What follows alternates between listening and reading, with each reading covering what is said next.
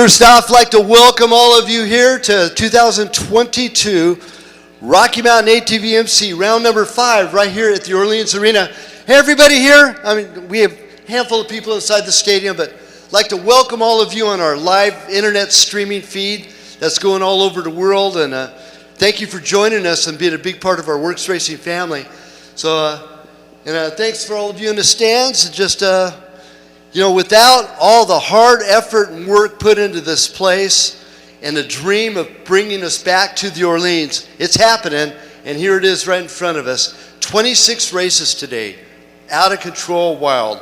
But a big thank, of course, Rocky Mountain ATV MC, Malcolm Smith Racing, Fly Machine Factory, and a whole list that goes on and on and on. And it's available at our WORCS Racing website as well.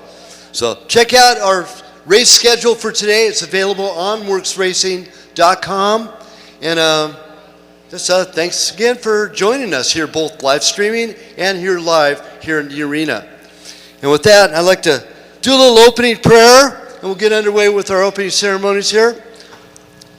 Father, I'd like to lift up to you all of these people that are at the end of this microphone, that they're at the end of our live streaming, whatever's in their hearts, your hand of protection in their lives and everything about their lives, and just let everybody know that you love them as you do, and you are our most powerful God. And with that, in your Son's name, Jesus Christ, amen, we pray. And with that, our fine racing family and all over the world, there's one thing that is really special, and that's we're called Americans. And all of our military, past, present, and future, and the future as well, for your hand of protection and all about them. They're standing up for what we believe in and what our founding fathers in this beautiful country we call America has all stood up for.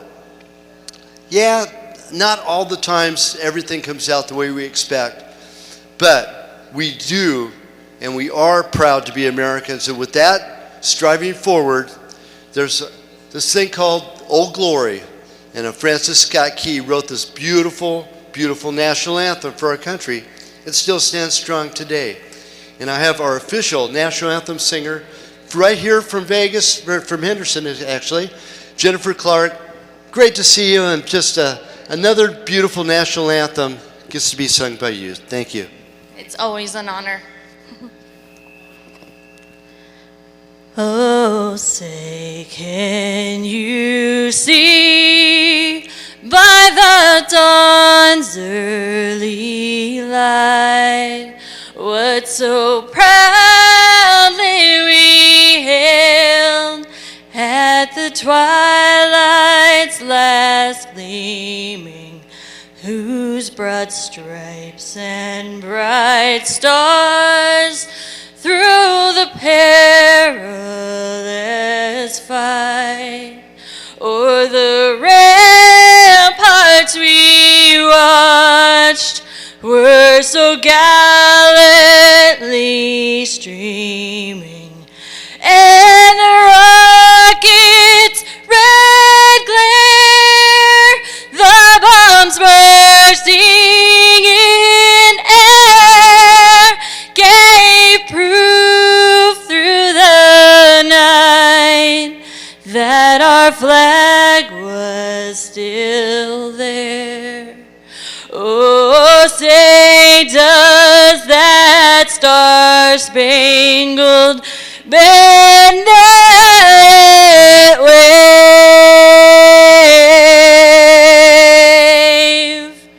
o'er the land of the free and the home of the brave?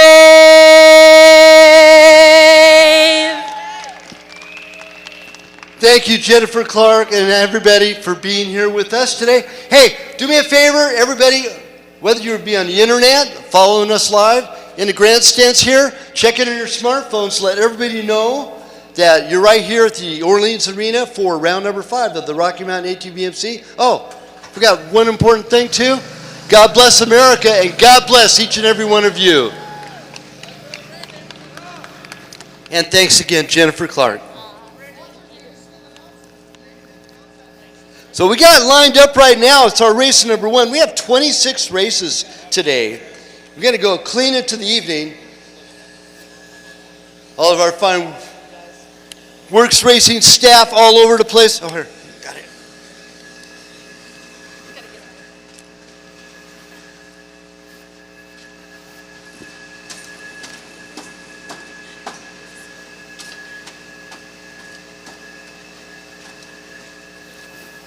Yep, Dane and Carrie, they did a good job of watering the track over here. Supposed to keep the mud on the track, right?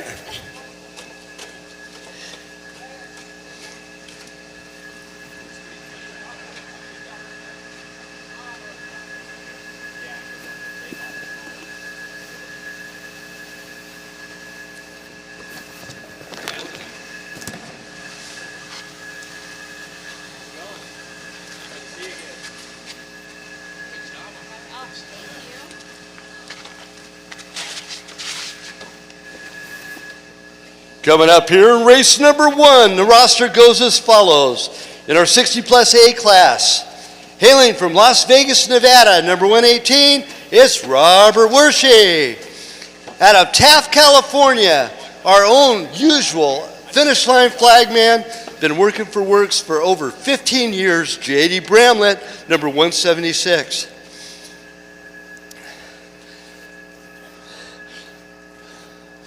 Right from the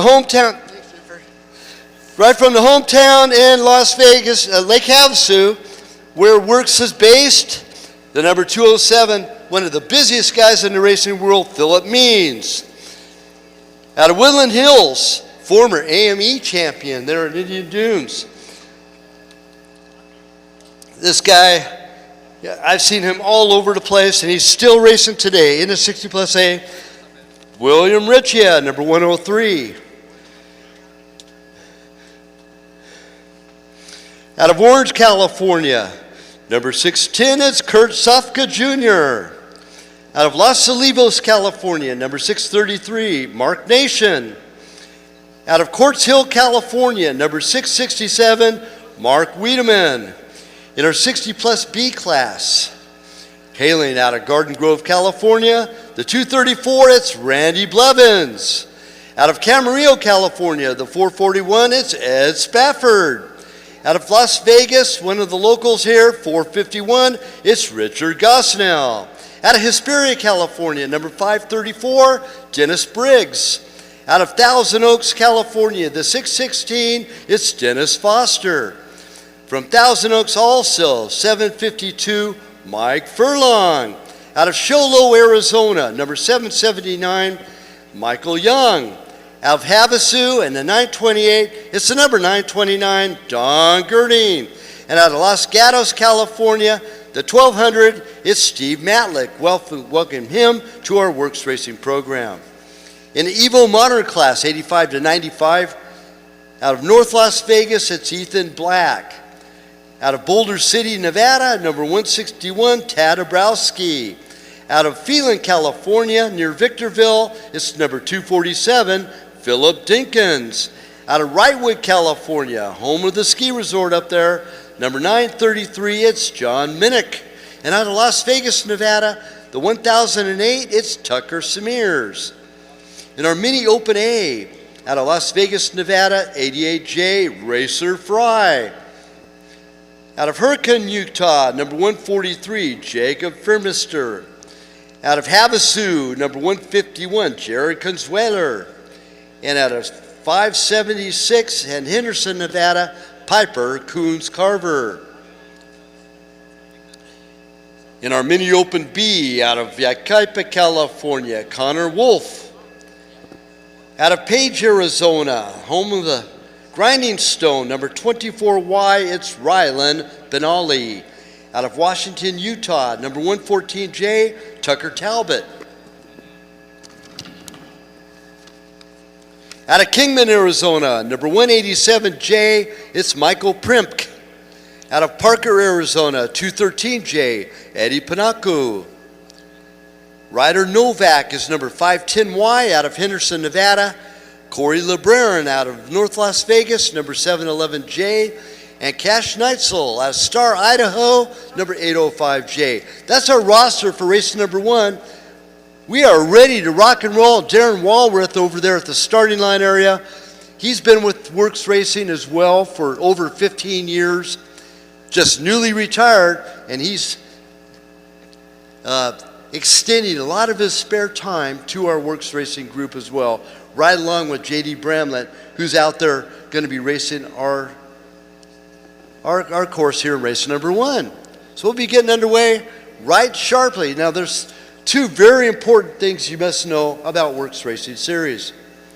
Number 1, first and foremost, is the safety and the care and attention to all of our riders. We take a lot of pride in being the most safest, safety-concerned series out there. And we have Firehawk protection out there. Of course, Gilbert and Company will be doing roundabouts, and we also have an emergency group as well, along with our sweep riders, taking care and making sure if something does happen, we are right on top of it.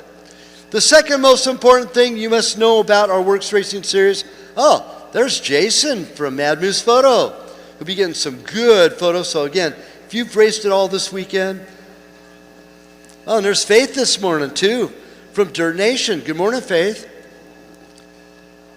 So those 2 will be taking photos here in the arena and outside as well.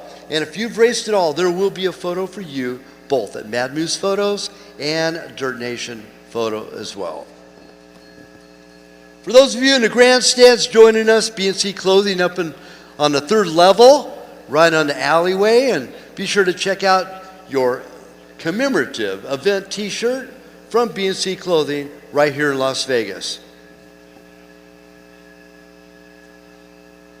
So as we patiently wait for our first riders to come on through, this is race number 1, 60 plus A and B, Mini Open A and B.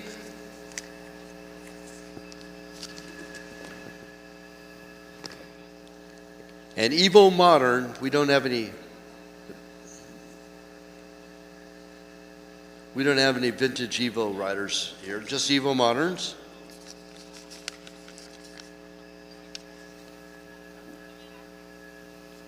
And while we have a little bit of quiet time right now, please do me all a big favor. Do me personally a favor. Check in on your smartphones. Let everybody know you're right here at the Orleans, the original home of the AMA Enduro Cross. Of course, all this dirt you see in front of us here in the arena is the dirt that's been here all these years for the AMA Enduro Cross. So some of the best Enduro Cross racers in the world have raced on this dirt before many, many times. So, of course, I am one of the AMA Enduro Cross announcers as well, and also proud to be the official WORCS voice for our 2022 season for both side-by-sides, ATVs, and motorcycles. And half of our show this morning will be with the motorcycles.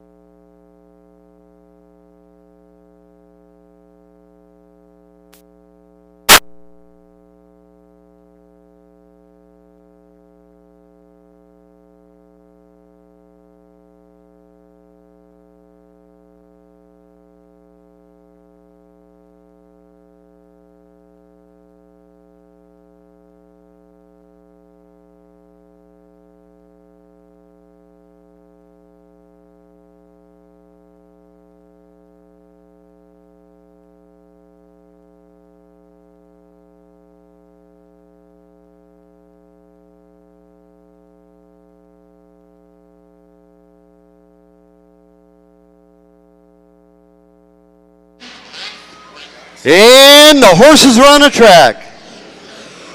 Hey, good morning, Mike. How you doing, man? Good. How are you guys? Hey, I have with me right now in the announcing booth, Michael Del Fonte from Gainslayer. Our first race is off and running. Good morning. How you doing, man? Good morning, Chris. It's great to be here. It's great to see some dirt bikes on the track, and let's get this race day started. Well, we are definitely on our way. Get a little music menu going here first. A little bit of rock and roll action. This is, of course, race number 1.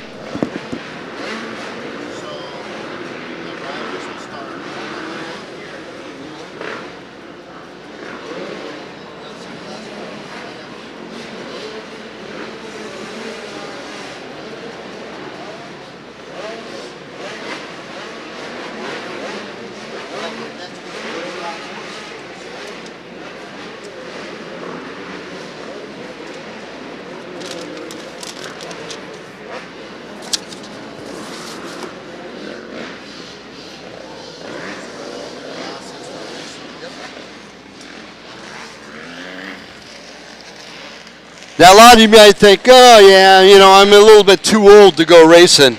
Well, a lot of these guys out here right now are 60 years of age. Oh, my gosh. I'm 64.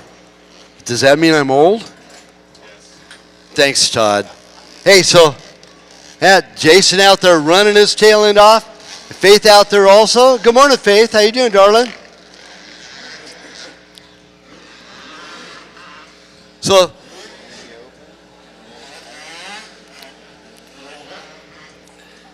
it should be streaming on your.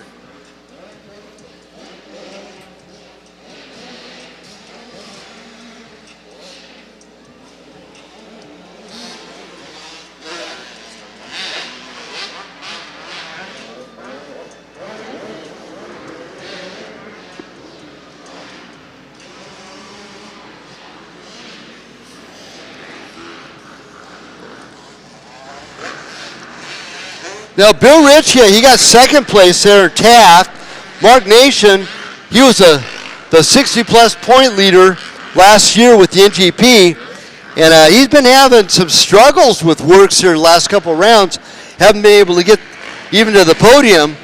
But Philip Means, man, he took top honors there in Havasu. Maybe that's because that's where he's from.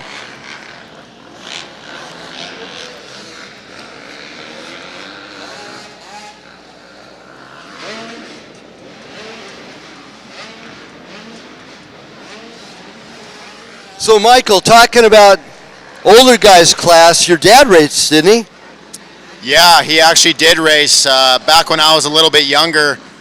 He took a back seat, I guess, and I'm not sure why. He'll like to say it's because we started getting more serious on my end, but and obviously finances play a part in it too. But yeah, he hasn't raced for a while. Definitely would like to see him get back on a bike and get after it again. But yeah, it is what it is. You know, I've known Michael since he's on mini bikes, and that's quite a few days. You were telling me you raced since you're, what, 3 years old? So I started riding dirt bikes when I was 3, started racing when I was, I believe, 7 years old. So, yeah, it's been a part of my life, and it's in my blood, and wouldn't have it any other way, that's for sure. And likewise, man. It's been a big part of my life as well. I started riding when I was 11, started racing when I was 16. A lot different back then, man. That was back in the early 70s. Of course, got over 50 years of playing with the racing here. Big part of our lives. And so tell us about what happened to you last night, man. Yeah, funny story. I was at the Danowski's house having some fun with some friends and having a little get together. We got into, they have a little pit bike track, so jumped on one, and long story short, ended up having a little crash, and somehow or another my knee hit the bike and ended up having a pretty good sized laceration. Ended up at the quick care right by his house and ended up getting 8 stitches in the knee, and yeah, sutured it all up, and we're good to go here to live and fight another day. That's right. Hey, slide on over a little bit here so we both see the screen. And right now, Racer Fry is our leader of the pack. He's got a good little battle He's in our mini open A, but look at this. Jacob Firmestad, man, he is on a gas 143, chasing down Racer Fry.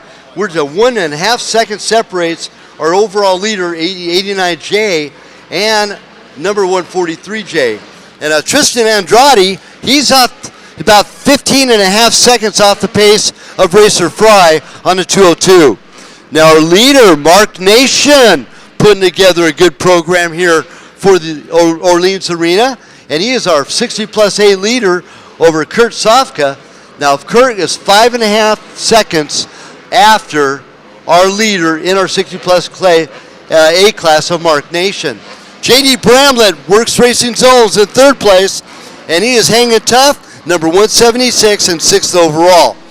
Our mini open B leader is Connor Wolf, number 1234. Now that's a new entry to our WORCS Racing family, so we welcome him and his family to join us as well. Tucker Talbot, 114J, is in 2nd in the mini open B. And our 3rd mini open B is Cash Nitzel, number 805J. Evo Modern leader is Tucker Smears, number 1008.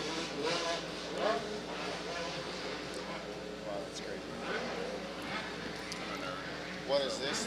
Facebook? No. I'm just mirroring my screen. I type like 90 words a minute, so I can't. I'm not you guys. I can't do this. How about it? It's efficient. Hey, our leader's going through. Look at this gap still. It's about 8 seconds separates 1st and 2nd between Firmestad and Racer Fry as they both exit our arena here, and they just got the scoring as they went out through here on lap number 4. Now, we're turning about 2-minute lap times with our leader, Jacob Firmestad. So right around 2:03, he turned on that last lap in lap number 4. Hey, Michael, when you first started racing minis compared to now, what's the biggest change that you see with the mini racing program compared to when you started? That's a pretty good question. Biggest difference, I don't know. The bikes are just so much different nowadays. Technology obviously has improved and advanced over the years, and these bikes are so good, coming right from the manufacturer. I mean, obviously back in the day when I was racing, we didn't do too much to the dirt bike to change performance and all that stuff. But yeah, that's probably the biggest difference that I've seen. Well, I remember back in the day, the aftermarket parts were incredible. Well, nowadays, mainly concentrate on suspension more so than anything, because the motors have gotten so dependable. A little tumble right before the finish line. Ryder goes off the side. He is compromised a little bit.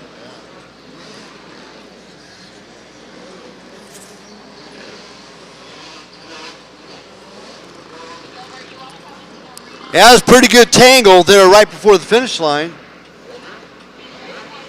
Hey, our leader just went back through again for lap number 5, Jacob Firmestad. He is on the gas, number 143. Jacob out of Hurricane, Utah. He's 14 years of age, number 143. In our 2nd place, Racer Fry. He's 14 years of age out of Vegas. And then our 3rd place, Tristan Andrade. Now, Tristan didn't sign up till later, so I don't have any stats on him.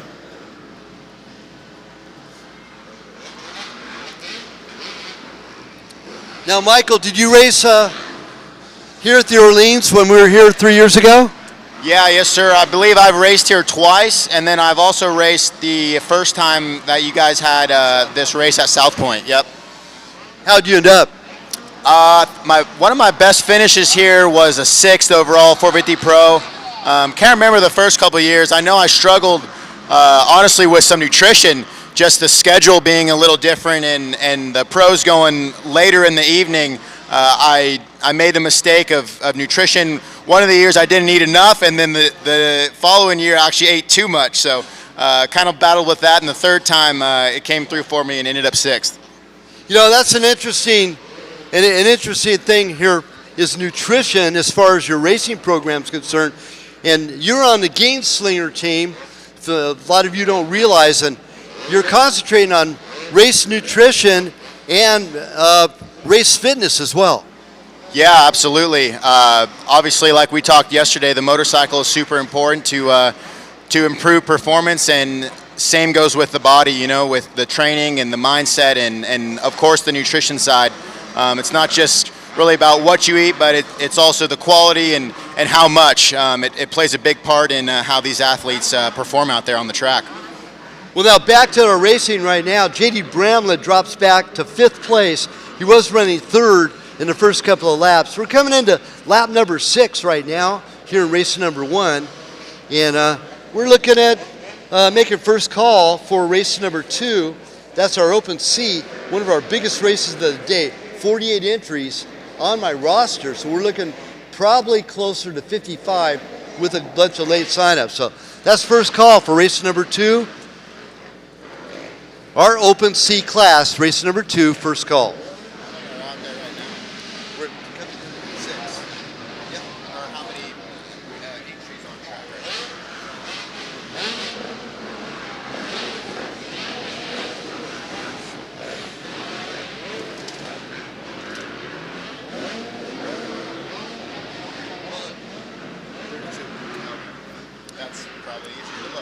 Yep.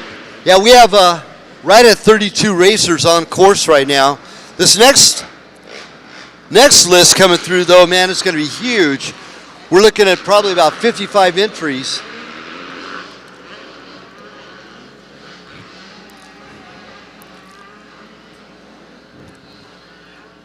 Now, Steve Matlock is our 60-plus B leader, number 1200. He's a newbie to the WORCS Racing Series as well. And first Evo Modern is Tucker Smears, number 1008, and he's running 15th overall.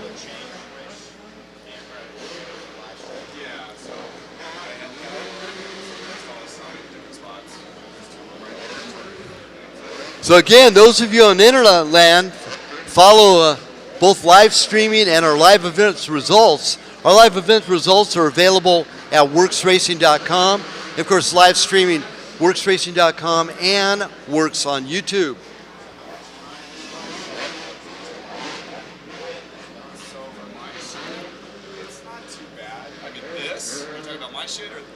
Now our 60 plus B class, we got a good battle going on there right now between Steve Matlock, who just went through the scoring traps right now. He's spinning a 2-minute 19. Matlock, number 1200, is our first 60 plus B rider. And Don Gerding should be coming through as our second 60 plus B rider. Tristan Andrade going through, polishing off his lap number 7. There for our 3rd place in our 60 in our mini Open A class. Gerding going through, he's still in 2nd. He's 16.5 seconds off the pace of our leader, of Steve Matlock, in our 60 plus B class. Our 2nd place Evo Modern is John Minnick, number 933. He's in 20th overall. And our 3rd place on our Evo Modern is Todd Obrowski, number 161, in 24th overall. Todd just going through the scoring traps just now. And our 4th place in our Evo Modern is Philip Dinkins.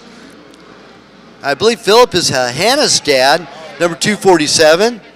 And then 5th place in our Evo Modern is Ethan Black, number 1012, 1012. And I'd like to welcome Ethan Black on board and joining our WORCS Racing family.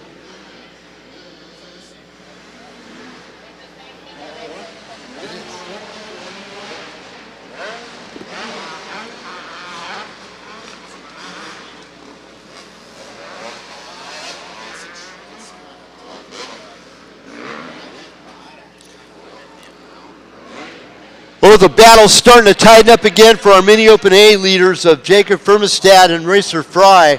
They're going at it, and they're our overall leaders as well.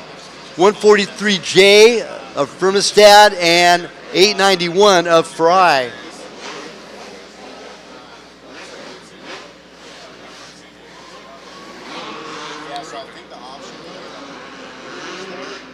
Now Tucker Smears, he's our Evo Bonner leader. He's clawing his way through the field. He's up to 16th place overall.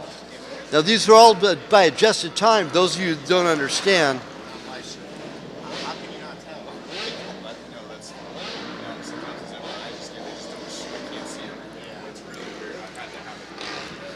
Now with me in the booth here, Michael Delfonte from Gainslinger. He's also one of our 450 pros over the last handful of years. And he's taking a sideline, working with the team and joining me in the booth today. Also a little bit later for the ATVs, Logan Huff from Fast Company is going to be joining me. And tomorrow I get the privilege and honor of having Brad Callahan with the side-by-sides.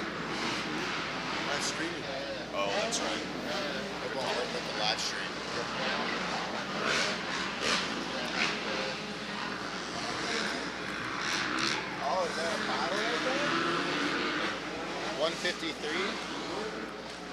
153 going down again. 153? That's 143. Oh, it looks like I think there's a battle for the lead in Mini Open A. Mini Open A is still going to, what do you see there, Michael? Looks like we got Racer Fry and Jacob Firmstead. Pretty tight battle going for the lead in Mini Open A here. I'll freshen it up. Keep it going, Michael.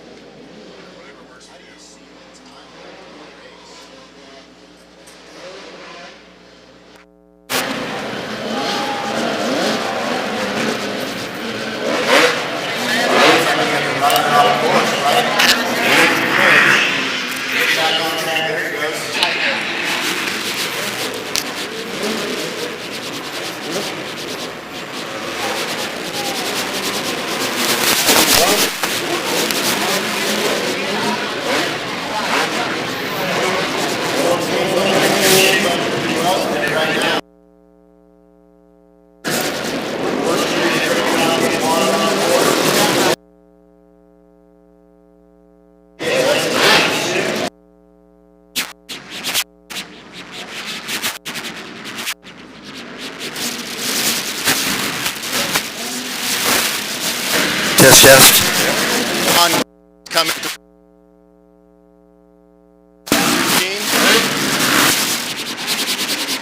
Looks like he's got a good race going. Second place in C plus B. Yep. Trying to make it easier on you, but it's not going to make it easy. Oh, another rider down in the double section.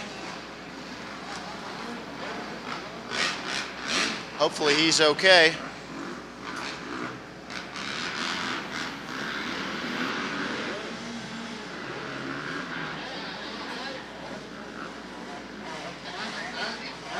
Definitely at this point in the day, throttle control is super key.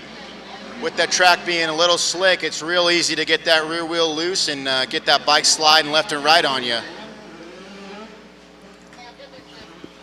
Now, Michael, this type of track surface we have in front of us here in the arena, now there's some hard pack down below and some loose stuff up on top. Any of the moist stuff, though, is kind of a caliche clay type surface for those of you in the internet world. When you get some water on top of the caliche clay, it becomes like snot. It's really slippery, isn't it? Yeah, it's definitely deceiving. Like sometimes it seems like there's more traction than there really is, and if you're a little too aggressive on the gas, that rear wheel will break loose, and like I said, that bike will just get real light underneath you. Now, when you race 250s as a pro, jumping over to 450s, that's where you really got to learn that throttle control because there's a lot more power in the 450 than the 250. Yeah, 100%. Like you said, the big difference is really in torque. Those things, the 450s, you give it a handful of gas and it's so easy to break that rear wheel loose, and throttle control is super key. On the 250, you can kind of wring the thing out and give it all she has. But yeah, on the 450, you definitely got to be a little patient, and roll speed and momentum is very key on those bikes. Now, when did you switch from 2-stroke to 4-stroke? Good question. So I started racing WORCS in 2014 in the 250A and Pro 2 lights on a 250 2-stroke. I believe it was 2015. I jumped up to the 450, and since then I was on the big bike, the 4-stroke. Big difference. A lot of people don't realize now we have a lot of 2-strokes in the field right now, and a 2-stroke will hit every single stroke of the RPMs, whereas a 4-stroke hits every other. It's the concept there. Thinking about that is a lot like ABS brakes. It has a pulsation, and it hits every other time, gives it a time to maintain the traction to the ground from the motorcycle. Whereas a 2-stroke hits every single time. In doing so, the chance of breaking it loose, when it does break loose, it's a little bit more difficult for it to grab the traction. Is that correct? Yeah, I've never heard it said like that, but definitely makes sense. I'm not super technologically sound, I guess, but yeah, it's pretty crazy, and obviously the weight difference is key too, and the difference with the 2-stroke versus 4-stroke is, yeah, the 4-strokes have just a ton more torque and horsepower, and managing it is very important. So we have a new leader now. Racer Fries takes over the lead, both overall and our mini open A. And Racer Fry right here from Vegas, number 89J over Jacob Firmestad, number 143, now drops back to second. There's a 10, almost 11-second gap between first and second. Tristan Andrade still hangs tough in that third spot. Mark Nation now, by adjusted time, now moved up to fourth overall and our leader in our 60 plus A. Look at this Cash Nitzel, man, all the way up to fifth overall, our first mini open B, and he is on the gas, number 805J, and he's moving through the pack as well, picking them off one by one. Still the leader, Tucker Smears, now up to 13th overall, 16th overall. The previous lap, he's our leader in our mini, our Evo Modern.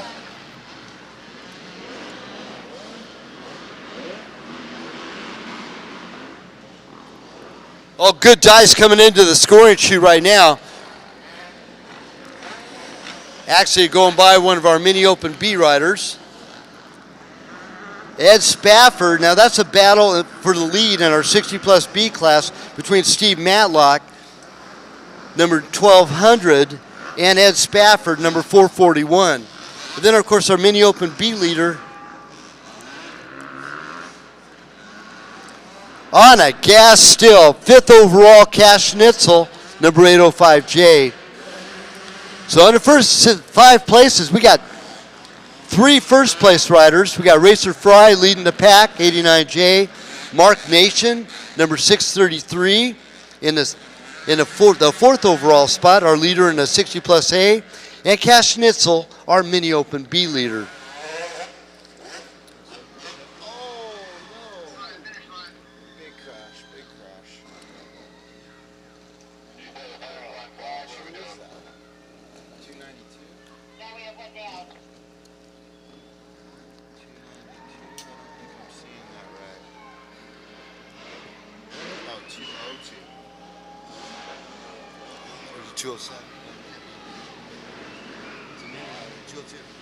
That was Tristan Andrade going by down over the finish line area.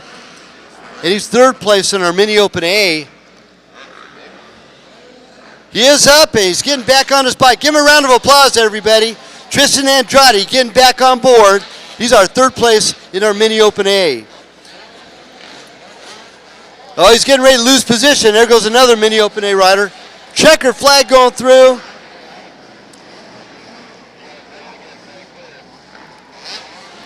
As the checkered flag comes out, Racer Fry takes the win. Jacob Firmestad comes in second. Mark Nation, with adjusted time, we'll put him in third place overall. He's our champion here in the 60 plus A class. And Cash Nitzel, by adjusted time, our mini open B rider, will get third place overall by adjusted time. Now, I'm told we're starting 10 riders on each row for adjusted time. Now, for example, if we have 48 riders, which we're going to have about 55 riders, my assumption is correct here in race number 2. And you figured out that adjusted time a long time ago, didn't you, Michael? I haven't had too much experience with it, honestly. Typically, when I was racing the A classes and stuff like that, we would do our best to get there early and make sure we were on that front row. So I never really had to think about it too much. But yeah, with the amount of entries we're seeing now, it's pretty cool. And obviously, it's something I don't understand too much. But yeah, it's pretty cool how you guys make it work out. That's a big learning curve. Hey, by the way, this is Michael's very first time in the announcing booth joining me, and that's very cool. You're doing a great job so far, Michael, and really glad Michael Del Fonte from Gainslinger joining me in the booth here with Chris Johnson on our live streaming and our live here in the Orleans Arena.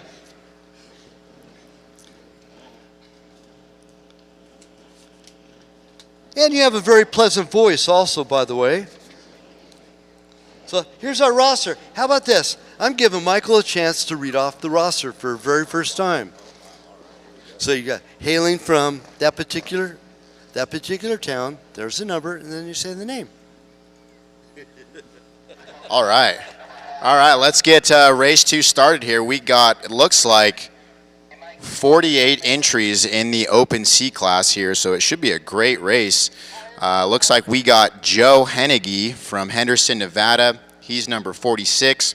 We also have Jim Hennigy, 46J, and Jax Cranenbuhl. He's number 126. We have Chad Goodrich, number 142 on the KTM. Number 145, Diesel Madsen on the Honda out of Vegas right here. Also out of Vegas, Rick DeLong, number 156. On the KTM, number 169, Andrew DeLucy, and 175, Joe Wilderson, also out of Vegas on the KTM. Moving down, we got number 213, Coleman Barnum, number 216, Ivan McBee, number 219, Micah Charlson on the Honda, number 233, Aiden Zoltmulder, number 242, Joey Leba, number 244, Tyler Benelli, number 256, Julian Kevin. What do you do there? Number 277, Cody Crummy. I'm not sure what number he is, but somewhere in the 250s, Jason Trulby out of Prescott, Arizona on the Yamaha, number 286. 286, Dylan Metz. Number 302, Mark Kessler. 315, Braxton Levite. 332, Cody Ewing. 345, Freddie Martinez. 383, Tayson Volker. We have 395, Cortland Hatch out of Escondido. That's my hometown, actually. Number 406, Brandon Jacobson. Number 474, Cody Cobb. Number 478, Mikey Burton. Number 560, Dayton Esposito. Number 581, Addison Smith. Number 600, Cody Frainer. Number 615, Mo Mumford. Number 627, Jerry Sessions. Number 656, Tommy Jacobson. Number 669, Caden Yates. Number 712, Jerry Thompson. Looks like number 714, Jamison Norda. 715, Jeff Thompson. 725, Jordan Thompson. 760, Tyler Smith. 776, Daniel Schollenbacher. 906, Stephen Lapine. 990, Todd Potke. 1378, we have Jackson Barrett. 1380, Troy Barrett. 1381, Braden Bearfield. 1383, Talon Raper. 1388, Jason LeBry. 1392, Ryan Sittler. So that's our entries for Open C, and we have bikes coming in to the arena now. We should get a flood of them, 48 entries here. Should be some good racing going on. That was history being made. Michael Del Fonte, his very first roster, joining me here today.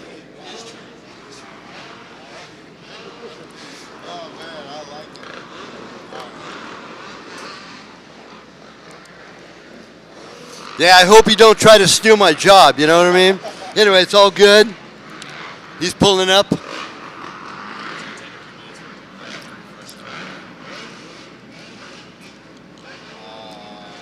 Refresh.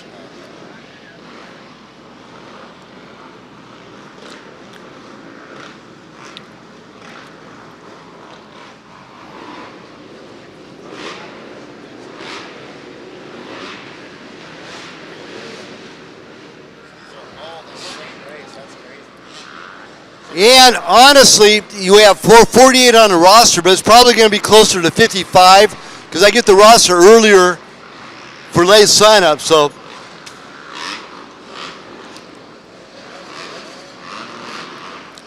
handful of riders coming out of the field. Good dice going on from underneath our over and under bridge. Now some of my enduro cross happenings, we'll get a couple of cars from a couple of junkyards. They'll chain them in a V and it'll turn into an over and under bridge. We got a little over and under bridge going on right now, just with the concrete blocks. Now a lot of the stuff that's on in front of us is from the AMA Enduro Cross that's previously happened here at the Orleans Arena, the founding location. Is that our leader?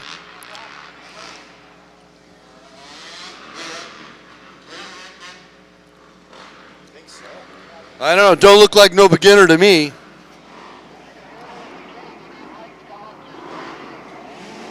Number 383. Jason Volker, number 383, is our leader.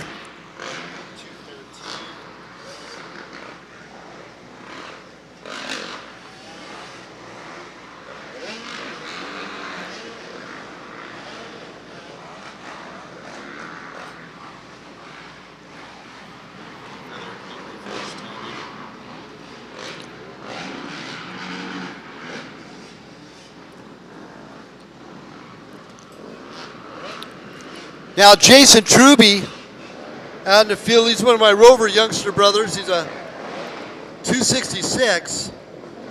He is a son of Dal and the nephew of Jason Truby, who is the current 30-plus champion from the Baja 1000. So those guys definitely racer family, and they're here with us today. All right, some of the riders coming in 3 and 4 wide.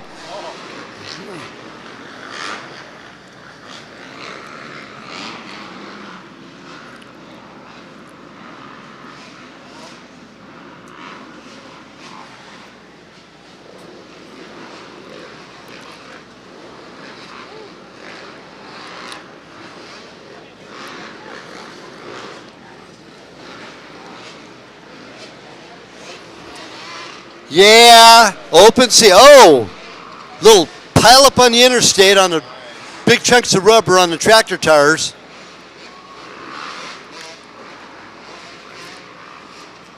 Now we'll be seeing our whole leader goes down, I think.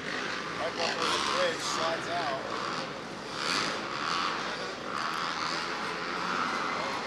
He's back up and going again.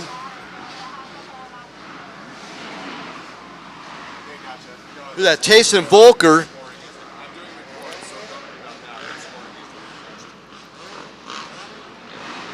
Tayson Volker, of course, out of St. George, Utah, number 383.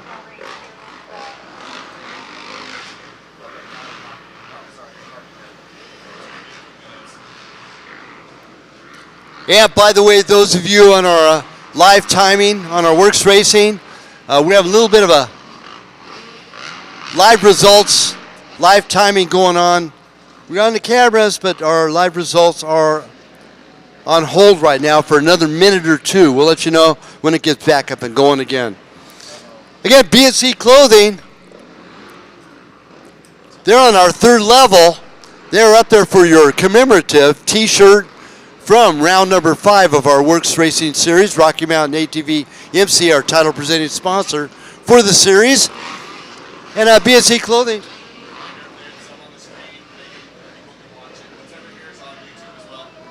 Yep, our live screen right now, we got the main view inside the arena. And Todd flips the screen around for different locales. We got 5 different cameras all around the course.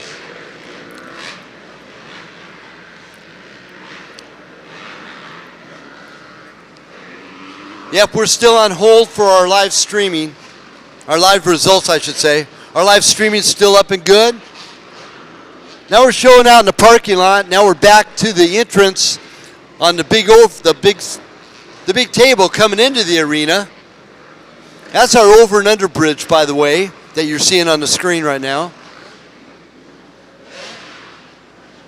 This is, of course, race number 2. Race number 3 will be our 30-plus B, Open and Women's B as well. That's race number 3. And we're in the midst of Open C.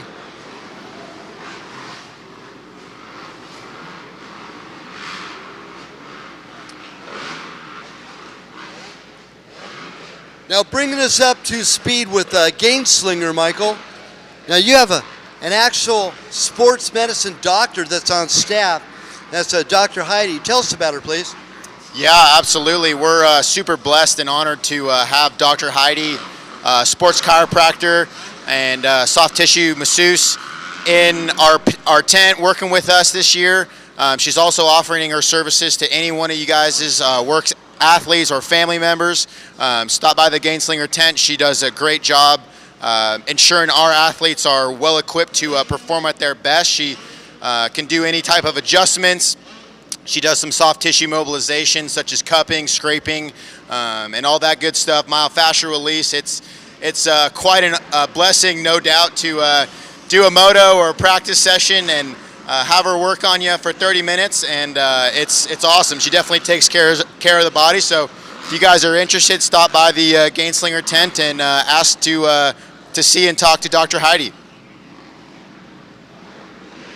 Very cool, especially if you're running multiple classes.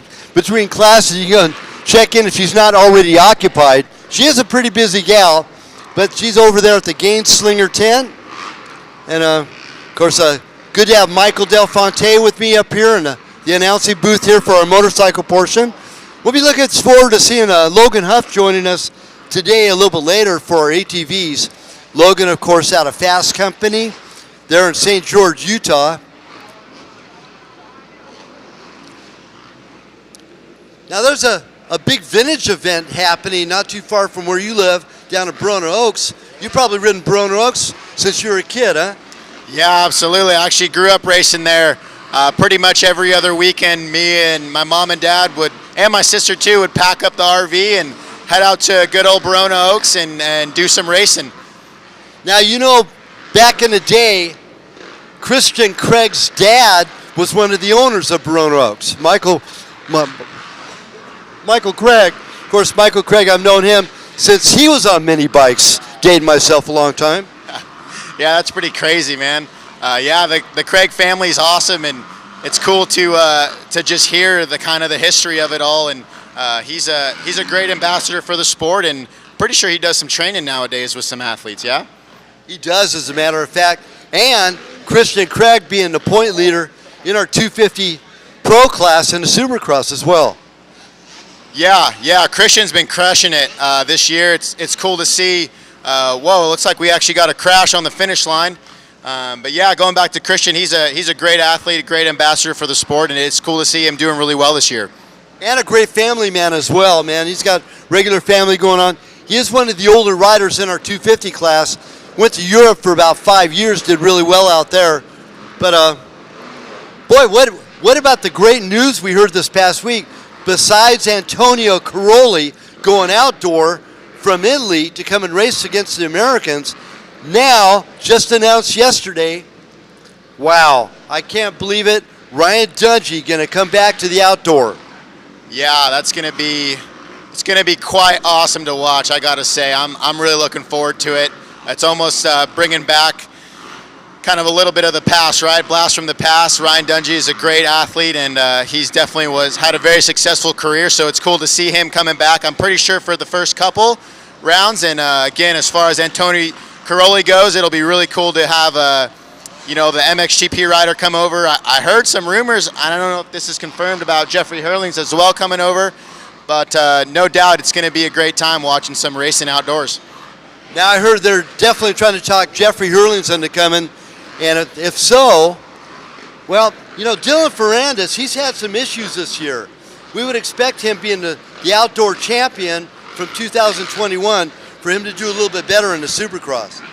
Yeah, it was a bit of a bummer to see him step away, but I mean, I can understand and relate for sure, similar to Ken Roxon's story to some degree, but it seems like Dylan's focus is definitely set on outdoors and going to battle for that to secure that second championship that he won.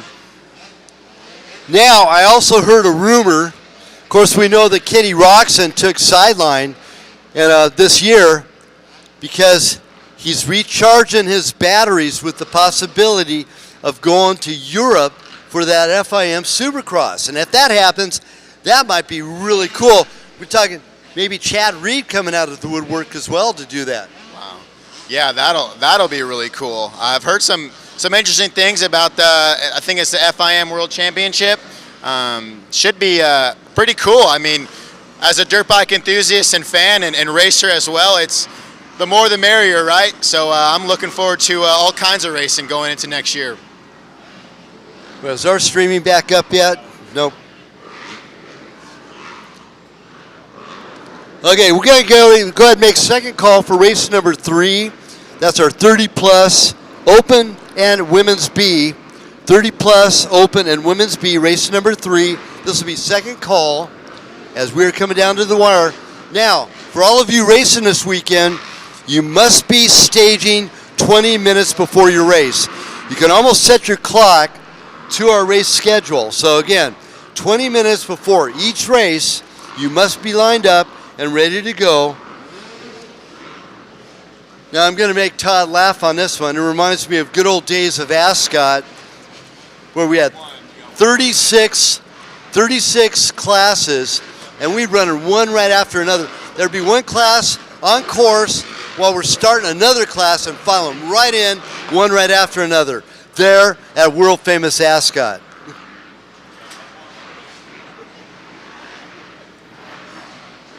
Of course, Michael's, oh man, this is priceless stuff, folks, priceless stuff.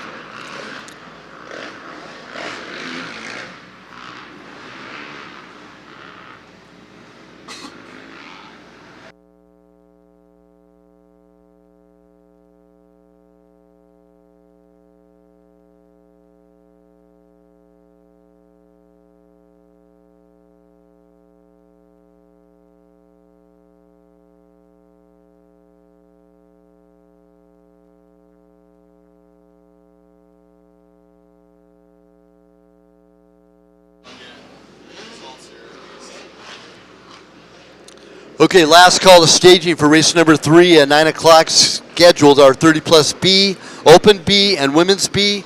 Last call to staging for race number 3. Now also here on Vendor Row, we got VP Racing Fuel and PCI Race Radios. They will be packing up shop and leaving at about noon today. So if you have any fuel or radio needs or requirements, take care of business now. PCI Race Radios and VP Racing Fuel will be packing up and leaving around noon today.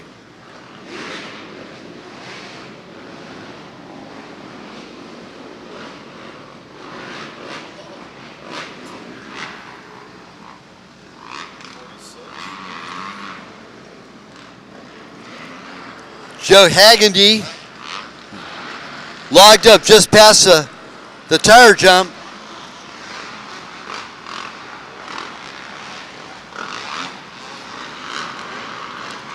Great job by our flagging in the middle of the field, man. They are doing a great job of keeping our riders safe.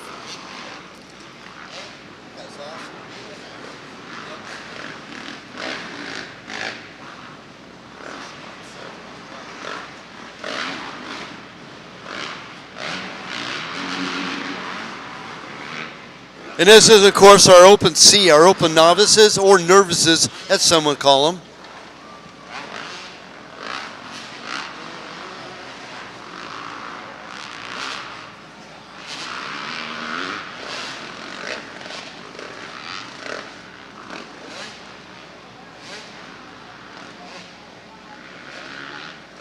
Eight minutes to go here in race number 2. And we are just about ready to put out that checkered flag. Right now, our general of the parade, Randy Perry, over there by the finish line area, J.D. Bramlett getting ready to put out that checkered.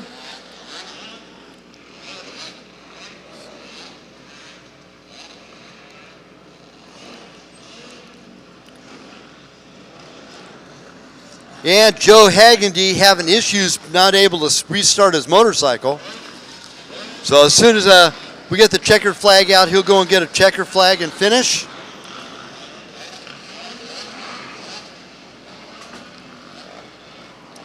Now talking about nutrition, Michael, how do you start off your day? Man, usually, well, yeah, my goal is to start off my day with a nice bottle of water. Usually I'll have one or two, get some high quality H2O in the body, and sometimes I'll wait a little bit, kind of listen to my body as far as how it's feeling, if it's ready for food or not. And I would say one of my go-to breakfasts is oatmeal. I like to add in some Rhino Power protein in it, as well as some peanut butter and blueberries. And yeah, I feel like that's a really good way to start the day. Obviously love eggs and toast and all that stuff as well. This morning, actually, we were at the Danowski's house, and Sean whipped us up some pancakes and eggs, so it was a good breakfast. Yeah, Sean, the Danowskis, what a great family, man. They're so cool. Of course, Gainslinger camped out with them this weekend, and their hospitality is definitely huge. Yeah, 100%. The whole team has been blessed to have the Danowskis, show so much hospitality, like you said, and invite us over, and spending the weekend there has been such a blast, and we're excited to. I'm excited to be up here and watch Eric and Sean get after it today. Eric's actually going back to back. He's doing the Sport 15 to 24A, and then going right into the 250A race. So back to back, and hopefully he'll be able to show off the awesome nutrition programming and gym programming that Gainslinger offers. Of course, Eric taking a hiatus for the last 9 months. He took a really bad tumble there at Glen Helen. They're the tail end of the rounds last year, but he's back up and running. But anyway, we're back here, race number 2, our open Cs, and we're getting ready for a checker flag in the next couple of minutes as a finale here, race number 2. Last call again, race number 3, our 30 plus, open and women's B. Last call, 30 plus, open and women's B.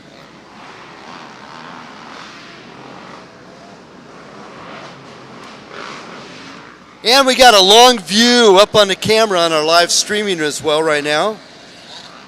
Todd will be switching here cameras. We got 4 of them going on.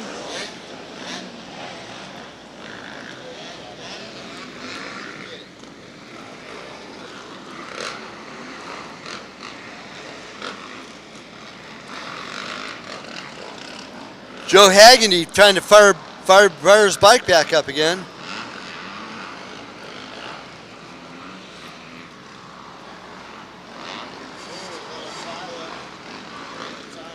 Little congestion happening, just like here. Ooh, our flag man almost getting run over there.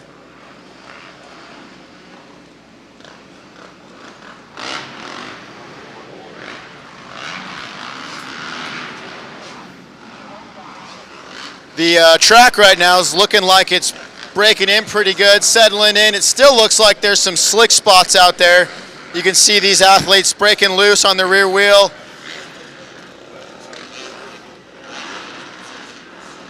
Course is definitely shaping up really well.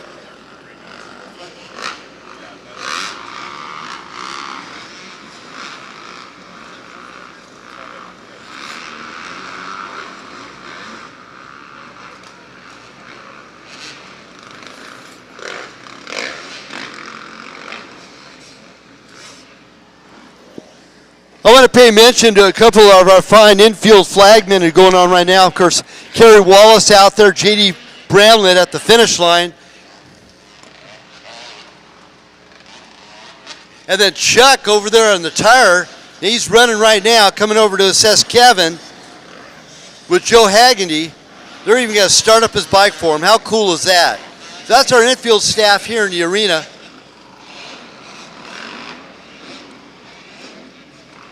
Some of our unsung heroes here putting on this great round number 5 of the Rocky Mountain ATV MC WORCS Series.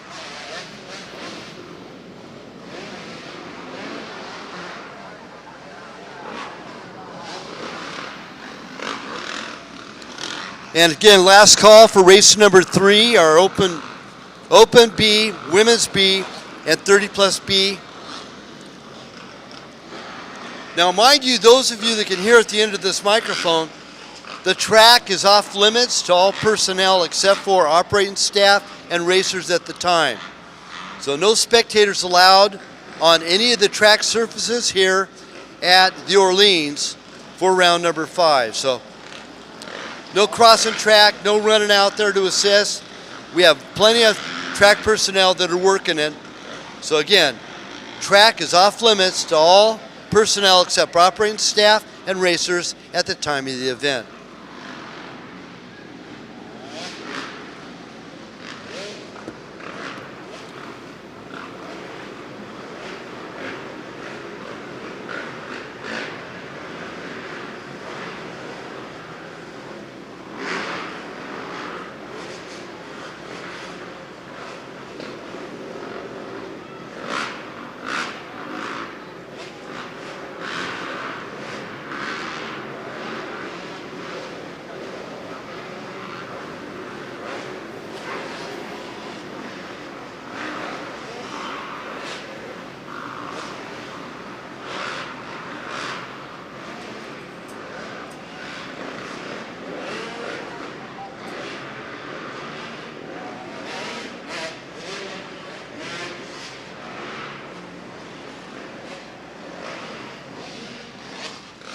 You know, Michael, there's a lot of racing choices happening this weekend. Of course, we have the Silver State 300 that's happening today.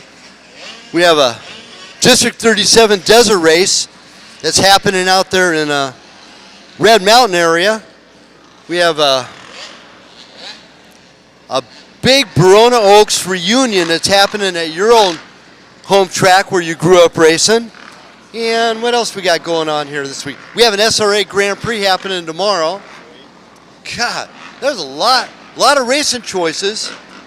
Of course, we have a handful of our side-by-side racers going to be doing the Silver State today and coming back to race with us tomorrow as well. Nick Granlund is one of those, and Larry Heidler. Oh, by the way, Larry Heidler is not here today, so tech inspection will not be done by Larry Heidler, it will be done by somebody else. But tech inspection is across the way from the entrance to our pit paddock area, right across the way from Dynojet, another one of our fine sponsors. By the way, Dynojet's going to have the new 4-cylinder Polaris on display, so that's pretty cool. We're going to be having a new racing class for that here this next year sometime, as soon as we get more numbers out for that 4-cylinder Polaris RZR. Checkered flag flying right now, and we'll be getting our live results back up and going here for race number 3, so we could not officially give you an unofficial account of how they laid out here with our Open C category in race number 2. 26 races this weekend. Man, it's almost like a motocross. You know, talking about motocross, I announced the World Two-Stroke just a couple weeks ago out of Glen Helen. Just shy of 1,000 entries for a one-day motocross. That was a huge ordeal. I'm sure you heard all sorts of good stuff about that event, huh, Michael? Oh yeah, I kept a close eye on that race. That's actually a race I've always wanted to do, had the desire to do, but for some reason have never been able to make it work out and get a bike and all that good stuff. But yeah, it seemed like it was a really good race. one of my good buddies, Josh Mosman, was out there for Motocross Action Magazine racing the 125 and Open Pro class, and actually I think won a Moto in the 125 two-stroke class. So it was cool to see, and Trevor Stewart had a great ride there as well, Justin Heft, and yeah, it was a good time. Seemed like some really good racing and really good conditions as well too. Now Ryan Surratt limped his way around to get that third spot too. He had some bike issues. Thing kept on jumping out of gear, and he had clutch issues as well. He still was able to beat Josh in that particular class. But man, what a great show. And Trevor Stewart, man, he was on the mark, and he was so excited after coming off of his Taft win as well. So, and he looked good yesterday during practice. You have a chance to take a look at practice yesterday? Yeah, I was watching. I was out there with our athlete Cole Zeller as well, and seemed like the guys are finding their groove on this track. Obviously, they didn't have a ton of time, 15 minutes, so it was not a ton of time to learn it, but it seemed like they figured it out pretty quickly, and it's going to be a good race tonight. It seems like they're obviously with going 45 minutes. These guys are used to going, twice that distance, and it should be a sprint the whole time, so some good bar banging action. Well, and kind of a little rough enduro style track surfaces here as well. One rider that's probably going to be doing really good later on today in the pro class, my prediction, besides Trevor Stewart, Giacomo Redondi, and he looked really good yesterday. He actually pulled by and smoked Cole Martinez. So Cole Martinez also coming from the motocross ranks. But here, let me do roster really quick here for race number 3. In our women's B, we have Riley Horney out of Flagstaff, Arizona. And I don't have her number. Jody Hyman out of Vegas, number 284. Woman 100, Nevada, Tyler Hyman, number 362. And Mariah Osborne, right here from North Las Vegas, number 434. In our 30-plus B class, Brandon Larson out of Etiwanda, California, number 121. Richard Briggs out of Hesperia, California, 126. Davey Vanderhayden out of Cottonwood Heights, Utah, number 320.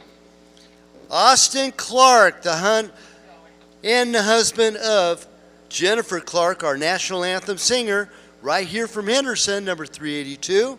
Jeffrey Foland out of Havasu, number 482.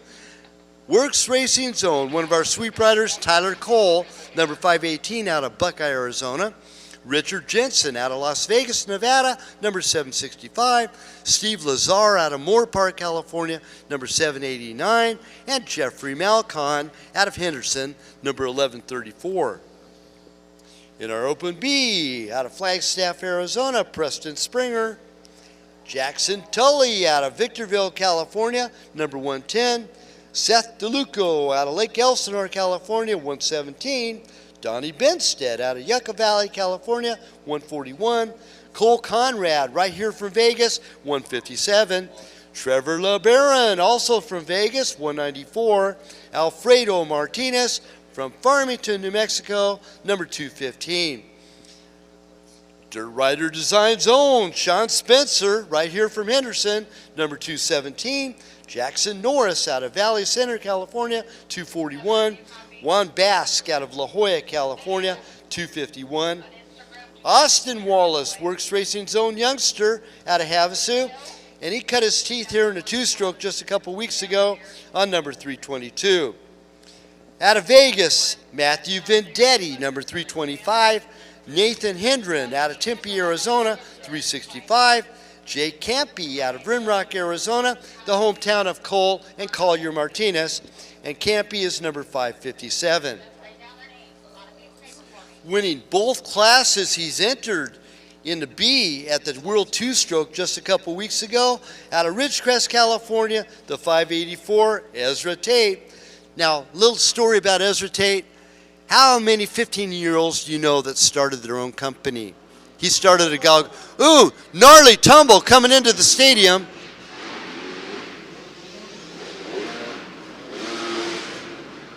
We have about a 4-rider pileup coming into the stadium.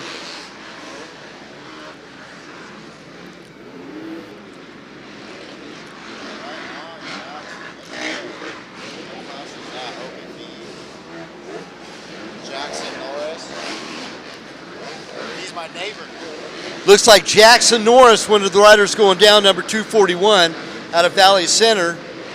Back to roster, 654, out of Homedale, Idaho, Ryland Benford, Connor Girasse, out of Laguna Beach, number 719. David Heffel out of Henderson, number 720. 1130 out of Henderson, Quincy Scallion. Romeo Scallion out of Henderson, 1131. And then Logan Tyler, number 1397, right here from Pahrump, Nevada. This is our 30 plus women and open B.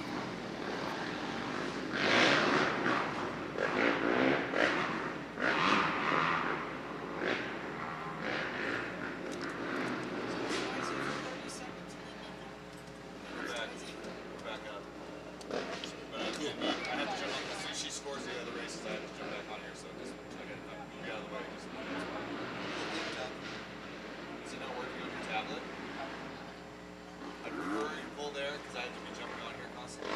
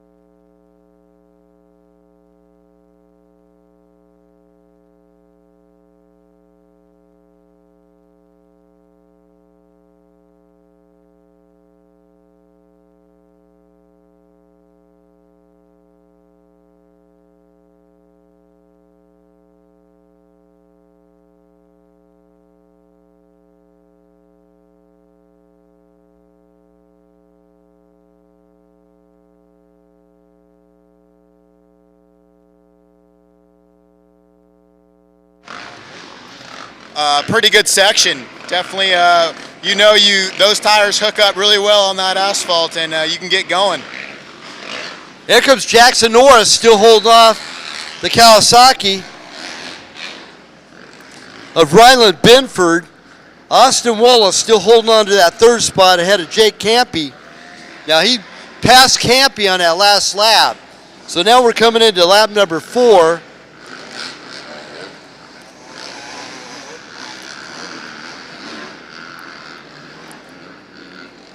Now Ezra Tate, he's moving up as well. He's currently in a 7th spot. He took top honors in both intermediate class in the World Two-Stroke just a couple weeks ago there at Glen Helen.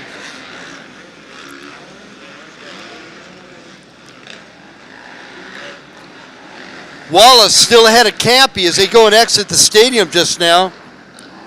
And both Binford and Norris, that chase down still happening. We're looking at right about 2 seconds separates first and second. So that dice continues for the lead between Jackson Norris, 241, and Ryland Binford, number 654. Little bit more action happening here in race number 3 compared to race number 2. That's because the level of riders all are intermediates. Taylor Hyman's still our leader in our 30 plus B class over Riley Horney, number 1234, and Jody Hyman. Now Jody Hyman is all over for that second spot. We're looking only, well, she's 19 seconds after the leader of Taylor Hyman in our women's B class. Now, I don't know anybody that's not a fan, but talking about women's racing, Michael, what about that Brandy Richards? Yeah, man, Brandy is an incredible athlete. It's so cool to see, her push the limits, really define the limits of the capabilities of women's racing, and I definitely see her giving a lot of hope to all the younger women athletes out there who desire to be a pro champion one day. It's pretty cool. She absolutely shreds. Not only that, she's one of the most humble racers that we know. Yep, rider going through unscathed out from underneath the bridge. He went right into the side of the wall. It's number 657. Or was that 557? I believe that's Jake Campy that did the tangle. He's out of Rimrock, Arizona.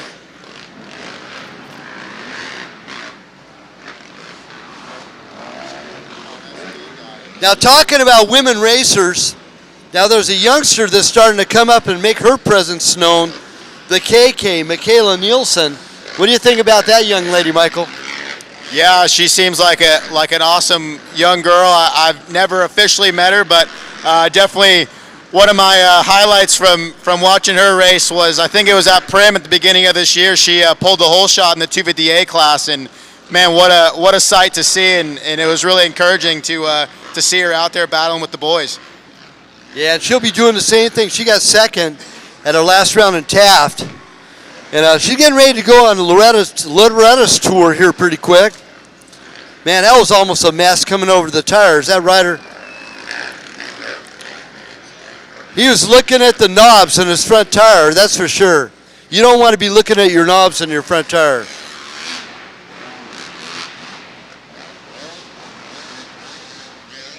And especially if you're rounding that first turn at Ascot.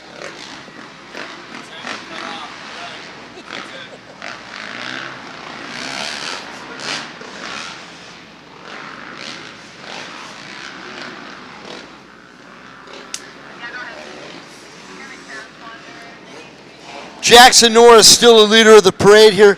But look at this, man. Hanging in the third spot, Austin Wallace, number 322, behind Ryland Binford, number 654. What do you see there, Michael? Definitely seems like things are opening up a little bit. Riders are kind of finding their grooves, and some space is being made between the riders. It still looks like there's some good battling going on. Here comes Ezra Tate on the 504. Honda machine going into the double-double section. What I have been noticing is that double-double section is it seems to be challenging these athletes. It's timing is key.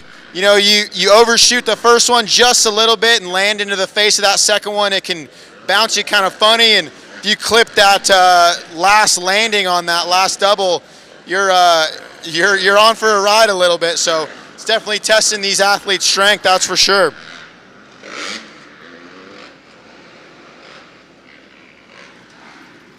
You're actually doing really good in the overalls, moving his way through the field. 13th overall by adjusted time. It's our 30-plus B leader of Jeffrey Malcon on a Kawasaki. He's number 1138, and he is moving his way through the field. He was all the way back in 20th overall by adjusted time, now up to 13th. Ezra Tate just going by the finish line, having a good dice up with Alfredo Martinez, number 215. Now, Alfredo, if I remember right, made podium there in Taft, and his dad made podium as well. And they come all the way from New Mexico, from Farmington, as a matter of fact. We need to make a first call for race number 4, our Vet Pro 30-plus A, Women's A, and Junior Vet A. Race number 4, first call to stage. Still Norris, Binford.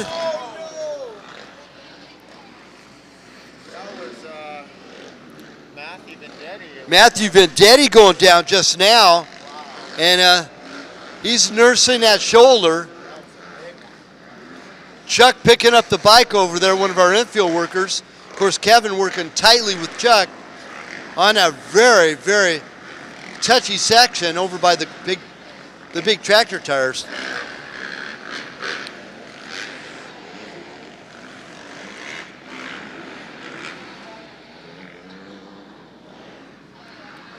So that's Matthew Vendetti.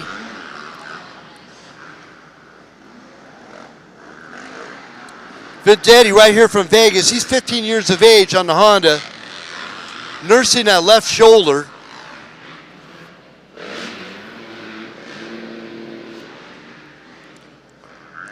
Taylor Hyman still leads out our women's B class. She's in 29th overall.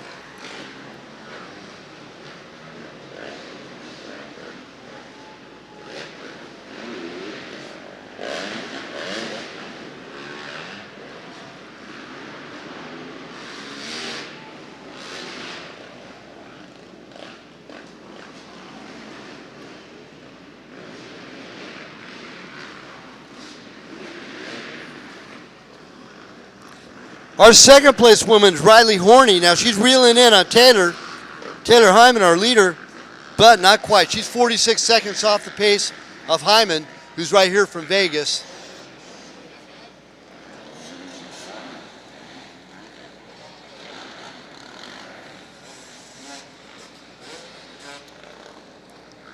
Okay, so Vendetti getting back on the scoot. This little Charlie horse punching his left arm, and he'll be getting a finish here in just a second.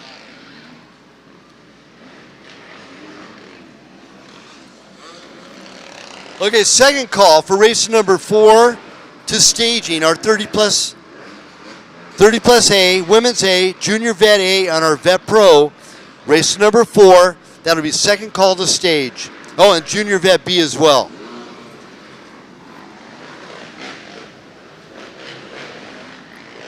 Davey Vanderhayden right here from Vegas. He's going through the traps now, number 320.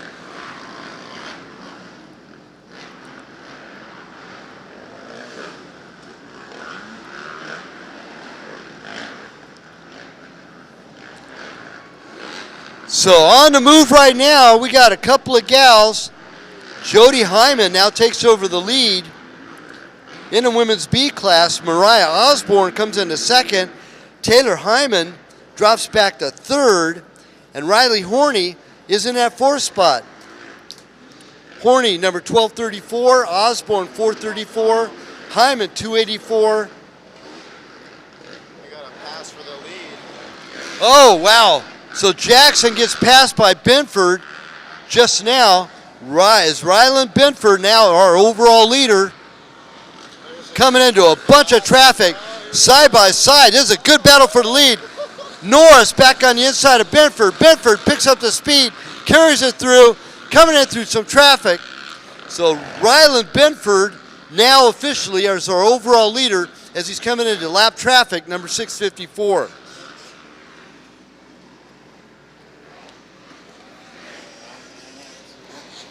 So Michael, how long's Jackson Norris been racing?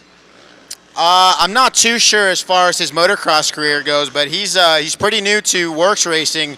The first race he ever did, as far as off-road's concerned, was back in Lake Havasu a couple weeks ago. Did pretty well, and it's good to see him. I talked to him actually yesterday, and he seems like he got the itch for the off-road side of things, so it's pretty cool. And especially as far as I'm concerned, having the itch myself, it's awesome to see a neighbor and a close friend of mine wanna race this stuff as well.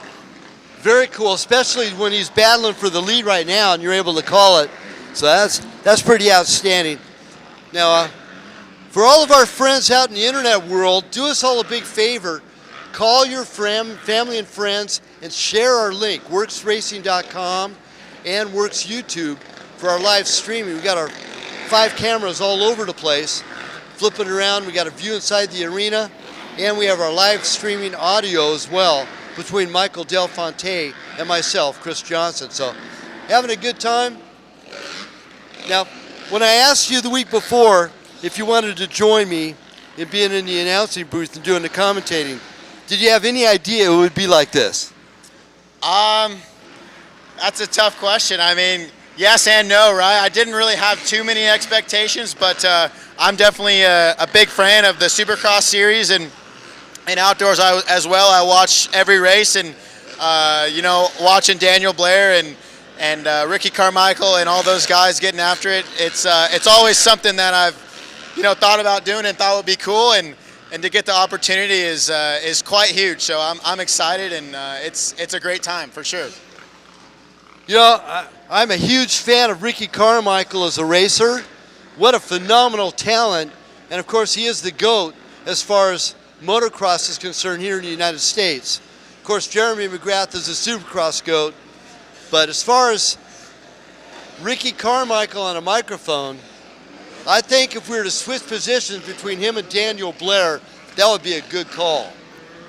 Yeah, it's cool to see the AMA bring in Daniel Blair, and I mean, really, the guys who have been out there and witnessed it firsthand and been on the motorcycle and raced. It's cool to hear their insight as far as them having the experience and now being able to watch and have felt what these athletes have felt, and ride similar tracks and all that good stuff. So the insight they provide is pretty cool, and I would say pretty valuable as well. Well, I know a couple weeks ago we had a guest commentator doing the field like Daniel Blair does, and that was Adam Cianciarulla. What a great job he did, man. I think he's missing his calling. Yeah, he's a great racer, but man, he did a phenomenal job on the microphone. Yeah, no kidding. It was cool to watch that round as well and hear his insight, man. He brought so much value to the television broadcast as far as his experience in the whoops and line choices and how the track develops and all that stuff. So yeah, like I was saying, that insight it just makes watching the racing that much more, I think, cool, and gives you an insight that you really wouldn't get anywhere else. Well, I'm a big fan of Daniel Blair, and I think he does a phenomenal job, a lot better than the girls in the field too. Now, I come from the endurocross world as well, and I get to share announcing duties with Lorette Nickel. Of course, Lorette, the wife of world famous motocrosser Kurt Nickel, and man, Lorette does such a great job, and I'm also a big fan of Erin Bates all the way back. She's probably before your time. Well, you probably remember Erin many years ago. And Erin now taking up golf, and she no longer even does the microphone at all. And I miss her a lot. And I've worked a handful of times with Erin, and she's definitely a great talent on the microphone as well. But here back to our racing action. Still, Benford, our overall leader, Jackson Norris, knocking on that back door as they battled a couple laps ago. Coming back into the field again.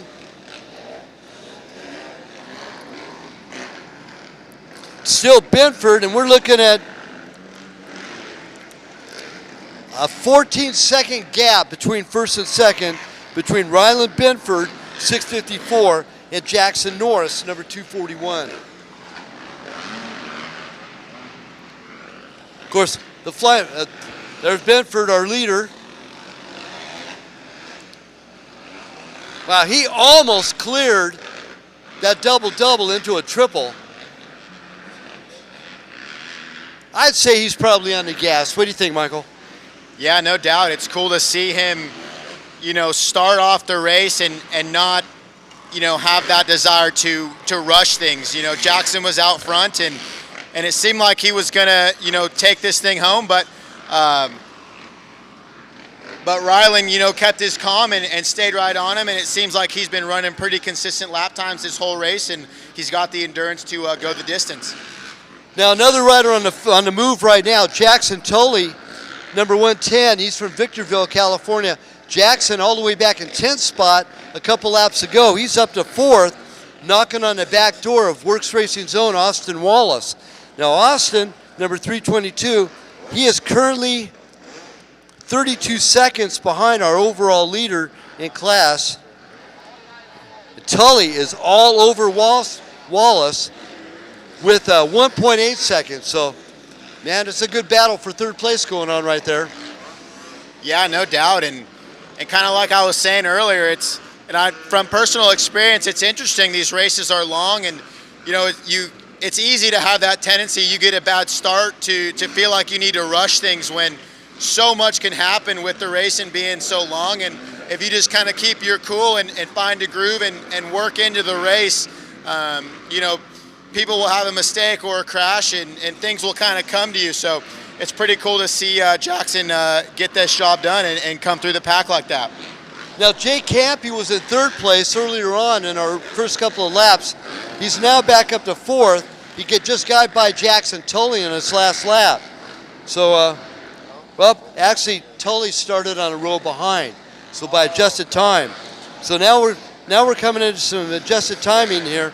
Jay Campy on the number 557 Yamaha, still holding on to that 5th spot behind Jackson Tully, number 110.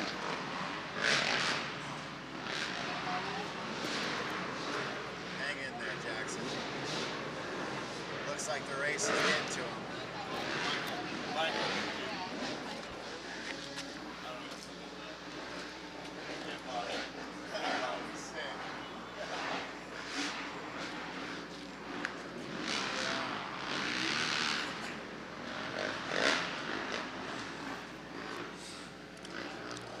Taylor Hyman back into that lead position, number 362 in the women's B class. 2nd place women's B. Well, we got checker flag out now. So what a ride for Ryland Benford. Takes the win over Jackson Norris. Austin Wallace will be at last podium on that number 322. It's not, so this actually is the actual scoring software. Okay. So I'm waiting. Once they score it. In our 30-plus B class, man, Jeffrey Malcon takes the win there. But look at this, Austin Clark will come in 2nd place, number 382. He's out of Henderson, and he's the husband of Jennifer Clark, our national anthem singer. So good stuff there. Good job by Austin Clark. Braden Larson will come in 3rd, number 121. And of course, Taylor Hyman will take the win in our women's B over Riley Horney. Now Riley clawed her way through the pack, gets by Jody Hyman to take over that 2nd, and Hyman, number 284, will round up and take that last podium position.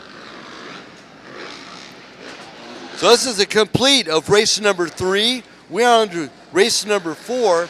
That's going to be our 30 plus A, Vet Pro, Women's A, Junior Vet A, and B. Nice round of applause going on there now for Ryland Benford, taking a win, number 654. Jackson Norris, buddy of Michael's, coming in that 2nd spot. That was a good race, man. Those guys were hanging in there. Binford pretty much checked out of the building. The gap there is at 27 seconds. So Binford was definitely on the move. Gets not only overall, but first in class.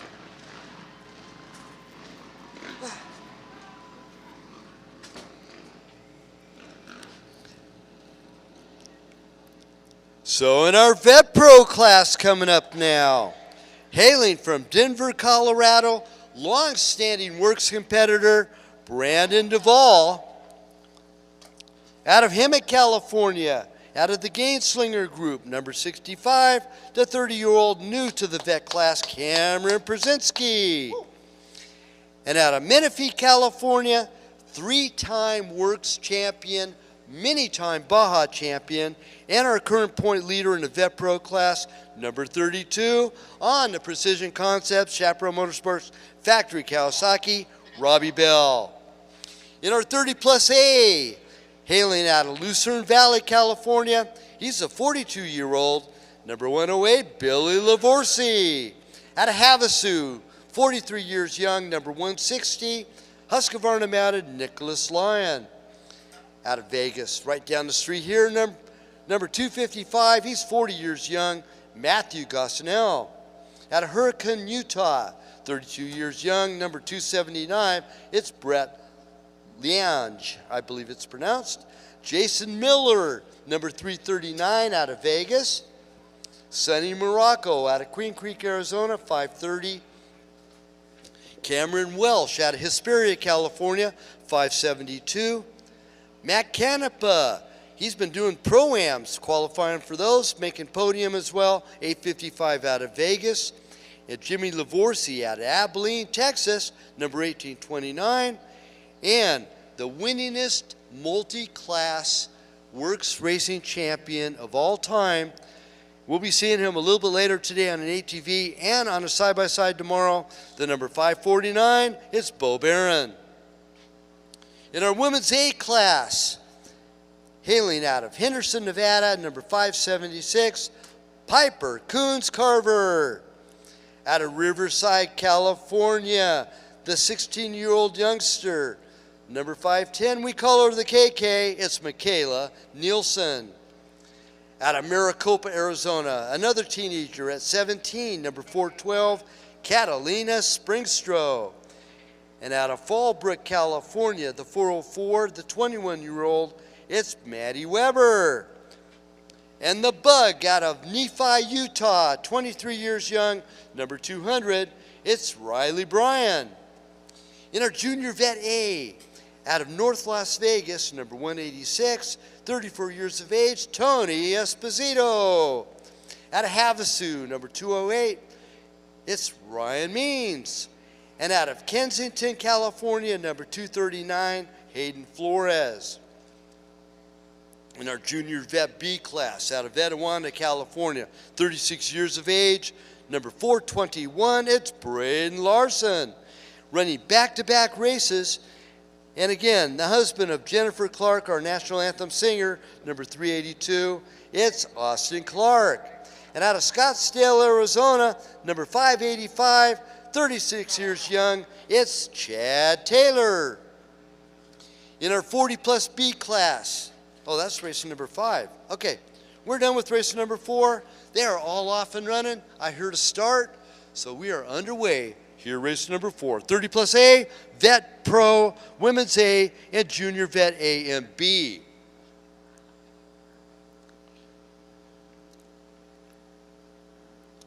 Vet Pro, Bell, Persinski, Duvall. 30 plus A, Lavorsi, Lyon, Gosnell, Lange, Miller, Morocco, Barron, Welsh, Canepa, and Lavorsi. Women's A, Brian Weber, Springstro, Nelson, and Carver. Vet A, Esposito, Means, Flores, and Vet B, Larson, Clark, and Taylor. And none other, Robbie Bell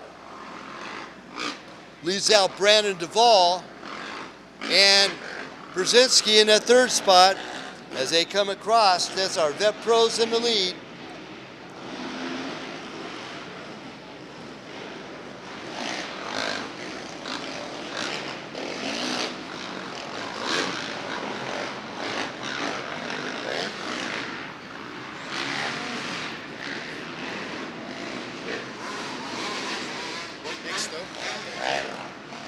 Oh yeah, and 281, Nick Stover out there as well.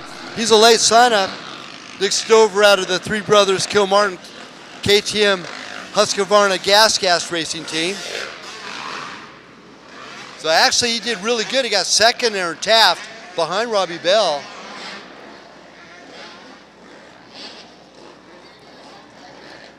Hey, you know it's funny, Michael, okay? I've been racing a couple days since I was 16. You've been racing a lot longer than that. But when I turned 30, I go, wow, that's so cool. I get to race a 30 plus class. Then all of a sudden, I turned 40, I turned 50, and I turned 60, and it's like, it goes by so fast, man. Now, how old are you now? I'm 28. Yeah. So you're going to be knocking on the door here of Robbie Bell here in about a year and a half or so? Yes, sir. Yeah, I cannot wait. As odd as that sounds, to get older and turn 30, but yeah, I can't wait to get out there, and obviously still want to race the 450 Pro class, but yeah, definitely want to give this guy a run for his money. I know he always says that he wants more entries in this class, so slowly but surely I'll be there with him. You know, we have a couple other riders, fast guys that have turned 30. Of course, Justin Seeds. We'll be seeing him a little bit later in the 250 class. And Blaine Thompson, another one, and he's up there as well in the top ranking. And I'm really surprised we don't see either one of those guys. Well, Justin's battling in the 250 Pro class now, but Blaine could be out here battling with Robbie right now. Yeah, definitely. I know Blaine had a run-in with leukemia or something like that a couple of years back, and I think that halted his racing career for a little bit. But I know this past year he did a couple of races as well for the WORCS, I think at Glen Helen. So it was really cool to see him out there, and I actually think I raced him in one of the 450 races this year. So yeah, it'd be cool to see him out there. And again, like you said, Justin Seeds, a really awesome competitor, stepping down to the 250 class. It's awesome to see him jump into the pro ranks, or jump back from the vet pro to the 250 Pro class, and give the youngsters a run for their money. Actually, Blaine came out and rode the two-stroke a couple weeks ago at Glen Helen in the junior vet expert class, and took the win, took the top honors there. Nice. Yeah, that's awesome. And yeah, you mentioned the junior vet class. That's something that has caught my eye too, as well as the 25 plus. That's a class that fits me right now. So need to get out there and get after it. Now seeing a couple of our photographers running around in our infield. Of course, Jason from Mad Moose Photo. We got Faith from Dirt Nation, and they're trying to get good camera angles and different shots. Be sure to check out both Dirt Nation and our Mad Moose Photos for different aspects, different views, and different total concepts of our filming for our photo memories, both at Dirt Nation and at Mad Moose Photos. So Bell, Stover, and Duvall. Now look at this, our 30 plus A leader. Now, you've been doing WORCS racing for quite a while now. This name comes to mind, and you got to just be nodding your head up and down. Bo Barron. What an incredible athlete, eh? Yeah, man, it's funny. Me and Cameron were talking about him a couple days ago, and just in awe at, such a gifted athlete, multi-discipline athlete, and a champion in all these disciplines as well. So it's cool to see him out here. And where's he at in the overall? It looks like he's third overall right now, and he's right on Nick Stover, which is awesome to see. Well, that's by adjusted time. Of course, he started in row number 2. Our first row went off with our 4 vet pro leaders. Of course, Robbie Bell, Nick Stover, Brandon Duvall, and where's Cameron? I don't even see Cameron out there. He's right behind Brandon. I'm not sure what's going on with timing. But yeah, he's out there. I saw him. Yeah, Cameron Brzezinski is out there, but he's not being scored. So either a transponder issue, dead transponder, or it came dislodged from his motorcycle. So, but right now, our top 4 actually. So he's right behind Stover, right ahead of Duvall. Cameron is. So last lap, I saw Cameron right behind Brandon. Here comes Stover and Barron. There goes Robbie Bell getting ready to go through the finish line area. Yeah, little Look how battle. smooth he does, man. Precision Concepts, of course, one of our sponsors. They're down in Menifee, California.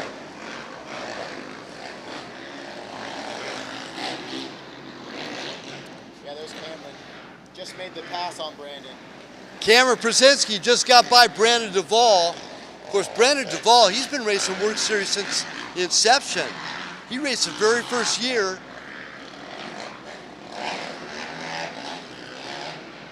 Very first year when Homer Hamill took over, actually started WORCS Racing. So now we're looking at 21 years ago. Brandon Duvall's been racing WORCS that long.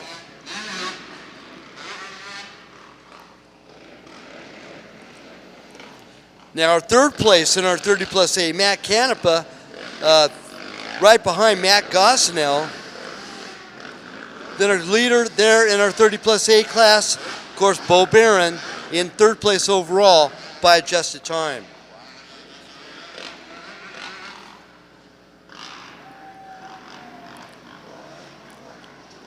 And look at this, we were talking about this young lady earlier today, Michael, Michaela Nielsen, the KK, 5'10". She's 14th overall, first in class in our women's A. Piper Coons Carver, number 576 in second. And our third place is Maddie Weber, number 404, ahead of Catalina Springstroke. Bo's looking like he wants to pass Nick. Oh. Oh, Bo Barron. Just sliding by, getting by Nick Stover for that overall position, both physical. Oh, Brandon got back by Cameron. Up. And Brandon Duvall got back by Cameron Przezinski. Now, Cameron's not being scored on our live timing right now. So it's Bell, Stover, and Barron overalls by adjusted time.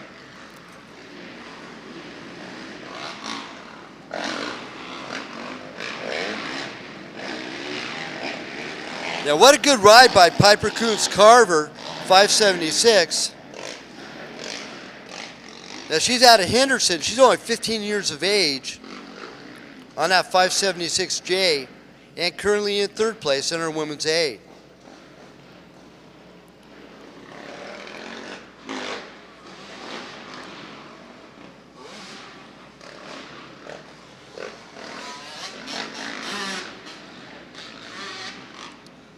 That's a 125 two-stroke I hear, isn't there? Not a 250. Yeah. 250 have a little more grunt, so that's... I think that's 186.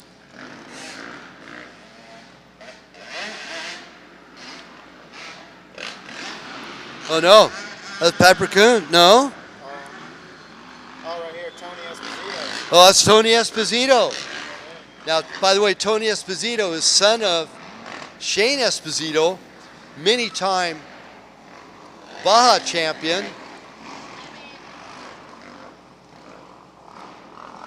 cool to see Bo Barron and Nick not too far off of Robbie's pace there. You know, Bo Barron, by adjusted time, is third place overall behind Nick Stover, but they're actually battling for physical position as well. I like it. It's a good battle now.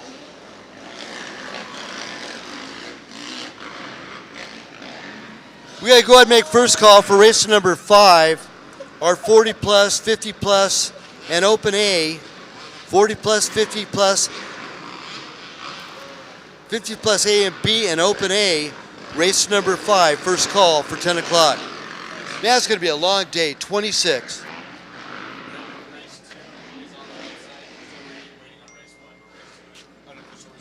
On our live streaming and unofficial results, race number 2 is up on the website if you want to follow. I'm still waiting on one. We got a little issue going on with one right now. Want to make sure it's not only posted when everything's correct.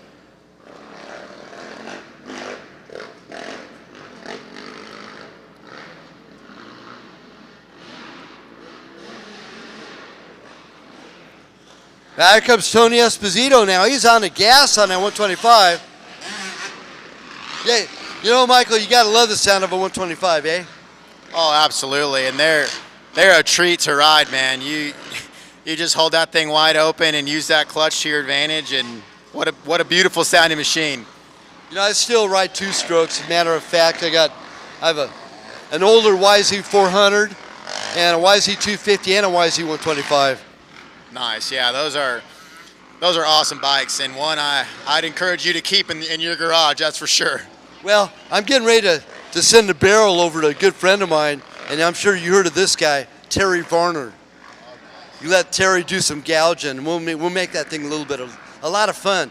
Out of a 125, we're not going to do a 144. We're just going to do a really high-tempered 125. Nice. Yeah, you can't go wrong with a little bit of motor work, kind of port and polishing, smoothing things out, and making it just a cleaner running engine.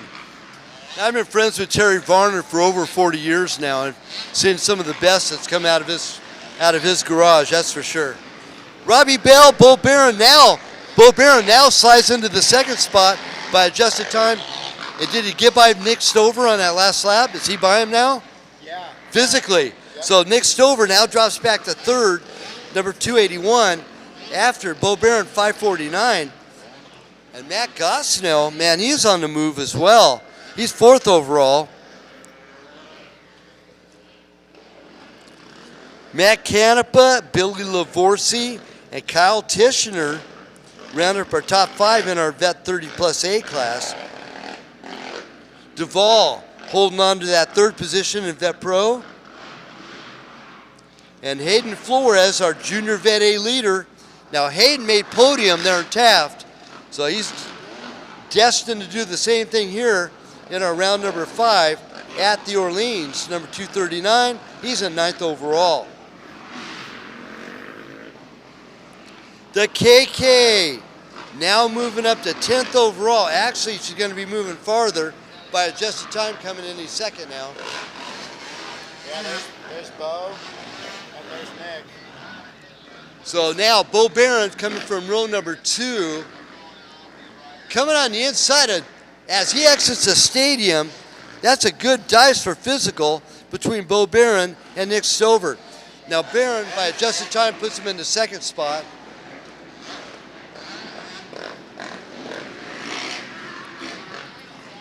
I tell you what, Barron on the move. By adjusted time, he is now our overall leader as he just bested the time of Robbie Bell on that previous lap. 1 minute 45 turned in by Bo Barron. 1 minute 46 turned in by Robbie Bell. 150 turned in by Stover. And Matt Gosnell, actually, Gosnell's on the move. He's in 4th overall, and he just turned a 150, the same as Nick Stover, our second place in our Vet Pro class. Oh yeah, Robbie and Bo's lap time. Yeah, there's a good dice going on there. Who knows, man? The way Bo's moving right now, he just got by physical time of Nick Stover. Can he catch? Overall time? Overall by adjusted time. Gotcha. So he's beating Robbie by adjusted time, but let's see if he can do it on physical. So he ran a second faster lap. There's Robbie Bell right now.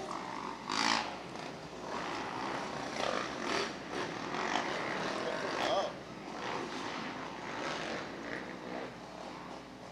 And there's Bo Barron.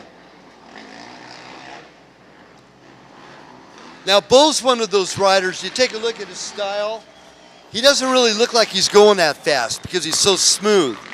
And, my personal riding style, I have a lot of body English. I go all over the place, and I probably got spoiled from racing sidecars because that's what we do. We do a lot of body English.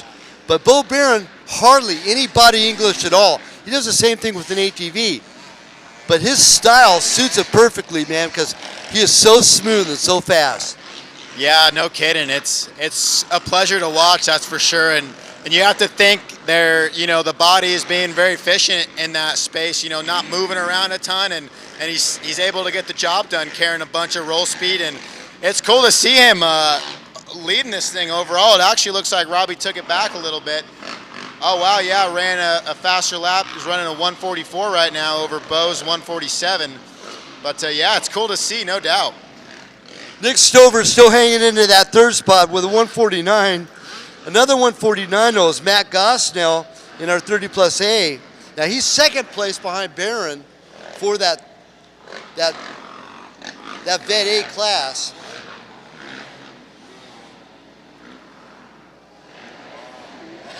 I believe it's Riley Bryan just going through just now. Still the KK, Michaela Nielsen in 10th overall.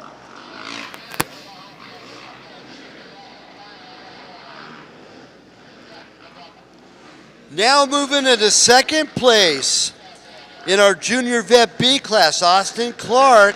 He's reeling in on Braden Larson, our leader in the junior vet A, B class, 121. And we're looking at 3.9 seconds separates first and second between Clark and Braden Larson. Austin Clark, 382, and Larson, number 121.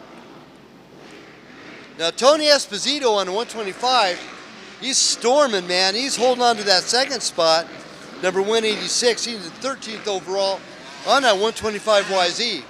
As he goes by right now, going the over and under bridge, and he sticks out like a two-stroke thumb, that's for sure.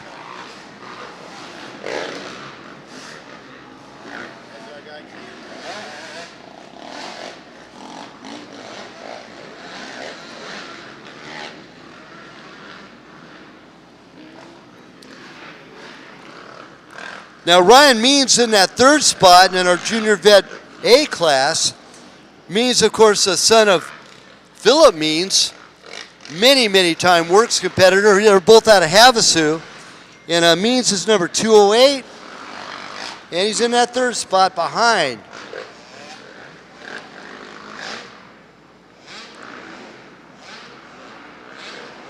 That of Tony Esposito. Tony, number 186, and our leader in our junior vet A is Hayden Flores. Of course, he made top tier of the podium at our last round there in Taft, and he is currently leading right now. Hayden Flores out of Farmington, New Mexico.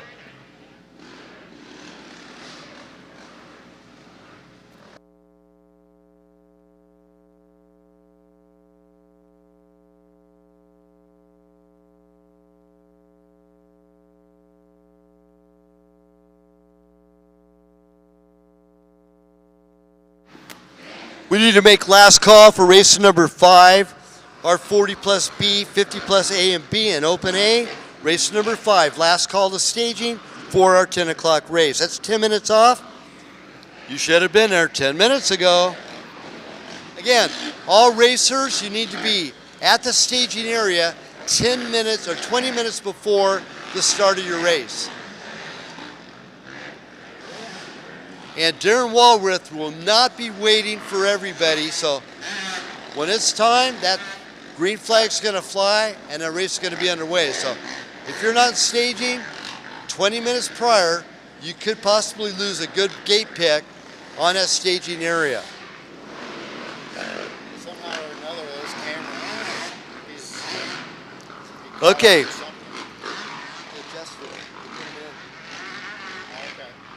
Oh, so they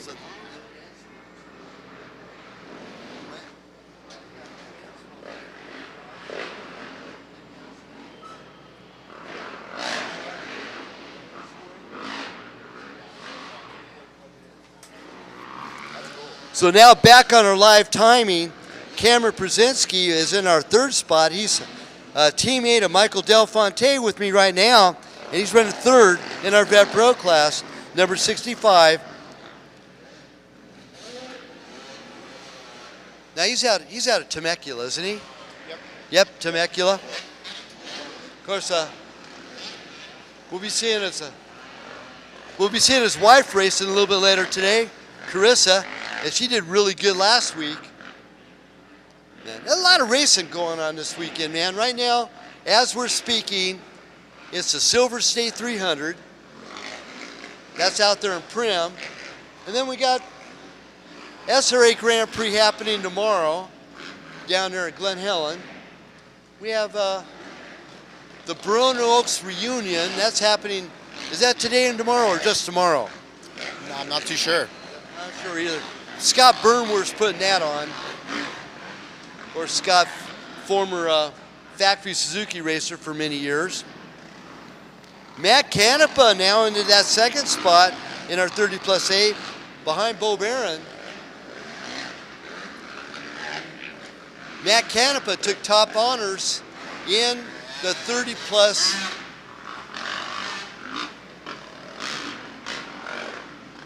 8 class at the 24-hour Glen Helen this last year.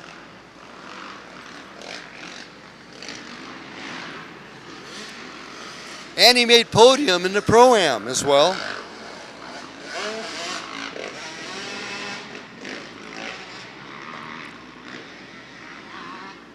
So we have Robbie Bell, Barron, Stover, Canepa, Gosnell, Lavorsi, Persinski, Flores, Tishner, Duvall is our top 10.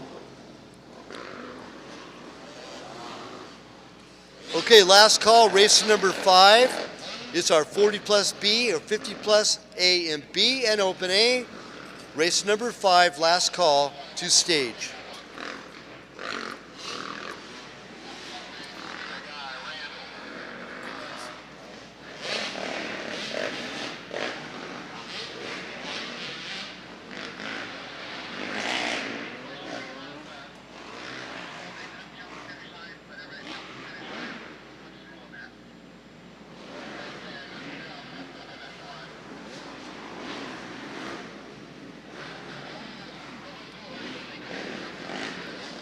Here comes Billy Lavorci on the 108 Honda machine.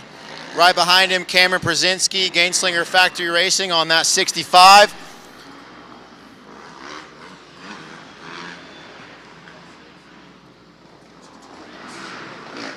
Billy is 4th overall in the 30 plus A class, sitting 6th overall in overall time. Cameron 7th overall, running 3rd in the Vet Pro class. There's Hayden Flores on the 239 Yamaha. The double-double section, looking smooth.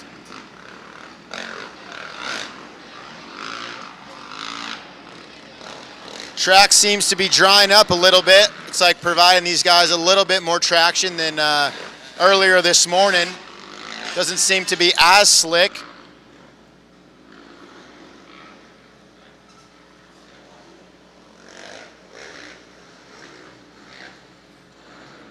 Bo's looking nice and comfy on that KTM.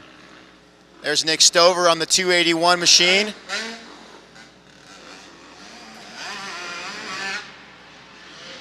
You know, there's a good story about that KTM that Bo's racing right now.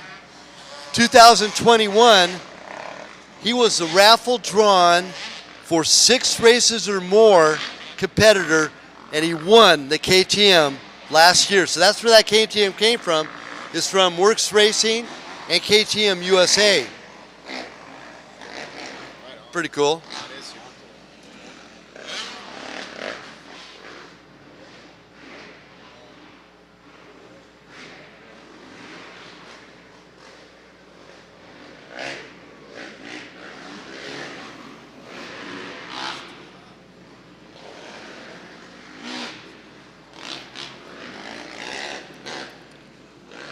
Bell, Barron, Stover, our top 3 for overalls.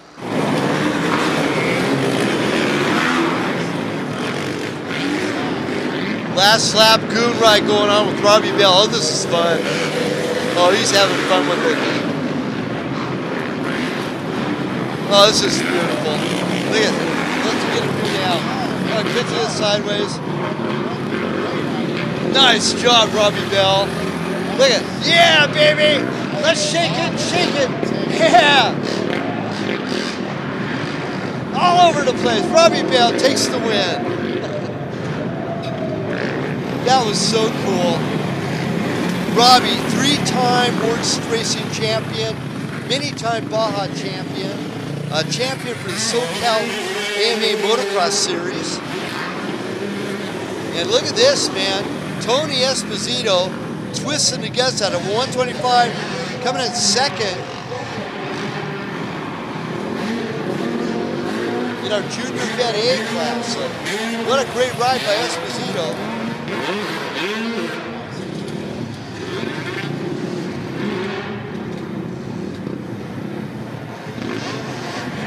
Of course, Tony Esposito, son of Shane Esposito.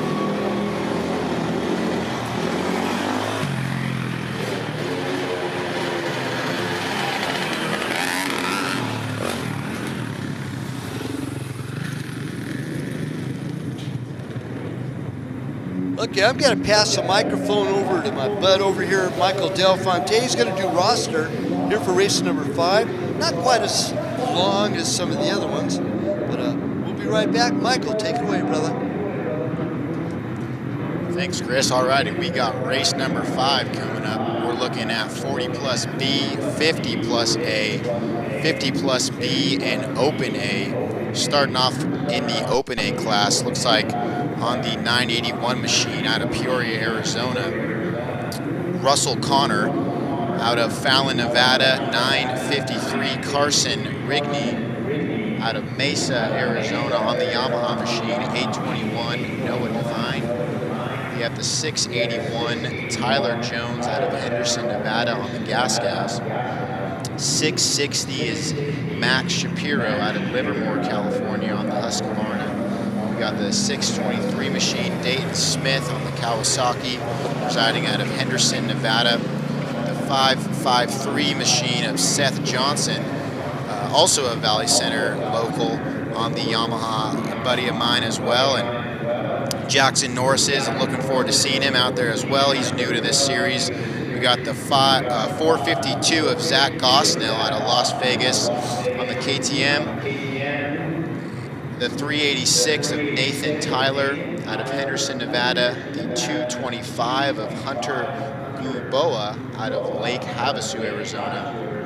And the number does not show here, but we also have Cody Walker lined up here out of Peoria, Arizona on the Yamaha. Moving into the 50B class, we have Gainslinger Factory Racing's own Sean Danowski, number 125, right here out of Las Vegas, Nevada on the Kawasaki. We got the 302 Mark Kessler out of Chandler, Arizona on the Husqvarna. The number 472 machine, Dana Childs out of West Haven, Utah on the Husqvarna. The number 714 Jameson Norda out of Henderson, Nevada. Residing out of Thousand Oaks, California on the Husqvarna. The 752 machine of Mike Furlong. The 763 Jay Thompson is also a 50 plus B racer. The 789 Steve Lazar out of Fort Park, California on the Gas. And lastly, in 50 plus B, we got the 1200 machine of Steve Matlock out of Los Gatos, California on that KTM. The 50 plus A class, looking like we got 5 athletes here. The 107 Kevin Kraft out of Las Vegas. The 161 Todd Abratowski, excuse me if I pronounced that wrong, out of Boulder City, Nevada. The 207 machine of Philip Means out of Lake Havasu. The 712 of Jerry Thompson, also right here in Las Vegas. And the 781 machine as well of Mark Frainer out of Las Vegas. And lastly, we got 3 athletes in the 40 plus B class. The 320 of Davey Vanderhayden out of Cottonwood Heights. The 482 of Jeffrey Foland out of Lake Havasu City. And lastly, we got the 765 of Richard Jensen right here out of Las Vegas as well on that Honda. So should be a good race coming up. I believe these athletes just took off. 10 o'clock on the dot, on time, every time, all the time. That's the WORCS Racing slogan, right? I definitely appreciate it. I'm sure you guys can too. Here we go. Let's go racing. Looks like we got the 1833 out in front. Don't see him on our board, but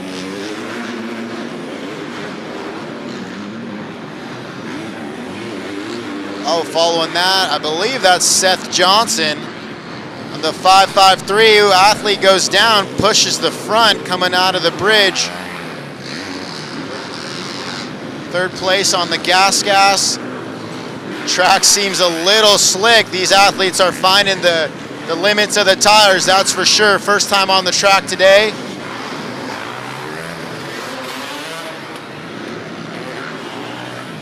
There's Philip Means on that 207 gas machine coming under the bridge.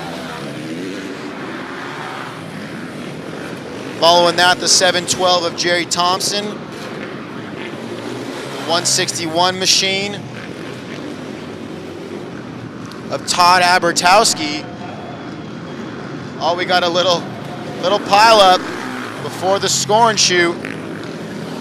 Oh, there's our guy Sean Danowski going down, unfortunately pushing the front end.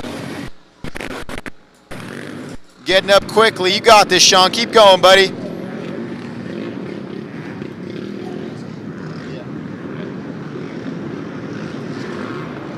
It's definitely tricky, that first lap, finding out the limits of the dirt and the limits of the tires underneath you.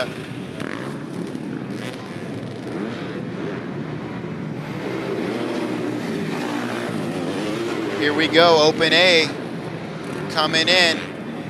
I want to say this is Cody Walker. Yeah, there he is. The 1833 on that Yamaha, 19 years old. Leading the field, the 553 of Seth Johnson in second.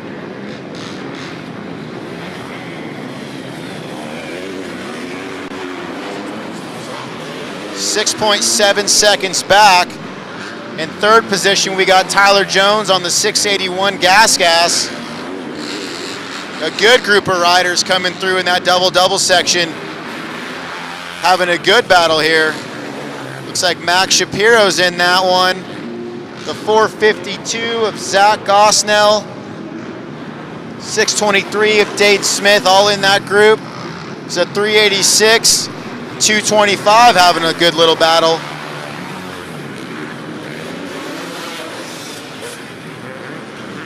Here comes our 50 plus A racers. It looks like Jerry Thompson's in the lead. Following that is Philip Means.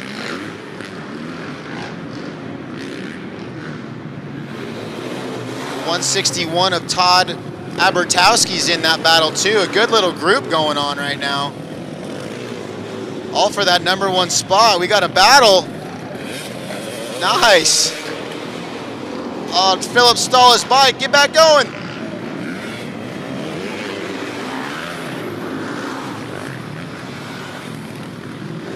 There's our guy Sean Danowski coming through, finding his flow on this tight and technical course here.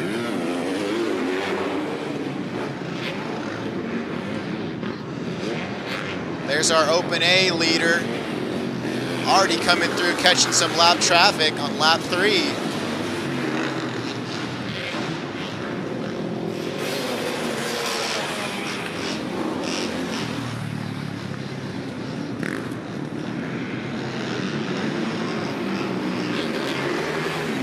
Cody Walker's looking pretty good, looking aggressive on that Yamaha.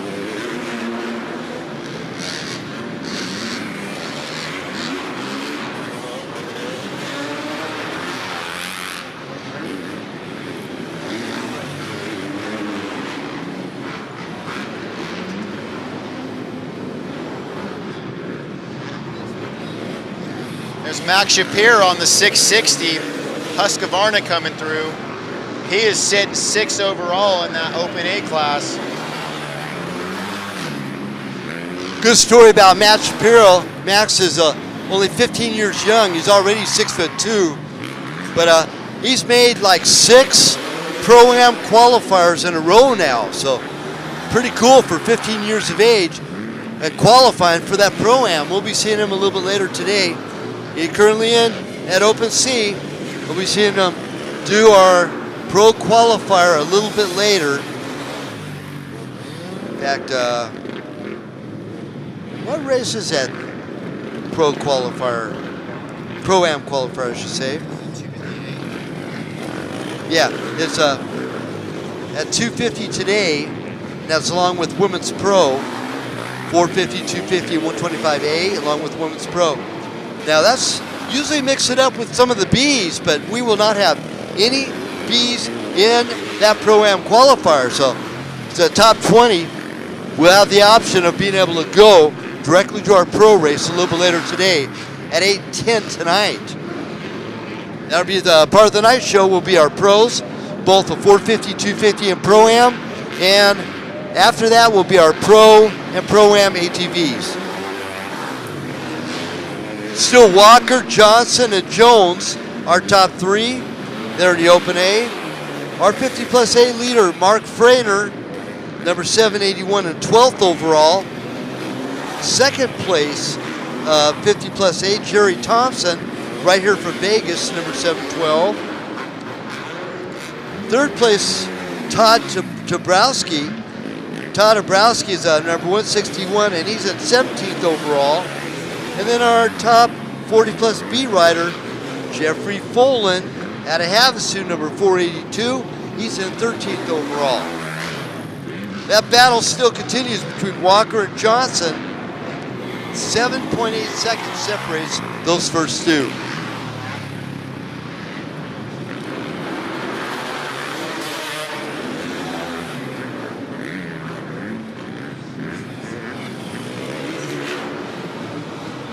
Now it's a good battle going on between Dana Childs, number 472, and Sean Danowski, 125. That is a battle for podium, the last podium position there in our 50 plus B class.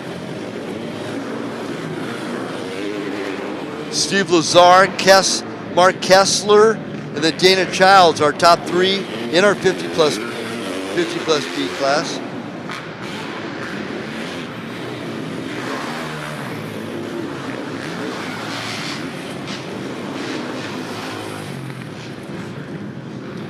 Coming up next is our Sport 15 to 24C first call.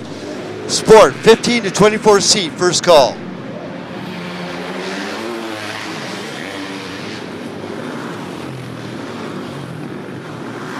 Hey, what you think, Michael? We're starting to get some people in the grandstands finally. Yeah, I like it. It's good to see.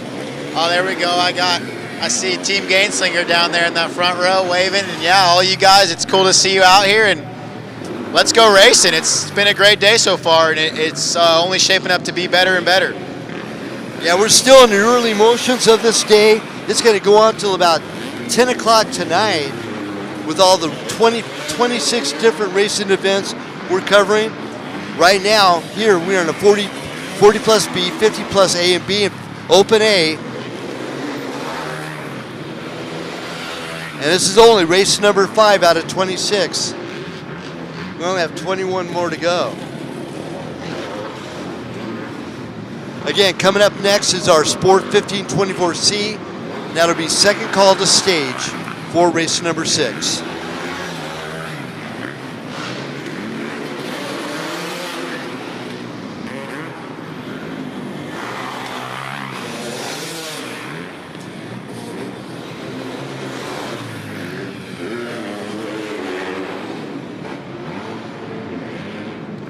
Here comes our overall leader in the Open A class, Cody Walker, on that 1833 Yamaha. He's looking smooth and comfortable, no doubt. Seth Johnson, it seems like they're matching lap times here. The gap has been pretty consistent throughout this race. It'll be interesting to see how it shapes up towards the latter laps here. There's our guy, Sean Danowski, not too sure what's going on.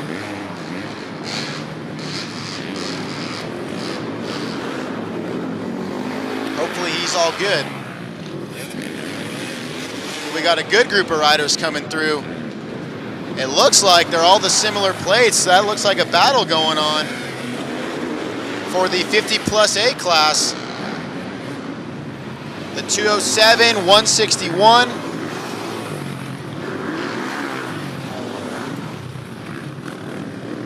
Yeah, that looks like 1, 2, and 3 for the 50 plus A class.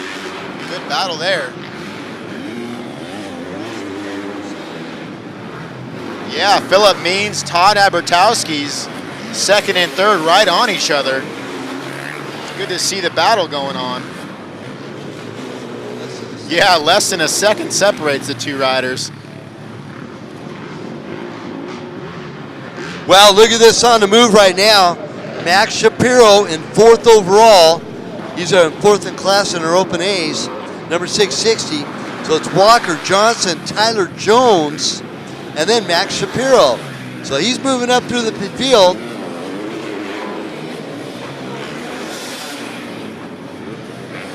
Oh, little finish line tagging there. JD Bramlett all over the top of that. Hey, down in our arena infield, taking care of safety concerns. Almost going through the outdoor over there. Yeah, the bike ran over his head, but he's okay.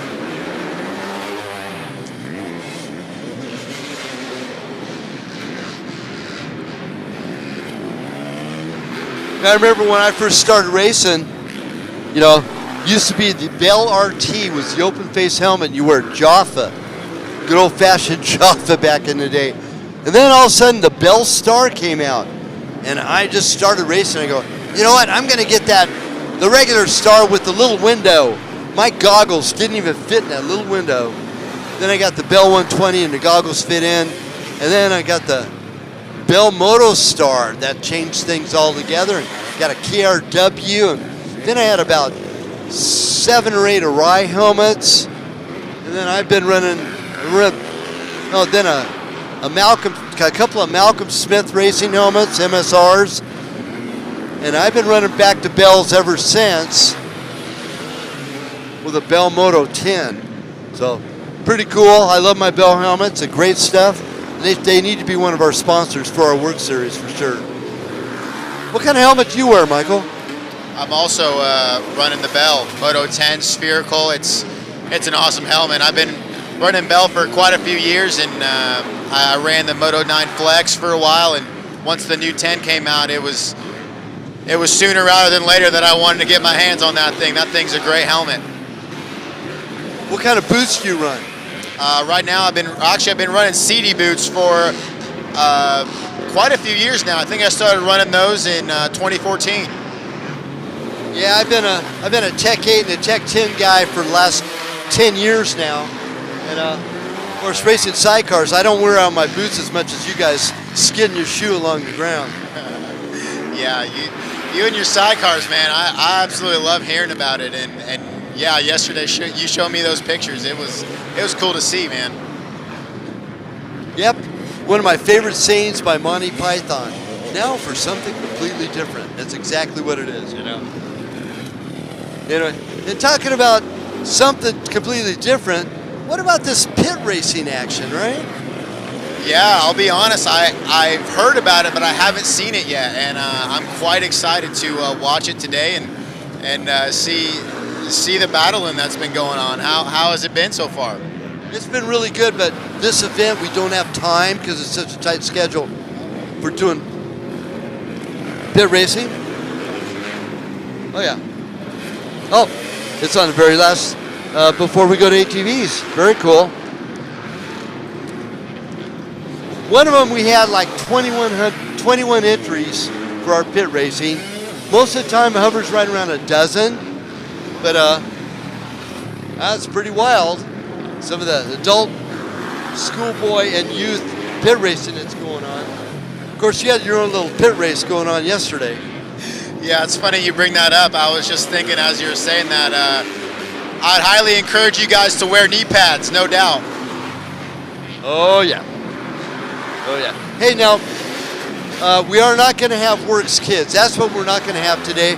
Usually 5 o'clock on the afternoon on Saturdays, we'll have WORCS Kids. So we're going to be doing some giveaways here pretty soon. As soon as Heather gets back with me, and well, the first person to do this and the first person to do that, and that's going to be a run up to the registration area, because you don't want to come up to my booth, or you don't want to go down to the finish line or the starting line. So we'll make the registration area for gathering of goods that go over the PA system.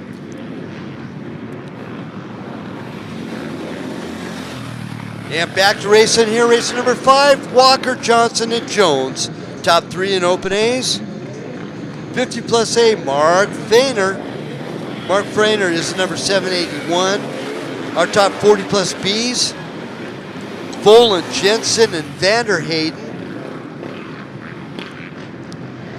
And Second and third 50 plus A is Philip Means and Jerry Thompson. Means 207 and Thompson number 712.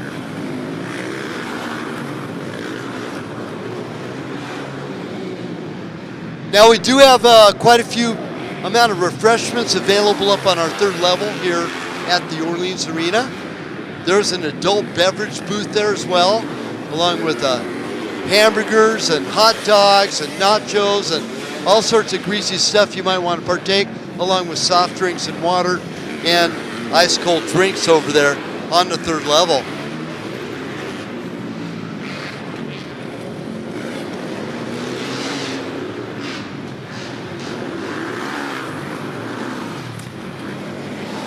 Good dice going on between Philip Means and Jerry Thompson in our 50 plus A class, but look at this.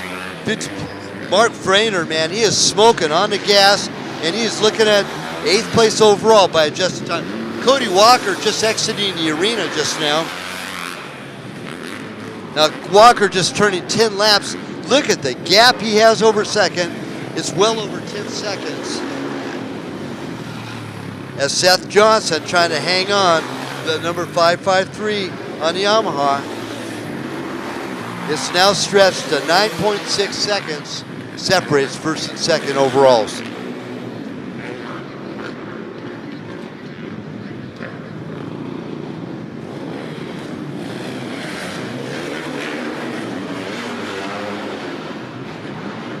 Jeffrey Folan's still our leader in the 40 plus B, but he's got Richard Jensen all over him. And we're looking at 8 seconds separates first and second in our 40 plus B class. Folan number 482 and Jensen number 765. Jeffrey Folan on KTM and Jensen on a Honda. Vander Hayden rounds up our top three. Last podium position in our 40 plus B class. And Jamison Norda, our 50 plus B leaders, right ahead of Mark Kessler and Steve Lazar. Now Steve Lazar, a long time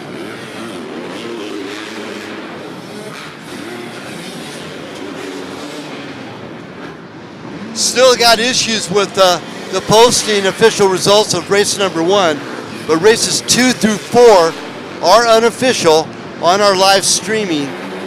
On the unofficial line, they're on live streaming for races 2 through 4. Race number 1 still on hold.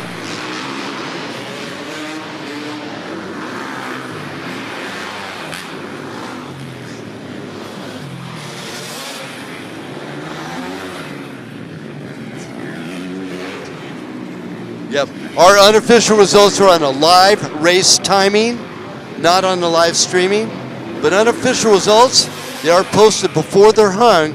So if you want to check it out, because when we go to the next race, the cassette changes over and we go to the next race on our live timing. That's unavailable once the next race gets going. But our unofficial results are on our live race timing on the unofficial page at the top of our live race timing. I hope I confused you thoroughly, because I'm doing a good job of it. Well, I got to be a pro at something, right? I'm a pro. Actually, I'm a better pro at making mistakes. You know what, though? There's only 2 humans that ever walked the face of this earth. 2 humans that were only perfect. And the second one died for the first one's mistakes.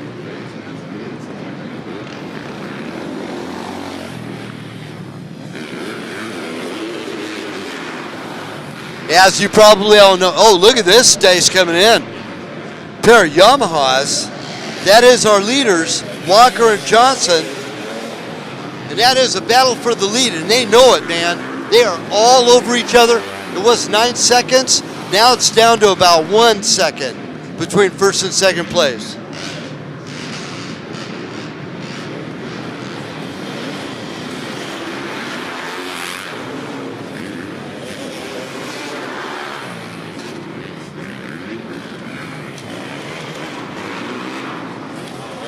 Actually, that's a battle for second between Seth Johnson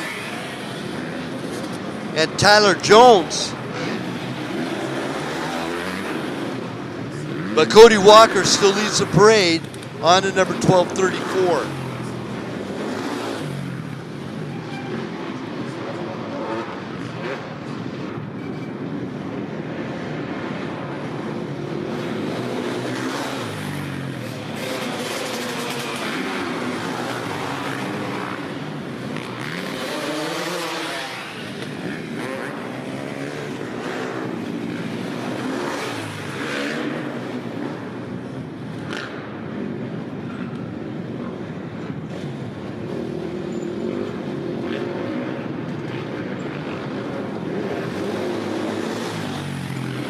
Good physical battle going on between Max Shapiro, number 660, and Matt Gosnell.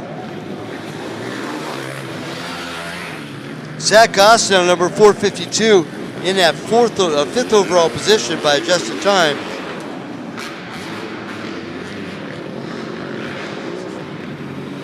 Man, who's this? Is this Walker coming in? I believe that is Walker. Oh, Walker just exiting. Yep.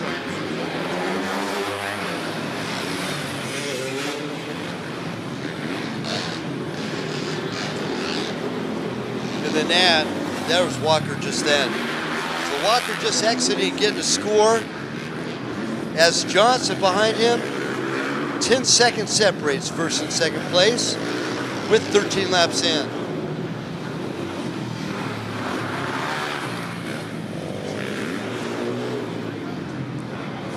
And I'd like to thank our presenting sponsors, Dirt Bike Magazine, Dirt Wheels Magazine, and KTM. Along with our title sponsor, Rocky Mountain ATV MC, the largest online racing superstore available. You can have OEM needs, accessories, racing clothing. You even have racing fuel and tires available at the Rocky Mountain ATVMC.com website. And some of the best deals available through the online superstore out of Payson, Utah. Our title, Rocky Mountain ATV MC.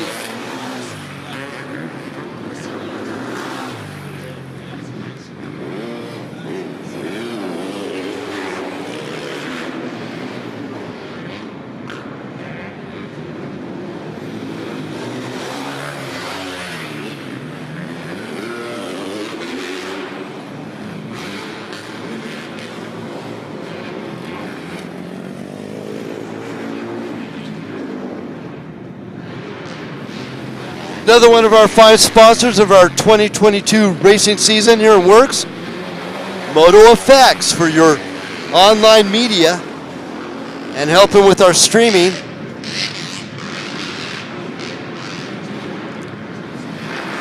Walker, Cody Walker going through just now, number 1234. Now his timing's about the same as it's been the last couple laps, hovering right about 10, 11 seconds over our second place is Seth Johnson. Now you've been watching that battle all race long, right? Right, Michael? Yeah, yes, sir. It seems like they've been trading lap times here.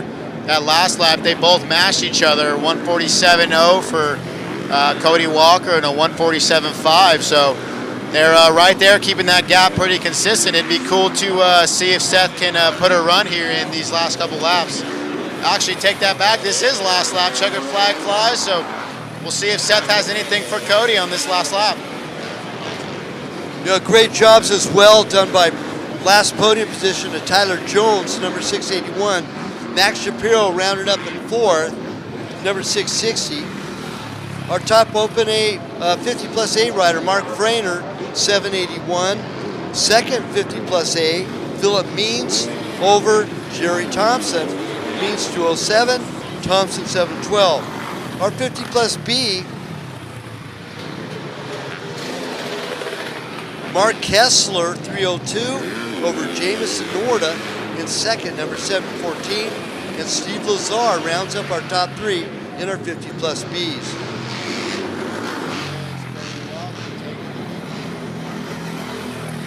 So a couple of blue Yamahas are our top overall riders. Cody Walker coming through for his last.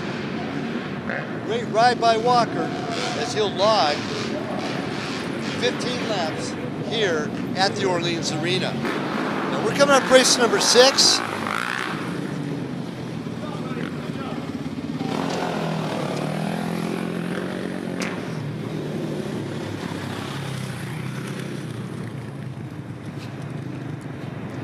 So now, here's the roster for race number 6. We've got a minute or two to shoot these guys off. Of course, Michael Del Fonte been doing a good job working with me on the booth. I'm going to do this roster coming up. Joe Hagany, 46 out of Henderson, Nevada. Gavin Dugan out of Vegas, 133. Michael Coleman out of Cedar City, Utah. By the way, Cedar City, our next stop next month. Round number 6, both for ATVs, side-by-sides, and motorcycles. And that's hometown of Michael Coleman, number 40. Out of Vegas, the 145, it's Diesel Madsen. Out of Henderson, Jacob Brown, number 164. Out of Riverton, Utah, number 216, it's Ivan F. McBee. Out of Henderson, Nevada, the 220. He's been showing some good colors the last couple of rounds. It's Caleb Solano. Another Cedar City racer, number 232, it's Jacob Carrington. Out of Hurricane, Utah, Aiden Zoltmulder, number 233. Out of Ely, Nevada, number 242, it's Joey Leba. Out of Apple Valley, California, number 258, Will O'Hara. Out of Albuquerque, New Mexico, 286, the Husqvarna of Dylan Metz. Out of Henderson, Nevada, number 295, it's Paul Livermore. I love it. Out of Lake Havasu, number 321, one of our WORCS youngsters, it's Skylar Wallace. Out of North Las Vegas, Nevada, number 504, it's Michael Magaro. Out of Menifee, California, number 611, it's Addison Smith. Out of Havasu, the hometown of WORCS, it's number 627, it's Jari Sessions. Out of Waipua, Hawaii, number 677, it's Rainey Leos. Out of Pahrump, Nevada, at number 707, it's Keegan Freeman. Out of Henderson, Nevada, number 721, Case Adorn. Out of Vegas, right down the street here. Oh, that's right, we're right here in Vegas. 722, Pace Thompson. Another Thompson in our midst, number 725, also out of Vegas, Jordan Thompson. Out of Fruta, Colorado, number 776, it's Daniel Schoenbalkler. Out of North Las Vegas, number 801, Tanner Magaro. Out of Las Vegas, number 808, it's Braden Guevaro. Clayton Hedorn out of Henderson, number 913. Gage Lawrence out of Havasu, 923. Garrett Griffian out of Florence, Arizona, number 998. Out of Vegas, 1125. Jonathan Moore. Out of Fruta, Colorado, 1381. Braden Bearfield. Talon Raper out of Queen Creek, Arizona, number 1383. Jason Labrie out of North Las Vegas, number 1388. Number 1393 out of Flagstaff, it's Trevor Damon. Out of Vegas, number 1395, Tanner Heffen. Out of 1396, out of Henderson, Joe Tyler. And that's our roster for race number 6. It's our 15 to 24 Sportsman C.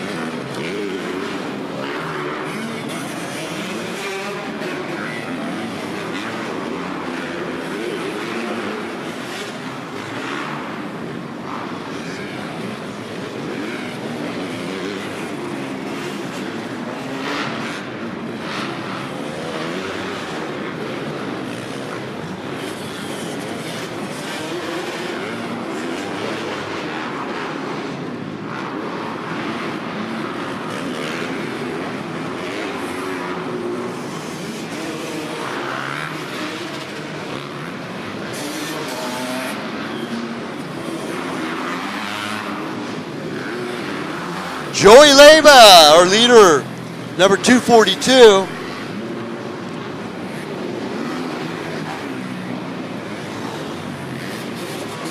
Leyva out of Ely, Nevada. He's 17 years young on Honda. Braden Guevara in second and Caleb Solano in third. Now, mind you, 3 seconds separates first and second, and 3 seconds separates second and third. So that's a good battle right now for those podium positions here in 15 to 24.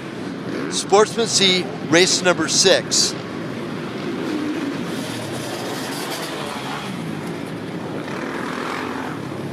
Yeah, so I have Michael Del Fonte with me up in the booth, and joining us shortly will be Logan Huff. Logan Huff is going to be our pro specialist on the commentating for our ATVs. So Logan out of Fast Company, and we'll be seeing him a little bit later, and he'll be working with both Michael and I a little bit later today with our pro race this evening. Of course, Michael out of Gainslinger Racing Team, and taking a little hiatus. Now, when do you think you're going to be able to come back to racing, Michael? That's a good question, Chris. Honestly, we're still holding back a little bit, trying to wait for a little bit more inside answers on what's actually going on, and wanted to make the best possible decisions for my long-term career and health. And yeah, I'm not too sure, to be honest with you. Well, we definitely wish you all the best of luck. We miss seeing you on the track because you've definitely been putting some good numbers out there lately. Up until just recent. Man, this is a pretty good pack up of class here. Joey Leyva still leading out Braden Guevara and Caleb Solano as we're coming into lap number 2.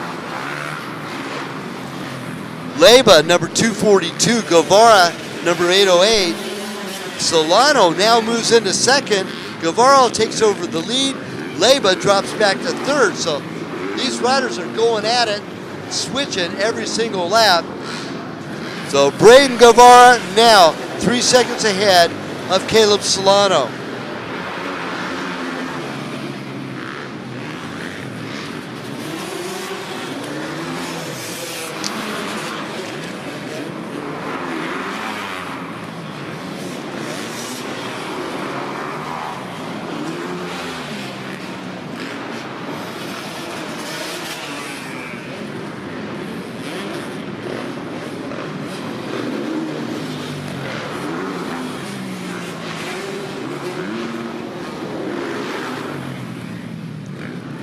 Now, a little reminder, today at 2 o'clock will be our motorcycle Saturday Pro 250, and Pro-Am mandatory riders meeting at the Podium Treader.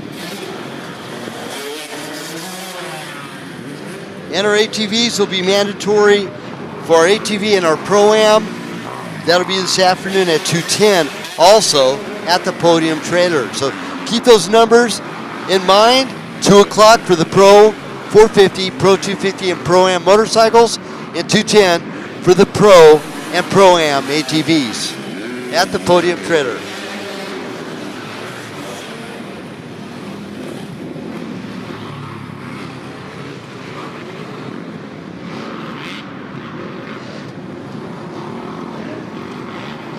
Now with the entire field with 2 laps in, still our current leader, Braden Guevara, number 808 over Caleb Solano, 220. And then Joey Leyva, number 242 in that third spot.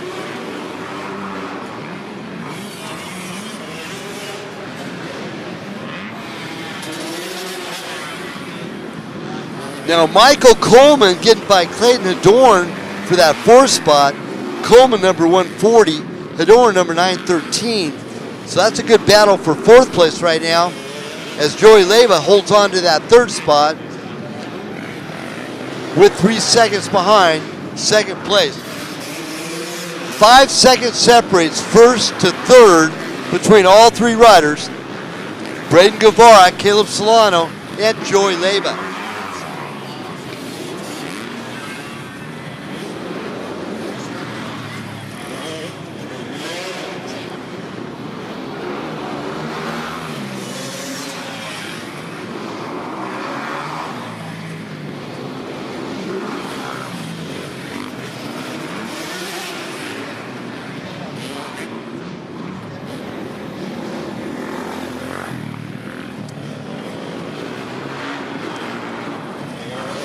Now we have a total of 37 riders going through here. We had 35 entries on my roster.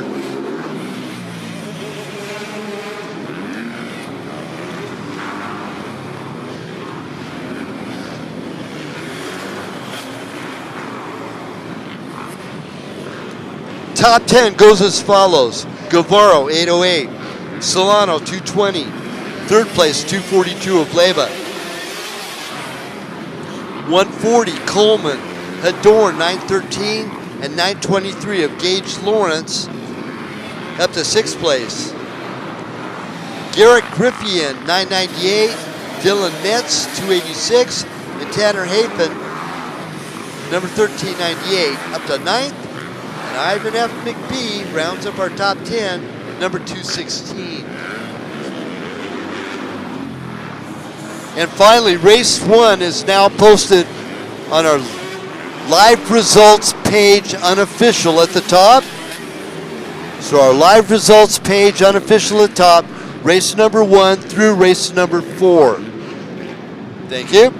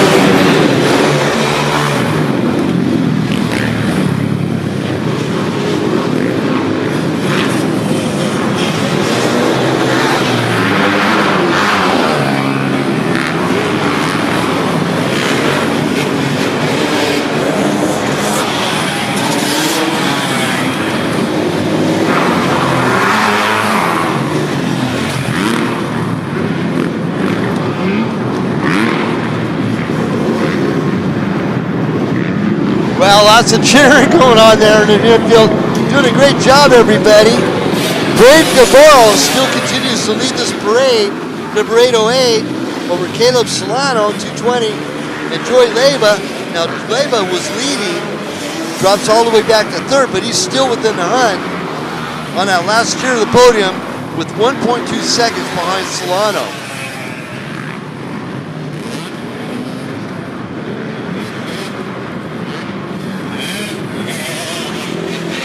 We need to make second call for 250, 125, 450B. 250, 125, 450B. Race number 7, second call. Now that's just staging for race number 7. Staging, call, 250, 450, 125B. Race number 7 at 11 o'clock. Second call to staging. Leyba gets by Solano to take over that second.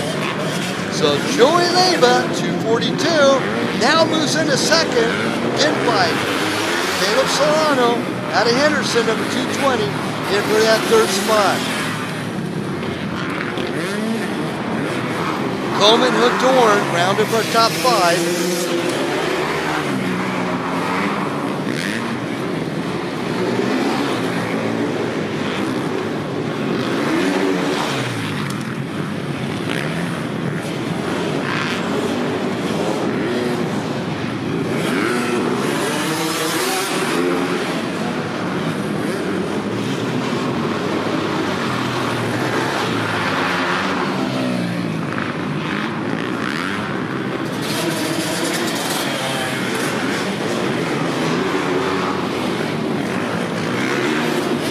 Oh, we got a rider coming through, lapping some of the other riders. He's twisting the guts out of his throttle, trying to get by them all.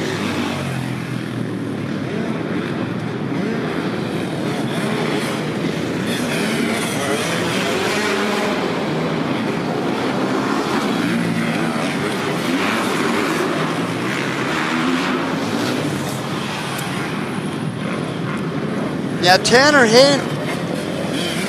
Tanner Hafen, number 1395, he's on the move. He's about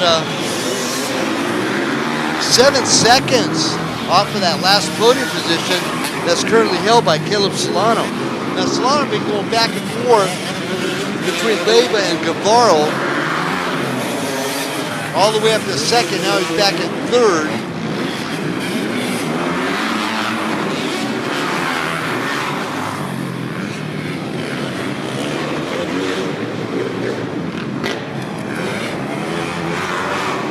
Leyba now takes over the lead again. Now he was the leader during the first couple laps, dropped all the way back to third. He's back up to first, number 242 over Guevara and Solana. And Hafen now drops back to fifth as Michael Coleman slides back into that fourth spot. So how far off is Coleman? Coleman only 2 seconds off. Actually, Coleman only 1 second off of Hafen.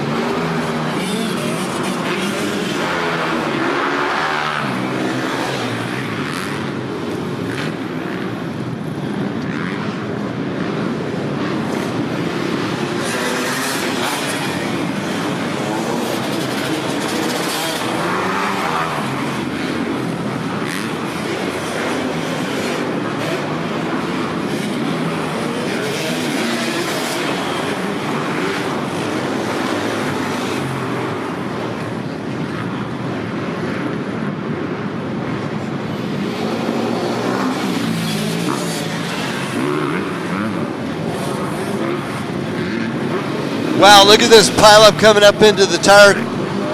They're going over side by side, 2 by 2. Just like Noah and the Ark, man. Look at this. Now we're splitting them like the Red Sea. Just like Moses did, right?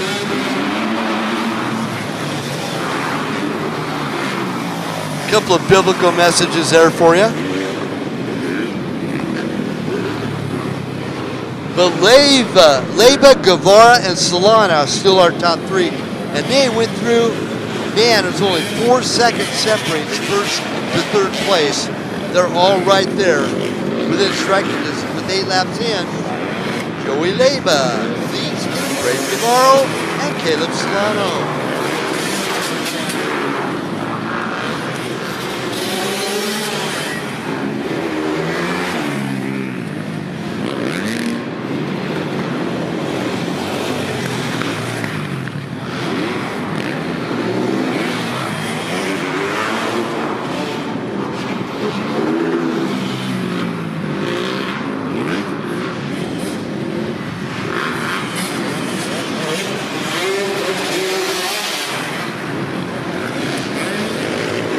rider going down after the overbridge in the turn, coming back into the underbridge here in our Orleans Arena. Now, I really can't call this enduro cross. We can call it more arena cross than it is enduro cross. Until we add the addition of the boulders to the mix there with our pro racing.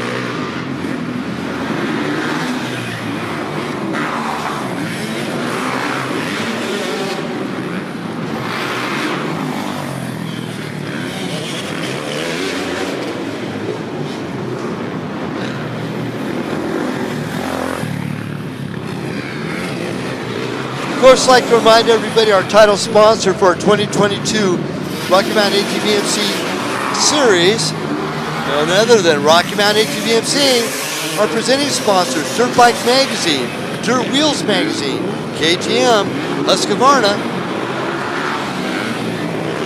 The Flying Machine Factory, Elka Suspension, Precision Concepts, UTV Action Magazine, Motocross Action Magazine, Hoosier Tires, Tire Blocks, Malcolm Smith Racing, available through Rocky Mountain ATV/MC, Scott USA, BF Goodrich Tires, PCI Race Radios, Polaris Razor, Method Race Wheels, Dynajet, Havoc Eyewear, Dirt Rider Designs, VT Construction, Wiseco Performance Products, MRT Kevlar Tires, Firehawk Protection, Eliminator Pest Control, River Rat Motorsports, and PP Racing Fuel, just to name a few.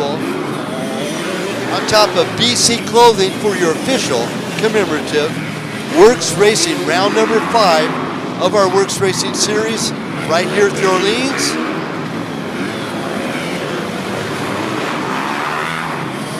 And of course, our photo sponsors, Dirt Nation and Mad Moose Photos. There will be a photo for you if you're racing all this weekend, both at Mad Moose and at Dirt Nation. Leyba, Guevara, and now Tanner Hafen gets by Caleb Solano, take over that last podium position. Tanner Hafen, number 1395, now in third, behind Leyba and Guevara, respectively.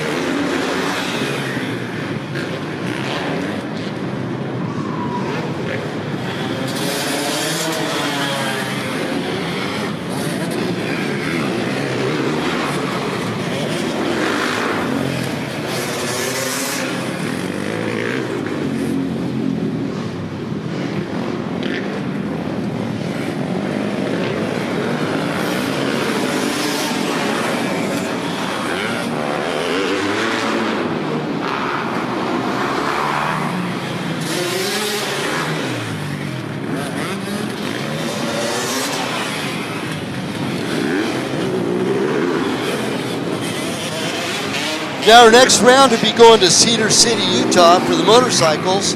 Will be May 27th through the 29th. They're in Cedar City, Utah. And for our ATVs and our quads, scrolling down, that will be on the 20th to the 22nd.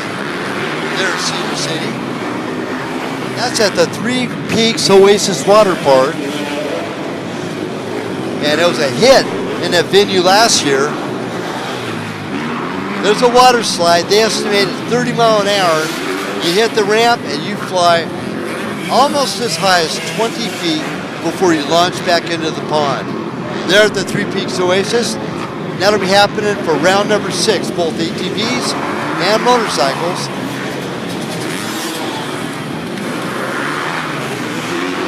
ATVs and side-by-sides will be happening the 20th to the 22nd and the 26th to the 28th will be our motorcycles. They're at the Cedar City Three Peaks Oasis Water Park.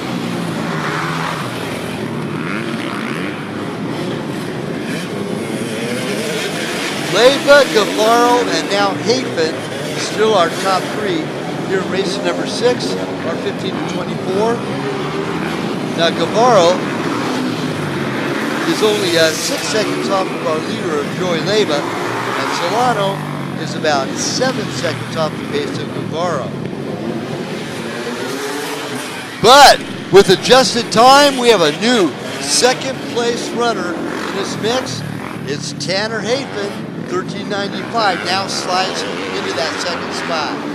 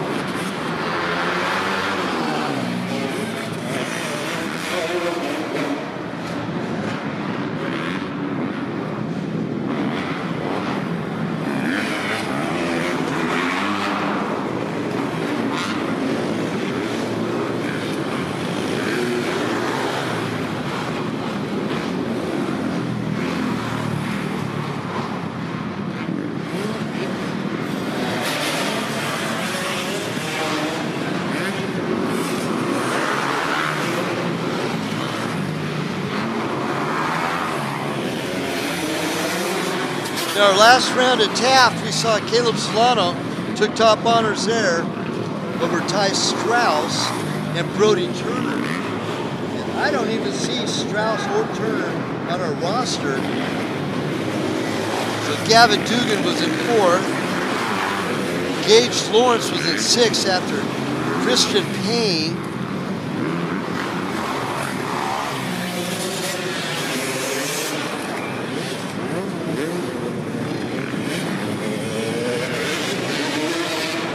Okay, checker flag coming out here, race number 6. Last call, race number 7. Our 125, 250, and 450B. 125, 250, 450B. Last call. In the starting traps, as the checker flag flies. Great job by Joey Leyva to take the win over Tanner Hafen, number 1395, and the 808 of Brady Guevara. All push Caleb Solano off that last podium stool with the number 220. He finished in 4th.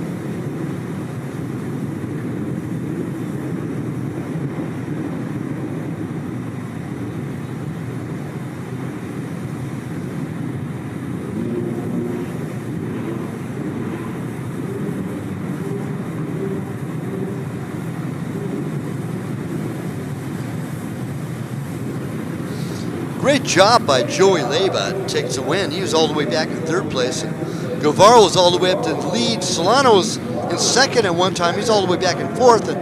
But what a storm by this young man, number 1395, Tanner Hafen. He crawled his way all the way up to 2nd place. Good job here in our 15 to 24-year-old Sportsman C. Coming up next is race number 7. It is our 125, 250, and 450Bs. In our 125Bs, out of Vegas, the 14-year-old number 89 J's Racer Fry. Out of Moto, Utah, the younger brother of Tyler. He's out of the Purvines group this round. On a Yamaha, number 226, it's Caden Lynn.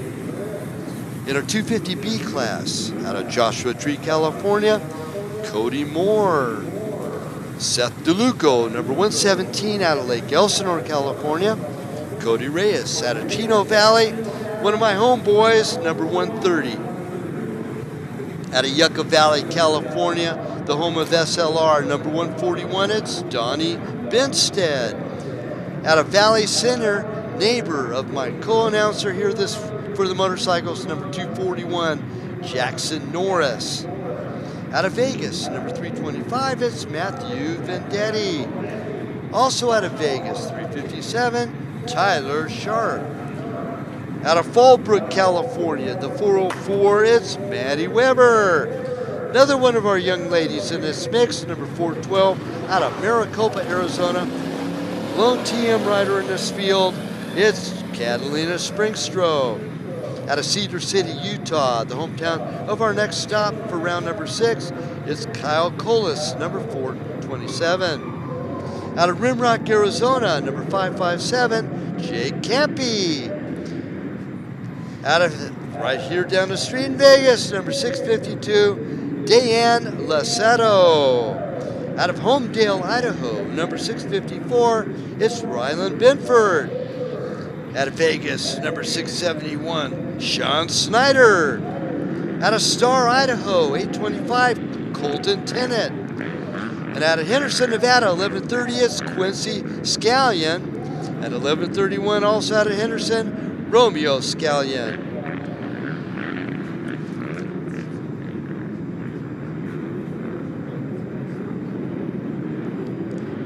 And out of Boulder City, Nevada, Dean Zabrinski.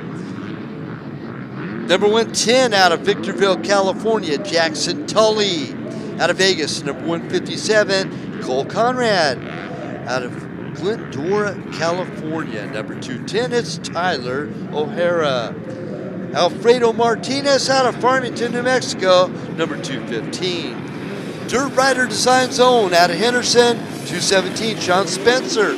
Juan Basque out of La Jolla, California, 251.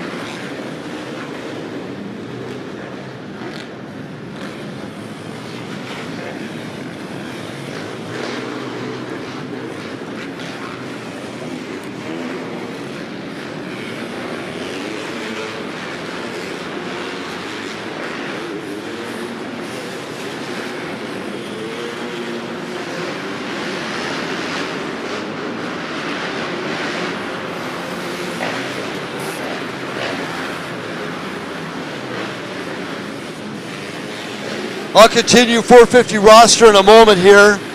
But right now it's 125, 250, 450B. And our leader is Sean Spencer, Dirt Rider Design Zone, right here out of Henderson, number 217. And Austin Wallace, Works Racing Zone, 322, in second. I guess a little two-stroke World Championship practice really helped him out. Cole Conrad in that third spot, number 157.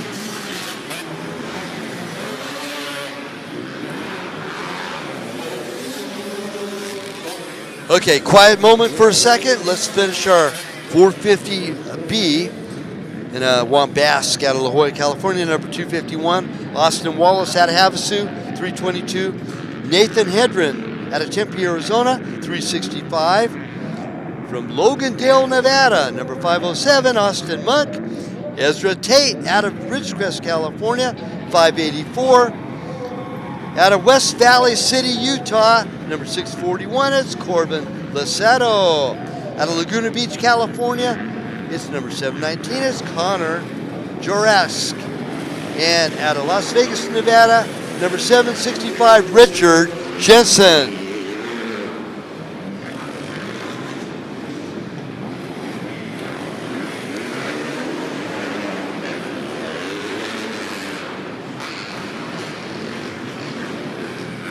So now we got a KTM leading the pack, and I believe it's going to be Cole Conrad, 157, and it is. Going across the finish line, now takes over the lead over Sean Spencer and Austin Wallace. So a great storm by the 157 KTM. Out of Las Vegas, 18-year-old of Cole Conrad, now with lap number 2 in the books, is our overall leader.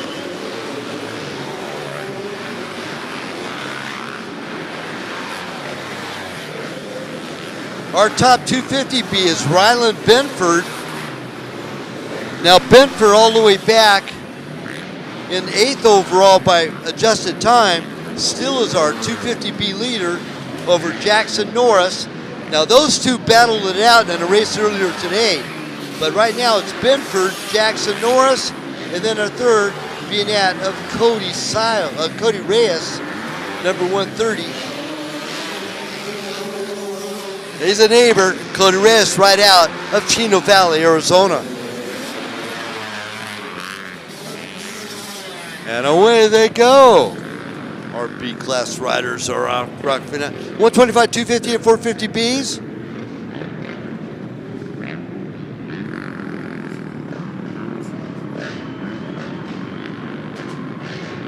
Man, I love it when they scream like that. That's so cool. Cheering squads all over the place. Hey, y'all having a good time today? Right on. Look at this battle for the lead. We got the Husky coming into the base.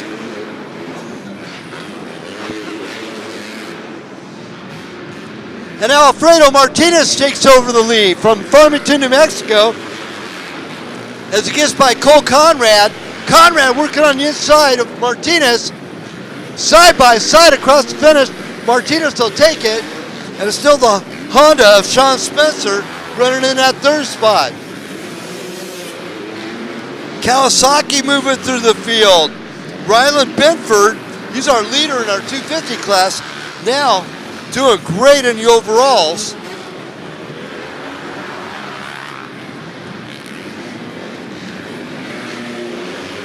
By adjusted time, he'll put Benford into that 5th overall position, number 654, as he actually pushes Sean Spencer back. Spencer led on lap number 1. Here in our intermediate race, 125, 250, and 450.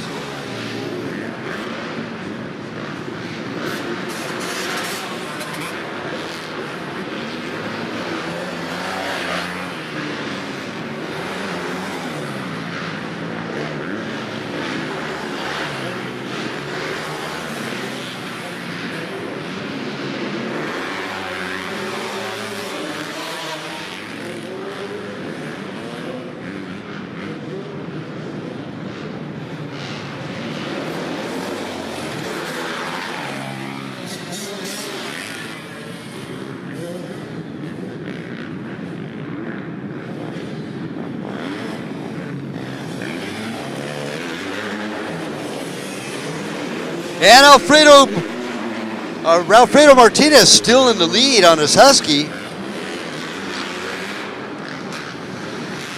Oh, Benford moving through the field physically. So Ryland Benford, 654, is all the way up in the 3rd spot overall.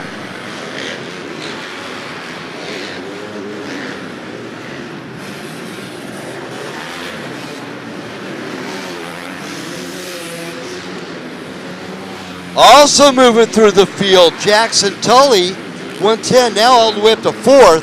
He wasn't 6th on the previous lap. So we'll keep tabs on the number 110. Good battle for the last podium position in our 450B class between Austin Wallace, who's in 3rd, 322, over Jackson Tully, number 110. Benford still leads the 250, but adjusted time will put him right behind Martinez in second overall, number 654. So Benford is definitely on the move on his Kawasaki, on to number 654.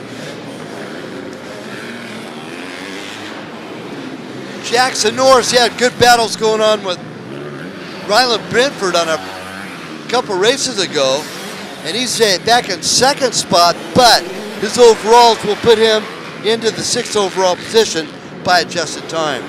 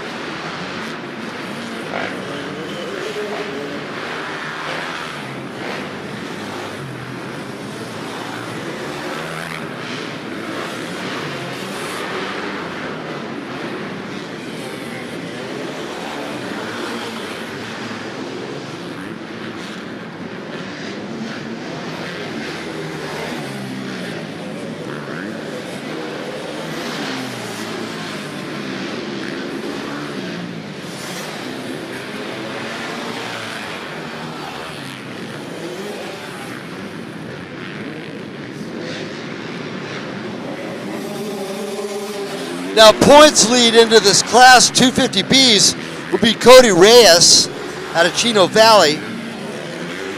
Matthew Vendetti would be second place in points, and Gavin Baker, the Bubba, would be third place in points. But that might get changed up quite a bit here, as Alfredo Martinez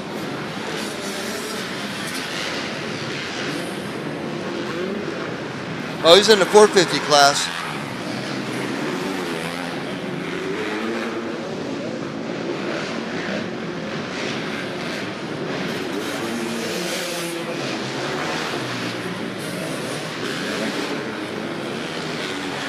Now, Ryland Benford running fourth in the points right now. He is our current overall leader by adjusted time. Wow, check this out, Michael. Michael Delfonte just joining me again. Ryland Benford, overall leader by adjusted time on a 250. Now, he won a race a couple rounds ago. Nice, yeah, he's having a great ride, and I think he took the overall a little earlier today, right? Yes, and your buddy Jackson Norris, your neighbor, he's currently in that fourth spot, second in class, so he's running really good as well. 250B, heck yeah. I like what I see. Yeah, Jackson's having a great ride, him and Ryland. Austin Wallace in there, Alfredo Martinez. Good battle going on between these 250 and 450B guys. Now check this out. Now you kind of, what kind of suspension does your racing team use? So yeah, we're stoked to be working with Bob and Robbie Bell over at Precision Concept Suspension. They do a great job for us, and we couldn't be more happy with the products they offer. Well, bringing that up right now, our 125B leader is Caden Lynn, of course, the younger brother of Tyler Lynn, who's on the PC team. Yeah, it's awesome to see the Lynn family getting after it.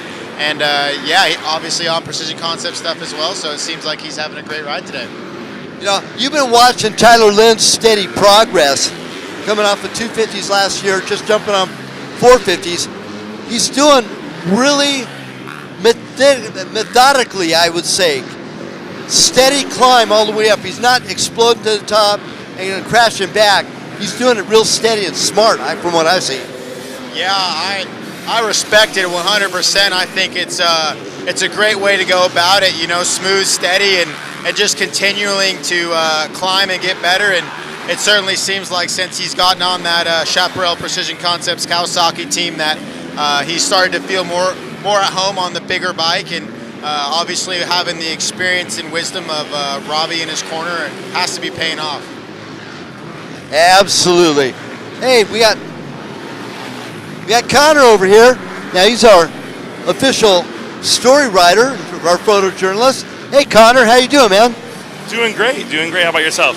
Doing fantastic. What a great turnout. Are you getting some good shots out in the field? Oh, absolutely, man. It's a lot of fun being inside of the stadium here, and outside's looking great too.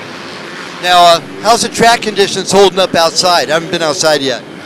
They're looking pretty good. Some of the turns are getting a little bit slippery, definitely with the how dry it is outside, and it's getting pretty hot out there as well.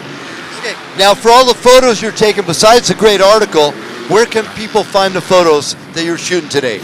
So all my stuff's on my own Instagram, Activate Photo, and then as well as WORCS Racing Instagram.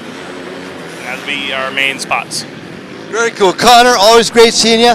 Have fun this weekend. What a busy day, though, eh? Absolutely, all day long. All right, Connor, they're from Activate Photo, and he's our official photojournalist for our WORCS Racing series.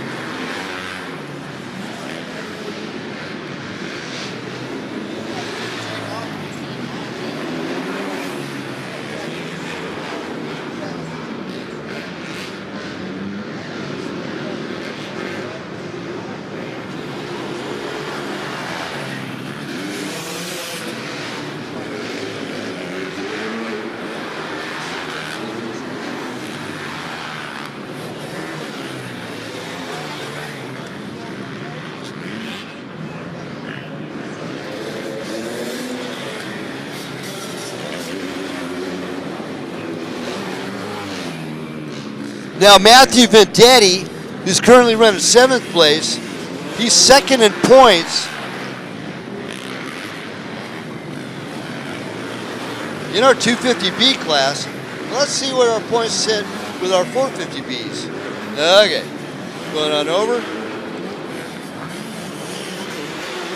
Sean Spencer, who was leading on lap number 1,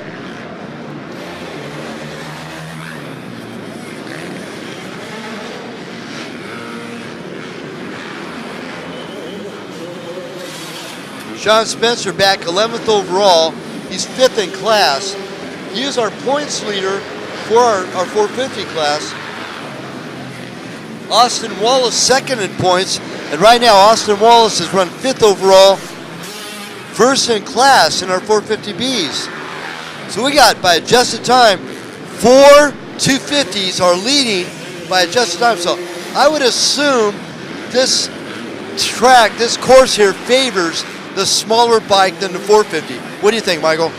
Yeah, I would completely agree with how tight it is, and you know, like we were talking earlier, as far as throttle control goes, it's a little bit easier on the 250. You have to kind of control that power. What's interesting, and I'm looking forward to seeing how it turns out for him tonight, is Dare G. Martel's on a 2-stroke this weekend. I'm not sure what it is, whether it's a 250 or a 300, but it's interesting to see him make that change and go from the 4-stroke to the 2-stroke for this round. I would think that a 2-stroke and a proper... Oh, hold on a second.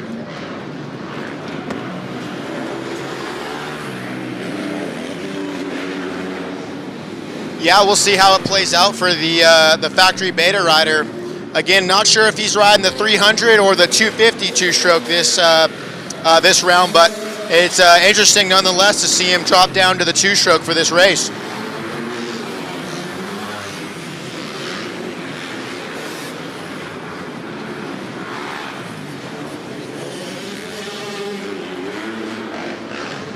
I need Jacob Dudley, Juan Vasquez,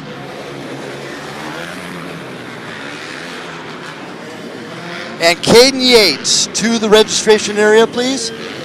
Caden Yates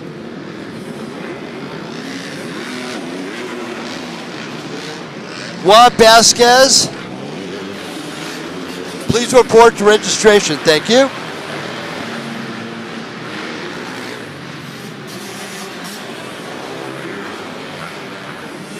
And our points again for the 450 class, Alfredo Martinez is our 450 leader still. He's our third place in the points for 2022. And Cole Conrad is fourth in points. Conrad dropped all the way back. He is now in third place. So things just might get flipped around a little bit here in the 450 class.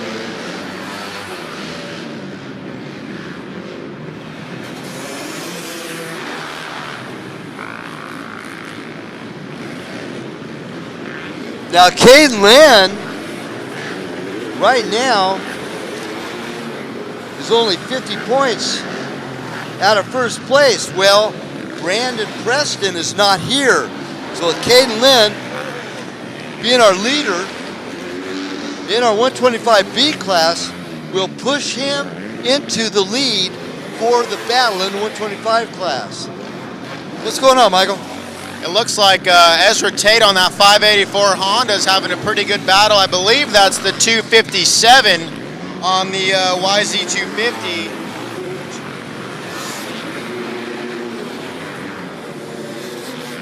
Where's he at? Maybe it's the 557? Yeah, Ezra Tate having a good battle with the 557 of Jake Campy there. For, I believe it's a physical spot for that 450B class. Yeah, and actually, Jake Campy's in the 250 class out of Rimrock, number 557. And just moving up to the 450 class is Ezra Tate, number 584. Now, Ezra, two different classes at the World Two-Stroke, actually took top honors in the intermediates there at the World Two-Stroke. So he's definitely a talent to bargain with, that's for sure. And he's just jumped on board that 450 class. Ryland Benford, Jackson Norris, Cody Reyes, our top three, and they're all three 250s. Our top three 450s. Austin Wallace now takes over from Martinez. So Austin Wallace also rode the World Two-Stroke a couple weeks ago. Martinez drops back to second, and our third is now Cole Conrad, number 157. Our top 125, Caden Lynn, number 226. Second 125, Racer Fry, number 89J. Woo.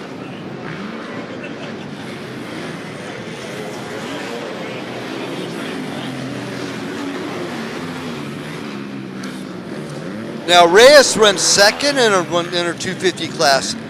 Currently, and he's out of Chino Valley, Arizona. He's only 16 years of age on the number bike 130.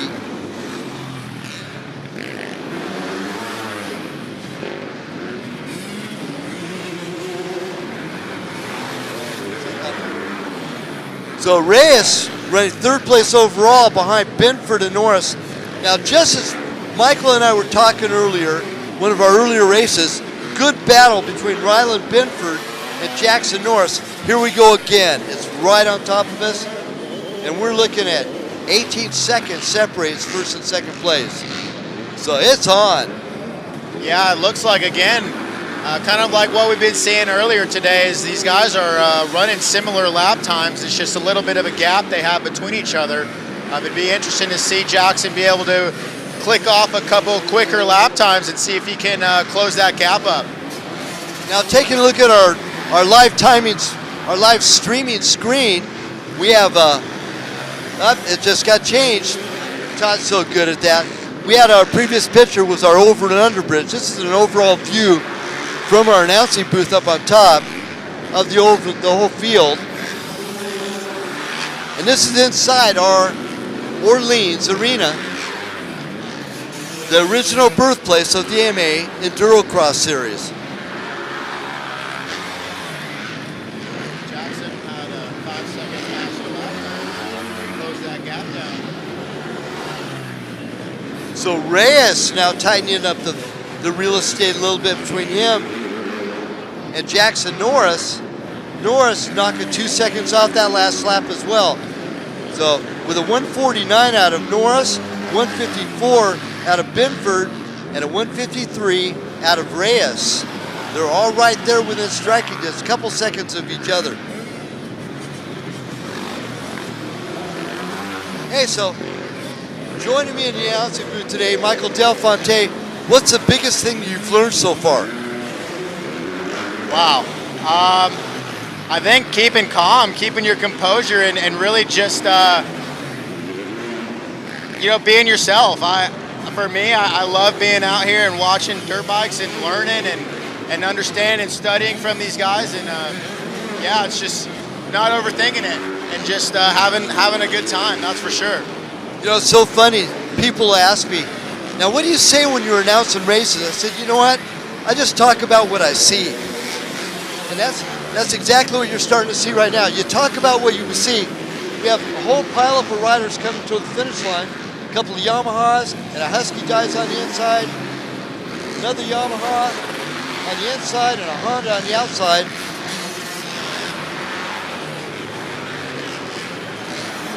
Now up to race number 5. 1 through 5 is all available on our live race timing, unofficial results, all the way posted up to race number 5.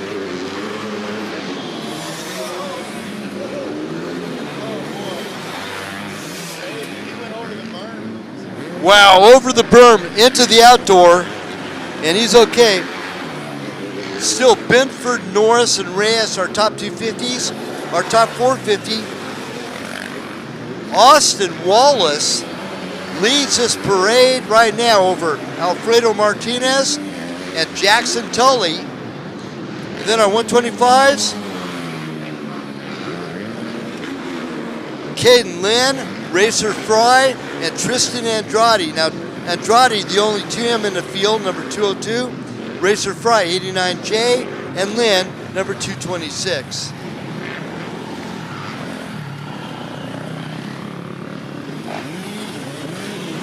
Checkered flag is flying here for race number 7.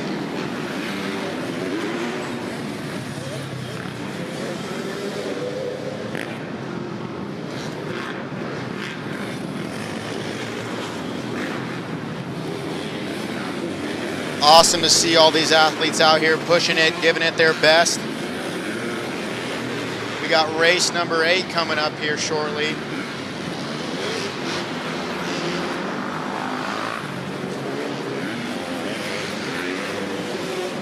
And that is going to be the 40C, 50C, and 30C group coming up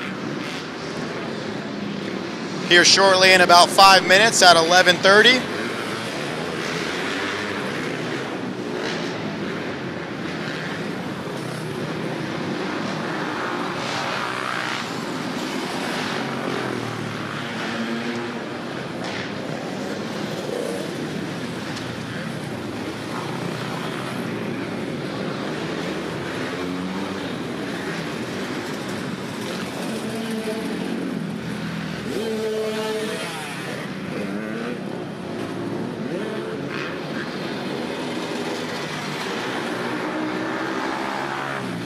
Austin Wallace coming through on that 322 Yamaha, taking the win in the 450B class. 4th overall. Great job, Austin. There's Jackson Tooley coming through. 3rd place overall, 450B class. 9th overall. Sorry about that. It's actually 7th overall. Moved up 2 spots there.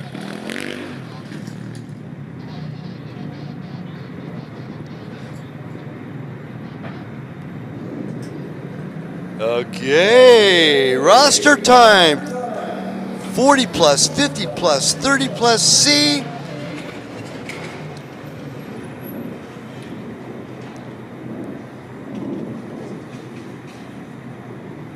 In our 30 plus C's, number 127, out of Boulder City, Nevada, is Sam Cole. Out of Vegas, number 268, Colton Clark. Outside of Vegas, number 290, Blake Barnum.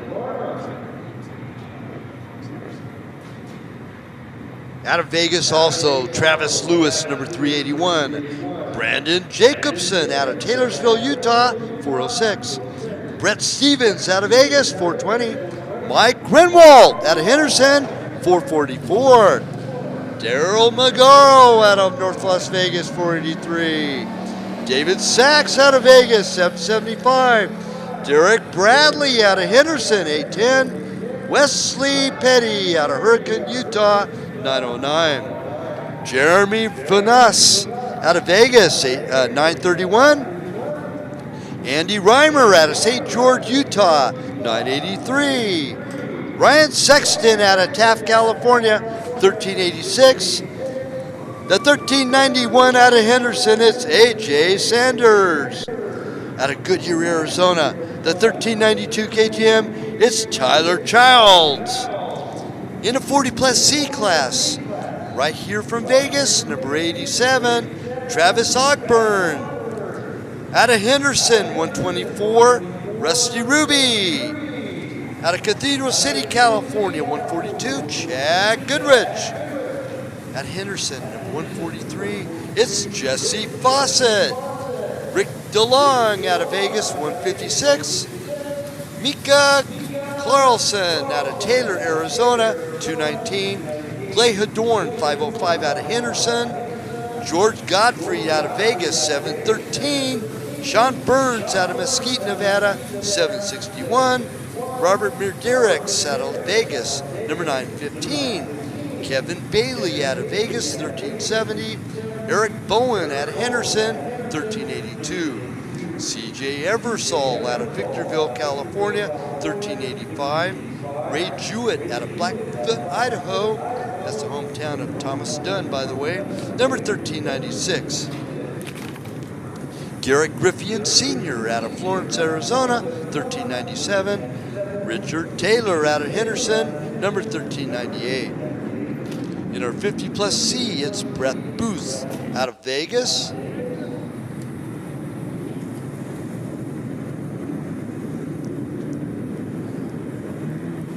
Oh, there we go, missing a page. Okay, Joe Willardson out of Vegas, 175. Richard Despain out of Lancaster, California, 179. Out of Caliente, Nevada, number 230, it's David Martin. Out of Farmington, New Mexico, running back-to-back, it's Freddie Martinez, 345. Out of West Jordan, Utah, number 364, it's Dallas Davis. Out of Vegas, number 461, Ron Norman. Also out of Vegas, the 550 KGM of Mark Vendetti. Out of Nibley, Utah, number 615, it's Mo Mumford. Thomas Jacobson out of Las Vegas, Nevada, 657. Tony Houston out of Vegas, 769. Daniel Cheswick out of Lompoc, California, 805.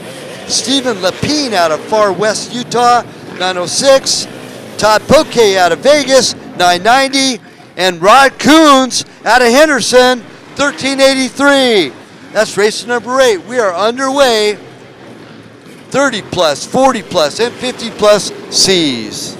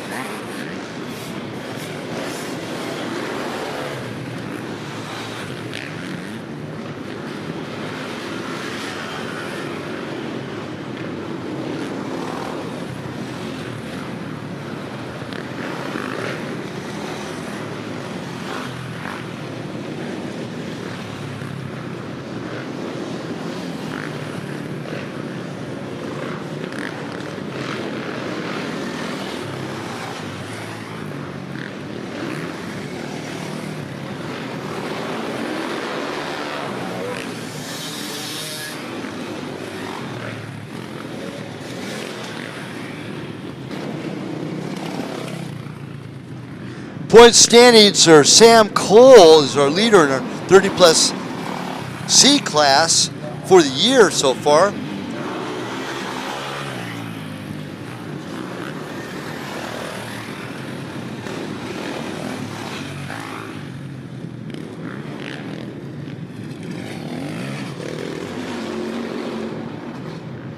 And Sam Cole is our point leader, and he's also running second place right now, number 127, behind Derek Bradley, our leader. Now Bradley, I don't see him on our list for our 30 plus Cs competing this year at all. So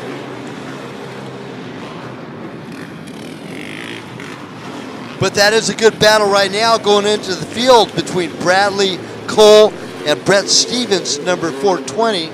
All riders in the 30 plus A class.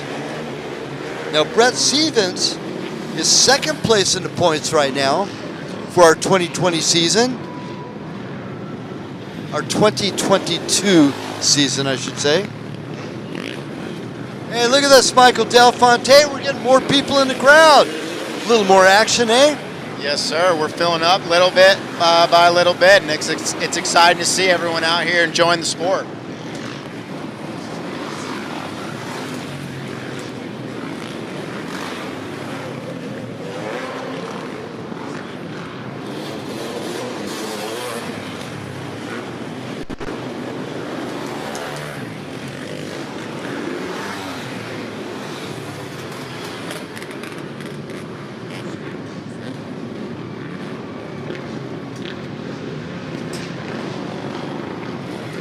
But what a ride for Sam Cole. He's in third spot right now overall, but he's also our point leader.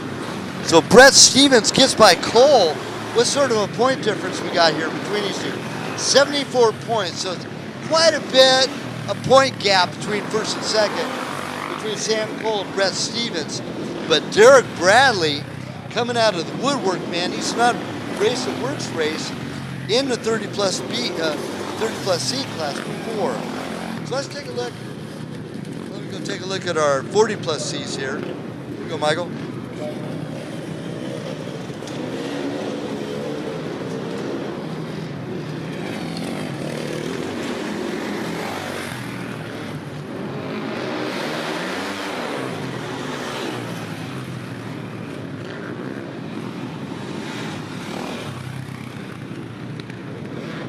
Yeah, the course here certainly seems like it's shaping up, breaking in really well.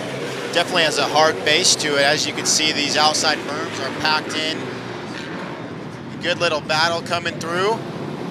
Got the 1391, the 420. Looks like the 176. You got the 1397 on that Honda coming through. Good pack of riders going over the tires.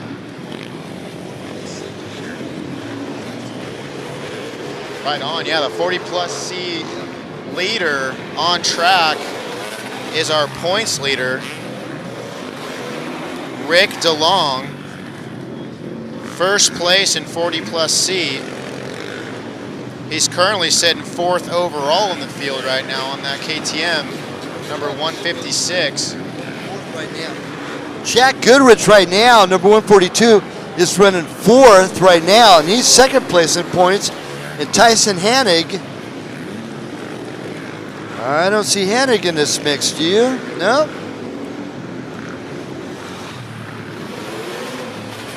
So that's going to push him out of the points.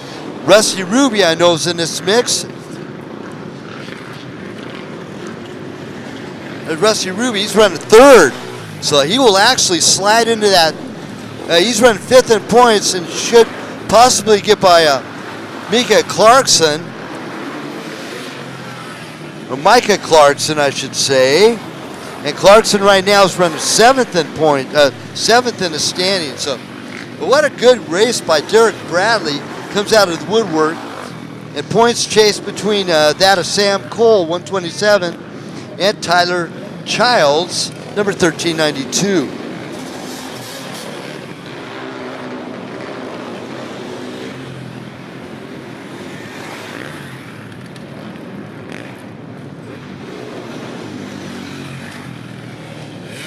There's our overall leader coming through, Derek Bradley on that 810 Honda coming under the bridge. Hitting the 2 logs there, going over the tires. Looking good. Heading into the finish line straightaway, takes a peek back. Right now he's got an 11-second cushion, so sitting pretty comfortable right now in that first spot. Here comes Sam Cole in second place on that Husqvarna, number 127.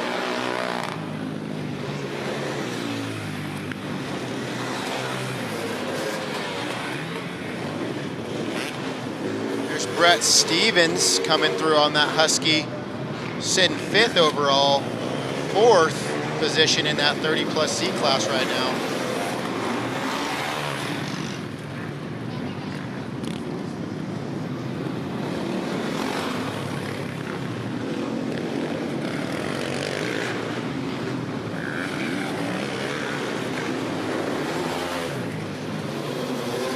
This course is quite a change from what these athletes are used to as far as the WORCS series goes. This is much tighter. Usually we're looking at 10+ minute lap times. Right now we're just over 2 minutes. So the racing intensity goes up quite a bit.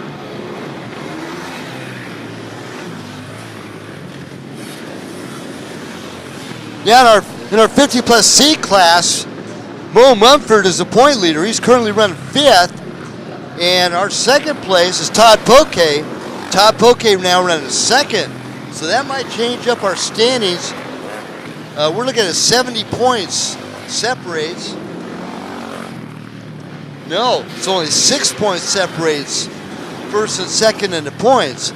So Poke would take over that lead position if he finishes out where he's sitting right now. Bradley, DeLong, Childs, our top 3. And that, of course, is in Derek Bradley's in our 30+ C class.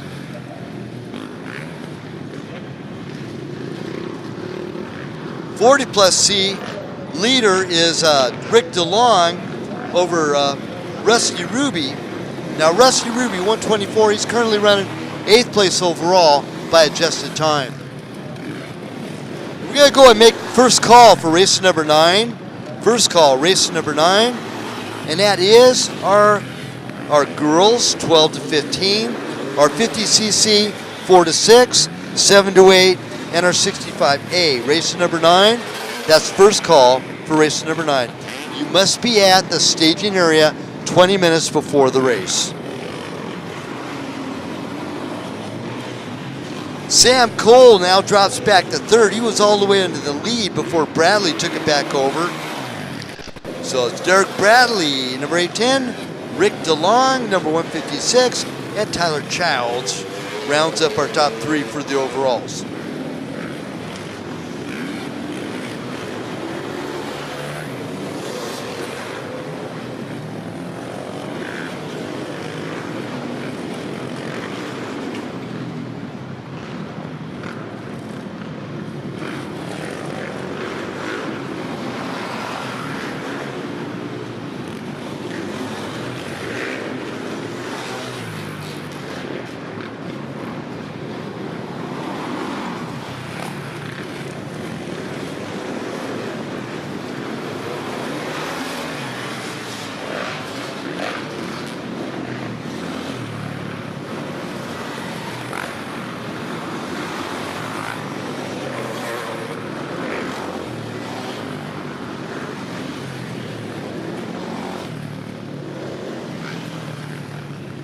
Now, as we start coming into some lapping issues, man.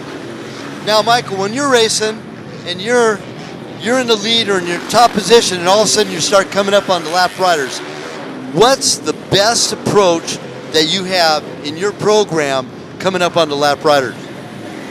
Yeah, Chris, that's a great question. It's a tough position to be in, but it's one that if you can manage well, it's totally doable. And my best advice would be just patience. There's definitely ways to get around it and endure it. you want to be able to look ahead for sure and kind of plan your passes and moves. Obviously, you can use the motorcycle to your advantage as well. Give a quick rev, or sometimes we yell, and it's not in a negative connotation by any means, but it's just letting the rider know. Obviously, in Supercross and motocross, you kind of have those blue flags to let the riders in front of you know. Yeah, for our racing, it's definitely kind of thinking ahead and planning your moves in advance, and making sure you're staying safe while doing it, and keeping the rider you're passing safe as well. Now, a lot of times, from my experience too, you come up onto a lap rider and you're in a chase with somebody else. You can actually place that lap rider to your advantage to make it more difficult for the rider that you're dicing with to get by you. And that's also kind of a wild setup. If you're able to think about that and plan it and put that into place to put that lap rider between you, that also helps out your program. Yeah, definitely, like you said, and I think about this evening as far as our pro races go. It's lap traffic is certainly going to play a part, and you watch it in motocross and supercross as well, and even in amateur racing. It's interesting to see how, if a battle's going on, you can kind of watch the cat and mouse play out, and sometimes it's to your advantage if you're leading, and sometimes it's to your disadvantage as well. So it's all about how you make moves and be smart about it.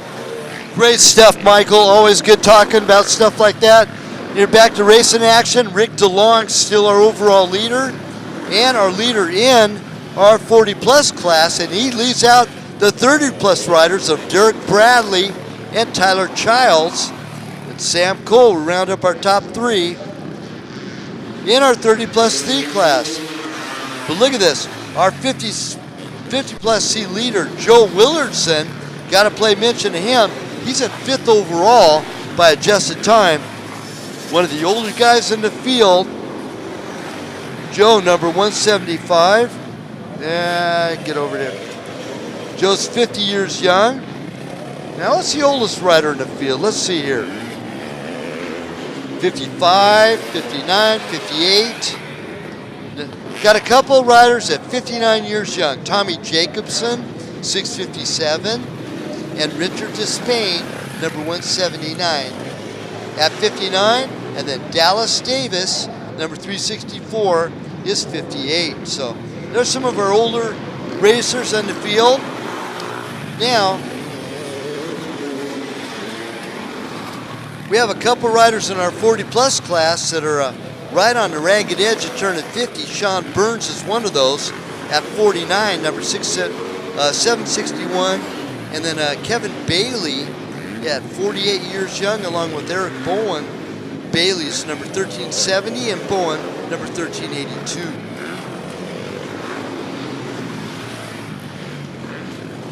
As we're talking about, here's our lead rider, or one of them, coming through on a Yamaha.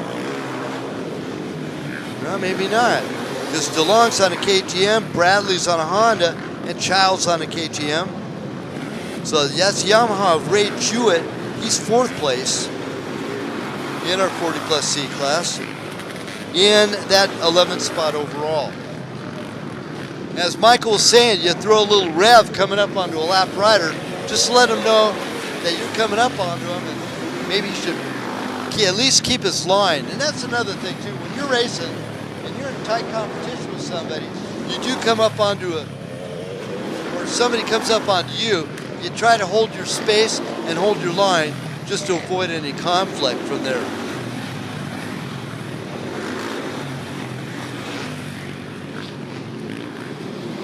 Second call for race number 9. Second call for race number 9. That's Super Mini A and B and C.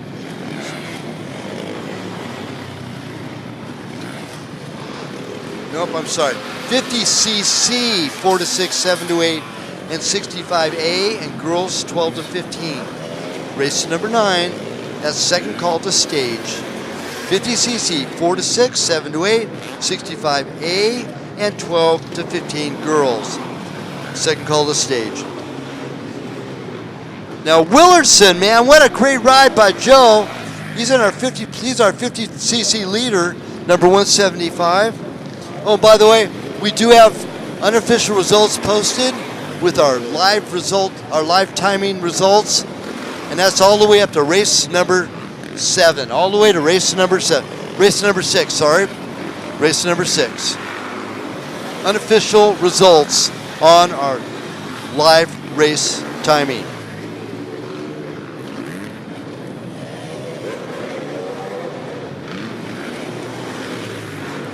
Now Rusty Ruby, he's our 40-plus leader in the points. He's currently running second place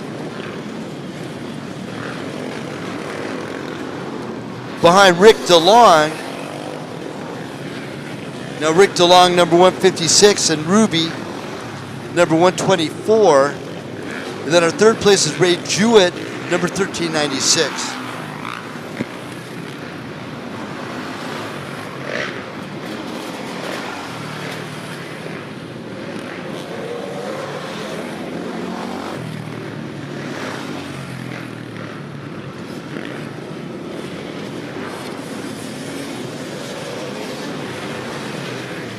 And Rick DeLong is our current point leader in our 50-plus C class, ahead of Chad Goodrich, Tyson Hanig, Mika Carlson, and then Rusty Ruby will be in that 5th spot. But Ruby currently runs second behind DeLong.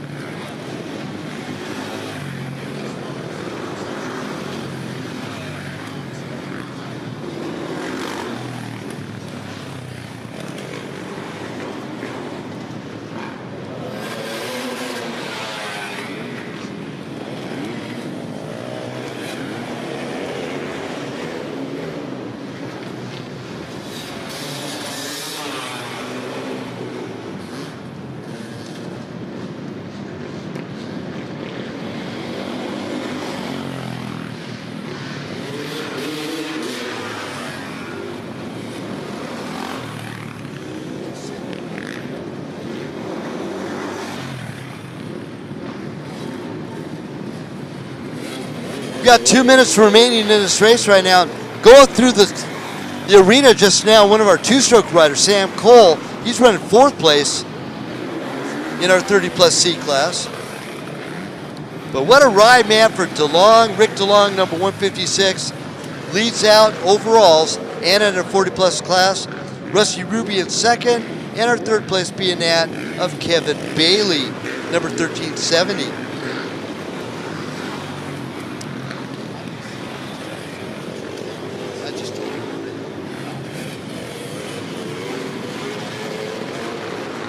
So as soon as we get through here in this lap, we're turning about, our top rider right now is turning at a 207. But look at this, our first place 30 plus Tyler Childs turning a 204. So Childs by far is the fastest rider on track right now. 3 seconds off the pace of our overall leader. Actually, Childs is our leader, 205. With 11 laps in. This will be his last lap, by the way. Checkered flag flying in less than a minute.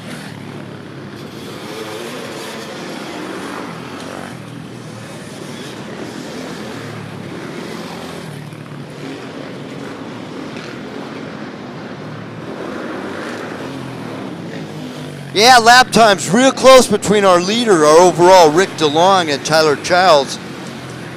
DeLong in the 40 plus and Childs in the 30 plus class.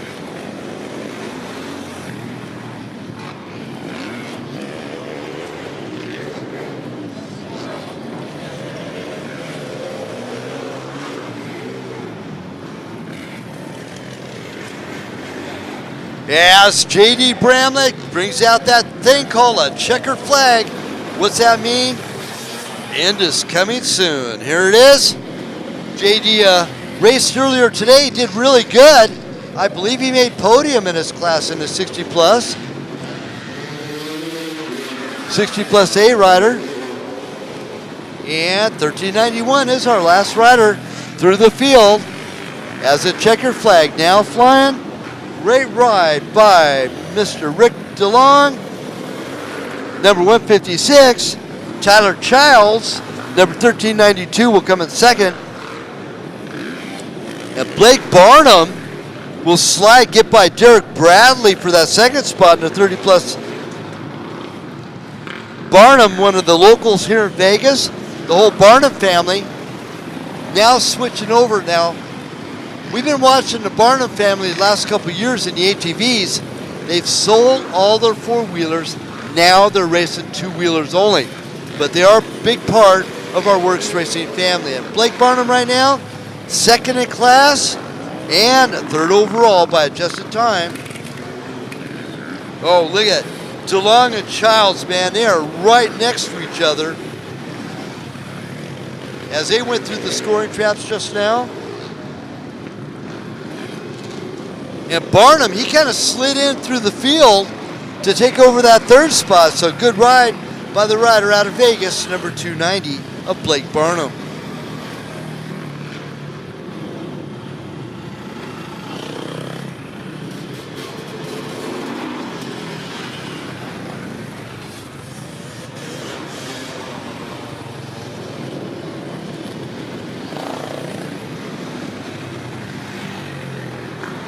Great ride by Joe Willardston. He's our 50 plus C rider. Takes the overalls there. Willardston ahead of Freddie Martinez coming in second. And third place of Todd Poke. Poke from Vegas and Martinez from New Mexico. So that's how it goes. Race number 8 in the books. We're on our way to race number 9. It's our 50cc 4 to 6, 7 to 8, 65cc A, and girls 12 to 15. In our 12 to 15 class and the girls, race number 9. Out of Vegas, number 16, Riley Poke. At Havasu, number 75L, Haley Paradis. Out of North Las Vegas, number 214L, it's Carissa Smith. And out of Henderson, Nevada, number 571, the daughter of Jennifer, our national anthem singer, it's Callie Clark.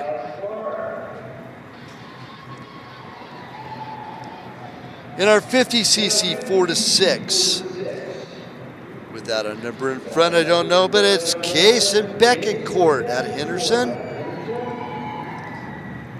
And out of Boulder City, Nevada, number 52P, Pierce Cole. Out of Havasu, 56P, it's Caden George. And out of Boulder City, Nevada, number 92, Clausen Cole. Out of Phelan, California, 110P, Eric Visser.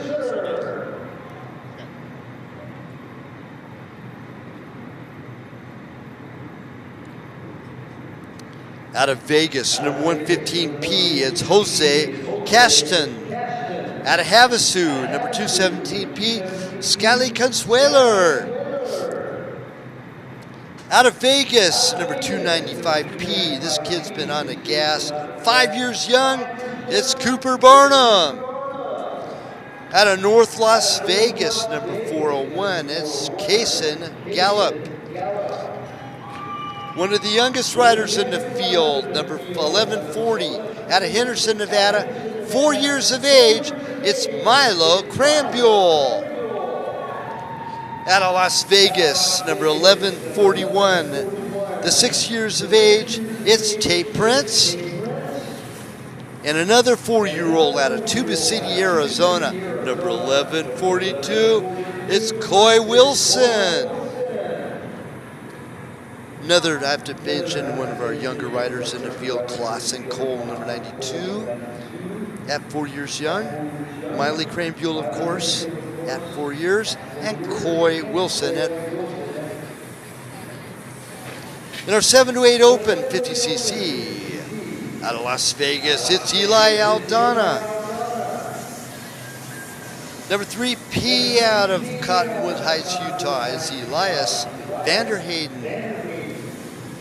Out of Havasu, number 8P, it's Brody Ray. Out of Hurricane, Utah, number 220P, it's Karsten George. Out of St. George, Utah, number 31P, it's Tegan Jutes. Out of Taft, California, the hometown of our official finish liner flagman over there, JD Bramlett, it's Rhett Christensen. Out of Hurricane, Utah, number 90P, it's Maddox Petty. Out of Cameron, Arizona, number 91P, it's Destry Doogie. Out of Havasu, number 99P, Madison Lyon. Out of Taft, California, the grandson of Dallas and Jeannie, it's Tate Norris, number 107. Out of Las Vegas, Nevada, 123P, it's Cadence, Jose Cadence. Or is it Cadence Jose or Jose Cadence? Jose, thank you. Okay, out of Las Vegas, Nevada, right here down the street, of the Barnum family, Braxton Barnum, 294. Out of Henderson, Nevada, 480, it's Ford Fawcett. Out of Phelan, California, number 519 is Brody Ford. Liliana Abreu out of Vegas, number 1824. Mason Crambule out of Henderson, 1837. And Jacques Higani out of Henderson, number 1838. In our 65cc A class, Oliver Abreu out of Vegas, 21Y. Out of here, Vegas, Tristan K, 38Y. Out of Henderson, 124Y, Finn Ruby. Out of Vegas, number 676, Logan Hadley.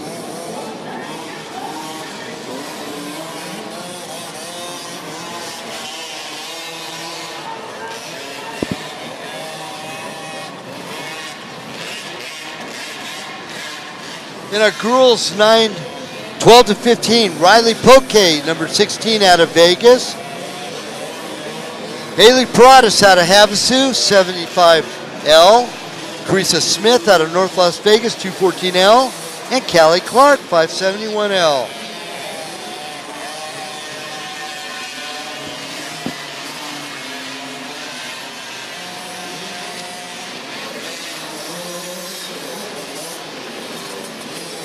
Okay, what do we got going on here, Michael?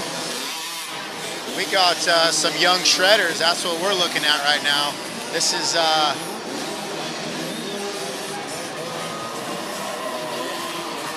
the next generation of our sport here. It's amazing to see these We got, like you said, the youngest is 4 years old, and it looks like the oldest is right about 11 years old. So this is the next generation, that's for sure.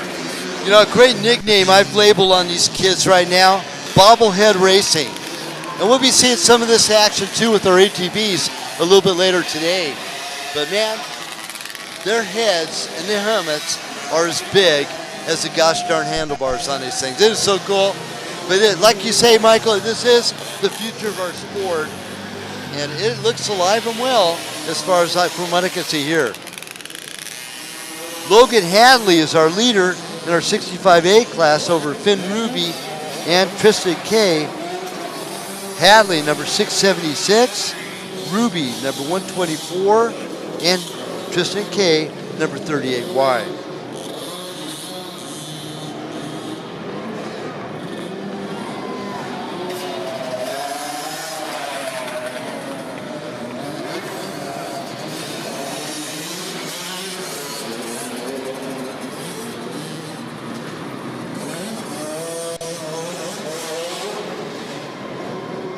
The number 21Y coming through on the Husqvarna, Oliver Abreu, 4th place, 65A class.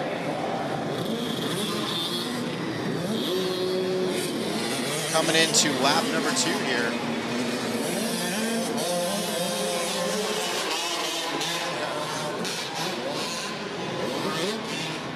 These little guys on the PW50s going through the double-double section.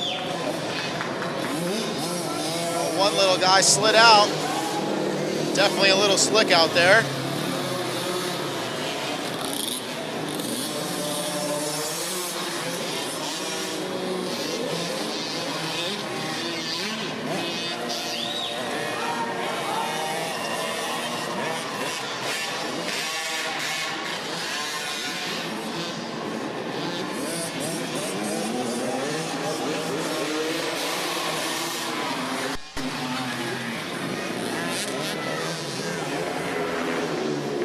Got Riley Potke, first place in our girls 12 to 15 class, number 16 on the KTM, first place in our 50cc 7A Open, Braxton Barnum, number 294P on the KTM.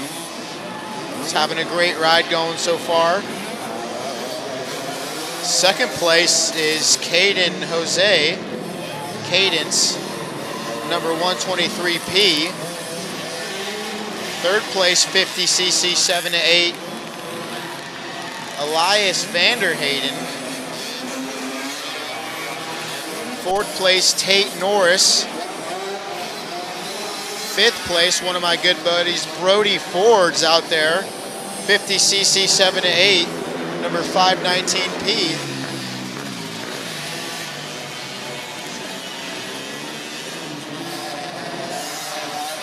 We got the 124 coming through. That is our 65A class rider. Third place, Finn Ruby coming through the finish line.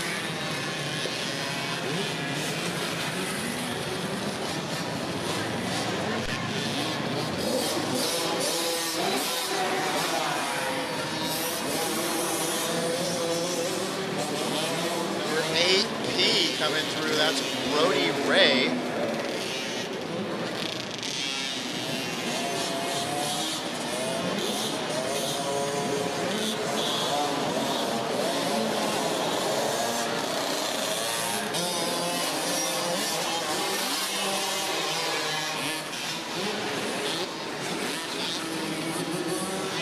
Definitely got to shout out all you family members out there, giving these guys the opportunity to go out and race.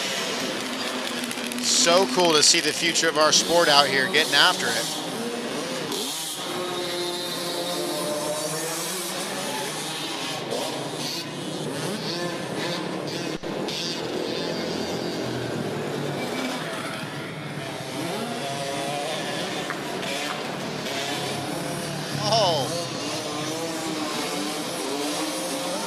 Crash there out to the log section, gets right back up, right back on the bike. That's what I like to see.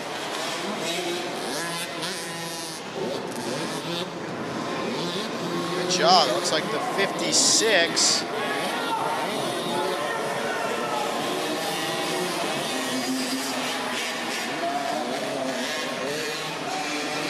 Caden George.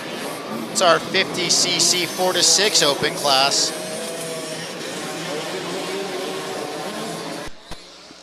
Wow, the way the standings go right now, our overalls are our 65A riders. Our 65cc's, Logan Hadley leads out Tristan K and Finn Ruby.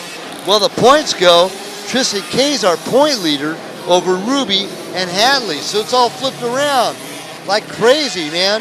You never know where it's going to go from here. But good job by the number 676 of Logan Hadley over the 38Y of Tristan K and Finn Ruby, as both Hadley and K roll on through our scoring trap just now.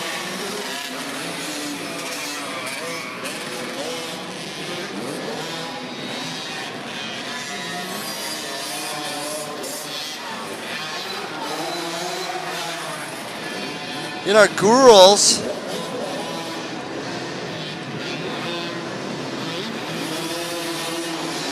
well, it's 12 to 15 girls. Sorry, hold on a second.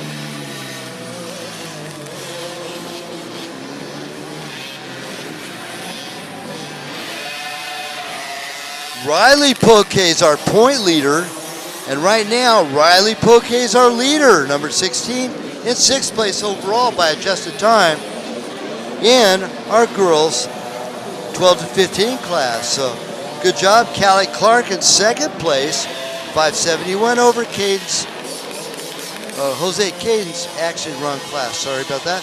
12 to 15, Haley Paradis, number 75, in 15th overall by adjusted time, 3rd in class in our 12 to 15 girls.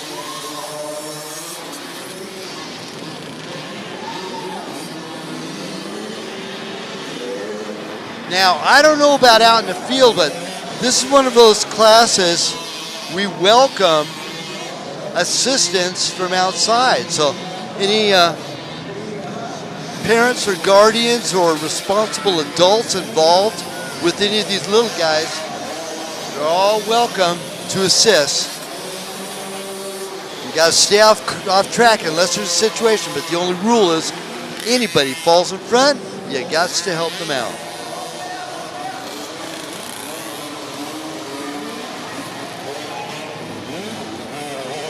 Still Hadley, K, Ruby, our top overalls. Braxton Barnum in our 7 to 8 class leads over Scott Breslin. Breslin, number 1828, and Barnum, number 294. Now Braxton, he's been on a gas lately too. In fact, I believe he is the point leader.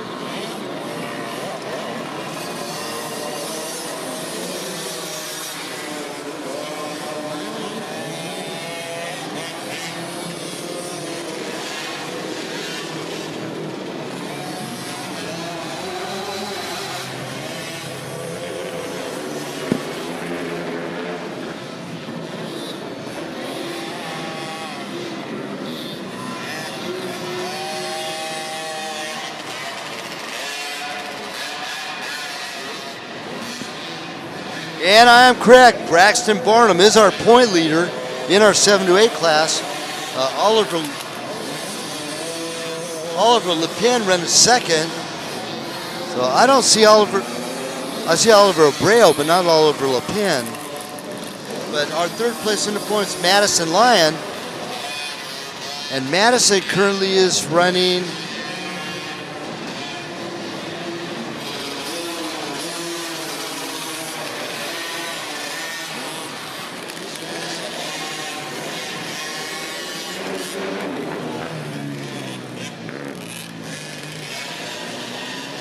Madison currently running 9th in class on the Cobra. Now, when you're a little lad racing through the field, Michael, when you first learned when you ride mini bikes, did you ever have a chance to race a Cobra? No, I didn't actually. I started off on a PW50, and then I think I moved up to, at the time it was a KTM 50 junior, something like that, and then I moved on to the senior and went that route. I never rode a Cobra. Well, you know, Cobra is the only motorcycle for dirt racing that's made in the United States. Wow. Yeah, it's pretty crazy to think about. And we have a couple of quads that are also made in the United States.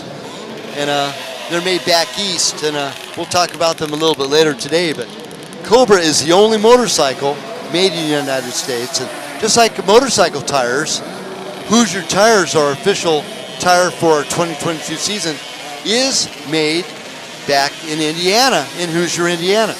That's cool. Yeah, I can't go wrong with USA made, right?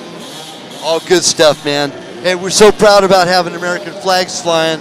We got to be proud about having American products as well. Absolutely, yes, sir. So, anyway, good stuff. But right now, in fact, our lead Cobra will be Scott Breslin. He's running second in class in our 50cc 708s. And our second fastest Cobra is Jose Cadence. Cadence Jose. It's Cadence Jose.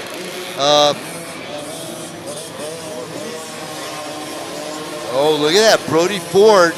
Now, he's one of our TTR riders. That's Team True Racing out of Ridgecrest, California. You're familiar with them too, aren't you, Michael?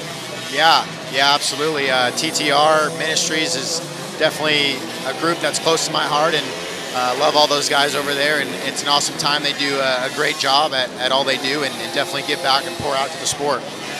Yep, and I'm as well a TTR member too. And it's all good stuff, man, and that's why we always start our opening ceremonies with a good word of prayer. Just because we are a fine, loving Christian group here. And we love everybody else too as well. Everybody involved with our WORCS Racing family. We're all one big happy family.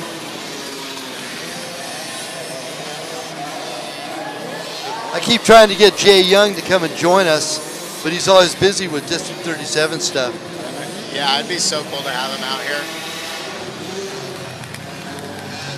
Anyway, so here we are back in race number 9. Oh, we need to make a second call for race number 10. That's our junior vet, women's at 60 plus C. Race number 10, that'll be first call. Junior vet C, women's C, and 60 plus C at 12:25. Race number 10, first call.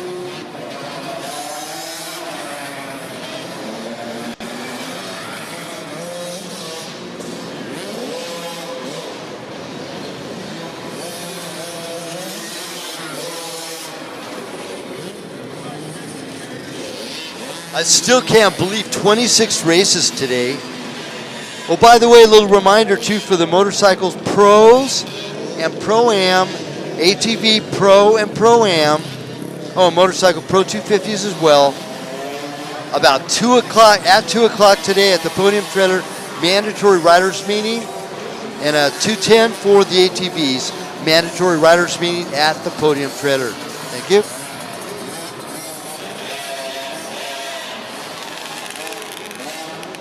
Points in our 50cc 708 will go with Braxton Barnum, Oliver Lepin, and Madison Lyon, our top 3 there.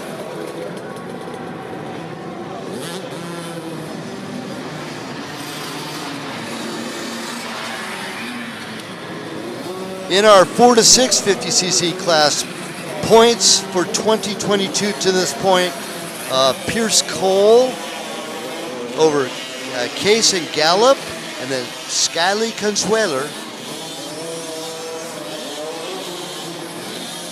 Case and Gallup is our leader in our 50cc 4 to 6. As also in 7th overall. That lad's on the gas, don't you think, Michael? 7th overall in a 4 to 6 class. He started all the way back in row number 4.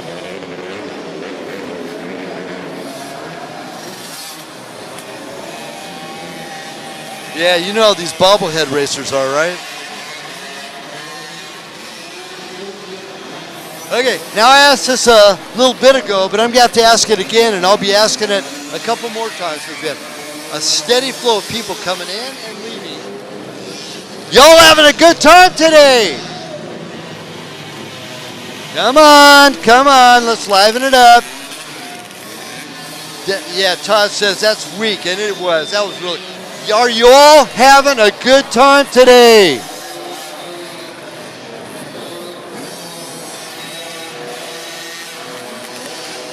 We got to get out the water hoses here pretty quick if you don't liven it up a little bit.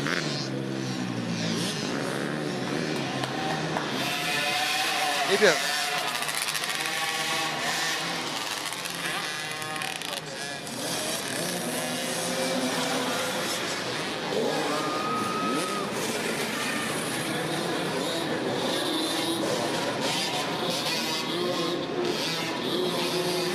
yeah, we need to make a second call for race number 10, our Junior Vet C, Women's C, and 60 plus C. Junior Vet C, Women's C, 60 plus C, race number 10. Second call in staging right now.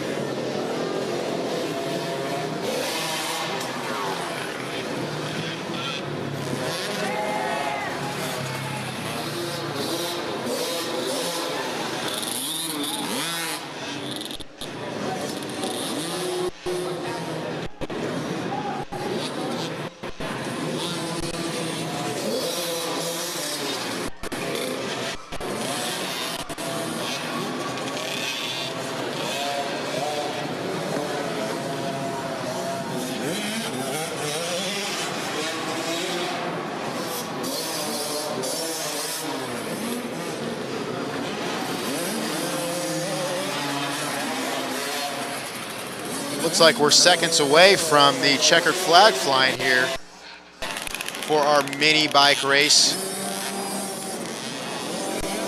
These youngsters are showing no signs of quitting. Awesome to see the endurance and fight going on. Here we go, checkered flag is flying for race number 9.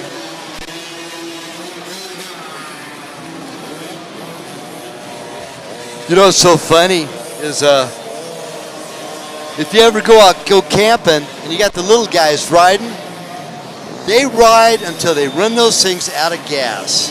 Gas it back up and get back out there and run it out of gas again. That's the way these little guys and gals take care of business and learn how to do a wonderful, crazy sport of racing motorcycles.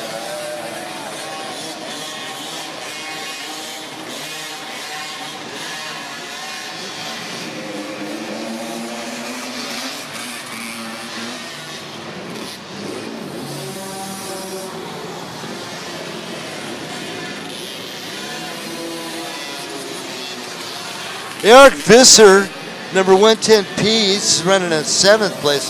Now he's the son of Hugo Visser out of Phelan, California. Liliana Obreo just going by the finish, number 1824.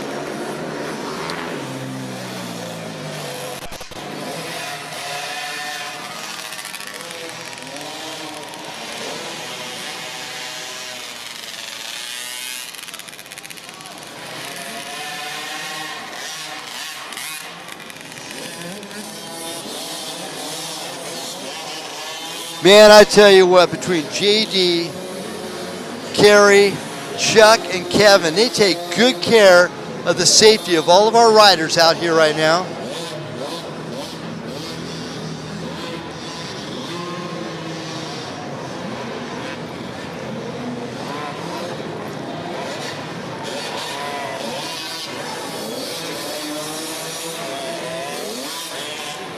And you all know as well as I do that these little guys, they don't quite pay attention as much as they should. They do a pretty good job, but for the most part, they're thinking about other things. They're thinking about playing their video games or riding their bicycle or something, even while they're racing. But hey, Kevin, good job, by the way, brother. Good job over there.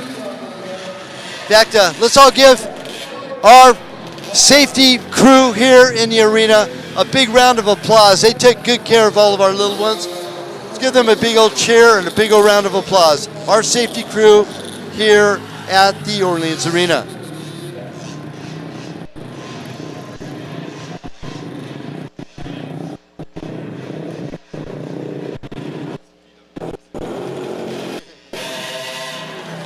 Top 3 in the 65.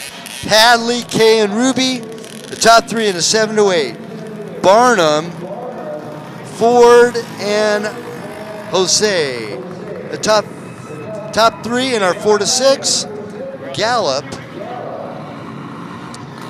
Pierce Cole, and Skyly Consueler. And our girls, 12 to 15, Riley Poke, Callie Clark coming in second, and our third being that of Haley Paradis.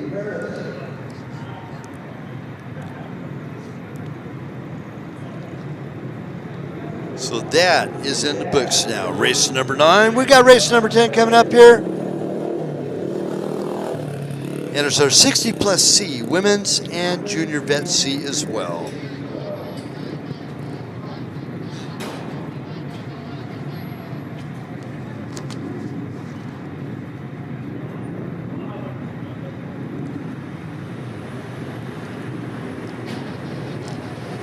Hailing out of Hesperia, California in our 60 plus C class, the 571 of Dan Welsh.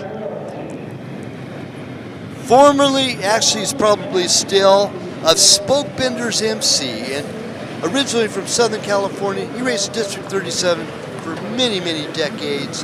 The number 573 is Steve Mizrahi. Out of Phelan, California, number 836 is Huger Visser. Out of Las Vegas, Nevada, number 956, John Van Hovey. And out of Lake Havasu City, Arizona, the number 1394, the father of Travis, it's Tim Damon. In our women's C, out of Los Gatos, California, number 165, Kimberly Anderson. Out of Hemet, California, the number 361, out of Gainslinger Racing, Carissa Brzezinski. At number 527, out of Queen Creek, Arizona, Bella Morocco. Out of Henderson, Nevada, number 601, it's Emily Solano. Out of Vegas, number 729, Riley Hayes. Out of North Las Vegas, number 731, it's Bethany Osborne. Out of Vegas, number 918, Kaylee Dowler. And out of Vegas also, the 1379 KTM of Kaylee Martinez. In our junior vet C, out of Vegas, number 87, Travis Ogburn. Out of Henderson, Nevada, 124, Rusty Ruby. Out of Henderson, number 213, Coleman Barnum, out of the Barnum clan. Out of Caliente, Nevada, number 230, it's David Martin.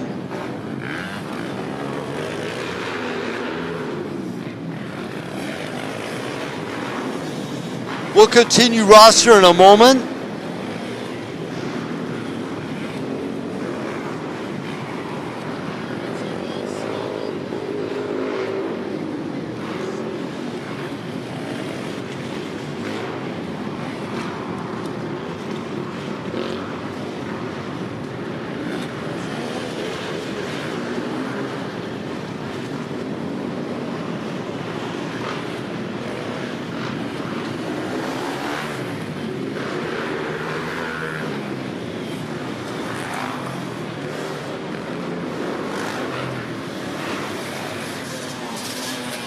So Rusty Ruby is our leader of this parade right now, number 124. And Cortland Hatch, one of our WORCS gals, number 395. And second, Ron Norman in the third overall, number 461. And Coleman Barnum is fourth overall, 213. All in the junior vet C class, by the way.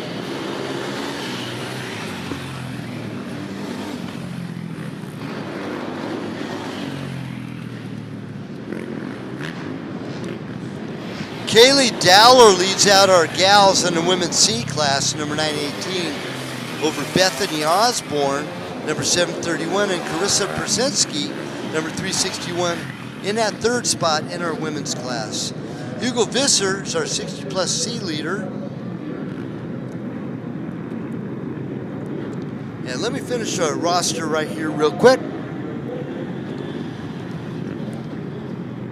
Back to the junior vet C, David Martin out of Caliente, Nevada, number 230. Cody Crummy out of Vegas, number 277. Cody Ewing, also out of Vegas, 332. Taylor Hyman out of Hunter, Nevada, number 362. Cortland Hatch out of Escondido, California, 395. Brett Stevens out of Vegas, number 420. And here comes Rusty Ruby into the mix.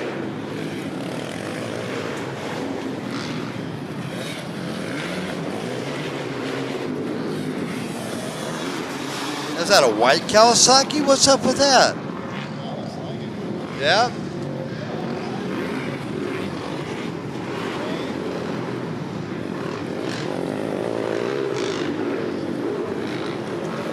Now really, Michael, did that look like a Sea Rider to you? We're cutting it close, that was for sure. My guess as well, you know?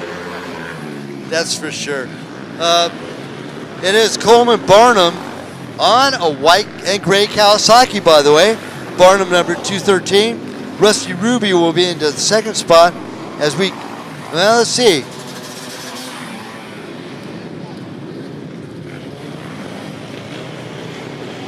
That's one of our young ladies going down just there.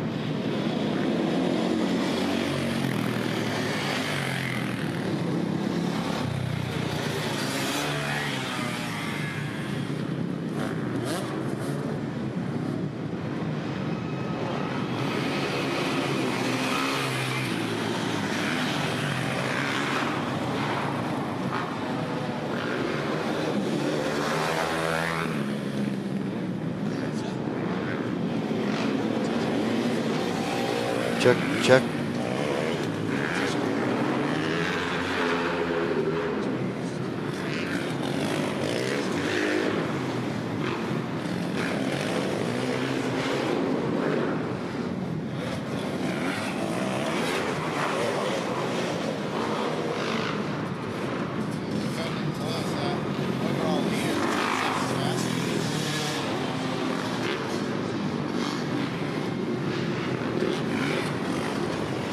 And on our live timing results on our unofficial page, all the way up to race number 8, it's available for unofficial results on our live race timing page. Wow, Cortland Hatch hanging in there in third place behind Rusty Ruby and Coleman Barnum. Barnum 213. Ruby 124 and Hatch 395. And of course, Cortland Hatch is the girlfriend of Matt Maples in our pro class a little bit later today. Also from Escondido, California.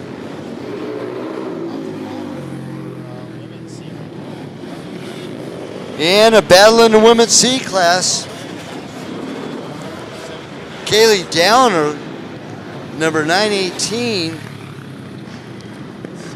Bethany Osborne, 731, and third place being out of Carissa Persinski. Now, that's a good battle going on right now for the lead as Dowler now gets passed by Osborne. And the timing there, we're looking at 7 seconds. Yep. 2 seconds separates first and second.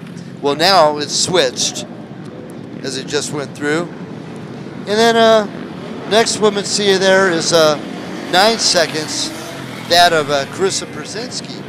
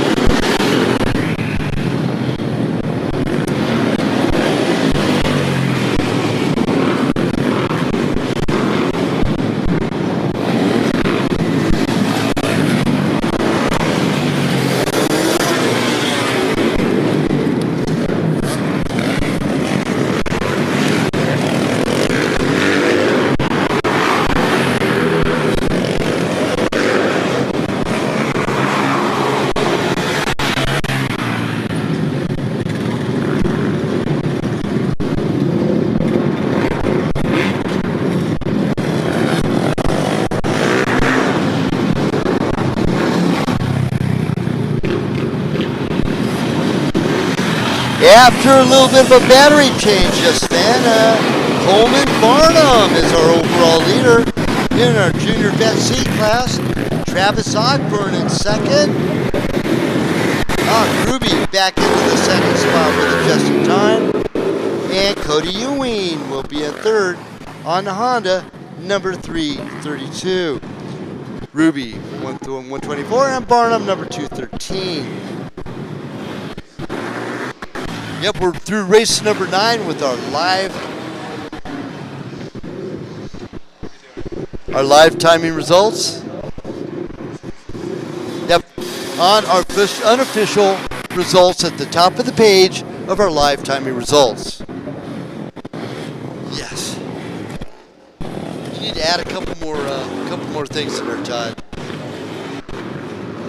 Hey, we're underway right now, race number 10 after we had to do a little battery change in our PA system, and we're back up and running. First through third, Junior Vet C, Coleman Barnum, Travis Ogburn, and Rusty Ruby. Top 3 in our 60 plus C, Hugo Visser, Dan Welsh, and Tim Damon, our top 3 there. In our women's C, Bethany Osborne, 731, Kaylee Dowlers, 918, and Carissa Brzezinski, 361, our top 3 there. So that's our race number 10 as we are unfolding in front of us.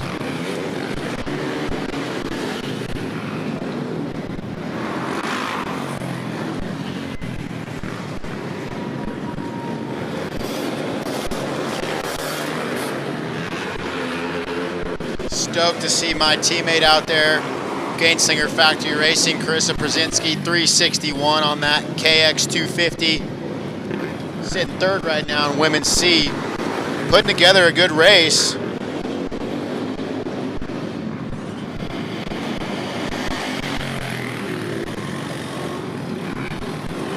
Looks like Tim Damon's coming through the finish line here in our Junior Vet C class. I'm sorry, 60 plus C class.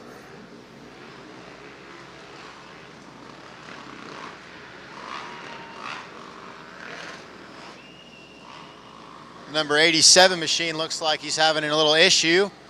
Not sure what happened there. Gets back up and going.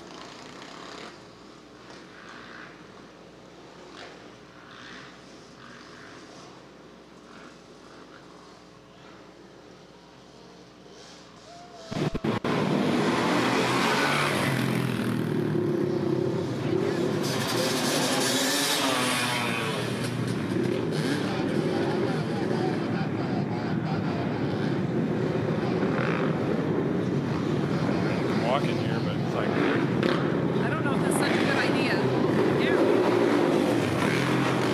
Looks like we have our overall leader coming through, the 213 on the Kawasaki, Coleman Barnum, leading our Junior Vet C class. Looks like he's coming through on his 7th lap. He's got quite the cushion, 34-second gap back to 2nd place. The 332 of Cody Ewing. Following that in 3rd place is Rusty Ruby, and Taylor Hyman sitting in that 4th spot.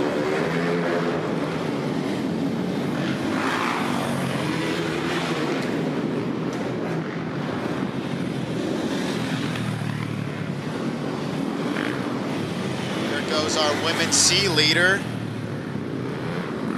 Bethany Osborne, followed by Kaylee Dowler.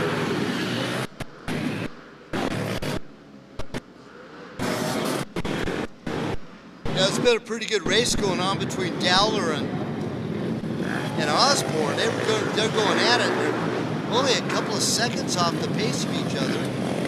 8 seconds, 8.2.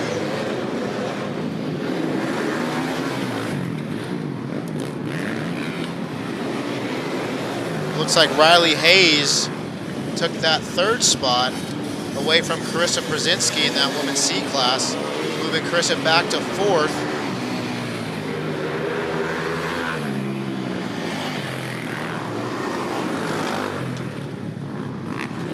Looks like good buddy of mine, Francisco Paco Menares, on that 622 Yamaha, sitting 16th place in that junior vet C class.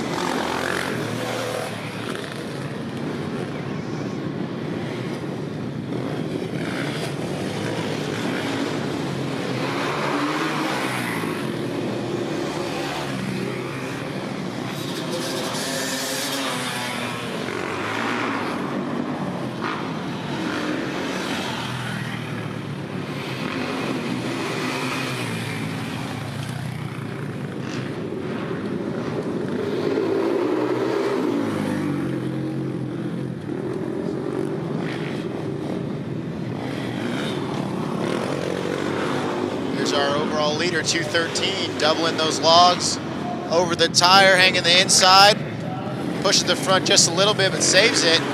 Awesome job.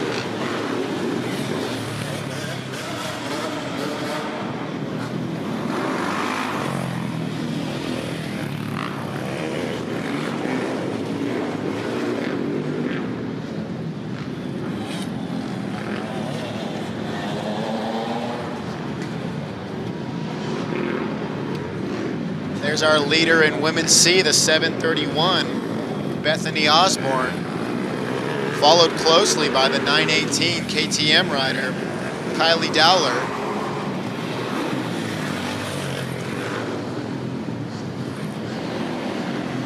There's the 124 machine, Rusty Ruby, sitting second place, Junior Vet C. Just finished his 8th lap.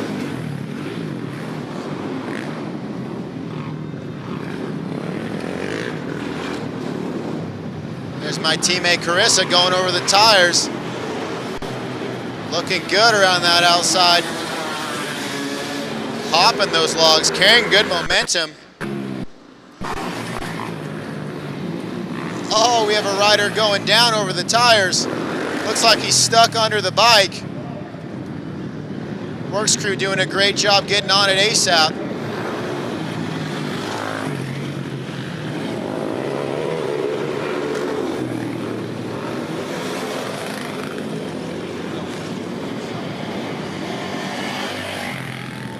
Looks to be the 601 rider, Emily Solano, our Women's C racer. Looks like she's okay getting back on the bike. Nice job getting back up and going.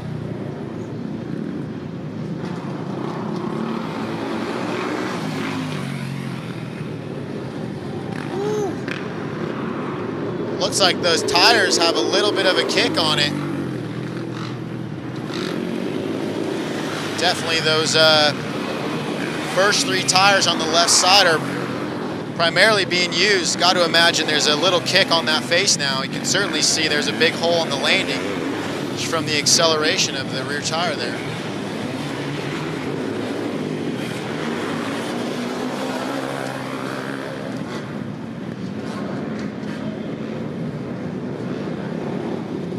Looks like the battle for the Women's C #1 spots tightening up a little bit. Kylie Dower seems to have closed the gap just a touch on Bethany Osborne. Headed into the tires. She's closing up on that rear wheel. As we're coming down to the last few laps in this race here.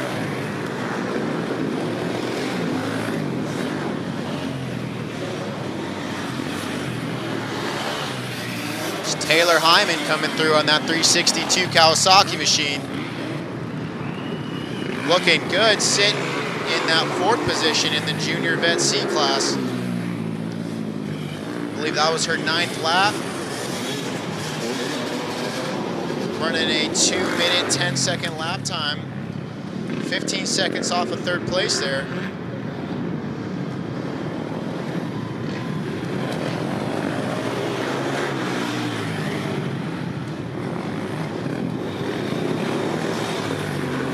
There's the 1379 machine, KTM rider Kaylee Martinez, sitting 7th in the Women's C class.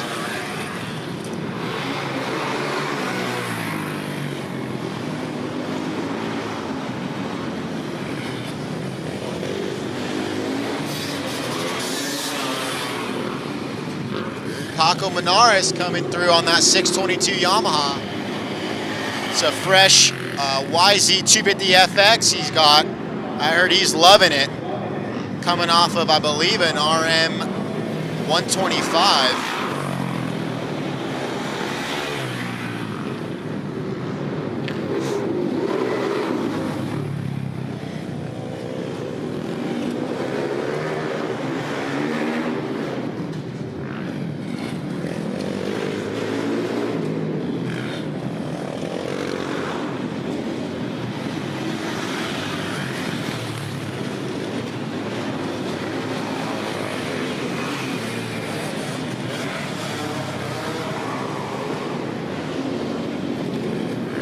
Have a pretty close battle going on for the lead in our women's C class.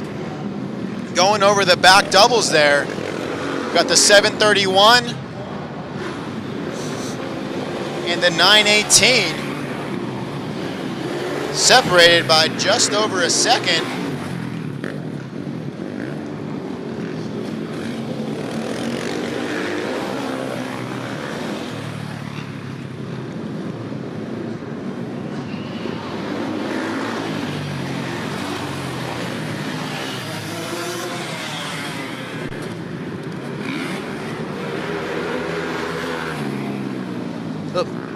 So check us out, Michael.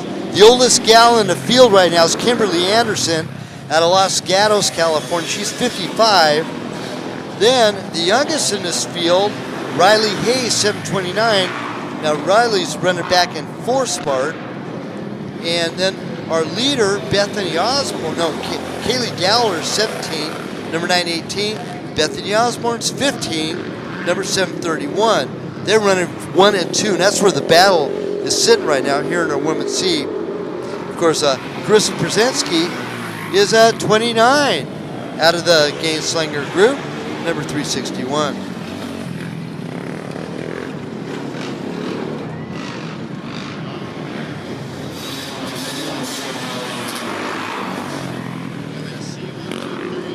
Oh, all three we're looking at 3 minutes separates first through third in our women's C. So that's a great battle going on right there between Kaylee Dowler, 918, Bethany Osborne, 731, and Carissa Przensky, 361.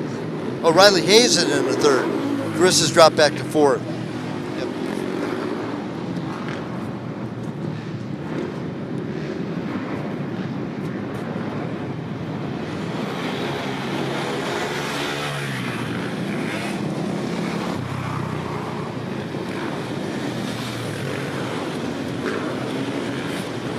And we need to go ahead and make a second call for race number 11. Second call for race number 11.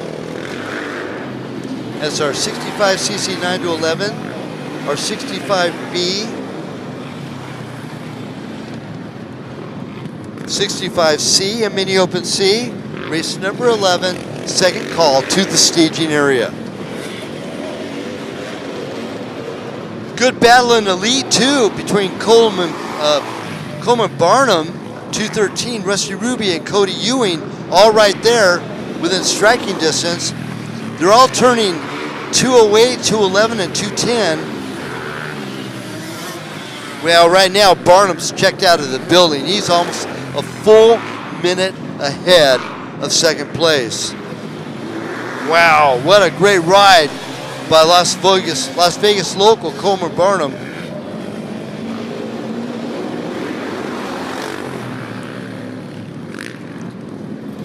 Now Coleman, at 28 years young, they're at a Henderson on a Kawasaki. He is, like I said, checked out of the building, man. Rusty Ruby, 42 years young, number 124. As that checkered flag flying, Hugo Visser will take the win in the 60+ C class. Of course, Bethany Osborne beats out Dowler for that top bragging rights in the women's C class. And third place, Riley Hayes will polish off the rest of the women there in our women's C's. Wow, it reminds me of the 405 about 4 o'clock in the afternoon. Or the 15 South right here in Vegas. Well, that's a good battle going through there right now. Coming over to tires. This is right down to the finish. Now, we don't have a white flag unless we're in a pro race. Now, those of you that don't know, I'm going to tell you, a white flag is a courtesy flag. It's not an official flag. Sometimes a rider might not get the white flag, or a rider gets the white flag and it might be a little premature, but well, that is a battle for the lead in the Women's C between Bethany Osborne, number 731, and Kaylee Dowler. Now, Mike, you call that out. Pick it up from here, man. Yeah, we're coming down to the wire here. Top 3 riders coming into the finish. Gonna be exciting. Got the 731 of Bethany Osborne. Look like she's got it secured. Who's gonna take that second spot? Looks like Kylie Dower got it. Good ride by those ladies. Good job.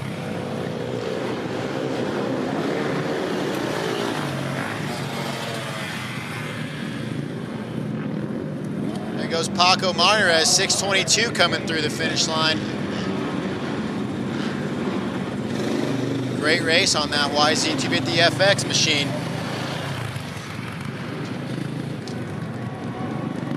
It's the 1457 Honda rider, Kylie Burt, finishing up 9th place Women's C.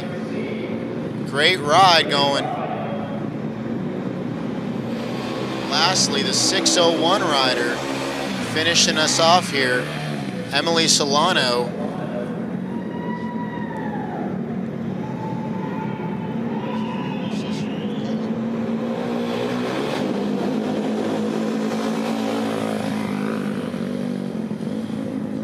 That will do it for race 10.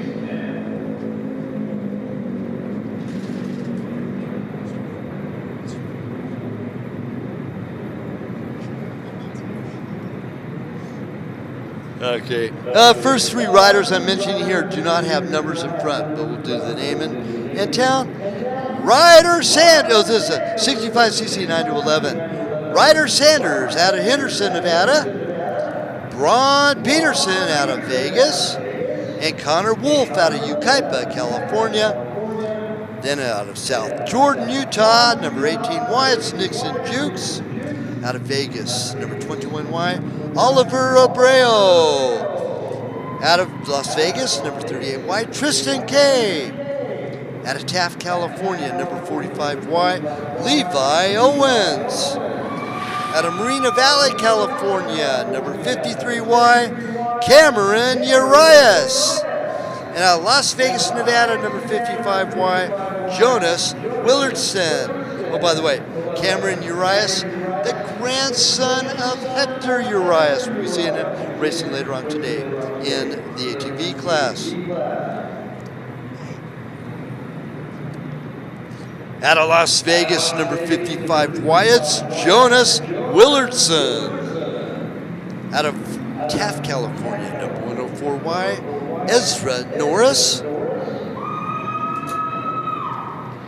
And out of Henderson, number 124Y. This is like the 3rd race this guy's run. Vin Ruby. Out of Vegas, number 131P, it's Reed Hayes. Out of Henderson, Nevada, number 228, Trey Showalter. Out of Vegas, number 241P, it's Ashton Hayes. Out of Vegas, it's 315Y, Blaze Sessions. And I believe it's 361. Numbers punched out. Out of Henderson, Caden Geschke. Out of Sandy Valley, Nevada, 666, Gunnar Vandestrand. Out of Las Vegas, number 676, it's Logan Hadley. Out of Henderson, 677, it's Cash Showalter. Out of Vegas, the 990, it's Colton Paquet. Out of Blue Diamond, Nevada, number 1123, it's Jack Matthews. Out of Las Vegas, number 1132, it's Jagger Shamirs. And out of Taft, California, 11:33, it's Zaid Sexton. Tatum Barrett out of Las Vegas, number 1379. And out of Harriman, Utah, number 1832, it's Cohen Ray. Nice. And a 65 CCB out of Yucaipa, California, Connor Wolf. Out of Washington, Utah, number 5Y, Tatum Talbot. Wow, what a lead, eh? Out of Kingman, Arizona, number 312Y, Jacob Dickinson. Out of Las Vegas, Nevada, number 315Y, Blaze Sessions. Out of Salt Lake City, Utah, number 694, Braden Singleton. And out of 1183, I believe it is, out of Taft, California, Zaid Sexton. 65cc out of Taft, California. I'm going to do the roster here in a moment when we get our first lap on through.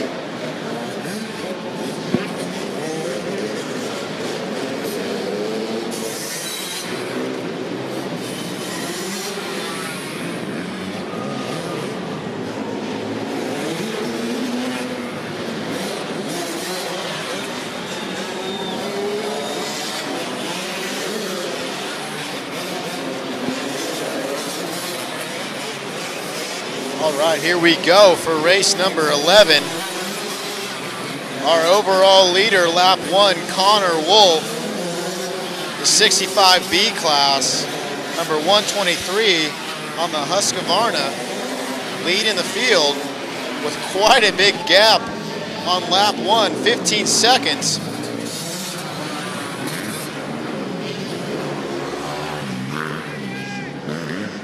In that number 2 spot, we have Jacob Dickinson, number 312Y, and Blaze Sessions, number 315Y on that Yamaha.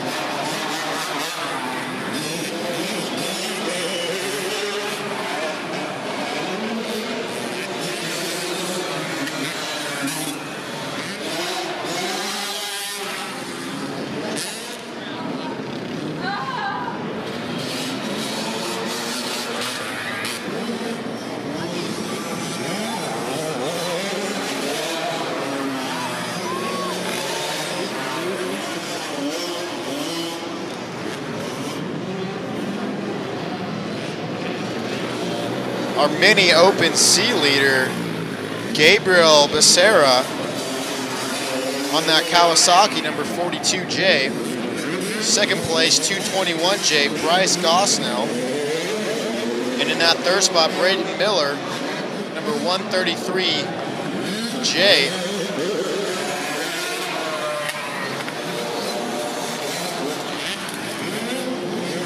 Our 65C class leader, we have Jagger Smears. Oh wow, looks like a big crash after the bridge. Bike is upside down, rider's down.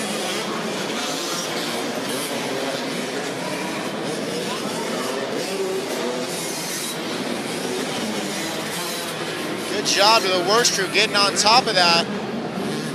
Getting that yellow flag out, letting those riders know. Rider's still down. Hopefully he is okay. That looked like a big one.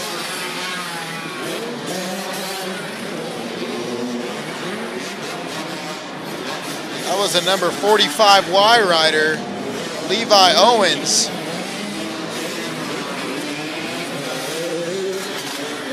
He is still down. Let's say some prayers for him.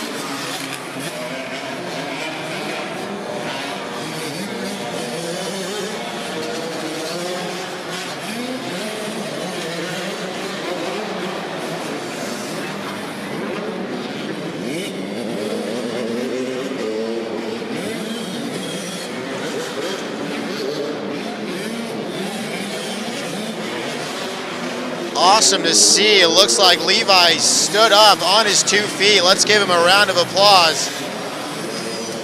Sits back down. Hopefully he's okay.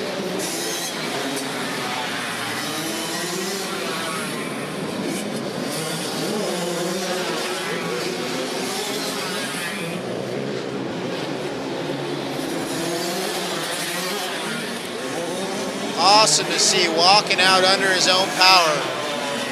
Way to tough it out.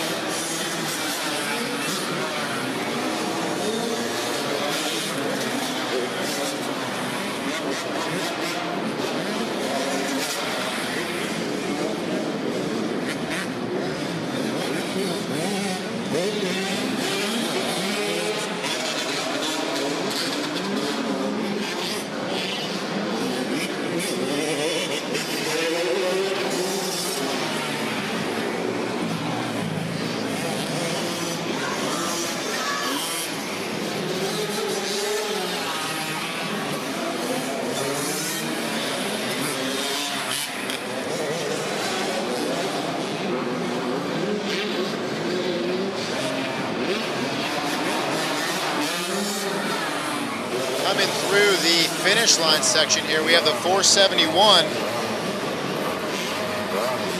Looks like Christian Baker Crespo sitting 8th place in the 65C class.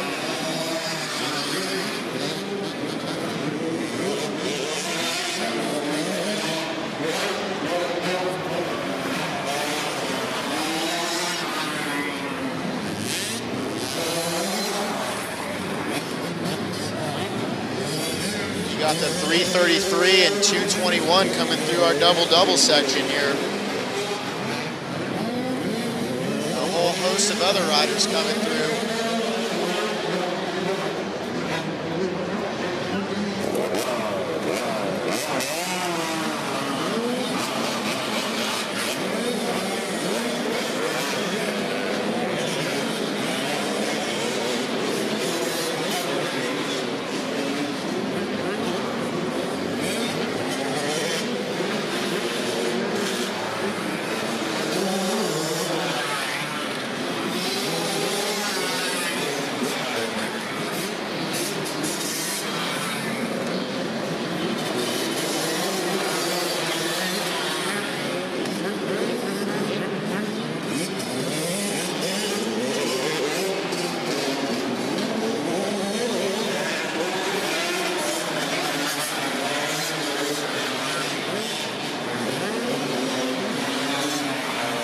Got some pretty tight racing going on in our mini open C class.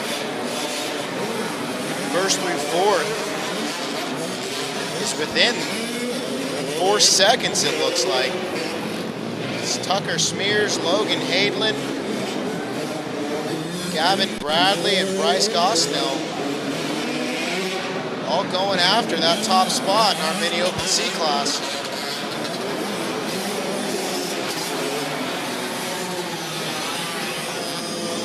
Really, it looks like a tight battle all the way through that top 10 there.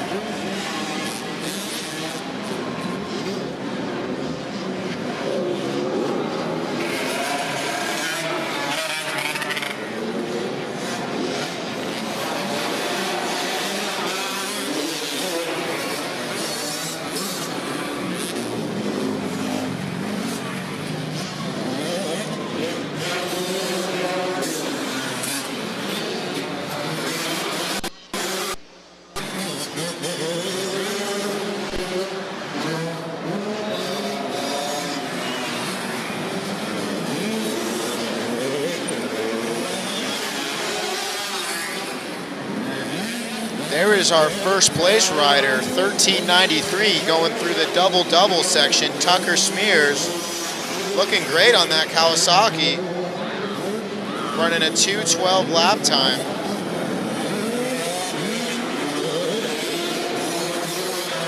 He's our class leader. However, our overall leader is first place in the 65B class, Connor Wolf, number 123 on the Husqvarna.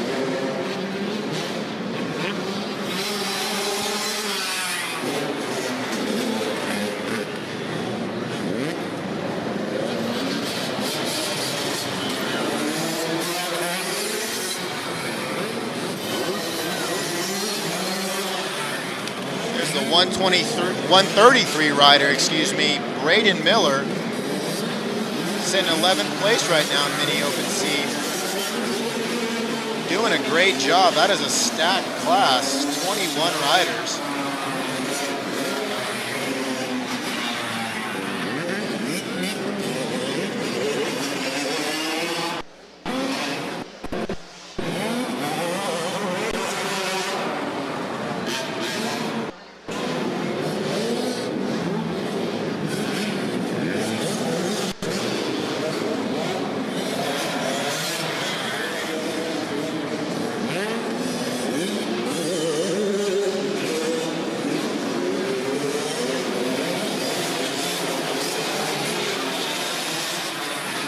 All these riders are looking really good out here. Seems like they've found their flow on this course.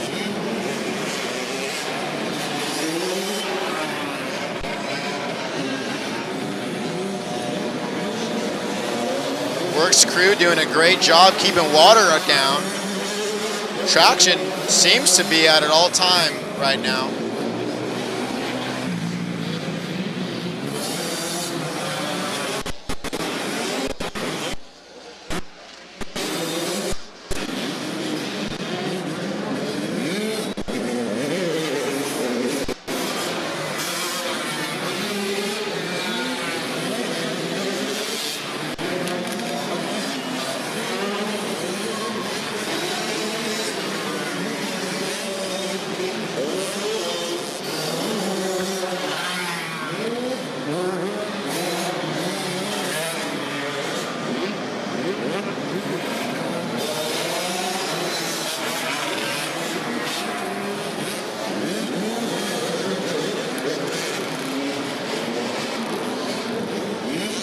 Five-second gap separates first and second Mini Open C class.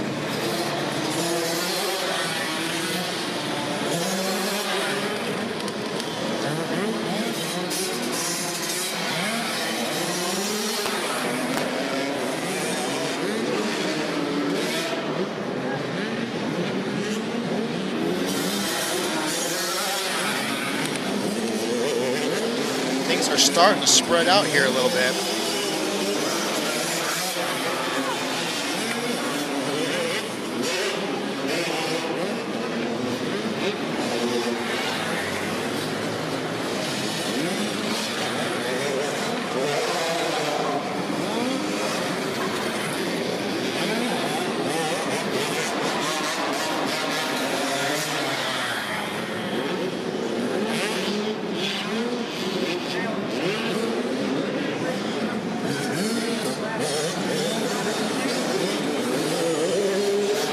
There's the 666 rider, Gunnar Vanastrand, sitting third place in our 65C class.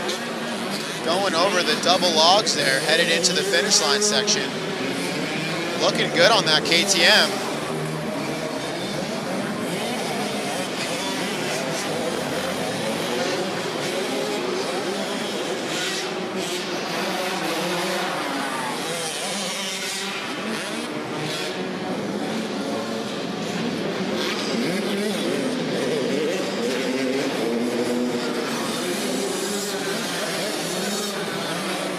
Shout out our first place girls 9-11 rider, Madison Lyon. Second place girls 9-11, Violet Menares, number 622P on the Yamaha, having a great ride. In that third spot, Brody Ray. And following her in the number 4 position is Kimberly Visor.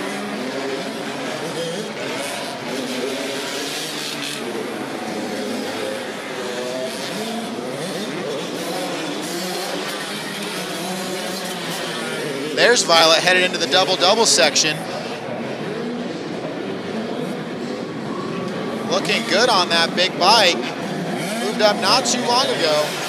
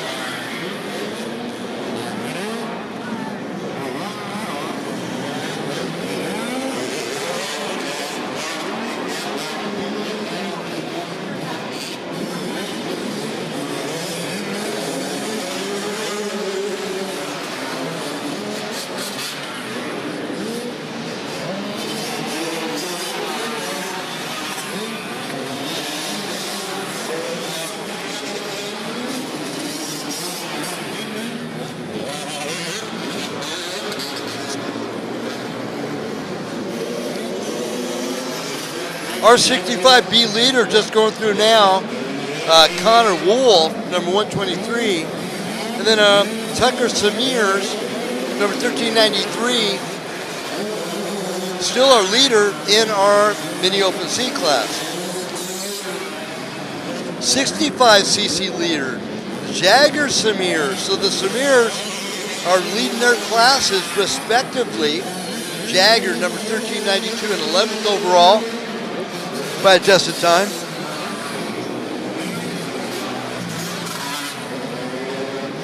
Second, 65C, Reed Hayes, number 131P, and he's all the way back in 15th overall by adjusted time. This is, of course, race number 11. We're going to mention race number 12 coming up. We're going to make first call for race number 12.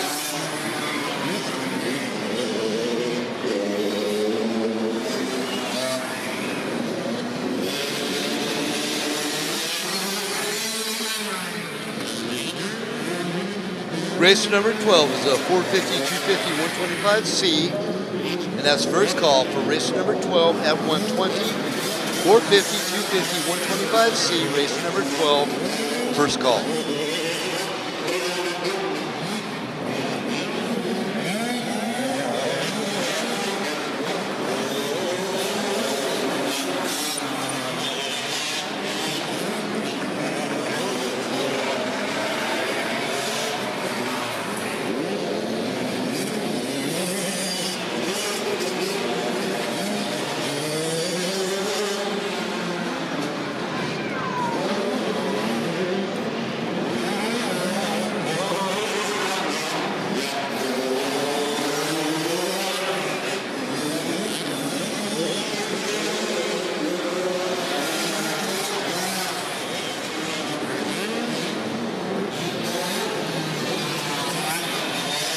Okay, Blaze Sessions is running second in our 65B class ahead of Jacob Dickinson. Now they're right there next to each other. It's a 1.5 seconds separates first and second place. I'm second and third place in our 65B class. And then Jagger Samirs, man, he is running so good. He's our class leader in our 65C class. And running 13th overall by respective time. I'd like to remind everybody too, our official clothing vendor here for our 2022 Rocky Mountain ATV MC Work Series, B&C Clothing up there on the third deck, where the registration area is. So if you come into the stadium, it's right around section 105, I believe it is. 105 and 106, and be sure to get your official commemorative Rocky Mountain ATV MC 2022 round number 5 t-shirt right here at the Orleans for round number 5. I'd also like to remind everybody our next round coming up here, the 20th to 22nd for the motorcycle, for the ATVs, and the 26th to the 28th for the motorcycles. They're in Cedar City at Three Peaks Oasis Water Park. Tucker Samirs leads out Logan Hadley, both in the mini open C. Samirs, number 1393, and Hadley, number 676. And then Connor Wolf, 123, leads out in our 65B. What a great ride by Wolf, man. He is on the gas. Just turned a 2:15, whereas our fastest rider on field is Tucker Samirs with a 2:10. So we got to keep our tags on Grady Sittler, 5th place in the open C, but he turned a 2:12, whereas his constituents are turning 2:15 and 2:13 and 2:15 respectively.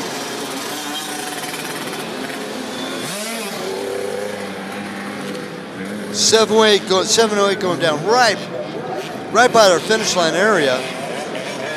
It's Kimberly Visser. Oh, Kimberly Visser to the finish line. Now she's the daughter of Hugo Visser.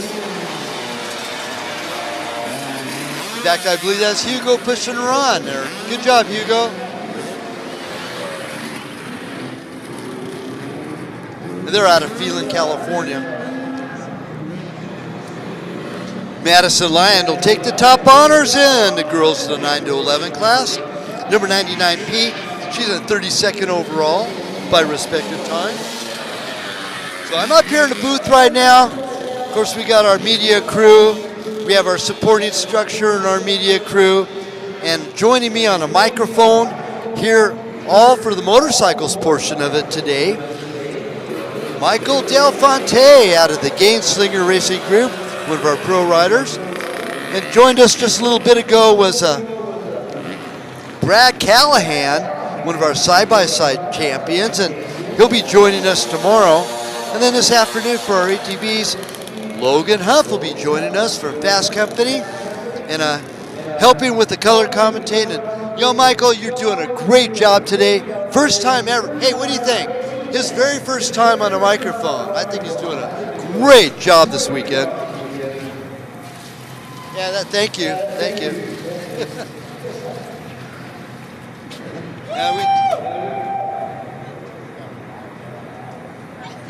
Yeah. Too much tequila, right?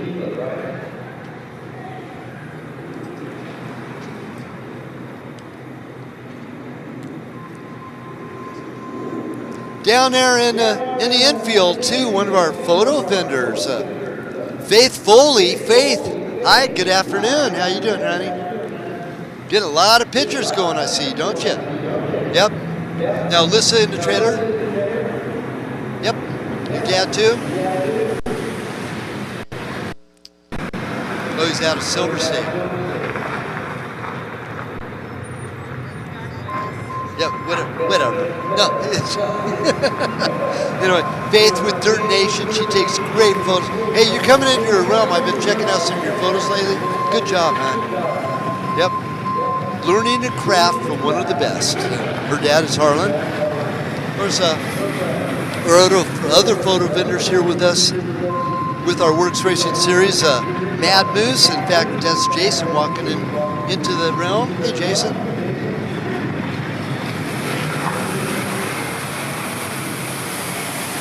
So, guaranteed that if you've raced at all this weekend, there will be a photo for you, both at Mad Moose and at Dirt Nation.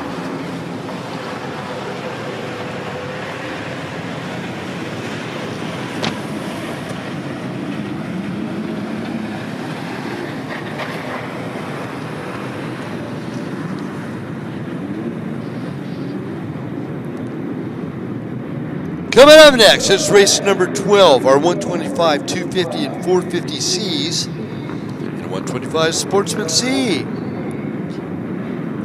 Ethan Black, number 0 out of Las Vegas. Number 218 out of Vegas, Jojo Camacho. Out of Henderson, 256, it's Julian Kevin. Out of Prescott, Arizona, the 266, one of my Rover youngsters, it's Jason Truby. Out of Henderson, Nevada, number 295, Paul Livermore. Out of St. George, Utah, number 383, Tayson Volker. Out of Havasu, number 627, Jari Sessions. Out of Fruita, Colorado, number 669, it's Caden Yates. Out of Henderson, Nevada, 721, Casey Doran. Out of St. George, Utah, number 824, it's Colton Rimmer. And they come into the field. Well, we'll go finish roster when they go back out into the field.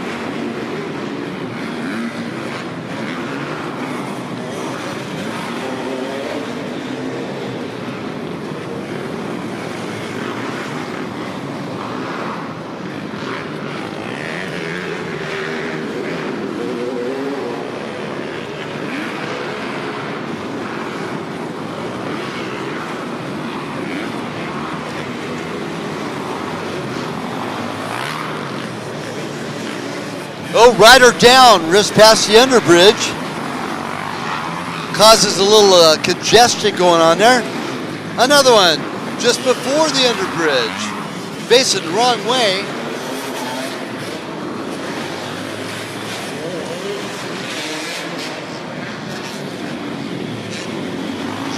A little bit of action, Jackson. Oh, that was crazy.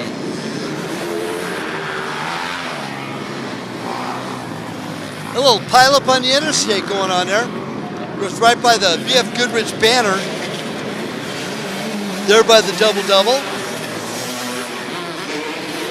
Another one of our fine sponsors available through Rocky Mountain ATV MC and Polaris Razor and the Fly Machine Factory and Husqvarna Motorcycles, KTM Motorcycles. Okay, let's continue roster.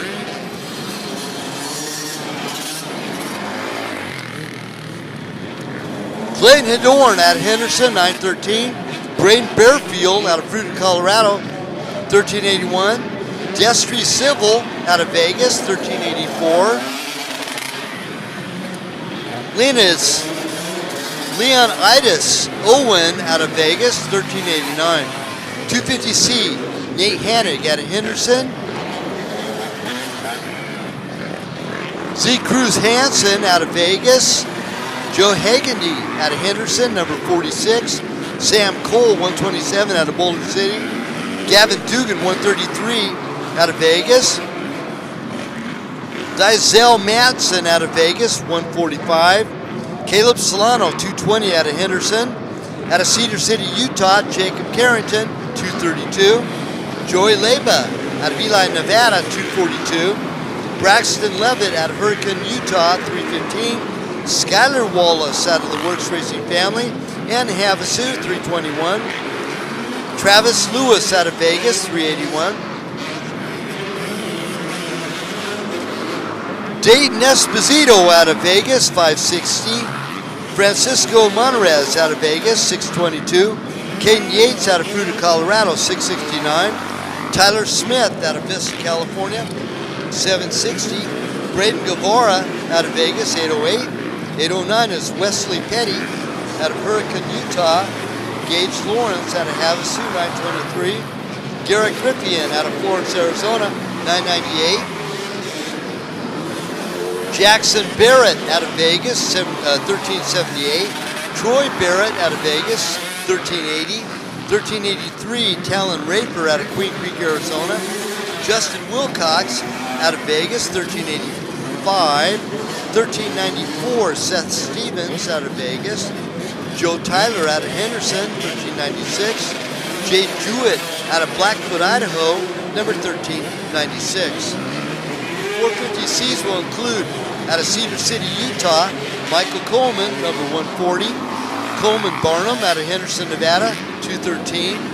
Ivan McBee out of Riverton, Utah, 216. Taylor Wilson out of Tulsa City,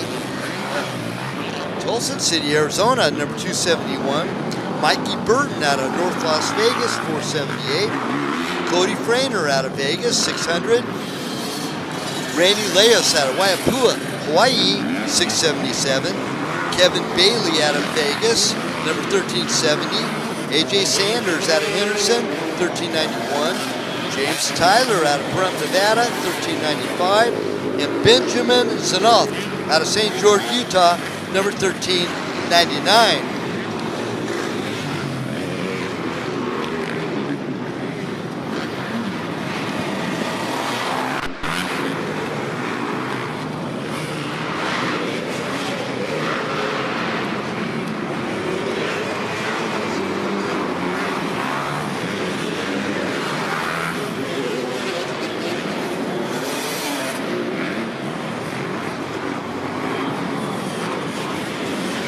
Randy Leos is our leader, number 677 in our 450C class. Second 450C, Mikey Burton, number 478. Caleb Solano's our 250C leader, third overall, 220, followed by Gavin Dugan, number 133 in that fourth spot.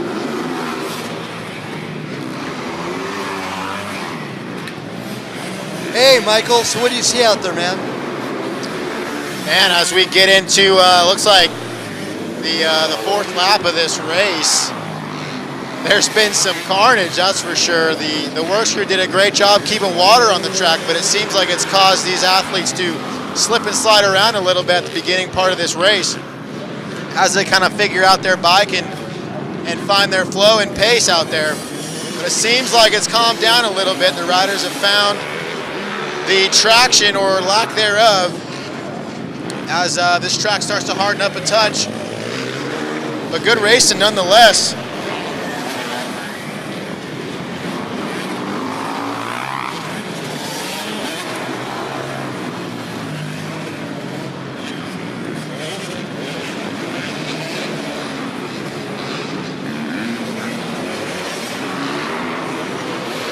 Looks like that's our second place rider, 478 on that Kawasaki. Mikey Burton coming through over the tires. Looking good, getting a touch of wheel spin coming off those tires. Doubling those logs and the finish line jump, looking good. Oh, rider down after the first log.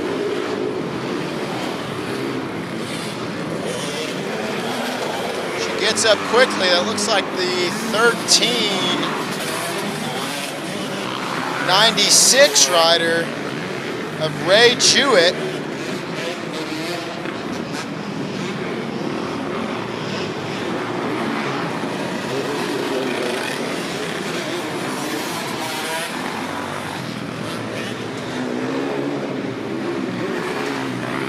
Definitely some good action going on. A key thing for sure as this track starts to harden up and water gets on it is that throttle control. You can see some riders have some mud on them. It's just a slip and slide out there. I can only imagine what it's like outside as well. As you have the sun cooking that track, and once that water gets on it again, it is slippery. So throttle control is key.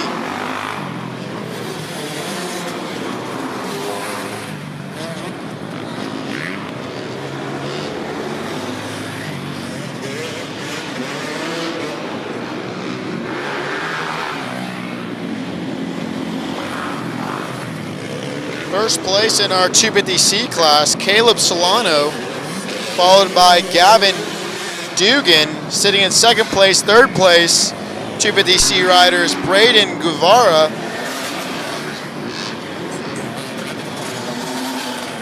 Moving on to our 125C Sport class, first place is Brody Turner, followed by Clayton Haydorn, and third place in our 125C Sport is Tayson Volker.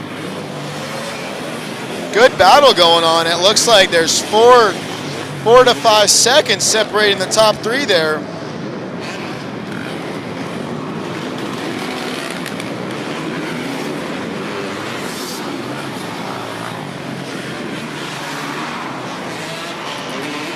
There's a 220 coming through the finish line. Caleb Solano, first place 250C class, completing their 5th lap, running a 2:07 lap time. One of the quickest laps in this group here. Braden Guevara, Gavin Duncan follow through.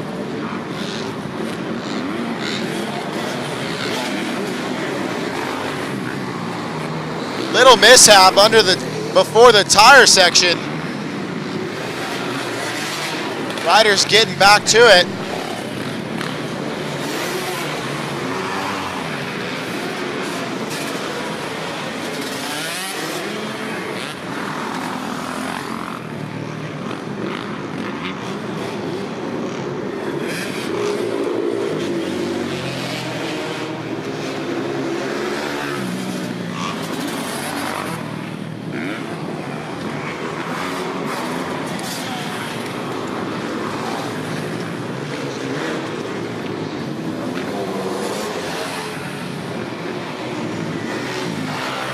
We've seen some great racing so far today, that is for sure. Headed into the latter races here, we're going to be moving into our Super Mini A riders, Super Mini B and C, and then going into our Sport A, Sport B, and 40A. Following that, we have our 450A riders, 250A, 125, and Women's Pro. That's going to be a great race you don't want to miss. And that will cap off our motorcycles until we head into our night program.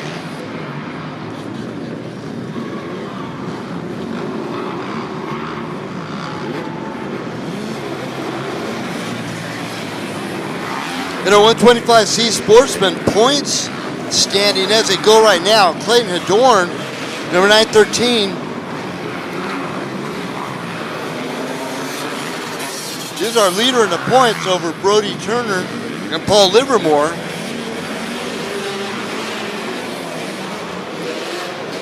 And right now, Brody Turner is leading in our 125C Sportsman class.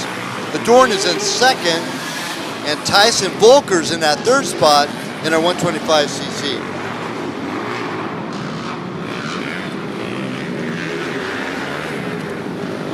In our 250C right now, points leader is Gavin Dugan.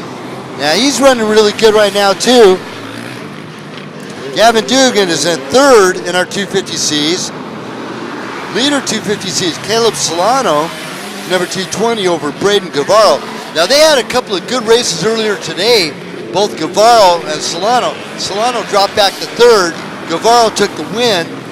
Well, it's switched now as Solano now ahead, running third place overall, first in class in 250Cs. Now Guevara is in second place in our 250C class for the year, and Solano is in third, followed by Gavin Dugan is our leader. Now it's all switched around because Gavin Dugan now running third here in race number 12.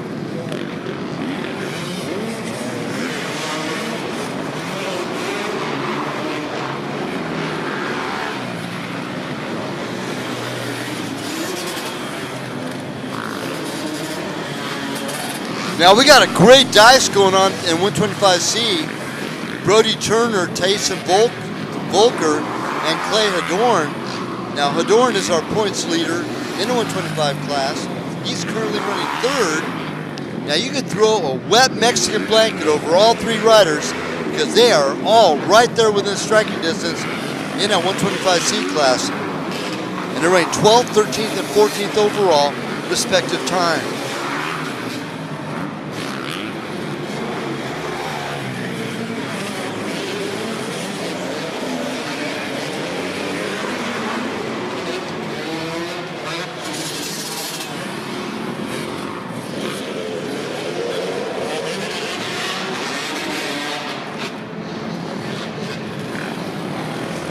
Now Randy Leos, number 677, is our overall leader.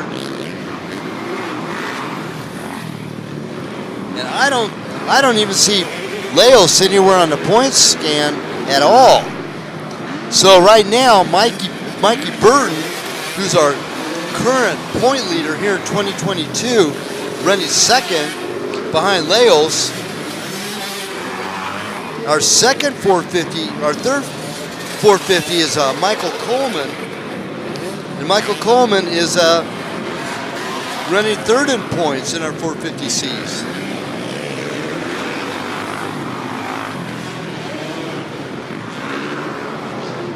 So, with our second place overall, second in class in our 450C, Mikey Burton will solidify his position for the overalls for the year, number 478.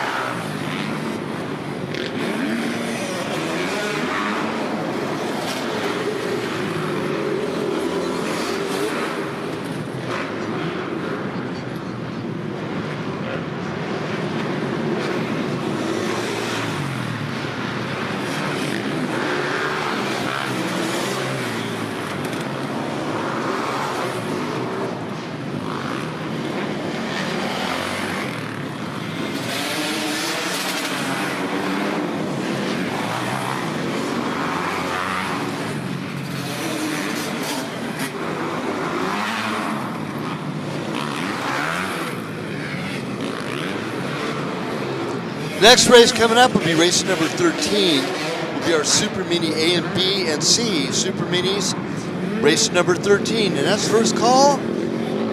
actually been second call to staging for our Super Minis, A, B, and C.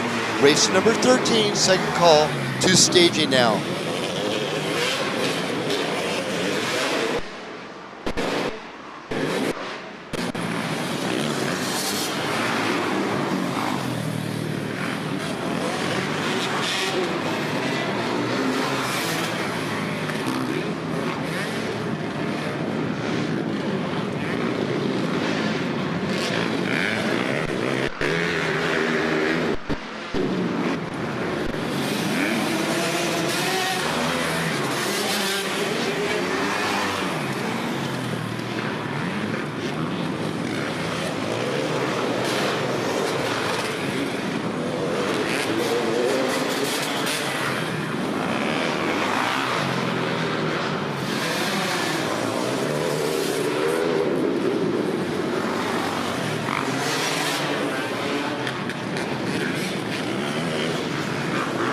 Now Coleman Barnum was leading one of our races earlier today. He's all the way back right now in 16th overall, 6th in class in our 450Cs. Joe Haggerty, he took a win in one of our races earlier today too in 250C, number 46, he's in 16th overall.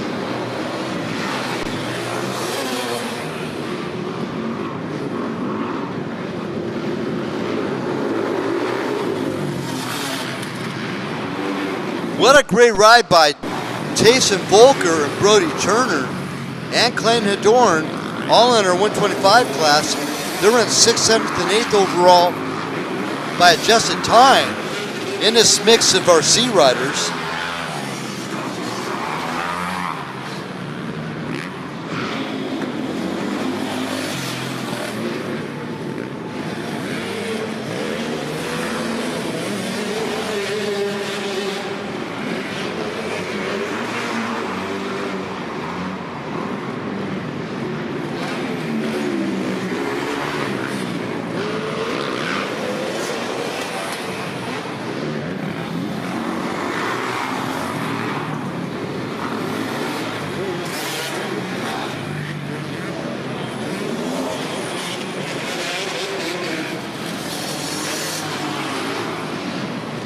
Volker now moves up a little bit. He's in 6th overall by adjusted time, our 125 rider. Now, just like Michael and I were talking earlier, it seems that a smaller CC motorcycle will be favored on this round number 5 course here at the Orleans. And that would prove true and factual because our 125 riders right now are running 6th, 7th, and 8th overall, respectively, against the 450s and 250s.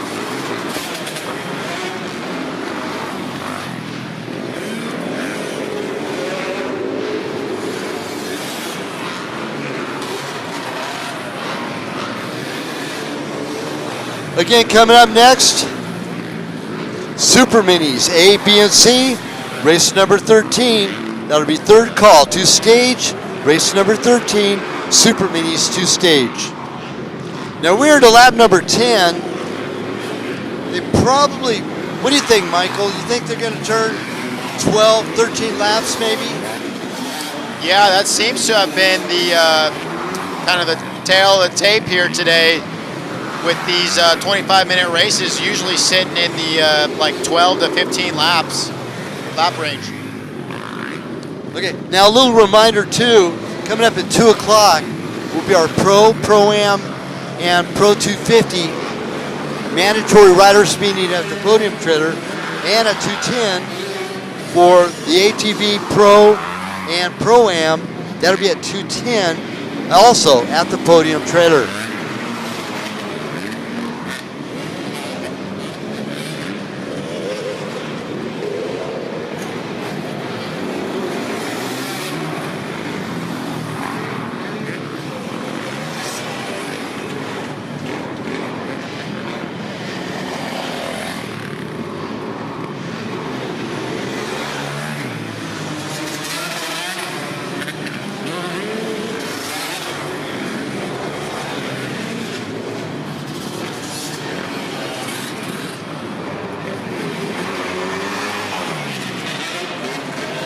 Now Brody Turner's still hanging on to that second spot. We're looking at right about 14 seconds separates first and second in our 125C class.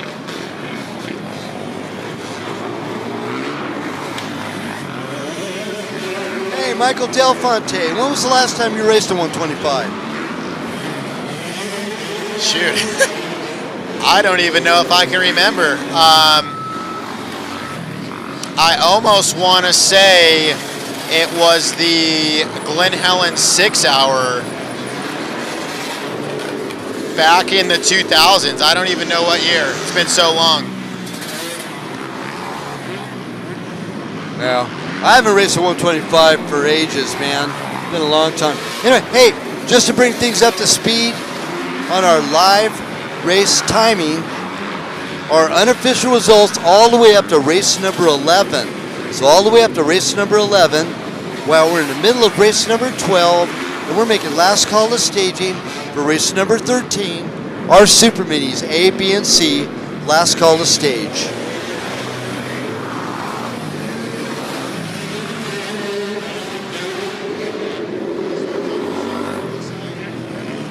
Yep, we're coming down till probably, turn 11 laps. They're probably going to go 12 laps at the most. Yep. Now, Mikey Burton's still holding on to that second spot in the 450C class.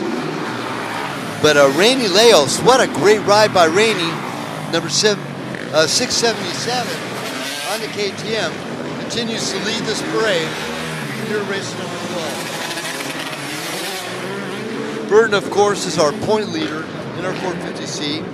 Ivan McBee is second place in our points chase. And I thought I saw McBee on the list. He is. He's way back in 8th spot. So our last rider to go through to do one more lap will be 1834.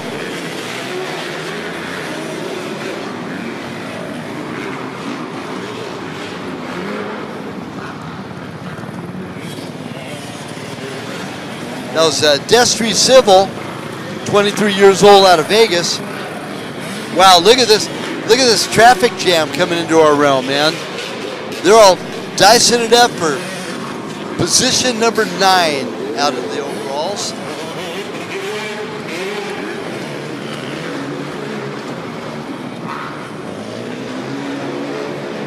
Boy, JD, you better stand back on that one, that's for sure. Kevin Bailey coming through. That was a battle for about 7th, 8th, and 9th position in that mix.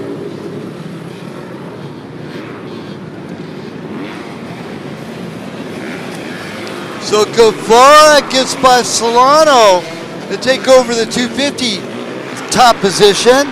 Randy Leos takes over the win, as he did most of the race. Third is 250 at Gavin Dugan, number 133.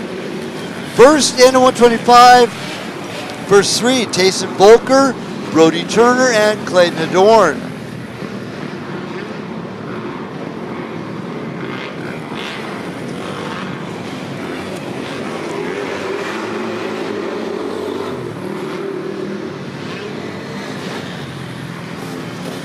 Coming up next, it's Super Minis, A, B, and C, all 3 of them.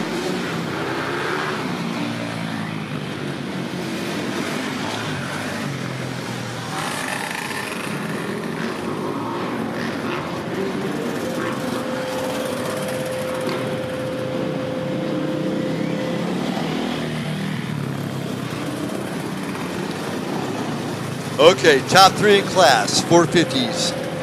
Randy Leos take top honors. Mikey Burton coming second. And third place going to Michael Coleman. Top 250s, Braden Guevara over Caleb Solano and Gavin Dugan. 125s, Tayson Volker, Brody Turner, and Clayton Adorn. It's our top 3 of all particular classes. With that, it's the Super Minis. Race number 13, Super Mini 8, consists of, out of Las Vegas, Nevada, the 88J Racer Fry. Out of Hurricane, Utah, 143J, Jacob Vermestad. Out of Havasu, 151, Jaron Consueler. And out of Henderson, number 576, it's Piper Coons Carver. Super Mini B. Out of Washington, Utah, number 114J, Tucker Talbot. Out of Kingman, Arizona, 187J, Michael Primk. Out of Henderson, Nevada, Ryder Novak, number 510, Corey LeBaron. Out of North Las Vegas, 711J. And out of Star, Idaho, the 805J, Cash Nitzel. Super Mini C. No number in front, but that's okay. It's Henry Holm out of North Las Vegas. Aiden Zupmolder out of Hurricane, Utah. And then number 16 out of Vegas, Riley Paquet. Out of Henderson, 26J, Grady Sittler. Also out of Henderson, number 42J, Gabriel Besada. Also out of Henderson, 46J, Jim Hagany. DJ Swolnitsky out of Henderson, 125J. 126J is Jax Freumpule. Also out of Henderson, Braden Miller, 133J. Out of Vegas, 221J, Bryce Gosnell. Out of Henderson, 260J, it's Griffin Sittler. Out of Havasu, the 303, the youngster of the Wallace Group, it's Trent Wallace. Out of Kingman, Arizona, 312Y, Jacob Stevenson. And out of Corona, California, 316J, Tony Grosso. Out of Kingman, Arizona, 409J, Robbie Dickinson. Nicholas Schubert out of Vegas, 515J. The 552J out of Henderson, Joey Brown. Out of Bryan, Rear E, Idaho, I guess it is, 718, Caden Bonster. Out of North Las Vegas, number 731, it's Bethany Osborne. Out of Henderson, Nevada, the 777J, it's Gavin Bradley. 809, out of Havasu, Luke Johnson. I believe it's the 999. I got a hole punch in front of the number, but that's okay. Out of Florence, Arizona, it's Cruz Griffian.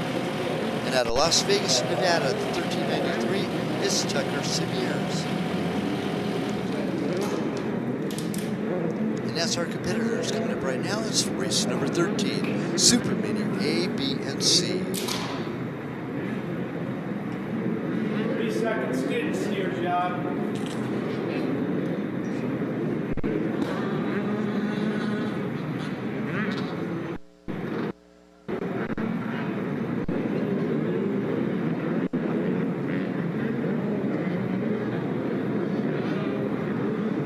Be sure those of you in the grandstands make your way out by to B&C Clothing and get your commemorative 2022 The Orleans round number 5 of the Rocky Mountain ATV World Series.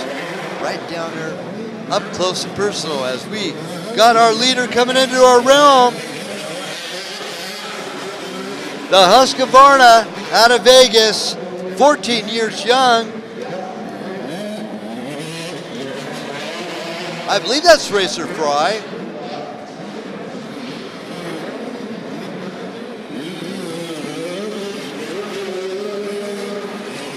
But great, look at the lead he's got. But look at this battle for second now. That's going to be between Jacob Vermestad, Jaron Consueler, and Piper Coons Carver.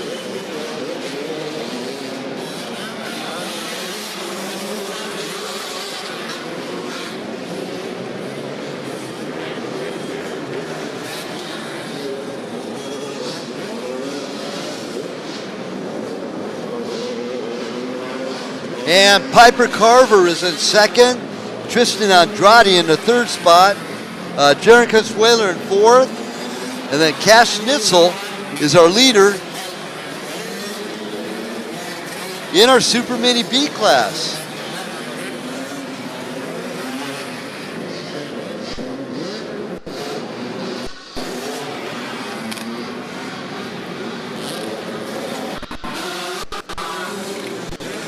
Our top Super Mini C rider is Aiden Zump Mulder on the number 1, running 7th overall. Great ride by Aiden, by the way.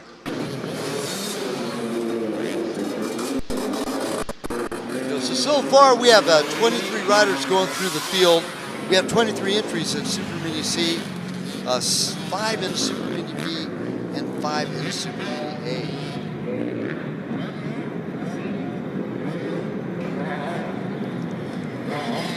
Now, what we see up on the screen here in the arena is what our family and friends see out in the field. But look at this lead racer Fry has on the rest of the troop.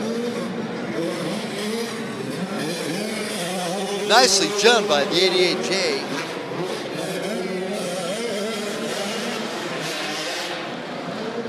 Fry at 14 years young as he comes through the finish line chute. And should be Piper Coons Carver, our second rider on through.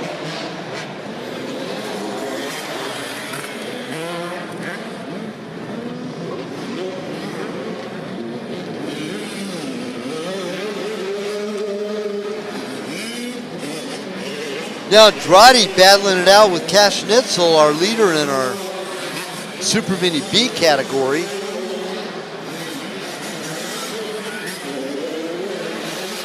And Drotty gets by Piper Coons to take over that second spot.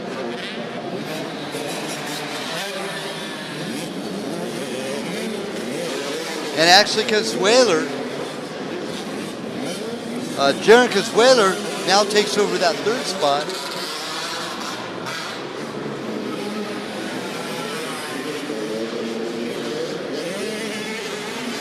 Now our first Super Mini C is Aiden Zult Mulder. Second Super Mini C is Bryce Gosnell, 221. And third Super Mini C is Tucker Smears, number 1393. This is, of course, race number 13, Super Mini A, B, and C.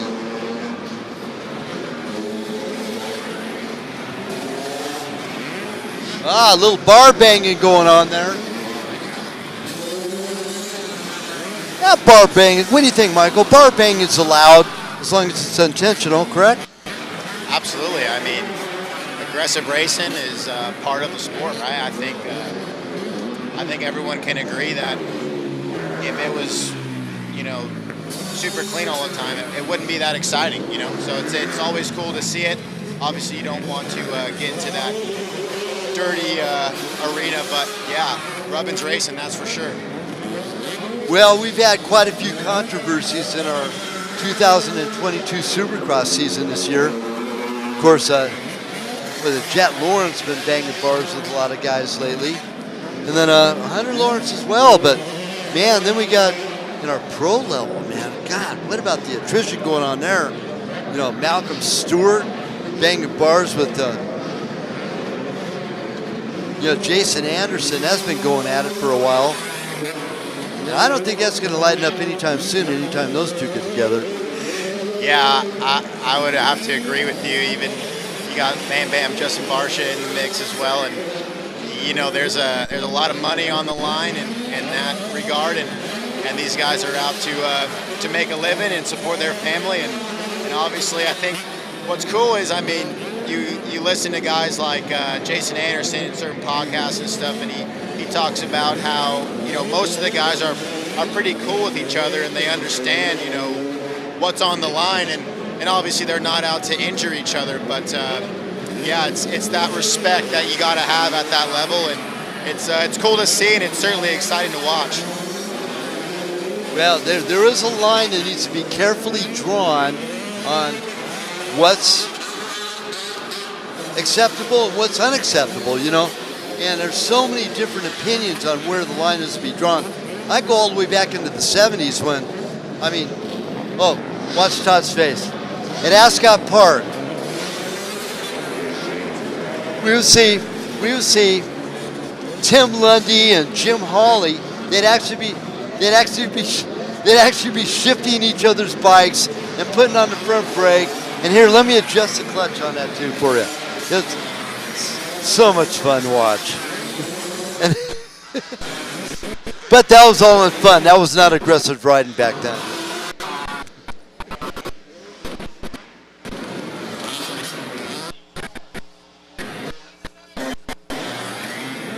Oh, little rider going down over there at the tire jumps.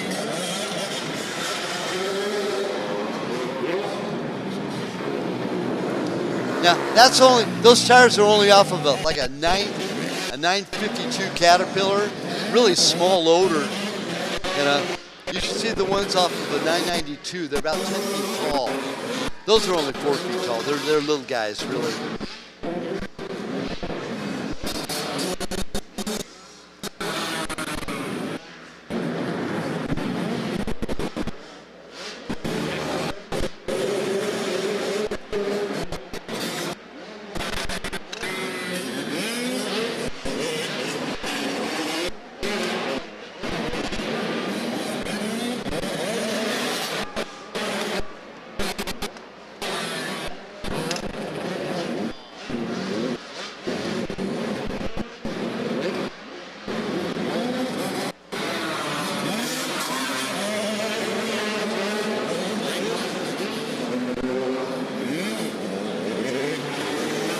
Now we have an injured rider down on the turf right now. Of course, all of our emergency staff are paying close attention to that.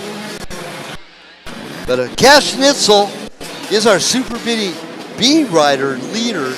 And you know what? He's all the way up in the 5th spot overall on the 805. Still Fry, Andrade, and Consueler. Oh, Jaron Consueler on the last lap got by Piper Coons Carver. And Jacob Firmestad into that 5th spot is just ahead of our Super Mini B 2nd place of Ryder Novak, number 510.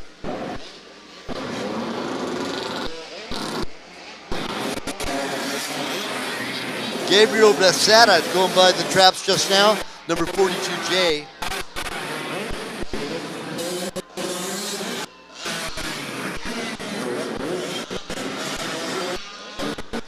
We've got a good view of the camera coming out of the stadium right now at the finish line area.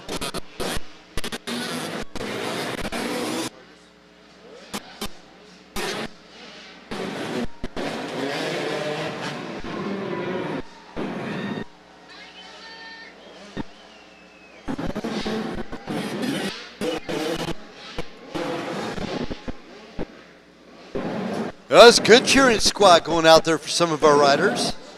Here in race number 13. And so we're going to make 3rd call for race number 14. And that'll be our Sportsman 15 to 24, A and B, and 40 plus A. And that's race number 14 coming up next. That'll be 3rd call, 2-stage, Sportsman 15 to 24, A and B, and 40 plus A.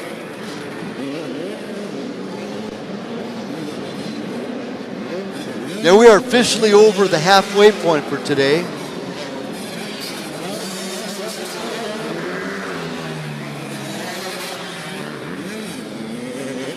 Super Mini A, Fry, Andrade, Consueler. Super Mini B, Novak, Nitzel, and Zoetmiller. No, Zoetmiller's a C. It's Primk.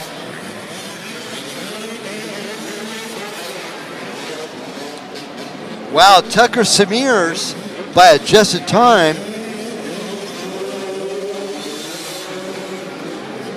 We'll put him all the way up into 6th place overall. First in class in Super Mini C's.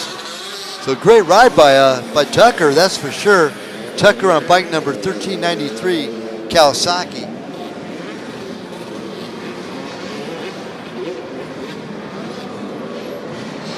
But Racer Fry from start to finish, man, he is checked out of the building. His gap is 18 seconds ahead of 2nd place.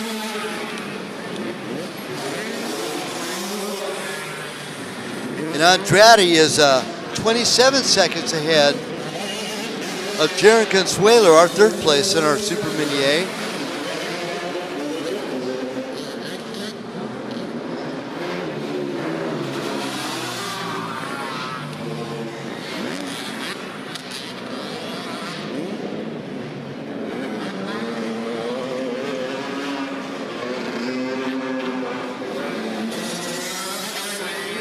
mandatory riders meeting right now for our Pro 250, and Pro-Am riders at the podium trailer for the motorcycles.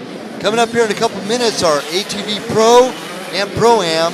That'll be to the podium trailer as well for your riders meeting. So again, Pro 250, Pro 450, Pro-Am, motorcycles to podium trailer now, mandatory riders meeting. Pro ATV, Pro-Am ATV to the podium trailer, mandatory riders meeting in about 7 minutes. Thank you.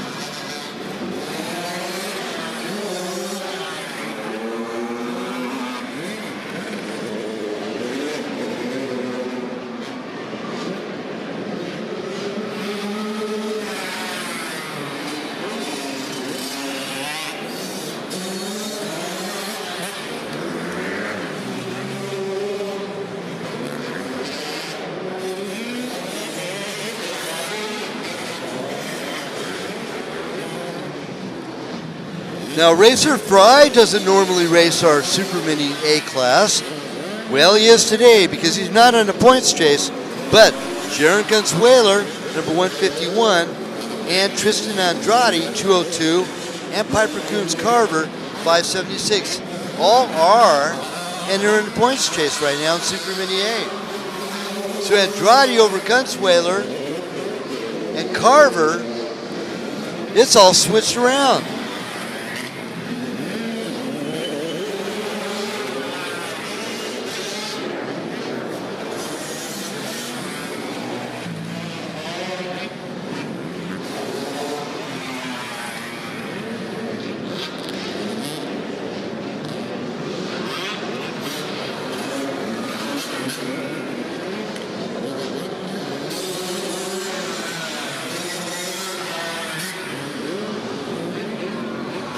Now, Michael, when you get to go practicing, do you get a chance to go practicing with Cole Zeller? Unfortunately, as of late, not a whole lot.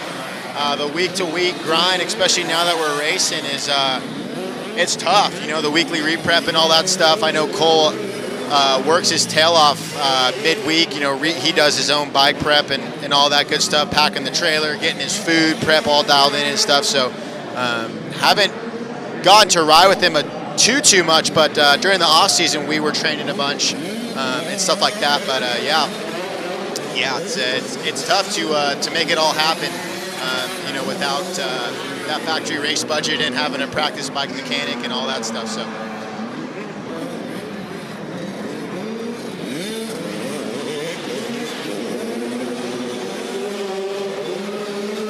Yeah, we're in the throes here of race number 13, our Super Mini A, B, and C.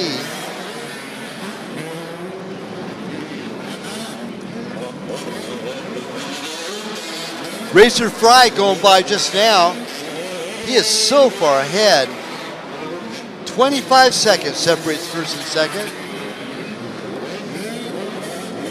And then we're looking at another 33 seconds separates second and third between Andrade and Consueler.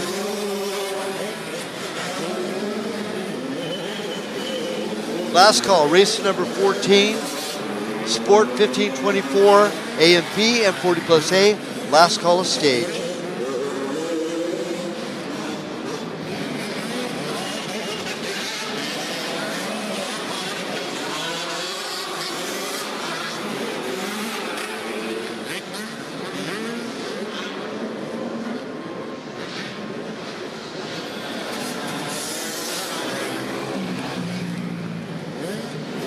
Now, our first place running in the Super Mini B class is also our point leader, Cash Nitzel, number 805. Bryce Petrie, 44, and Mikey Primk, 187.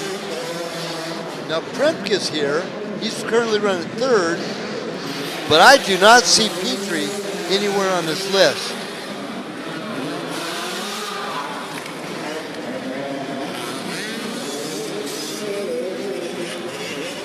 So only 3 points separates second and third in our points chase here for our Super Mini B class. So that will actually bring Mikey Primp up into that second spot. and push Bryce Peasley farther down the list. So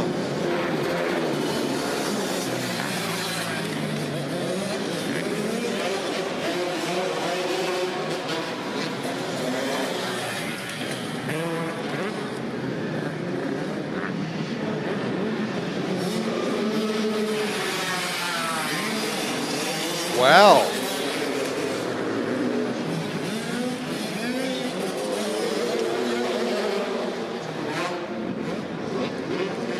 221 is Bryce Gosnell. At 222.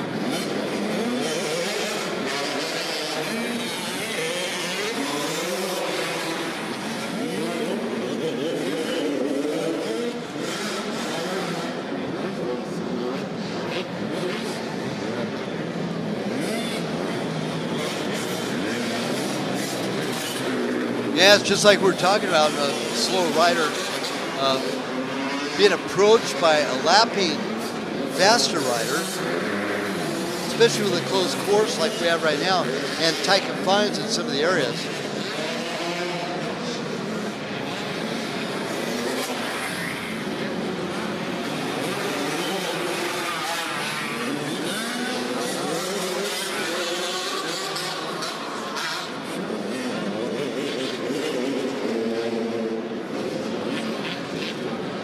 Tucker Samirs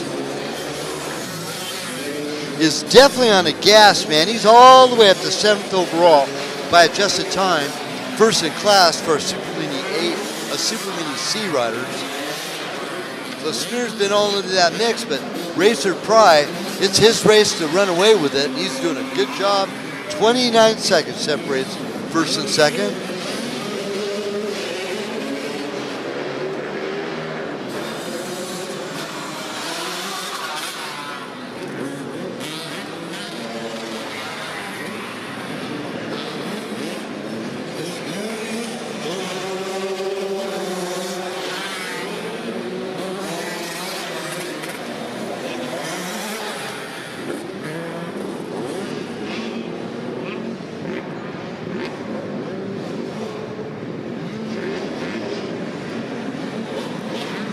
I believe all three of those just now exiting are in the same class, man. That's a good race going on right there. We're officially 10 laps in, and it was Aiden Zolt-Mulder, Gavin Bradley, and Michael Primp. Now, Primp is in a Super Mini B, but the other two are in Super Mini C.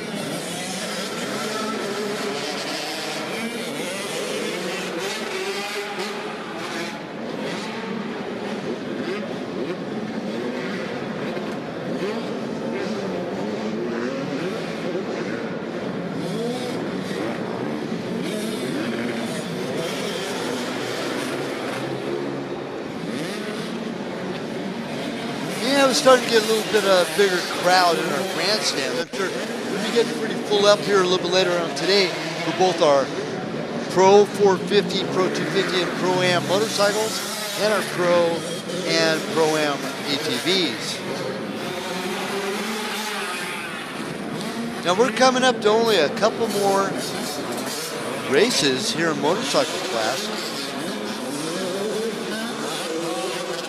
This next one coming up, race number 14, is our 1524 Sport A and B and 40 plus A.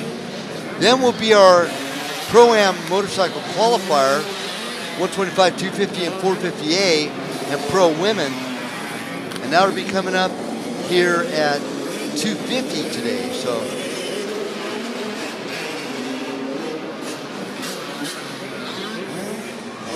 checker flag getting ready to fly here, race number 13, any moment now. So, what an outstanding performance by Racer Fry, number 29J, 89J I should say, as he goes across, take one more lap in. He's got 11 in, everybody else has got 10. And this battle between our second place of Tristan Andrade, Jacob Vermestad, and then Jaron Consueler now drops back to 4th place. Consueler was all the way up into that 3rd spot, as now Jacob Vermestad takes over that piece of real estate, that last podium position, third place in the Open A. So we just told by JD over there to start at the finish line 2 minutes ago on the clock. 2 minutes ago on the clock.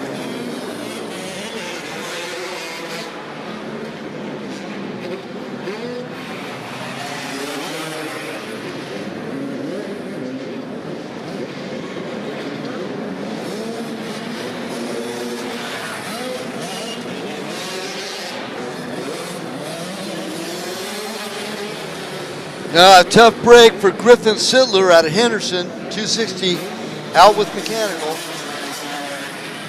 The 11-year-old out of Henderson, Griffin Sittler, 260, out with mechanical.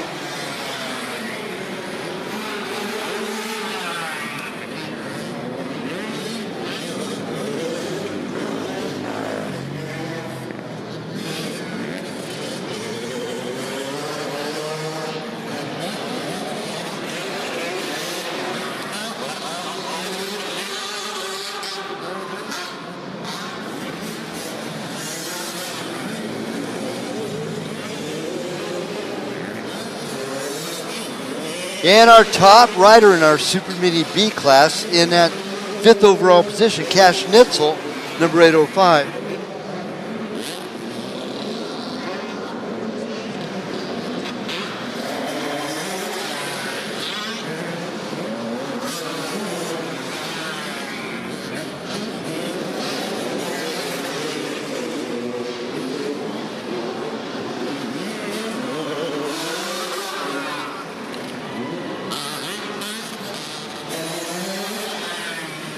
Now Gavin Bradley, just going by the finish line now, in the 777, he runs second in our Super Mini C class. So last rider going through, number 409, checker flag flying, here in race number 13.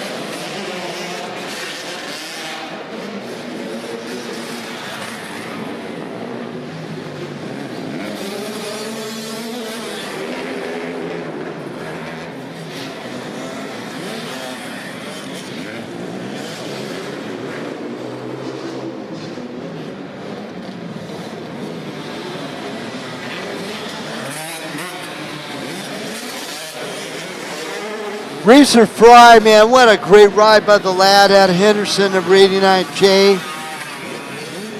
Takes top honor. Justin Andrade will come in second, and our third place will go to Jacob Vermestad, number 143.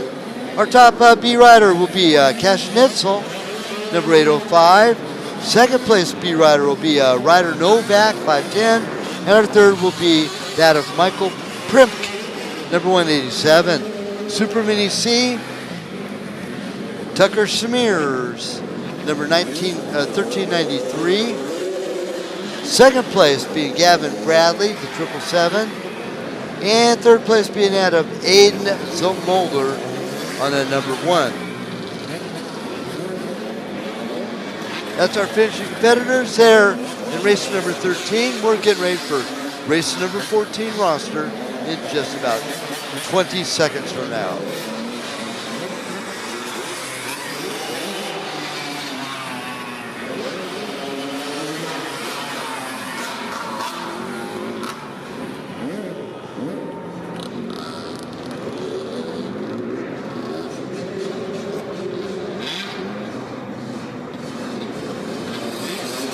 Coming up next, race number 14 for 1524 Sportsman A, Sportsman B, and 40 plus A.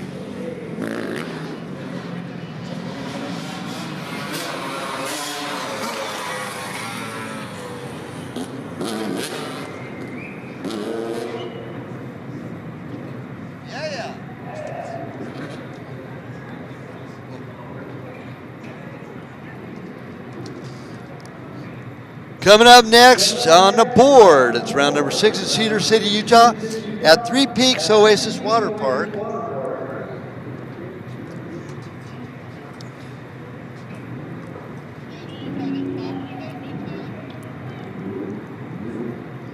Yep, the ATV side-by-sides will be coming up May 20th to the 22nd, and then the 27th to the 29th for the motorcycles. And that's a great vacation location there in Cedar City, Utah.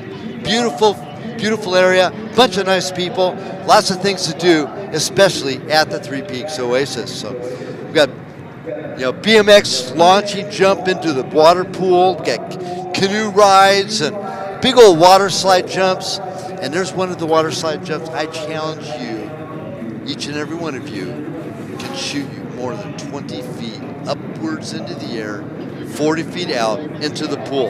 It is a gas. Everybody had a great time. We had rope swing out there. We had a big old launch jump on top of that. It's about 30 feet into the water. So it's a good time had by all. Everybody loved that Cedar City round there at the Three Peaks Oasis Water Park. Again, the 20th to the 22nd for ATVs and side-by-sides, and the 26th to the 28th, no, 27th to the 29th for our motorcycles. So that, again, have with me up in the tower, taking care of our PA requirements here. We got Michael Del Fonte from Gainslinger. And we're coming down to the wire, just a couple more races here with our motorcycle portion of it, and then we're going to looking forward to having Logan Huff joining us for our ATV. So, with that, what do we got coming up here, Michael? Yeah, we're moving into our Sport 1524A, Sport 1524B, and 40A race coming up just here in about a minute or so. I'm going to run you guys through the roster we have. We're going to start off with the 40 plus A riders. We've got the 108 Billy Lavorci on the Honda, 109 Jimmy Finelli, 160 Nicholas Lyon, the number 339 Jason Miller on the KTM, number 530 Sonny Morocco, the number 549 Bo Barron, who had an awesome race earlier this morning in the 30 plus A class, the 572 rider Cameron Welsh out of Hesperia, California, the 651 rider of Nelson Lucero, and the number 1829 rider Jimmy Lavorci. That will do it for our 40 plus A class. Moving into our 15 and 24 Sport B class, we have 16 entries here. Number 110 Jackson Tooley, number 141 Donnie Benstead, number 200 Riley Bryan, number 226 Caden Lynn. As the riders come through, this looks to be our 15 and 24 Sport A class. The 310 looks to be in the lead, Gordon Tuber, followed by, oh, good little battle. Actually, he gets passed by the 115, it looks like. In the 3 spots, the 108.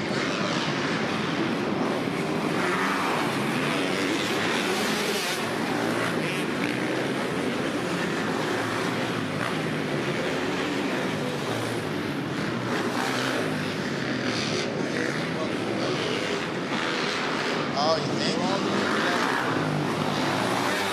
Oh, like they combined them. Gotcha.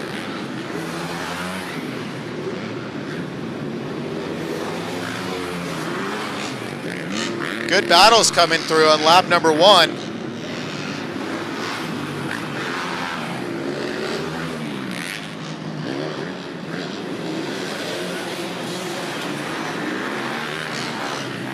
Continuing on with our rider roster for the 15 and 24 Sport B class, we have the number 200 of Riley Bryan. The Bug, as Chris calls it, excuse me. The 226, Caden Lynn, the 325 of Matthew Vendetti. Let's see who's this, the 11:37. That is Ian Ackland out of Henderson, Nevada, on that Yamaha. Must have had an issue on lap 1. But the arena is his. That bike sounds good. Nice. Oh, big OJ over the bridge, the 108. Good little battle for the lead here. There's Bo Barron in that 3 spot, makes the pass on Gordon Tuber.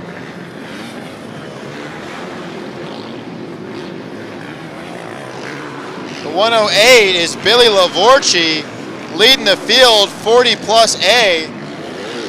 Bo Barron is all over him.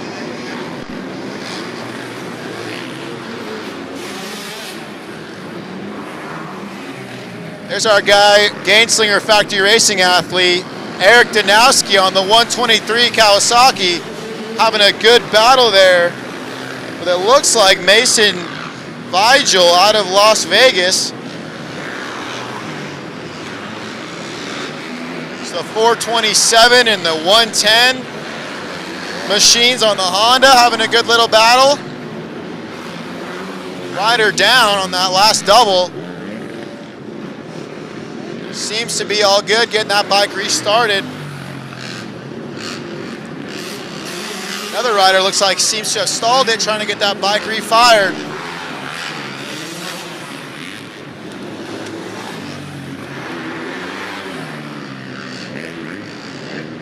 Those tires are tricky. You OJ those, land with the brake on, stall the bike. Sometimes those bikes just don't want to restart. The 11:37 seems to have made up some time. Ian Ackland. Looking good, smooth on that Yamaha. Here comes, looks like our overall leader, Bo Barron on that 549 KTM. Put a little bit of space between him and the 108 machine.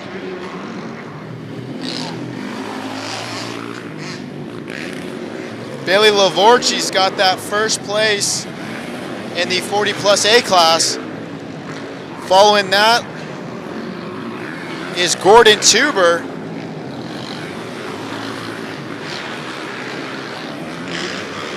And the 115 machine on that Kawasaki, Colby Lobb, sitting in second place in that 15 to 24 Sport A class.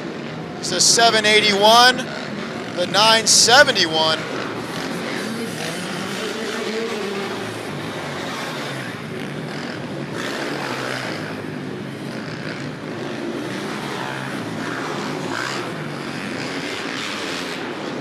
Now, mind you, talking about Eric Danowski, he only has 1 race off or 1 race back on since he got injured back 9 months ago, and he's currently running in 4th spot in this class.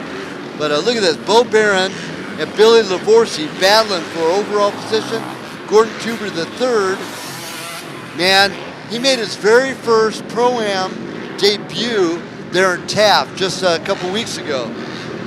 So here he is right now, currently running 3rd place.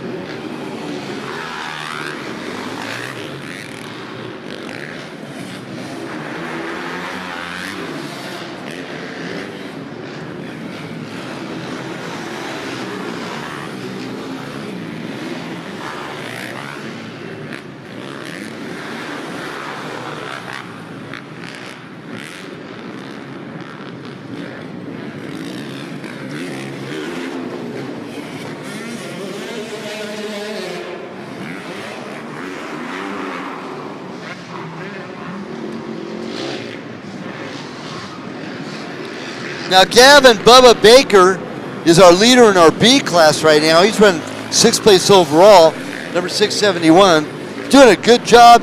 Now, Gavin is riding on his 2020 winning Husqvarna from WORCS Racing and Husqvarna at the raffle draw for any rider that participated in 6 or more events.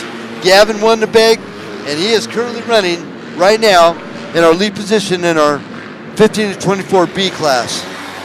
The Bubba, 2nd place being that of Diane Diane Lucero. Lucero is bike number 652, and third place being that of Matthew Vendetti, number 325.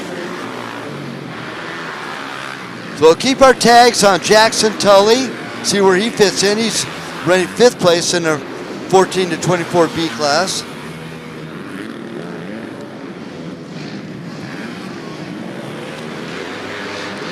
Now, mind you, Gordon Tuber III, number 310, is running. He's running first in the 15 to 24 Sportsman A class, mind you, on a 125. How cool is that? He's currently running 3rd place overall, respective time behind Bo Barron and Billy Lavorsi, 5:49 and 108, respectively.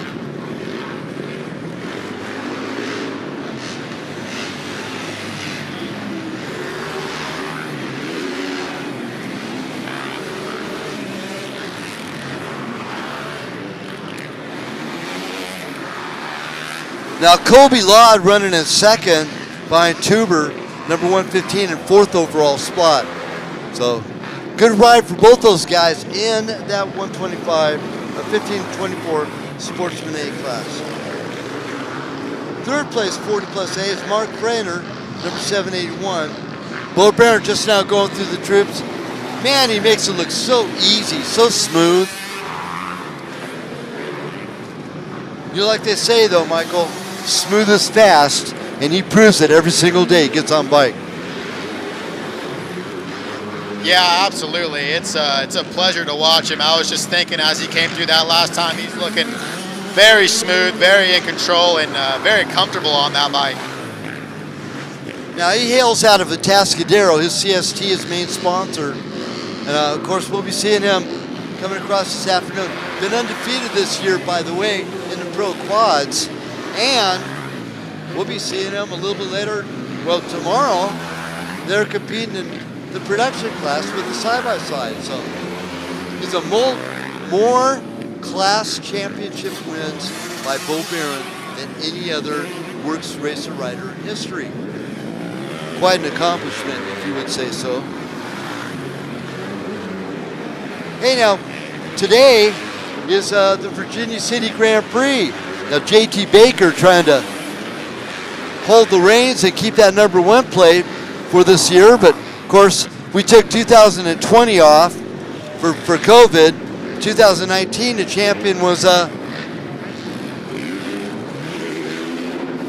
Dante Oliveira. That was his very, very first pro win by over 8 minutes there at the Virginia City. Now, you ever had a chance to ride Virginia City?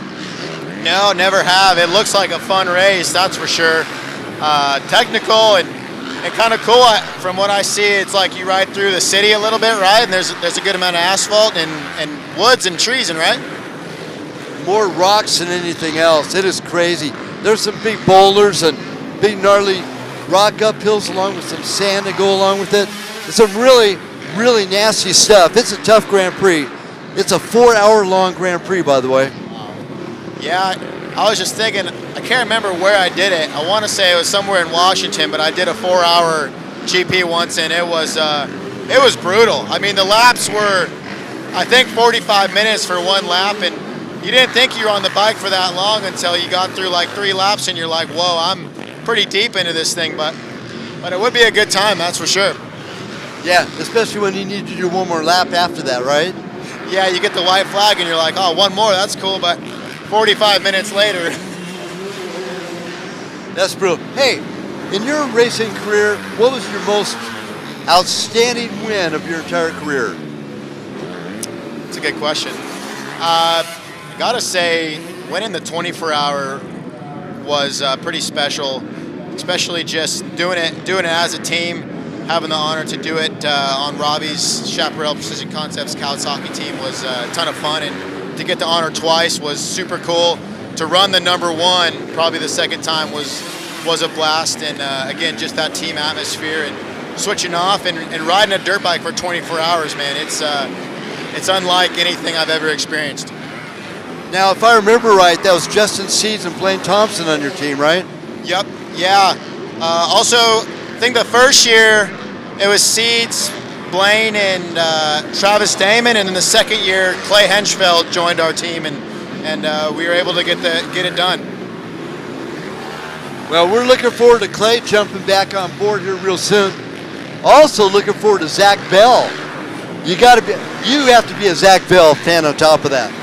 Yeah, definitely. He's oddly enough, we haven't really raced too much together, but definitely respect him as a competitor, and as an athlete, he's very gifted. He carries so much roll speed, as we talk about, so smooth with the throttle, and definitely one to learn from and look up to as far as riding technique goes. Well, great stuff, and we're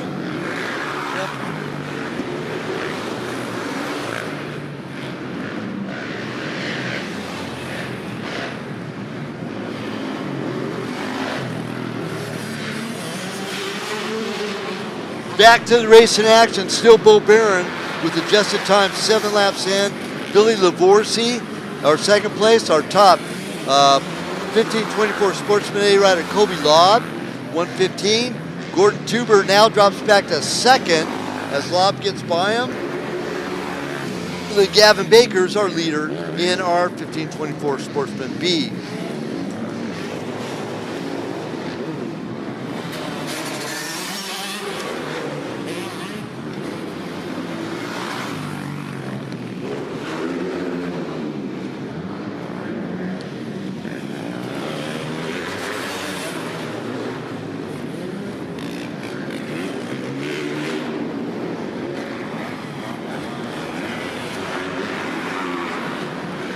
Danowski with fourth place, following behind Mason Vigil, 211. Matthew Vigil in a last podium position for Sportsman A, and Matthew Vendetti in the fourth place for Sportsman B. Not quite the podium yet. So.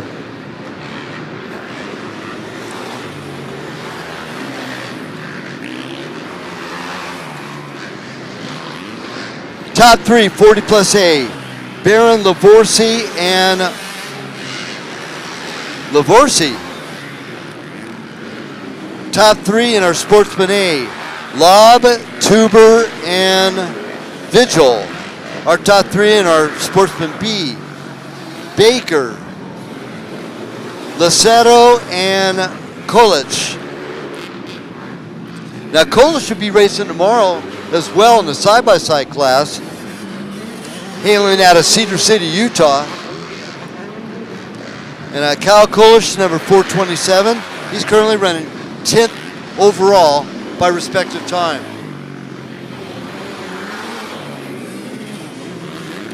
Well, with 8 laps in, we anticipate, what do you figure, about 12 laps, 4 more to go? I'm not sure. I just did a little bit of math here, and with these guys running under 2-minute lap times, I'm almost thinking they might be closer to like 14, 15 laps. Quite a bit. 151 turned in by Mr. Bo Barron on that 549.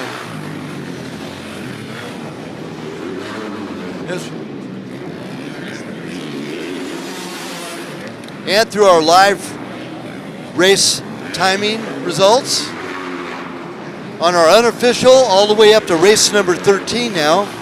It's unofficial, but it's listed so you can follow up. Now remember, if you check out our timing results right now on the page, it's for the current race that's on track, not the previous one or the one coming up. But you can check out the results all the way up to race number 13 on our unofficial schedule. There are no live timing results.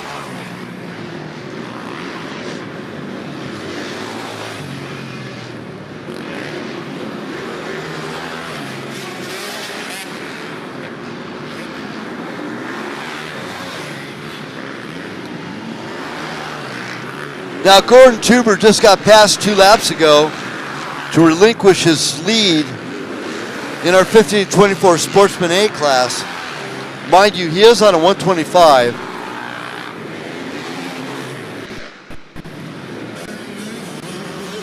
Of course, Gordon Tuber hailing out of Rancho Palos Verdes, California. The a proud member of the Prospectors Motorcycle Club.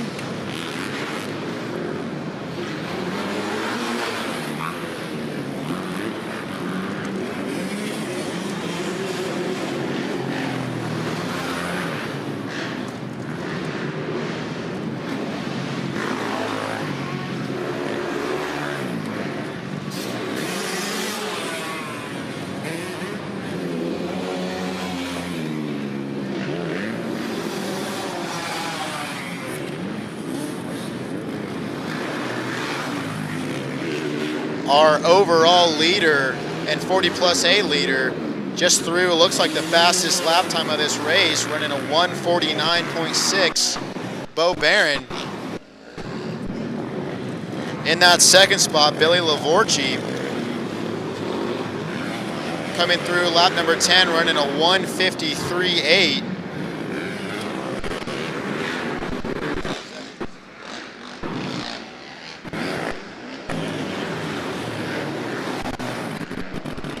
There's Colby Lobb, our Sport A leader, coming through the finish line. Number 115 on that Kawasaki.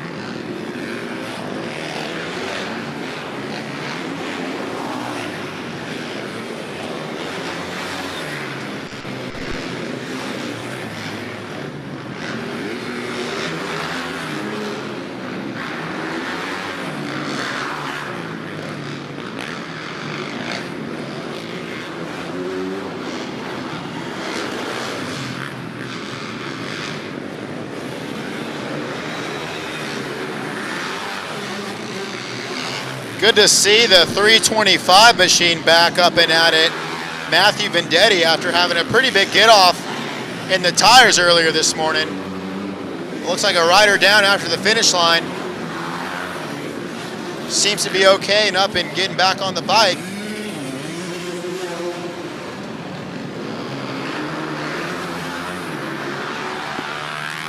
A good story about the Lavorsi brothers. Now, Billy Lavorsi out of Lucerne Valley, number 108. He's 42 years young. And his older brother, Jimmy Lavorsi, out of Abilene, Texas. He's 48, and he's on the 1829. Now, mind you, Billy Lavorsi's running second in our 40 plus A class.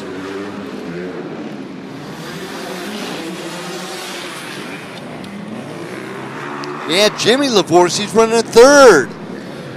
Number 1829 and fifth overall. So the Lavorsi brothers are here in force.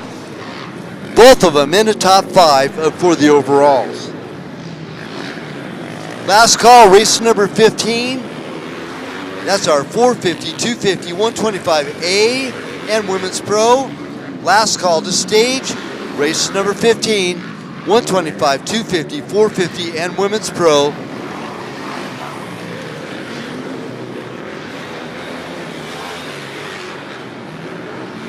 Top 10 goes as follows by adjusted time. Baron Lavorsi Lobb, top 3. Baker Lavorsi Losato, top 6. Morocco Kolish, Frainer, and Vendetti, our top 10.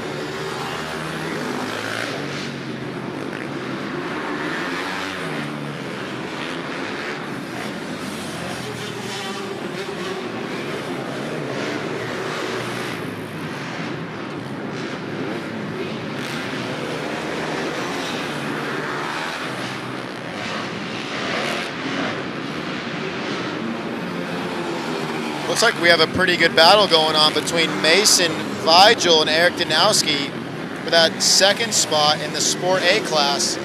Coming through the finish line lane here. They're right on each other.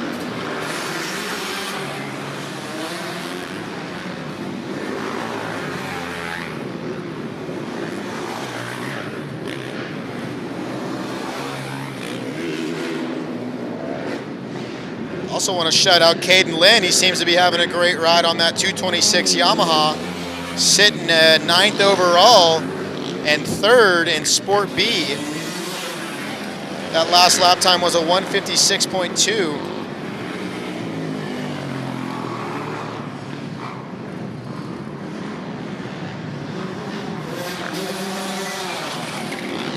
Something happened to our early race leader, in our 1524 Sportsman A, Gordon Tuber, he's all the way back in the field now in 4th place. So something happened, because now our Sportsman A leader, Kobe Lobb out of Chino Valley, Arizona, is our leader.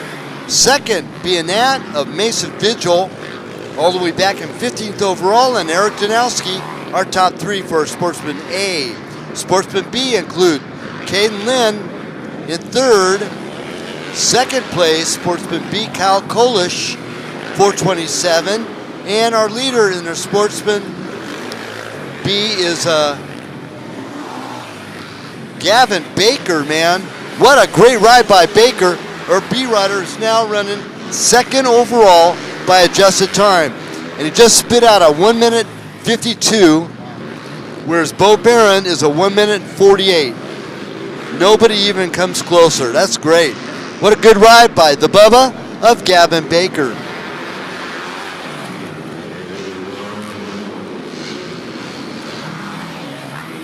Now back in 10th place in our 15 Sportsman B class is our Romeo Scallion. Now he's a son of a Felton Scallion, Moto Effects specialist, right out of here of Henderson, Nevada.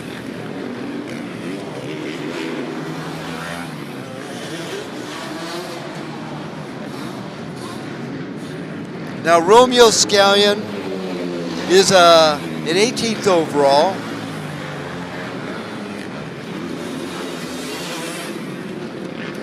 And Quincy Scallion in 26th overall.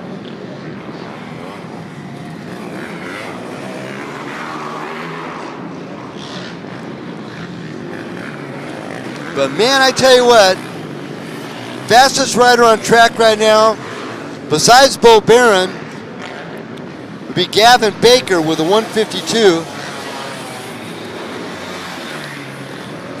And he's our leader. And look at this. And beating out the rest of our 1524 Sportsman A's as a Sportsman B. So great ride by the 971 of the Bubba, Gavin Baker. Checker flag going out right now. So it is done. Kobe Lobb will take top honors in our Sportsman A class.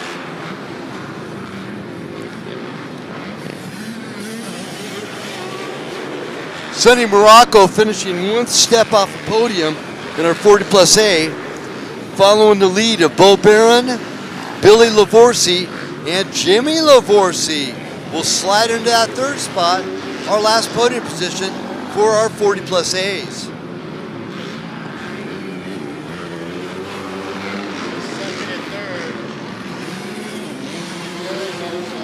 Second and third on the inside, Eric Danowski coming around. Not quite, man. He's right there, side by side. He has to step out and take on that third spot. But still a great ride by Eric Danowski. Actually got second.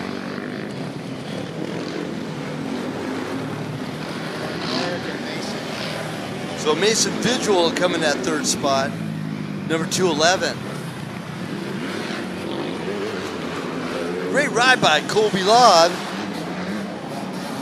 Obi, my hometown boy from Chino Valley, Arizona. So we're coming up now, race number 15.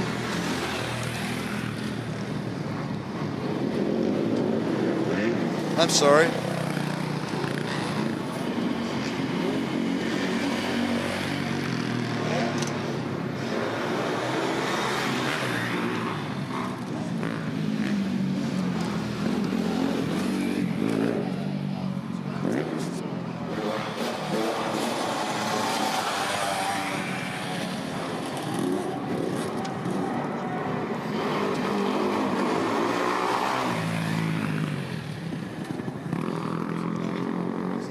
Yeah, we got back-to-back races for both Kobe Lobb out of Duck Creek Village, Utah, number 115, and Gordon Tuber to the 3rd out of Rancho Palos Verdes, California, number 310. And their 250As, Cody Walker out of Peoria, Arizona, no number listed.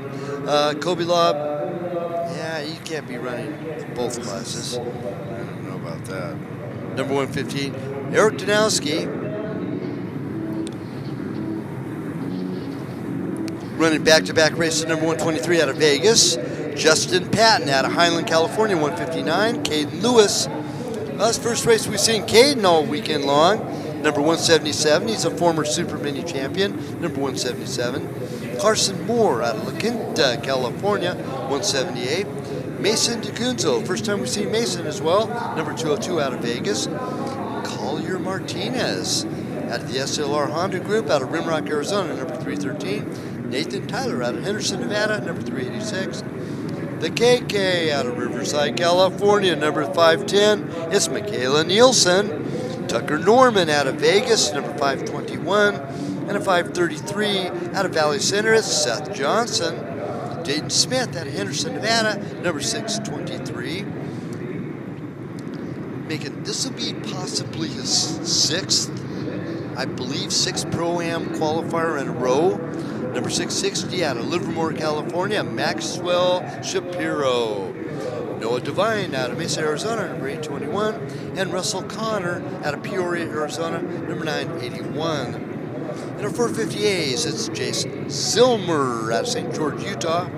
Andrew Davis out of Kingman, Arizona, number 4. Brandon Duvall, number 103 out of Denver, Colorado. And hailing from Lake Havasu City, Arizona, number 208, Ryan Means. Out of New River, Arizona, number 212, the Drake Hacker.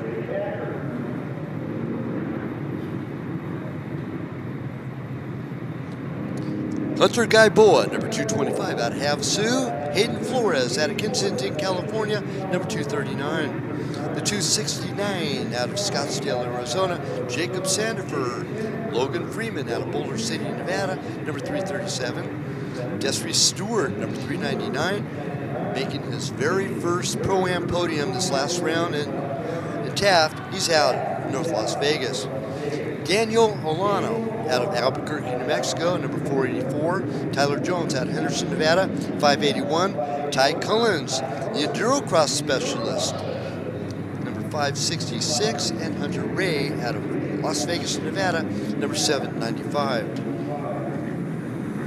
Matt Canepa, number 855 out of Vegas. Then our women's pro will be out of San Jacinto, California, number 23, Mika Diaz. And the fastest off-road woman racer in the entire world out of Havasu, number 198, Brandy Richards. That's our lineup right now. Race number 15. We are ready to rock and roll. It is 125A, 250A, 450A, and Women's Pro, race number 15. Darren Walrath, take it away, man.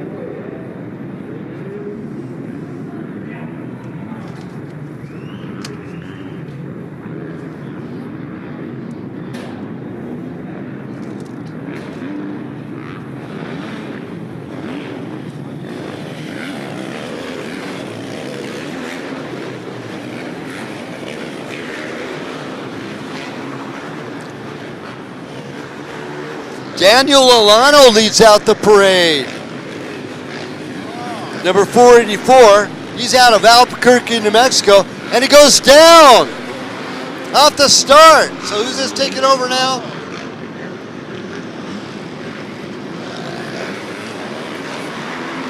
Desiree Stewart now in the lead. Desiree Stewart, bad pileup right before the finish line area.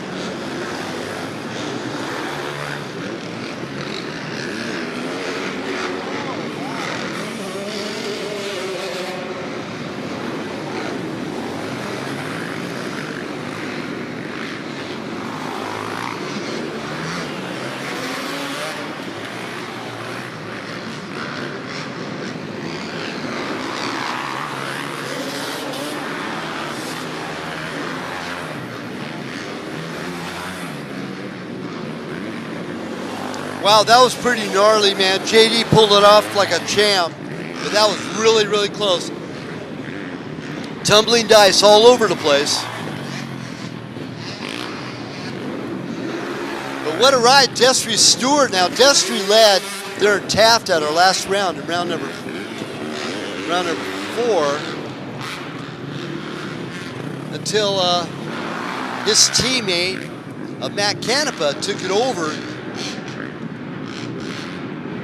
They're in the 450 class, so right now, Stewart, Drake Hacker in second. Now Hacker out of New River, Arizona, number 212. Matt Canepa then at third spot. Our top 250 will be Collier Martinez. Max Shapiro will be in second. And third, going to Kobe Lobb, number 115, out of Duck Creek Village, Utah.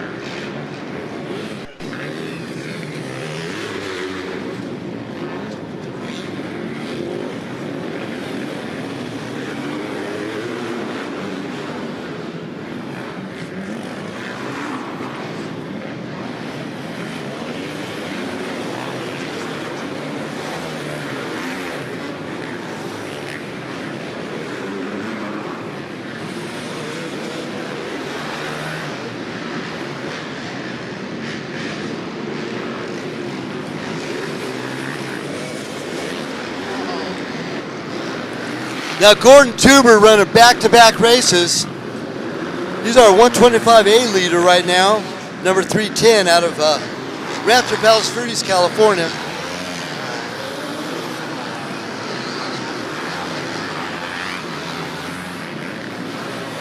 Wow, Hacker takes over the lead, number 212. Now Hacker made his very first pro podium there in Primm just a couple rounds ago. He was so ecstatic when he made that podium position there in a Pro-Am. Now, mind you, this is a Pro-Am qualifier, 125, 250, and 450A. Top 20 overall here today. We'll have the option of running in our Pro-Am race here later on today, this evening actually. That'll be at 8:10 this evening for Pro 450, Pro 250, and Pro-Am. So the top 20 goes as follows. Actually, here's where the bubble lies. Right between Hunter Guyboa to go and Caden Lewis not to go.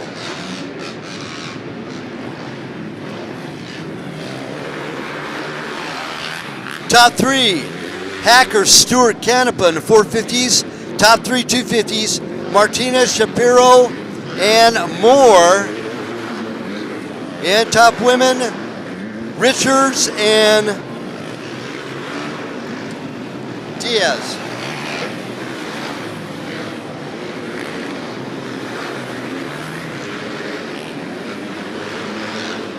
Hacker still leads. Destrius Stewart, now Tyler Jones gets by Matt Canepa for that third spot. Now this ain't gonna screw up for the Pro-Am.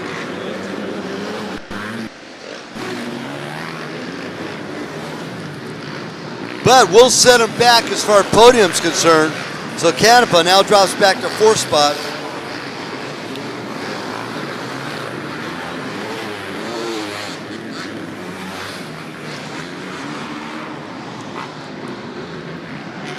Man, what a great ride by Max Shapiro, 15 years old out of Livermore, California, number 660. He's running 9th overall and second place in 258 behind Collier Martinez.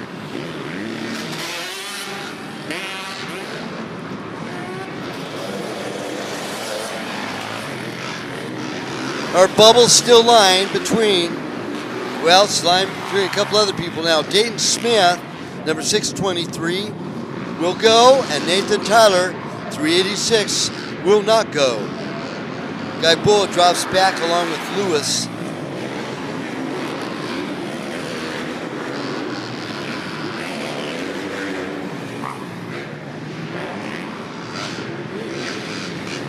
Man, Drake Hacker looks great.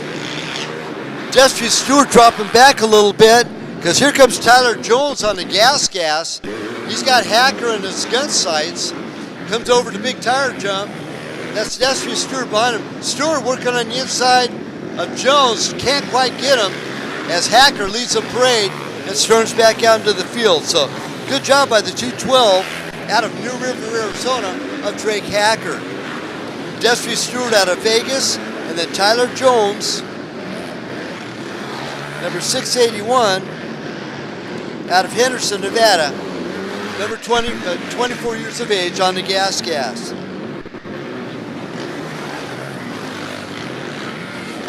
Now Hacker steadily getting faster and faster every round. Here he is leading our Pro-Am qualifier against some of the very best. Now adjusted time for both 250s and 125s as well. We put our lead 250 rider all the way back in 7th spot, and that being out of 313 of Collier Martinez. So, shaking things around. Oh man, Max Shapiro all over Collier Martinez. 1.2 seconds separates first and second.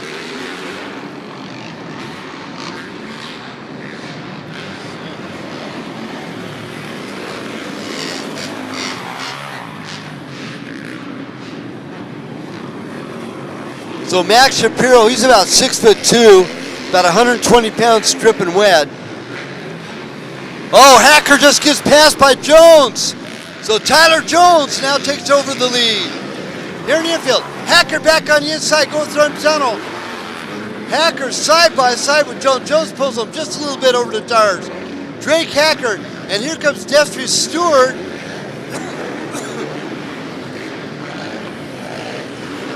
Now Stewart and Canepa going at it. They're teammates and best friends on top of that. That's a battle for third and a battle for lead between Tyler Jones and Drake Hacker.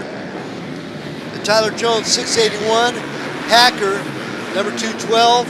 Stewart, 319 or 399.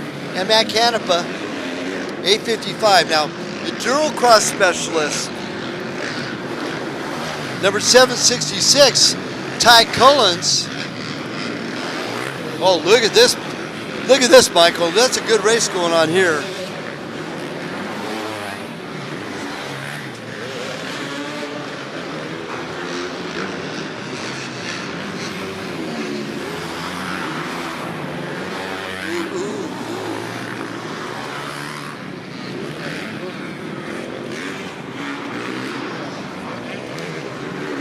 That battle just going through right now is between Vegas' own Hunter Ray, 795. Cal Tishner, number 1831. And Brandy Richards now up into 11th. She's into the qualifying spot. Number 198 out of Havasu. And she's running 11th overall. Now Caden Lewis is right at the bubble, 21st overall. As Justin Patton, number 159, will go.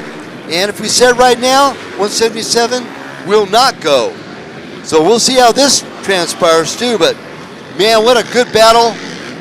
Drake Hacker trying to stay in the gun sights of Tyler Jones, their leader, coming over the big tires. Destry Stewart still has Drake in line. Canepa drops back a little bit. So Ty Cullens gets by Matt Canepa for that 4th spot. So he is in direct contention to grab podium from Destry Stewart. So good job by the number 766 of Matt Canepa, of Ty Cullens. Now mind you, Ty Cullens is an endurocross specialist.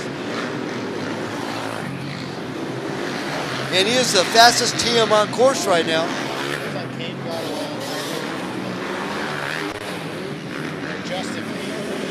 Oh, that battle for 20th now between Justin Patton.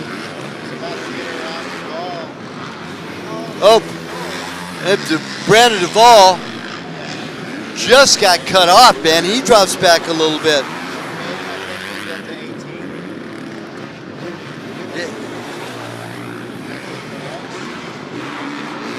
Caden Lewis getting by both Patton. He will be. You go up into 18th spot just behind Dayton Smith, Brandon Duvall in 19th, and Justin Patton on a bubble to go, and Ryan Means, number 208, to stay home. Jones, Hacker, Stewart, Cullens, Canepa, and Martinez.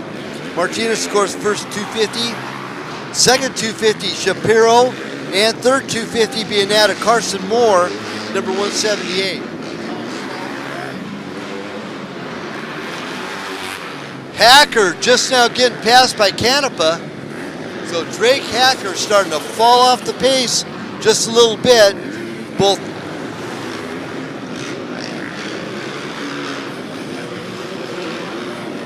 there, Brandon Duvall gets by Jeffrey Stewart to take over that position as well.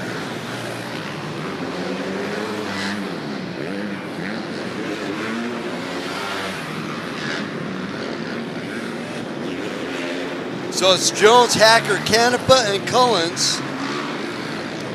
Man, I tell you what, Max Shapiro's still hanging in there. He's 3.3 seconds behind Collier Martinez for that lead position in the 250As. That's quite an accomplishment, I would say. Wouldn't you think, Michael?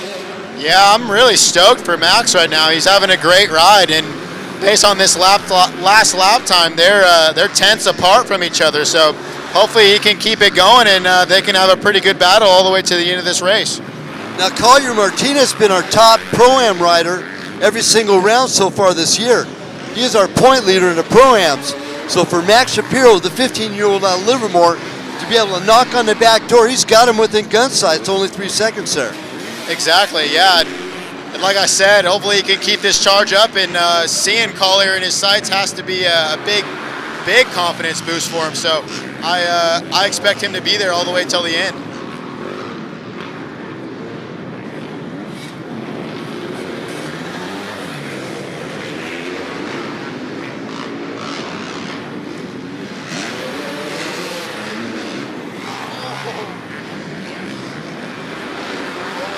Jones, Hacker, Canepa, and Cullens, our top four. Jeffrey Stewart dropping back a little bit. And here comes Collier Martinez and Max Shapiro in tow. Still only 3.3 seconds there.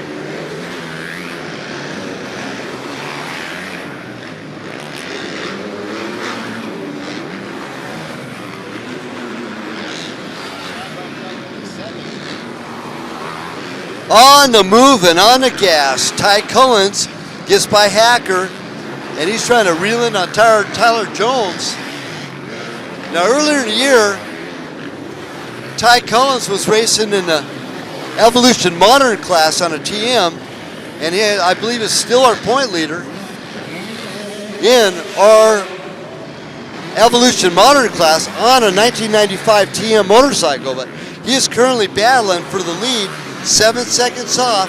He is on the move. 151 for Cullens and a 152 for Jones. Max Shapiro just turned a 151. Collier Martinez turned a 150. So what a great ride by Shapiro. Only 4 seconds off the pace of our 258 leader of Collier Martinez.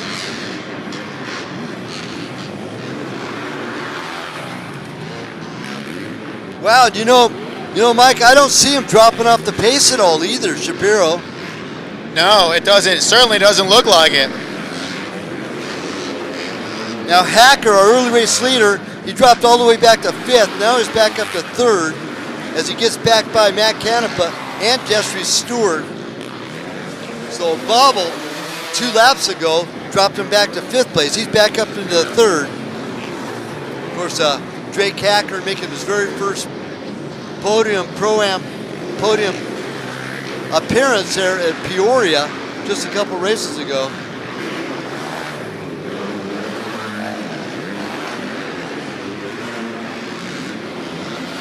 Six seconds, so Ty Cullens knocks off another second with a 150, 151 on Tyler Jones, and then Matt Canepa with a 5.5 over Collier Martinez.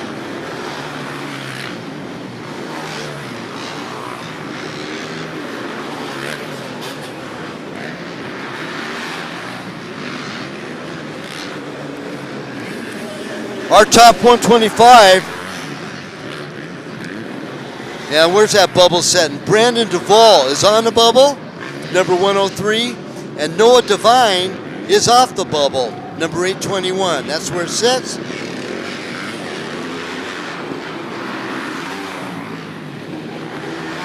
And 125A rider, leader right now, Gordon Tuber, is in the qualifying zone.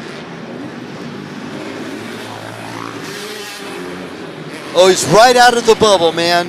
He just got pushed back by both Daniel Alano and Brandon Duvall.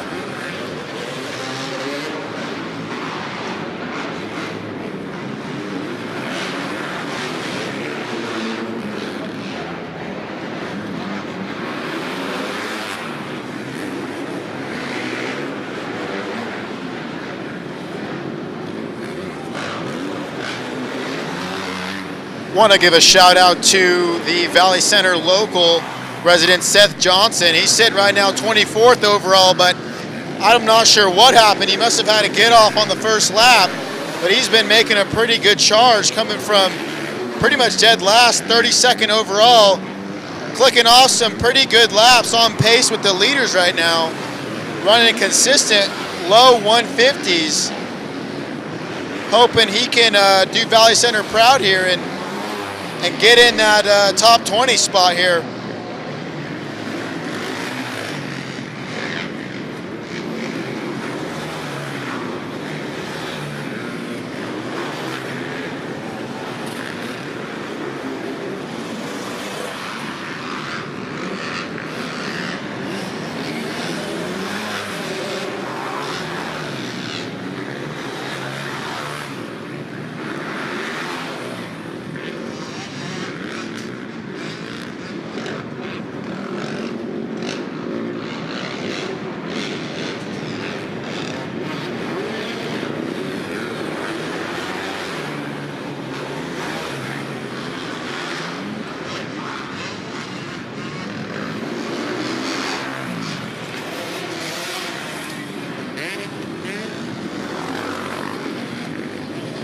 There's that 553 Yamaha, Seth Johnson, making a charge.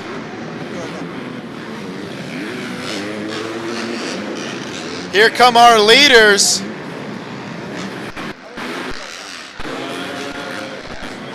Looks like Tyler Jones, Ty Collins are almost wheel to wheel. A couple bike lengths separates the two riders. There's Collier Martinez on that 313 Honda, followed by Matt Canepa. Brandy Richards having a great ride. Actually shows her first overall on adjusted time, running a 149.6.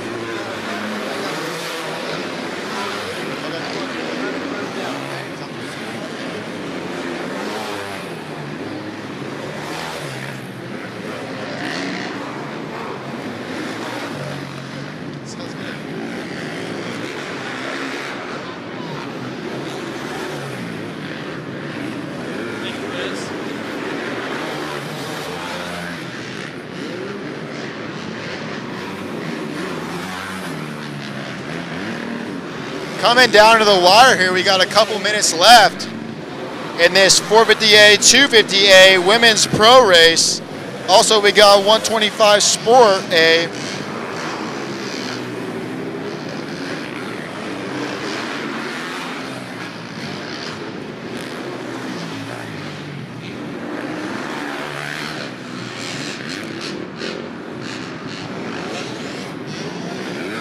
There's that 553 Yamaha, Seth Johnson making some moves. He's came all the way from what seems to be 32nd overall, sitting right now 23rd overall, trying to get in that 20th position to secure him a spot in tonight's main event.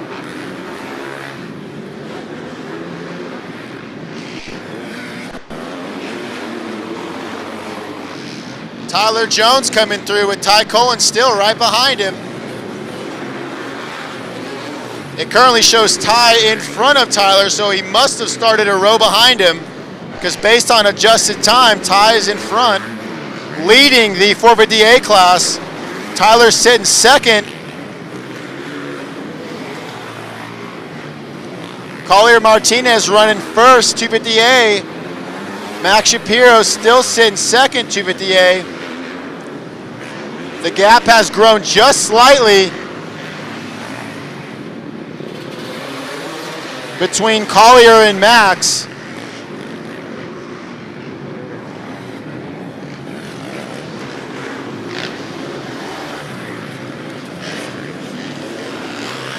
Some good racing going on. Looks like Caden Lewis and Mason DeCenzo having a pretty good battle right now. Live timing shows Caden in 6th, 250A. Mason 7th, 250A.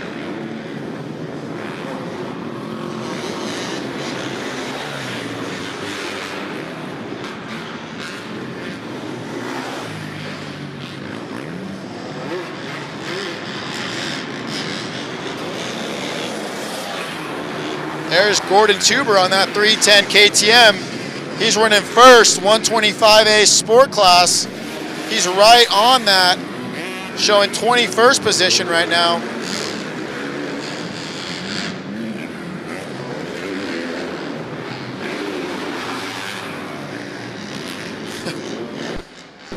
This adjusted time is flip-flopping every single lap. Gordon Tuber now shows in 17th. Seth Johnson moved up a position, sitting 22nd. Randy Richards is right on Collier Martinez, looking to make a pass for an overall position. Eric Danowski went down, unfortunately, in that right-hand bull turn before the double-double section. Hopefully he's okay. Not what I like to see from my teammate.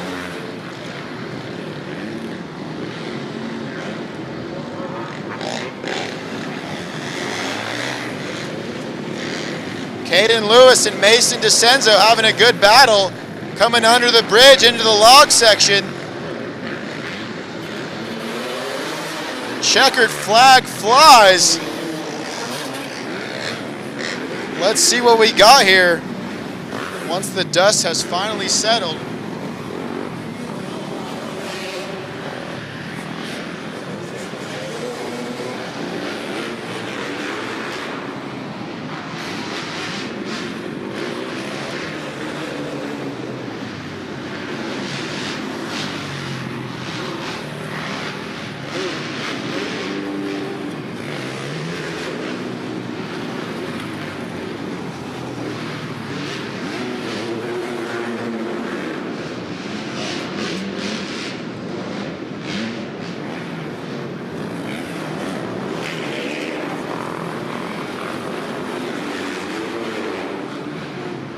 There goes Ty Collins, 766, looking to take the win in 450A.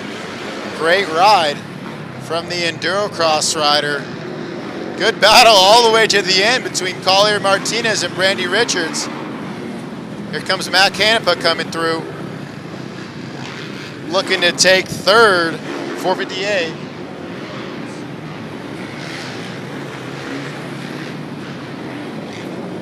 Announcing women's pro podium right after this race at the podium trailer. Again, that is women's pro podium at the podium trailer right after this event is over. Great racing. Live timing shows Brandy Richards taking the overall. Awesome ride. Yeah. Coming from, gotta imagine, line number 3, taking the overall women's pro rider, Brandy Richards. Awesome ride. Second overall, first place 250A, Collier Martinez. Third overall, first place 450A, Ty Collins.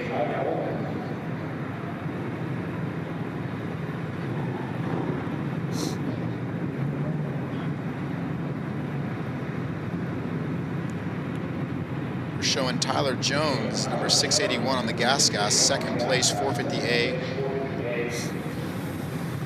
Third place, Matt Canepa, 450A.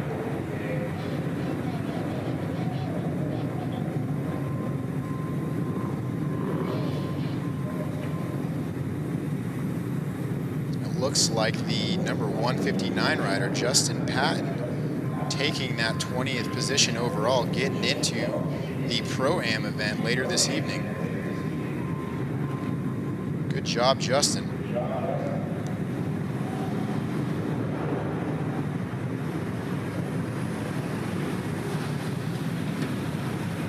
All right, that was a great race.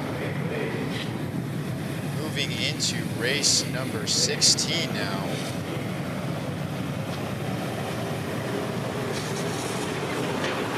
Want to also, before I do that, announce round number 6 of WORCS Racing, Cedar City, Utah. We have the ATV side-by-sides going on May 20th to the 22nd.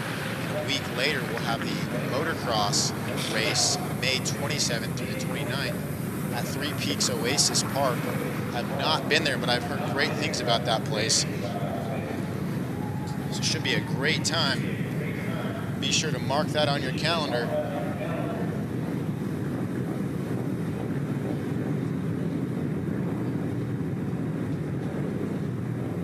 All right, so that looks like it will do it for our motorcycle side of things until later this evening.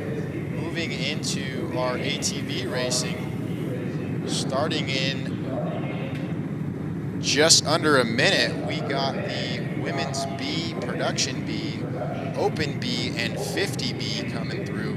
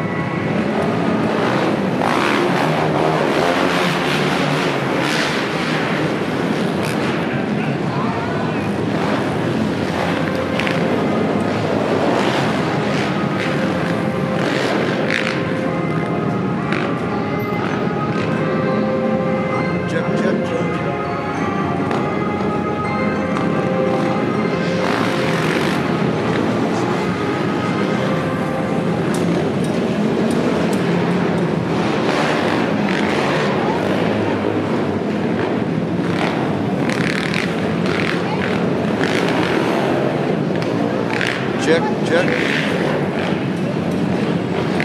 And a lead in right now, Brett White, number 39. Nate Temple, number 502 in second. Michael Ellsworth in that third spot, number 185. And that's our Open B riders. Our Production B leader is Kyle Moore, number 1148. And second place in our Production B is Jacobin Hopewind.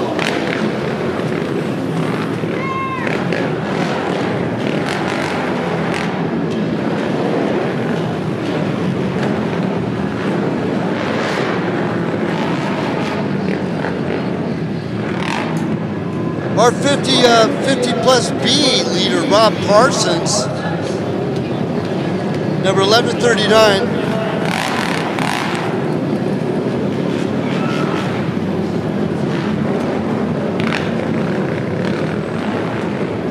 Oh, it is too darn close. Oh, look at that. Oh, man. Oh, good. Push her out of the way. You couldn't have planned that move any better than you just saw right then. Little young lady in the quad. Right after the tire jump, man. It was right in the way. Kudos to all the riders that avoided disaster. That was cool.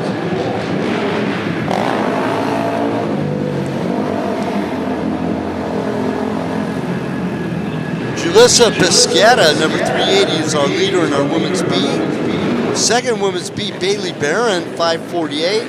Third place, Alicia Seymour, number 507.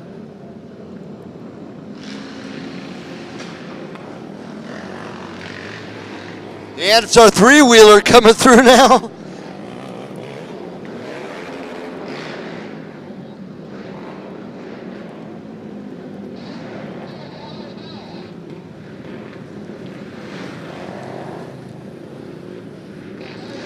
Oh, that was Rob Parsons, number 1139.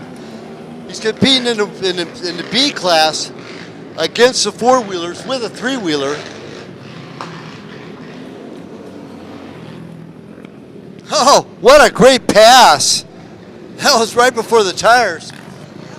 That was a good pass, I do have to say.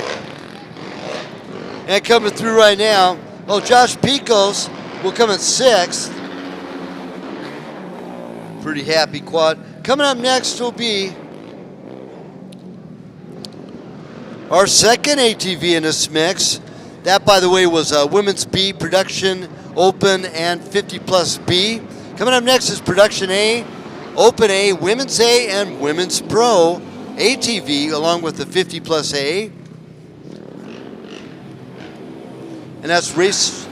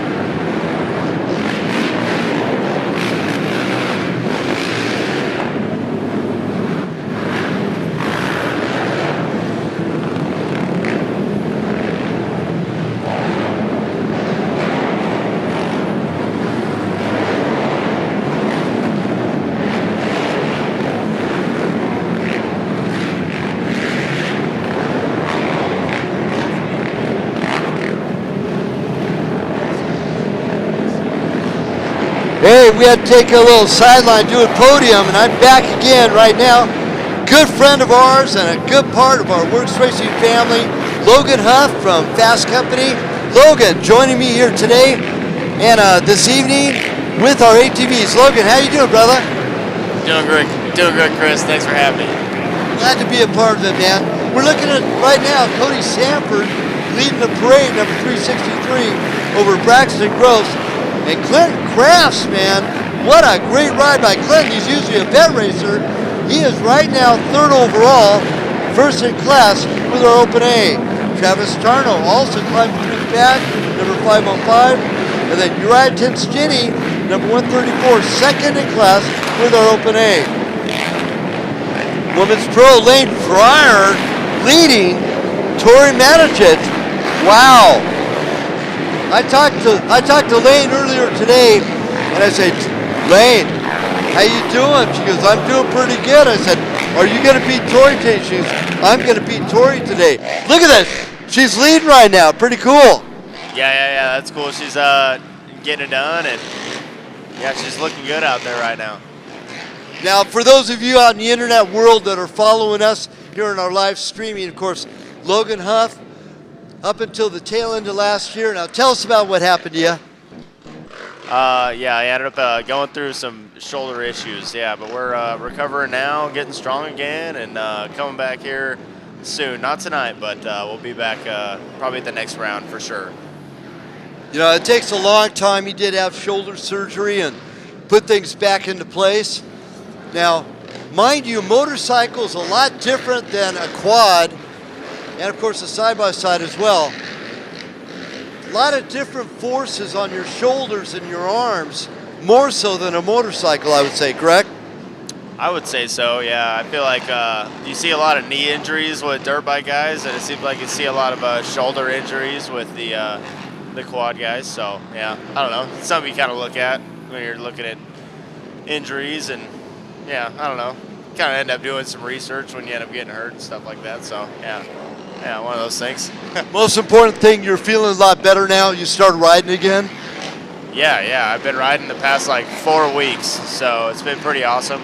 Been able to put in like 3-4 day weeks of, or like, you know, riding 3 or 4 days a week. It's been good. Been working that in and just getting everything rolling again. Watch out, Cedar City. Yeah, we'll see. Yeah. Anyway, so, hey, back to our racing right now, though. Cody Sanford leading the parade. Oh, man. You know, Chuck, our flagman over there at the tires, that guy has been so busy doing such a great job. Braxton Gross getting hang up. Comes around the outside. Was that Cody got around?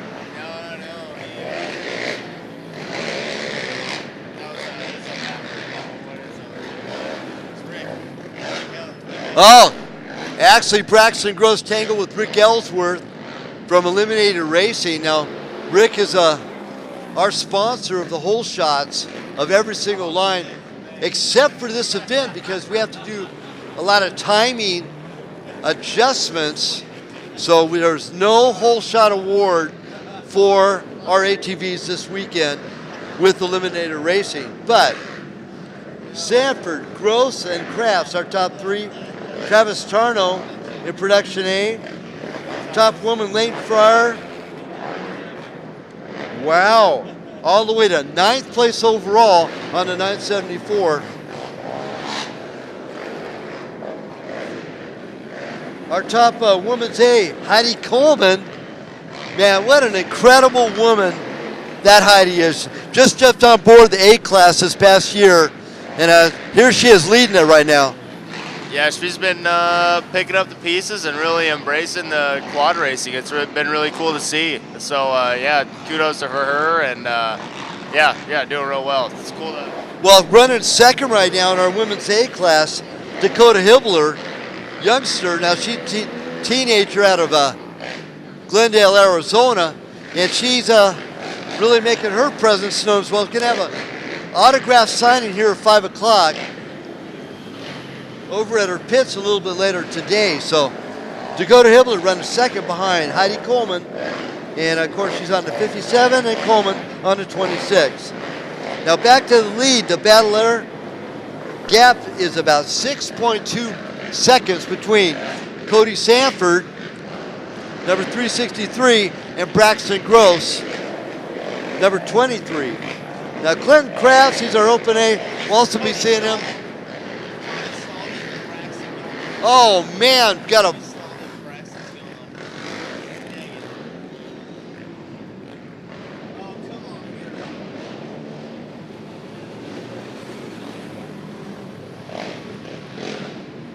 So that's going to stretch it out a little bit further there.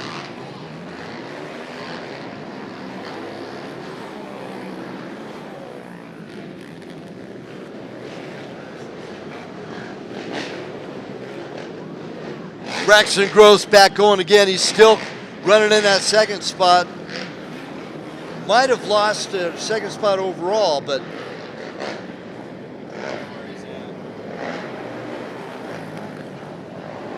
so now the gap between first and second, 35 seconds as Cody Sanford stalls it after the tire jump. So Braxton Gross checked out of the building, as we probably would have expected at this point in time. So Clinton Kraft still by adjusted time running third overall. Now back to our pro ATV class coming up a little bit later this evening for our main events. Man, what about, gosh darn, Travis Damon, man. He has really stepped up, not one, not two, but 3 different levels. He's knocking on the door of Bo Barron.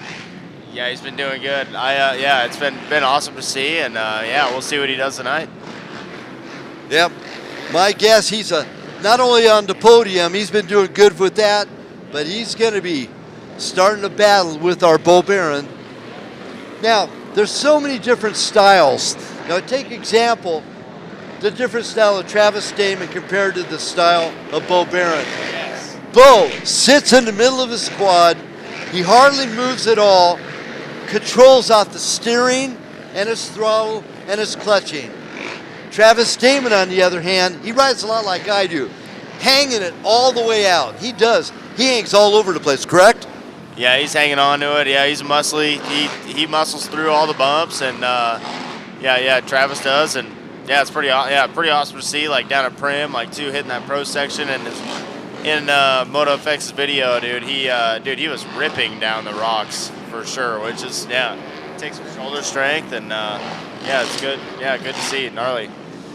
Now your style's somewhere in between Travis Damon and Bo Barron.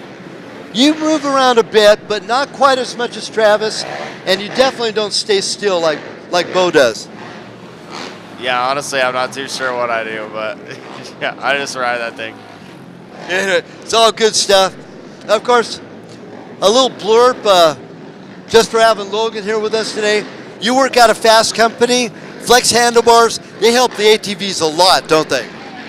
Yeah, we're stoked to support the sport and everybody riding. We're all riders and racers over at Fast Company, so yeah, everybody that supports us, we thank you as well, and you know we're happy to help you. We're always happy to help as best we can. All right, again, great to have Logan Huff with me here today. Help add some color to this. Now, taking a look at our schedule right now, look at this. Lane Fryer all the way up to 7th place overall. She is on the gas. I can tell that right now. Yeah, she's definitely moving for sure. She have been she's moving up along the pack here. Yeah, 7th overall for sure. And we take a look at our 2nd place woman in our women pro, Tori Manajec. She's all the way back at 12th. So Lane Fryer, this definitely sets her style and grace, and she's doing great with it. Our leader in our 50 plus A class, no big surprise there, Rick Ellsworth. Man, what can you say about Rick, Logan? Dude, Rick is awesome, man. Yeah, he is a savage, dude. He has been killing it for so long, and it is awesome to see him out here still. And yeah, look at him. He gets through the logs and all that, and everything just fine. Let's see, he's gonna get up over these tires right now. Yep. Yeah, that's good, dude. Yeah, that's awesome. Yeah, Rick, he's awesome. It's really cool to see him out here accomplishing just as much as just everybody else does. So yeah, really cool. Now, what about our second place woman right now, Tori Matijic, man? Now, she's had, what, 4 or 5 championships in the women's pro class now? And she's still a youngster as well. But now we got a new kid on the block of Lane Fryer. And Lane definitely showing her colors, currently running in that 7th spot overall over Tori. Yeah, Lane's been getting out and doing some East Coast stuff, going out and doing the GNCCs and probably getting some other perspectives of some different styles of racing out there, and I'm sure. I mean, that all helps. So, yeah, I'm sure they're both working hard, but maybe Lane's looking good. Yeah, Lane's definitely looking good right now. Now, coming up a little bit later with our Pro ATV class. Now, this gentleman's been finding these long races have a lot to do with the maintenance of your equipment and the longevity and the endurance of your personal ability. Coming from the motocross ranks, Jacob Stevens starting to find out that our off-road guys are the real deal. There's no joke here. Yeah, he's definitely getting a little taste of that for sure. Yeah, it's awesome to see him come out here. It's great to have him. Yeah, Jacob's a really talented rider. He's got a lot of speed, and yeah, once he starts putting that stuff together, he's gonna be a threat, I'm seeing Jacob starting to step up a little bit more here pretty quick because he definitely has a lot of talent. He just needs to put that endurance and the maintenance factor. Like the last race in Taft, he spit a chain. He was up there in 3rd place at that point in time. So we're definitely looking forward to them. Here comes Rick Ellsworth going through the over and under bridge. Rick, of course, out of Lake Havasu City on that number 21 machine. And like Logan was saying, he is such an incredible individual. He's won championships in the 30 plus, the 40 plus, and the 50 and 60 plus class. Currently our leader in our 50 plus class. And just a great human on top of that.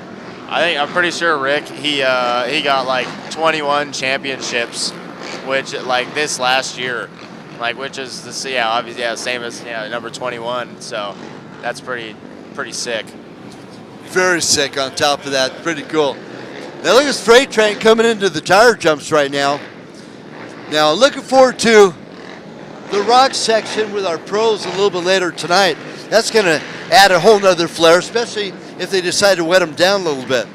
Yeah, oh yeah, that's going to be some slick rocks, and I wonder, I don't know, are they going to run the ATVs through there too, or is it going to be just dirt bikes? I think ATVs are going through on the Pro and Pro-Am. Oh, sweet, yeah, that'll be cool to watch, yeah. Yeah. Well, it's reminiscent of Prim when it comes out through that rock section at Prim. Yeah, that's pretty cool too. And here's the thing: if it was easy, everybody could do it, right? Yeah, that's gonna be gnarly. Yeah, it's gonna be sick to watch for sure. I like that. It's gonna be good. So now coming up, now Brad Calivan checked in with us earlier. I guess you know Bradley really well, and kind of bummed he's not racing this year because he's definitely sticking his nose into the mix of everybody. But he's going to be a wealth of talent joining us on the microphone tomorrow. Yeah. Brad's awesome, man. He's a character. I love having him out there for. Sick. That is sick. They had a picture of me eating it in the pro section at Glen Helen up there. So yeah, sick picture. It happens to the best. Oh, that is a gnarly picture, by the way. Alice, look, that picture of Logan.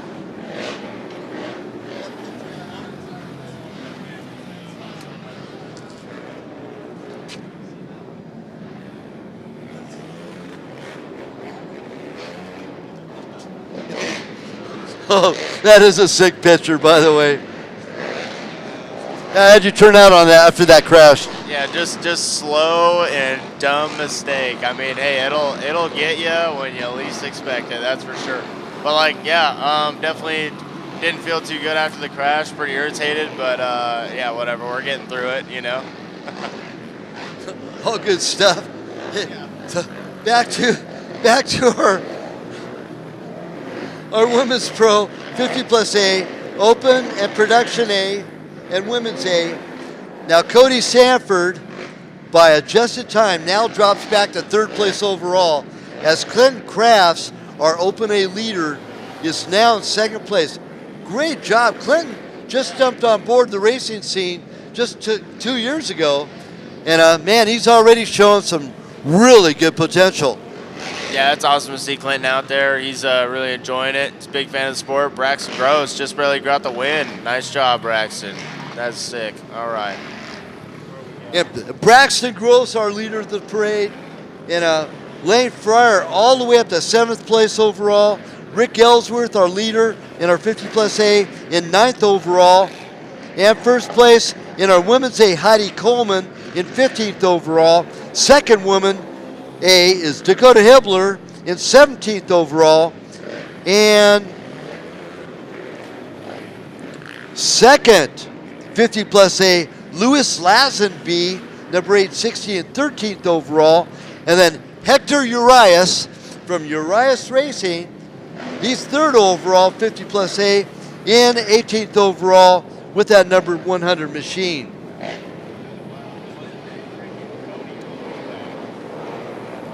Now Hector Urias and Val Harris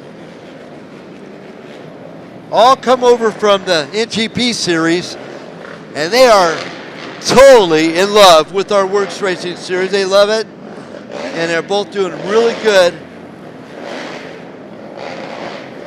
Oh, now Tori Maticic moved up 2 positions overall. She is now in 10th. And Lane Fryer moved up another position, currently in 6th. So, wow, checkered flag flying here.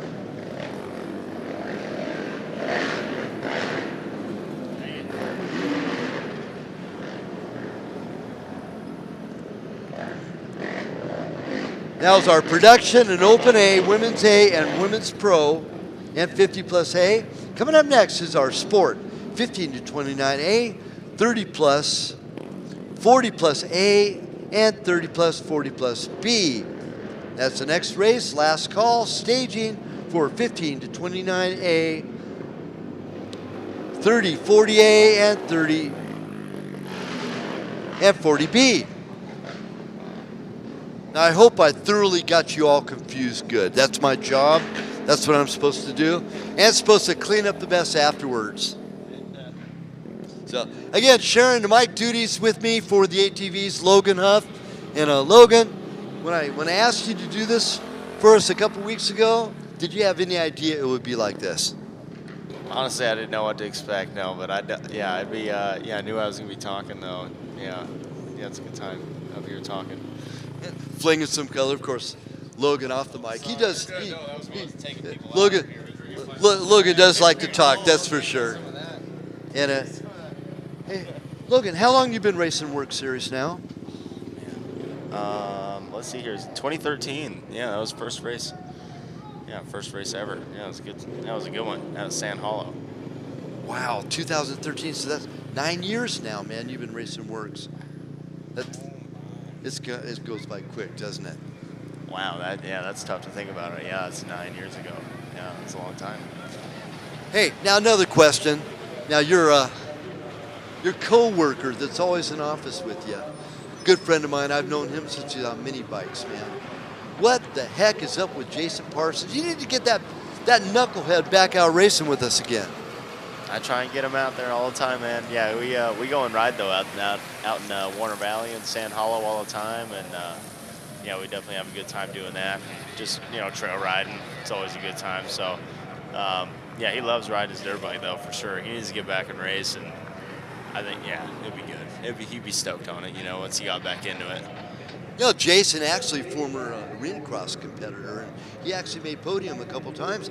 He's definitely, like I said, he's definitely a talent. But we're coming up right now with our next class. It's our 30 plus, 40 plus A and B, and our 15 to 29A. In the 15 to 29A, we got Anthony Villapando, the third out of Las Vegas, number 53. Dylan Cooper out of Barstow, number 79. And Gage Lever, 131 out of Las Vegas. And we'll be seeing him racing some side-by-sides as well a little bit tomorrow. In our 30 plus A, Clinton Crafts back-to-back for Clinton. He got second place overall by adjusted time this last race. So Clinton Crafts out of Vegas, 36 years young and number 19. Tito Alvarado out of El Cajon, number 83. Omar Alvarado, also out of El Cajon. The younger brother of the two, 129. Kenny Pellman, right here from Vegas, number 618. Now Kenny, a lot of people don't know, this guy is a working stiff for sure. He'll work nights, crawl out from underneath his truck to come on out and come and racing with us, and he does it every single time. Kenny Pellman, number 618. Jesus Ramirez, number 811 from El Cajon as well. In our 30 plus B class, James Wiley, number 18 out of Tempe, Arizona. Another back-to-back competitor after taking the Women's A win, number 26 out of Barstow, the Powder Coat Girl. It's Heidi Coleman. Out of Bunkerville, Nevada, number 49, Brad Easton. Now, Brad getting to be a regular WORCS racer now. He's liking it a lot. Another WORCS regular from 29 Palms, Mr. Marine, it's number 52, Travis Bird. Jason Zittel out of Littlefield, Arizona, number 73. Ian Seymour, the husband of Heidi, number 75 out of Yuma, Arizona. Humberto Valenzuela out of Spring Valley, California, and Mexico, number 125 out of Low Profile Motorsports. John Jedlarski out of Lawndale, California, number 144, I believe the number. I got a hole punch over the number, so we're guessing. Kyle Moore, number 1148 out of Murrieta, California. And Josh Picos out of Corona. Now, Josh is getting to be a regular WORCS competitor. Just jumped on board this year. He's on 1149. In our 40 plus A class, another back-to-back racer, Rick Ellsworth, 21 out of Havasu. Brock Pennington out of Barstow, number 78.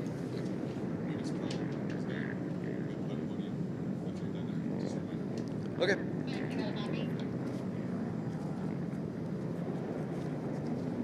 Yeah, go ahead for Chris. Yeah, as soon as I finish this roster.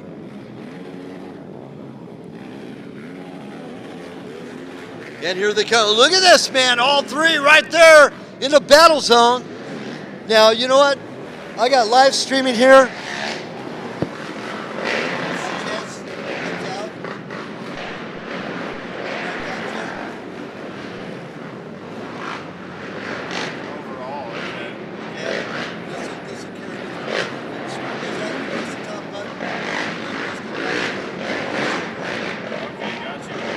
So I'm going to pass the torch over to Logan Huff. Logan, you get to run with this thing, man. Have fun with it. This is Logan's first time announcing an ATV race. Good luck, buddy. Wow. All right. How's everybody doing tonight?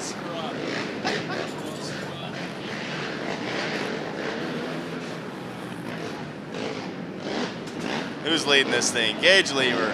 Heck yeah, man. Nice. Getting up there. Anthony Villapando up in the third spot. Clinton's back out there. All right. In the lead on the 38 class. Okay. Kenny Pellman right behind him. Let's see.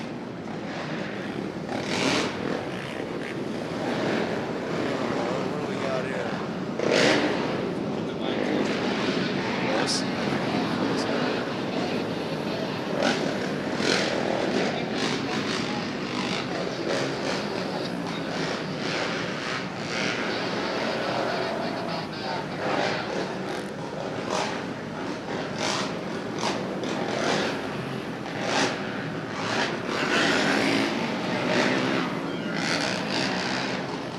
Oh no, we got a rider down. Hopefully he's okay over there. We're getting a little bit of help from the WORCS crew.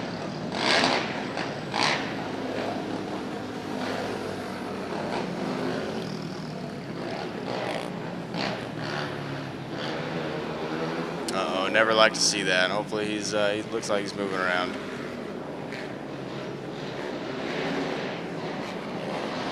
Oh, we got a hand coming up off the bars. We got signal engage. Clinton's right behind Gage. Okay, let's see here. Kenny Pellman right behind him.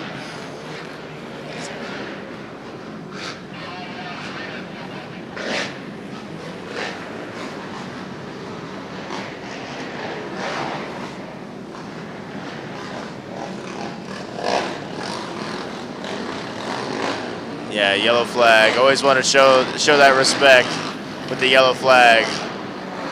Tires on the ground. Yeah, hopefully he's all right. He's hanging out. Looks like he's moving around.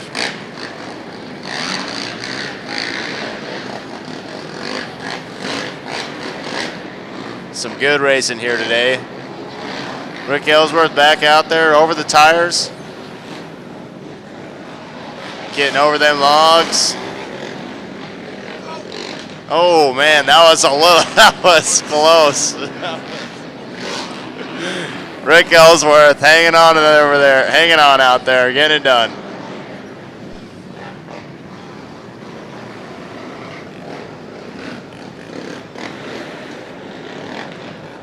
Heidi's out there on her second. She's out there on a different quad. Where's she at? She's at a third spot. Okay, in the 30B class, out there racing with the boys right now. Travis Bird leading that class, leading the 30B class. Brad Easton in the second spot. So we got a little ways to go here. These guys are spinning about 2.5-minute laps, I believe. Yeah, 209s, 225s. So yeah, out there for 25 minutes. That's a long time to be out there. Spin a bunch of laps. Kind of makes you go crazy.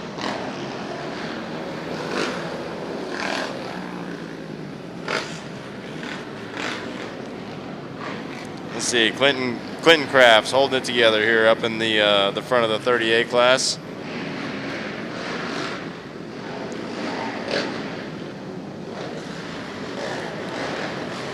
Gage Lever's coming in over the doubles.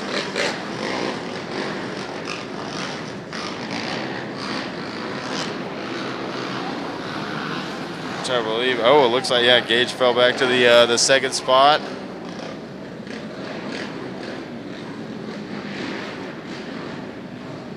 Hit those logs pretty good.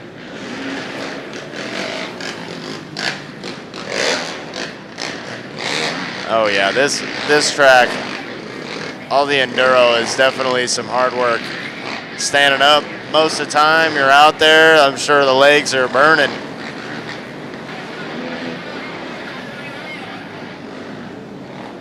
Nice hard pack conditions. Let's see here.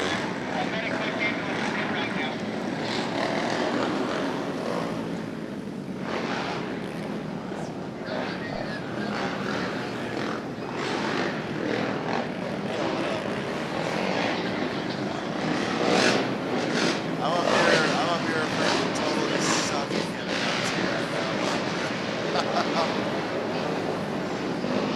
I'm in the arena.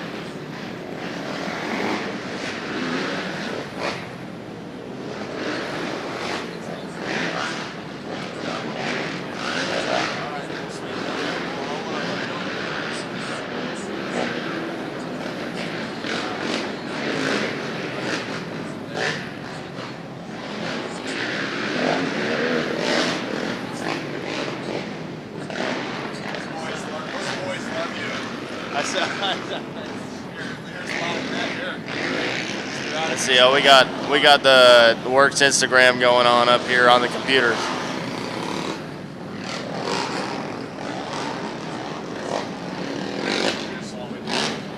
Oh, internet. Sorry, this page isn't available. Isn't that just your favorite thing to see on your phones? This makes me want to throw my phone at the wall. Anyways, let's watch some racing. Heidi Coleman, where's she? She's coming in, first person under the tunnel right now. Is that Ian Seymour? Oh, okay, okay, he got moving after the tires. Heidi's coming in, ripping over him.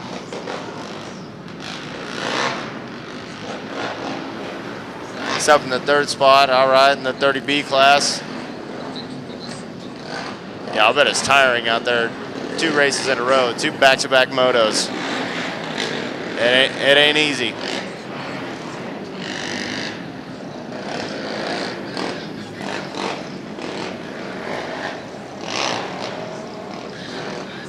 Yeah, those doubles look pretty gnarly this weekend. Looks like the landing's a little tall on the first one, so you just got to get that thing. I don't know, maybe get the rear end up a little higher or something than your front end or something, and downside that thing so you can make the second one. But yeah, that's definitely a tricky one. Kenny Pellman up and over them tires, no problem. Tires are always a tricky one. Going up and over that big mound.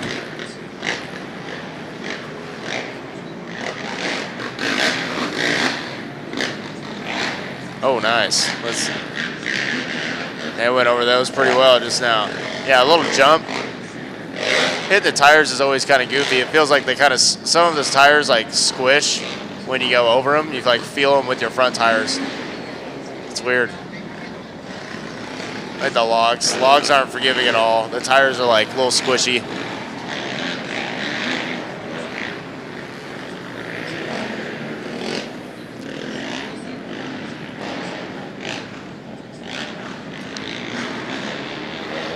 Yeah, it's not easy to get a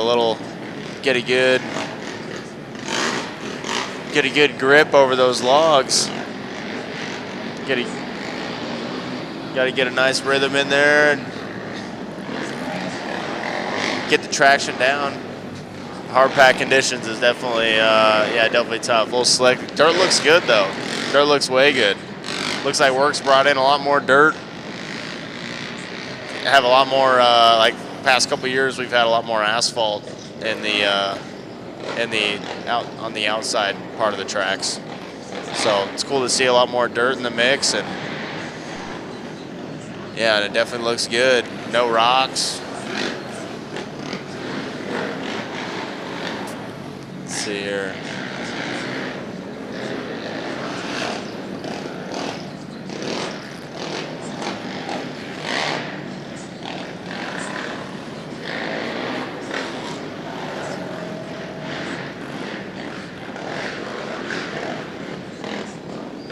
Oh, Clayton's hanging on here. What gear do you take your doubles, Logan? Oh, here we go. Yeah. I see a lot of dudes not making those. Yeah, honestly, I was just looking at those, and those look kind of gnarly, so I don't really know, but we'll see if Bo hits them for sure. We'll just gauge it off of that guy. He was telling me, though, that if he just has his rear tires up a little higher than his front tires, like if you hit it, kind of bounce into it, I don't know, kind of bounce into it maybe, and have your rear end up. That way if your front tires make it over that tall landing, your rear tires will make it, you know? So then at that point, then you just kind of throttle in and just give her the berries into the next one, you know, and then get on the brakes for the turn. Easier said than done though, right? Yeah.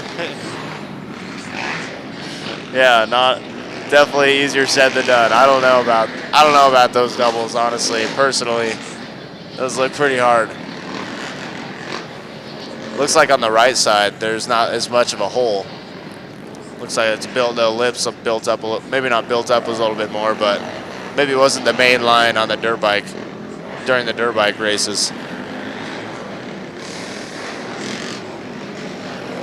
That'll be exciting to see that that rock section in full effect tonight at the motorcycle and pro ATV race here tonight. Kenny Pillman sending it in over the tunnel jump.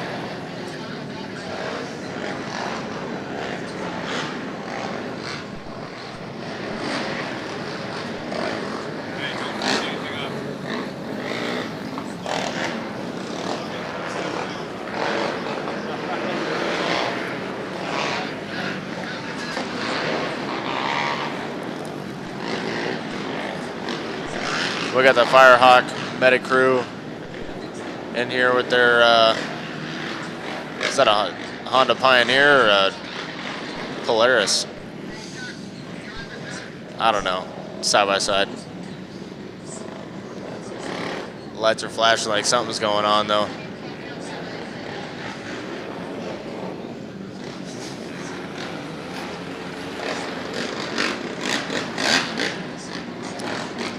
Rick Ellsworth coming in, rolling strong, man. He just keeps it rolling. Who's he got behind him? Number 78.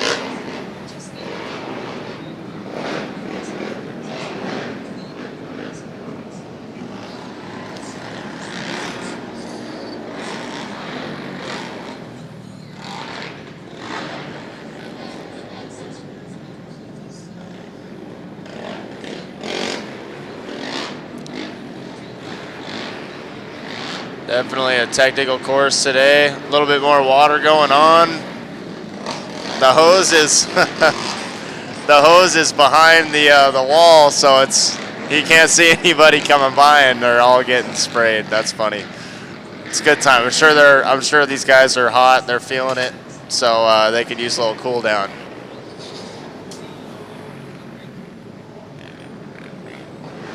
It's good stuff right there. Got to keep the track wet.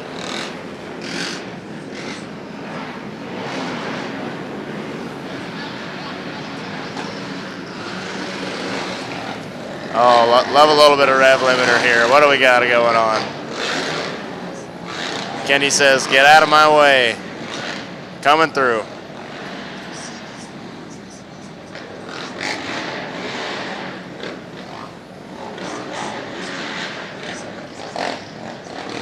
He's got that, Kenny Pillman's got his, that Suzuki LTR isn't just a Suzuki. It's got a Honda CRF 450 dirt bike motor in it. He built that thing and it's turned out pretty sick. So I'm sure that thing's ripping. Sounded pretty good just now.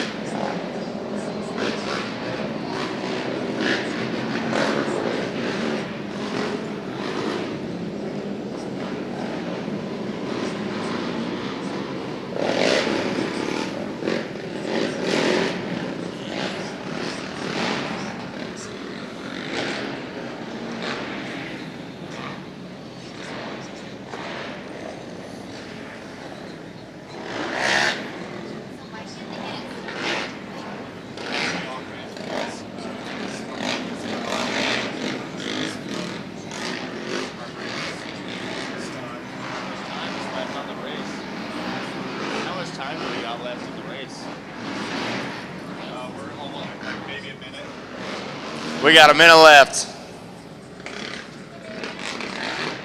About to get the white flag out here pretty soon. Well, you probably know more than Logan does. I don't want to do this. No, right by your forearm. That one? Press the hold on it. It's hard to find. It's like right there. It's that one right there. Oh, gotcha. Oh. And swipe. Yes. Sick. Alright, yeah.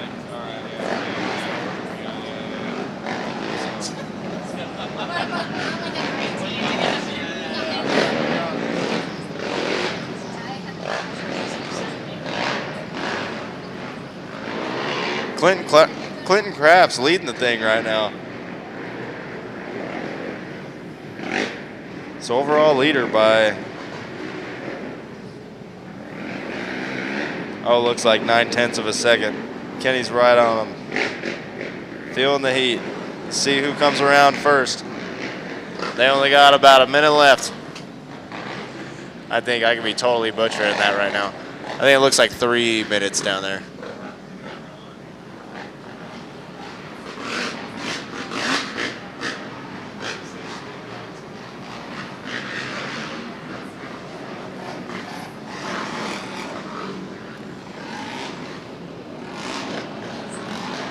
Jesus Ramirez just coming through, grabbing that 3rd spot overall, and the 3rd spot in the 30A class.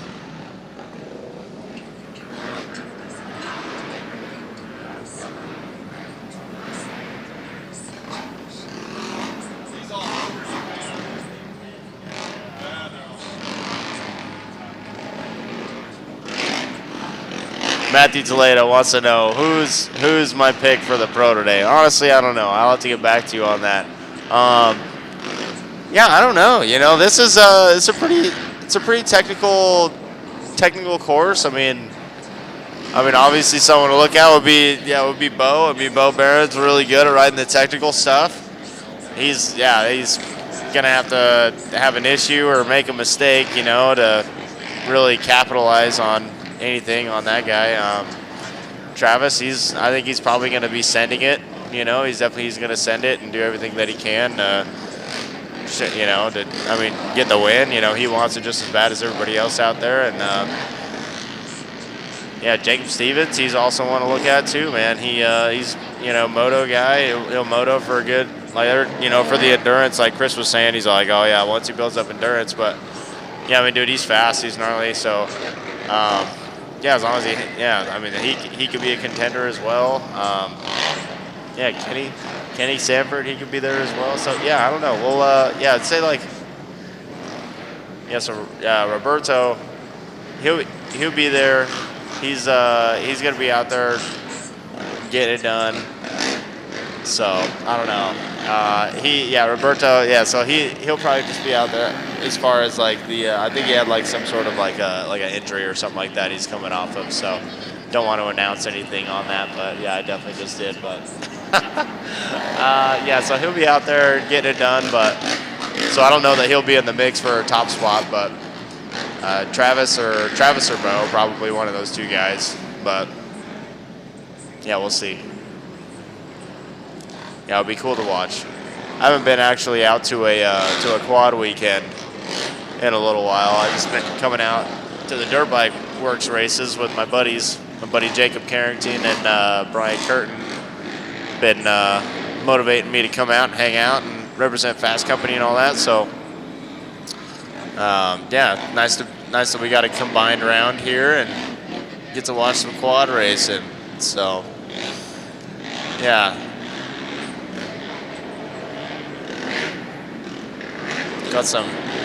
Got some logs here.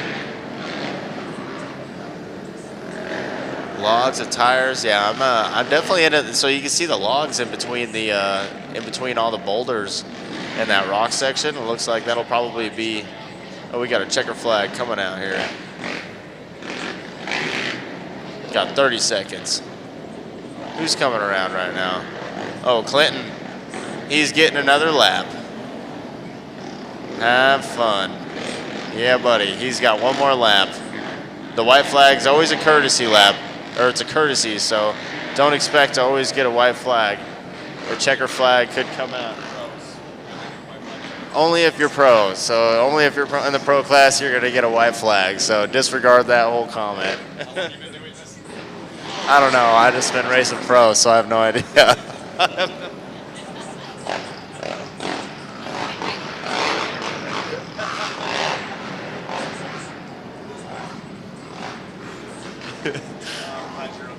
Yes, we got the checker flag out now. Yeah. Yeah, Clinton's getting an extra lap though. At least he doesn't know yet. Or maybe he does. He's seen the time. But he's got it locked in. That's always a good feeling. little parade lap, if you will.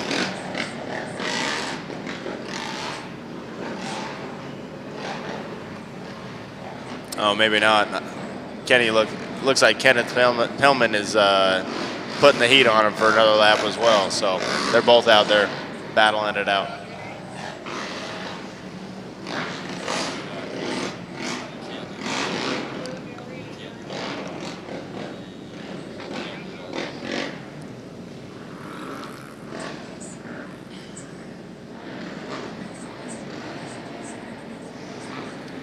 Rick Ellsworth one final time over the tires here at Las Vegas.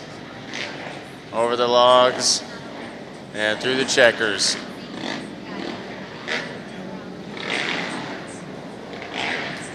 Nice job.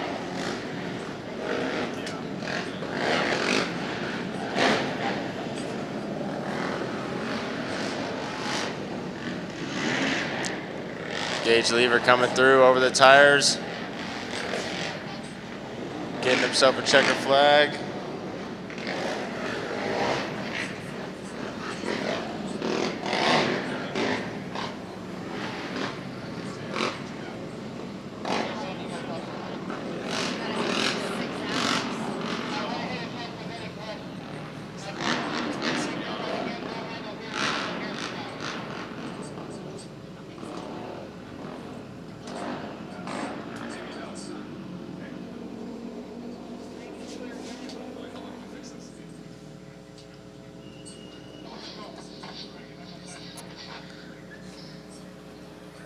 And that's a wrap for the 30A and 40B, Sport 15 to 29A, and let's see, who else was out there? No, it's just those three. Well, yeah, wrap up for those guys. Who's up next? Who's up next? Good job out of you. Yes. Yes. Yes. You got this. It's a party up here.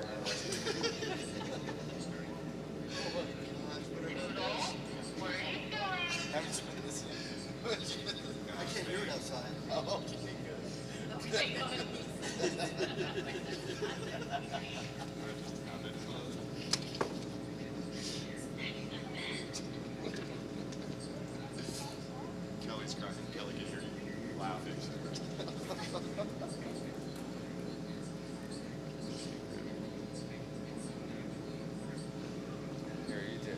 Here, Chris is taking back over. Thank you, Logan. Logan Huff did a great job. Hey, everybody, let's give Logan a round of applause calling that last race.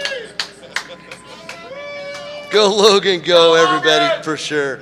Hey, race number 4 coming up. Well, it's not number 4 on the list, but it's actually, oh my gosh. I come into a whole interesting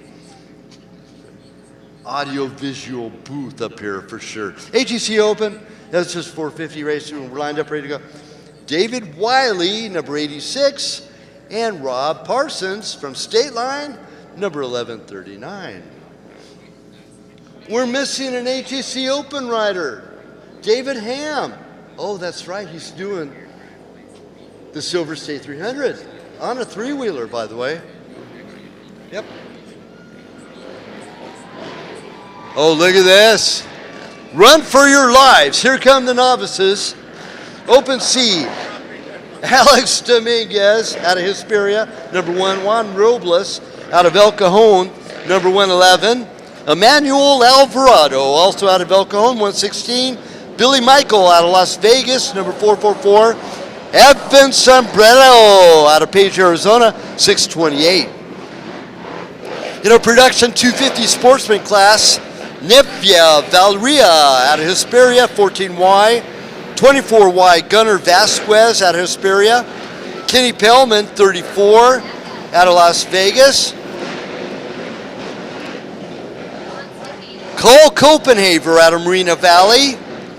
I don't have his number, it's punched out.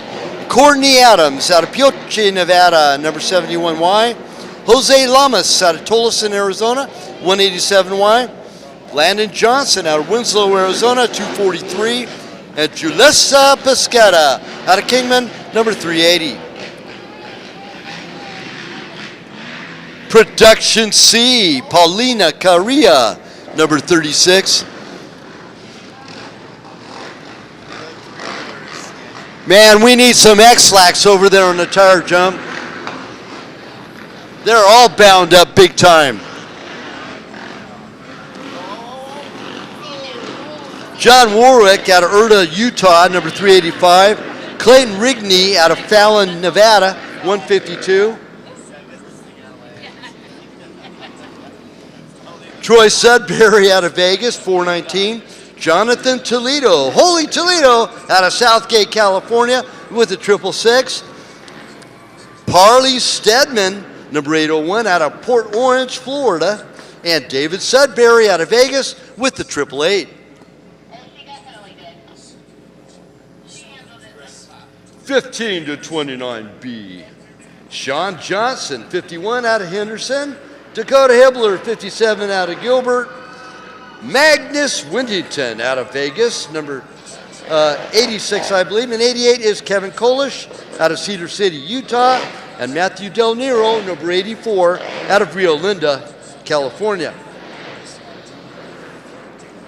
15 to 29B, Ryland Stedman, number 386, out of Port Orange, Florida, and Nate Teeple, number 502, out of Sacramento, California.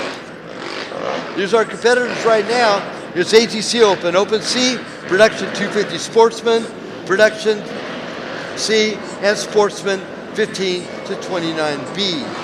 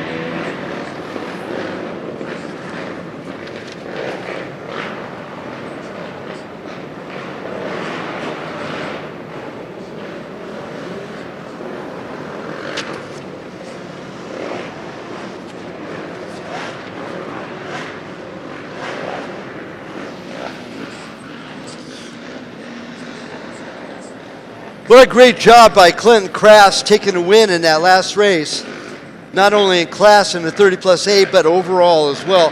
Kenny Pellman coming in second, and our 30 plus third place A rider,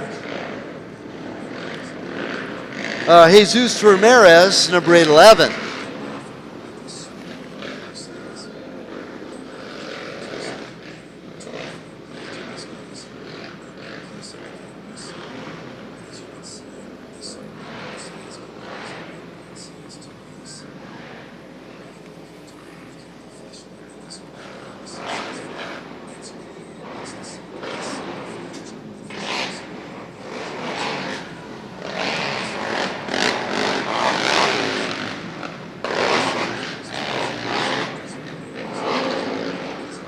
And these are some of our younger racers that are out on track right now. We've got some 10 and 11-year-olds there in our 250 Sportsman class. Of course, Gunnar Vasquez, 24Y, is 10 years of age. 11 years old is Nevia Valeria, number 14Y, at 11. Then a handful of 12-year-olds in this mix. Kenny Pellman Jr., number 34Y. Courtney Adams, 71Y, at 12 years of age. And Landon Johnson, 243, which I wouldn't be surprised if it takes the overall. He's also 12 years old, out of Winslow, Arizona.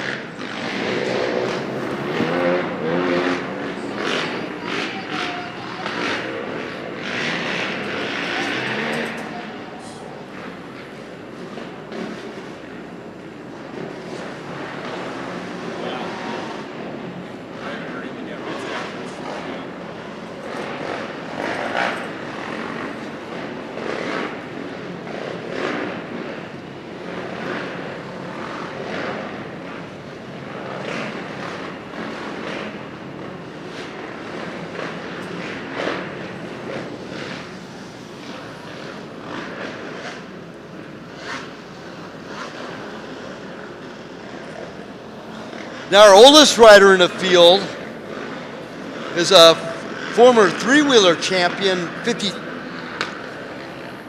actually second oldest is Dave Wiley, number 86. Now Rob Parsons is the oldest driver in the field at 56 years of age, number 1139.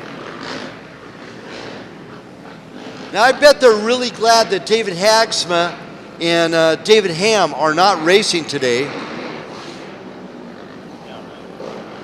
Well, David Wiley, he gets his fingers into the mix too. He's very talented. He also does very well when he jumps on board a quad, right? Yeah. Wiley definitely rides quads as well. Yeah, definitely pretty fast on both. I mean, big props out there riding the three-wheeler though, man. I feel like just getting around this track on three wheels is pretty sketchy. Now Wiley races all the way back into the early 80s on a three-wheeler, by the way. Oh yeah, he has a couple championships under his belt. He's no slouch, that's for sure. And Wiley out of Gilbert, Arizona, number 86. Now a lot of people have a misconception that three-wheelers were outlawed. That's the farthest thing from the truth. There was a lot of lawsuits happening in the early 90s, but that's when we started seeing all the quads come into play. It was the late 80s, about then, and you know, it changed the whole environment for our three and four wheelers as most people jumped on board a four-wheeler, because you tip on two either way, whereas you only tip on two on a three-wheeler, then it gets kind of scary. But they did not outlaw three-wheelers.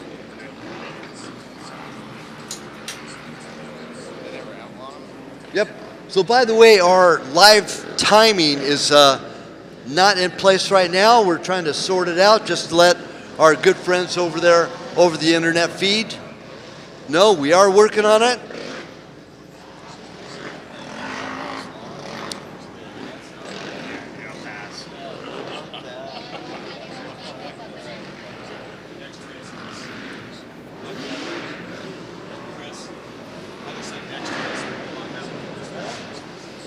Okay, our apologies for this race. We will not have our live timing.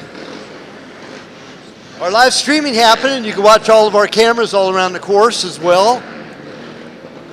And then a big thanks to our good friends over there at Moto Effects for putting together our live, and not live, it's going to be our podcast recording from our event this weekend. So now, a lot of these quads do not have reverse.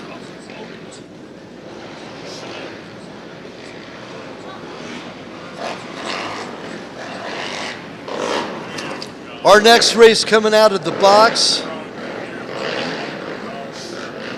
will be our 90-70 production, our 90 stock, 50cc 4 to 6, 7 to 8. That'll be the next race out at 5:20. Now there's still time to sign up for adults, schoolboy, and youth pit bike race, scheduled for 6:45. Mind you, that will be an edited course right here in the arena, and it should be a whole hoot to watch, that's for sure. That's coming up at 6:45 today for our adult, schoolboy, and youth pit bike. I heard Logan Huff's going to be racing that pit bike race tonight. Is that true, Logan? Heck no, not me. Oh, that's right. Not Logan. It's going to be Todd Mack. Todd's going to be riding it. He slings his leg over a scoot every so often. We've seen that happen. I've witnessed it before. Oh, yeah. I could stir the pot just like the rest of them, man. No problem. Well, Todd gets on my case about Ascot, you know.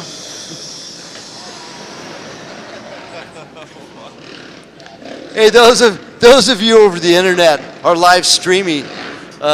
Tag on to our website and in our comments comment. And let's have some comments about Ascot, okay? Let's blink some Ascot comments just to make it interesting for Todd Mack over here.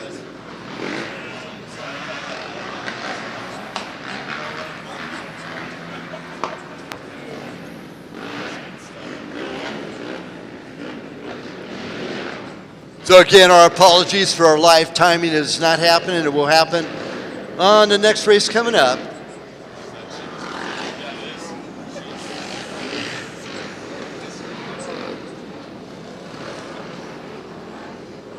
So Johnny John's chasing Samuel Sims. Johnny John's number 2, Samuel Sims number 23.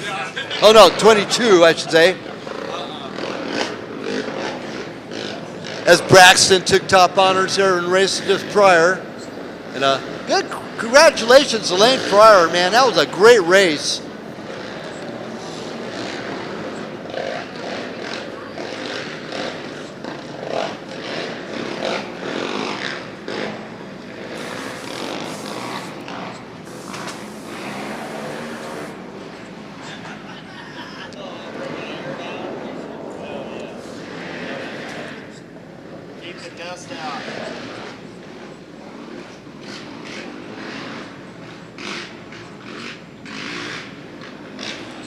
Yeah, I'm really surprised now. I know Dane Perry watered the heck out of the track this morning, but I see a lot of hard pan with a little bit of dust on top. But you know what?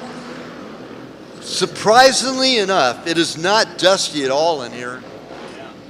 Really clean. Here comes David Wiley, man. He is on fire. Come on, man. Clear the quads. Let's see you clear the quads with that ATC. Yeah.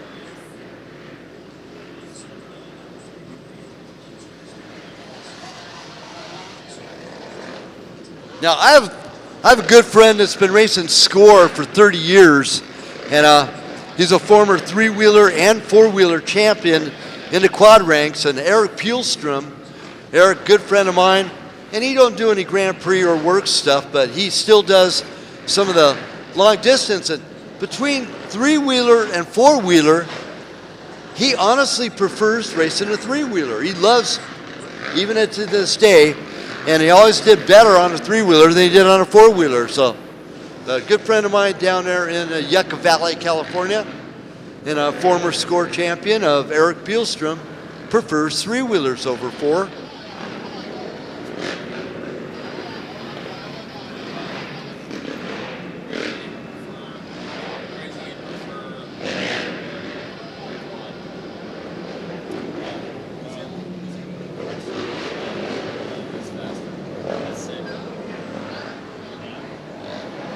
Well, talking about three-wheelers in the desert, we're not seeing David Ham this weekend.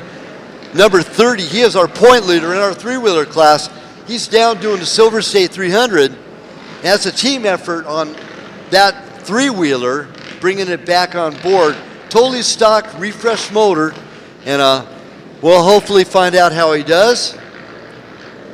I'll definitely let you know for tomorrow. Hey, Logan, what's your prediction for today's race up there? You know, it's a good call for sure. That's a good call. Yeah, Matthew Toledo was just asking that on Instagram too.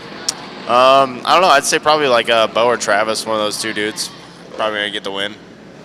But hey, anybody else too? It's anybody's race. Yeah, never know. But I was asking about Supercross. What about Supercross? Supercross, man. Dude, yeah, probably, dude, Tomac has been hard to beat, man. He has been riding good this year, and it is good to see him doing well. Yeah, Anderson, he's ripping too. But he just can't seem to consistently put it together, but he definitely is pretty fast. I'd probably put my money on Tomac. Yeah, he's probably going to get the win. Well, it is in Colorado, and he did kind of just hold back a little bit this last race.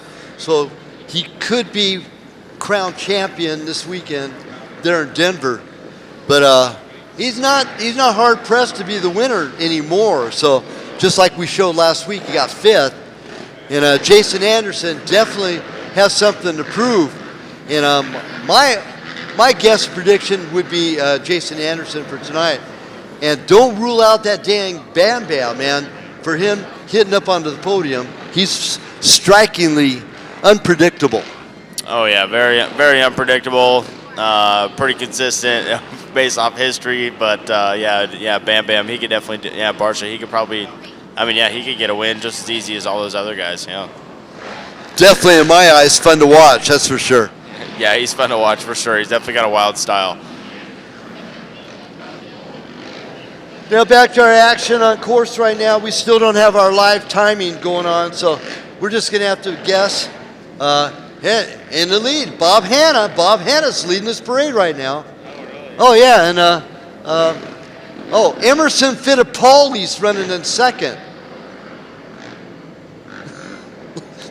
Logan's shaking his head. Who's Emerson Fittipaldi? FIM, he's won Indy. He's a four-wheel racer. Oh, what about oh gosh, what would be another one we could dig out of the realm? It is football draft season this weekend, you know. Oh my gosh. Did you drive down and then go back home tonight? No, I'm probably gonna go home tonight. But yeah, NFL draft. Honestly, I know nothing about football, but I'll be headed home tonight. But the traffic was rough on the I-15. Yeah, it's one lane in like 4 different spots going southbound, coming down from St. George. It took like 4.5 hours to get from St. George to Vegas, which it's like an hour 45. You know what I mean? Like, yeah, it was terrible. That's ridiculous. You know, you move out of Los Angeles to get out of the traffic. You come to Las Vegas. Well, you made a big mistake because it's just as bad traffic here as it is on the 405 at 4 o'clock in the afternoon in Los Angeles. So, what you got there? Trash. Oh, garbage. Trash bucket right there. So, we're winding down. I'm so sorry. Look at this. I think it's got a 4-wheel quad. That's just a mini quad. One of our bobblehead racers. And there's one of our 3-wheelers. Oh, and that'd be David Wiley. Now, Rob Parsons on the KTM out of State Line. He's number 1139. And I believe that's...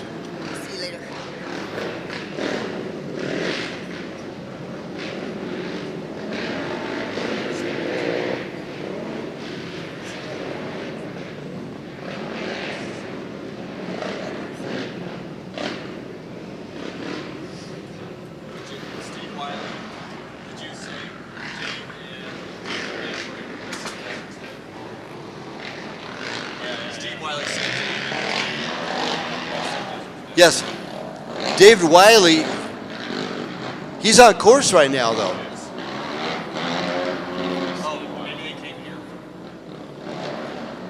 No, I thought I could have sworn to number 86, but Steve Wiley commented. I know David Ham is at the Silver State 300. Yep.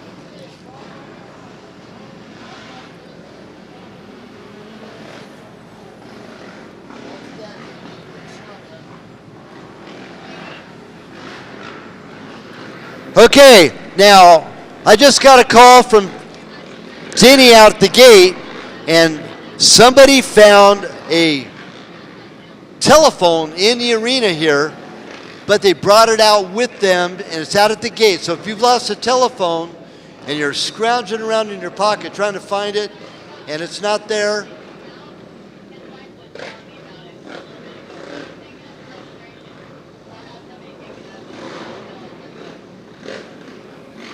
So our lost and found is officially at the registration area. There's been a GoPro found also at the finish line area. JD's has it over there. So we'll try to get that up to registration. If not, check in with JD at the finish line area.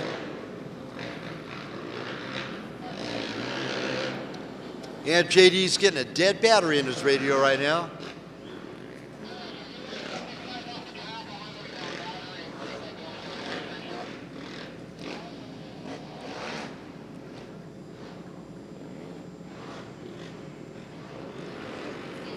And just we were talking about David Wiley, there he is right now, just getting a checkered flag.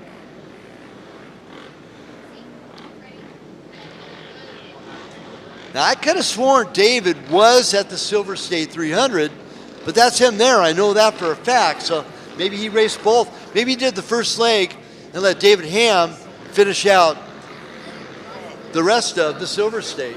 That's probably what happened. He probably did the beginning part of it. That is a 300-mile race, by the way. And it's the first attempt to bring back a three-wheeler to the Best in the Desert. So pretty cool. We wish Ham and Wiley, of course, best of luck for those guys. They are regular WORCS three-wheel competitors.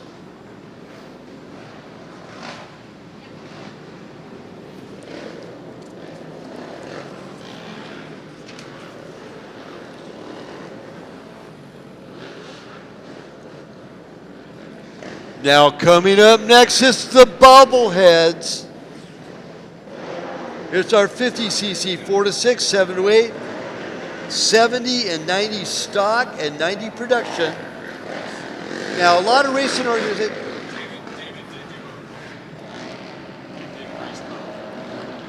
Excellent job by David Wiley. He did race the Silver State 300 and he started with David Ham. So David Ham finishing out on the three-wheeler. Wish him all the best of luck. We wish him the best of luck just for a finish because that would be a win. They are the only three-wheeler in class. Now, back to our kids coming out here.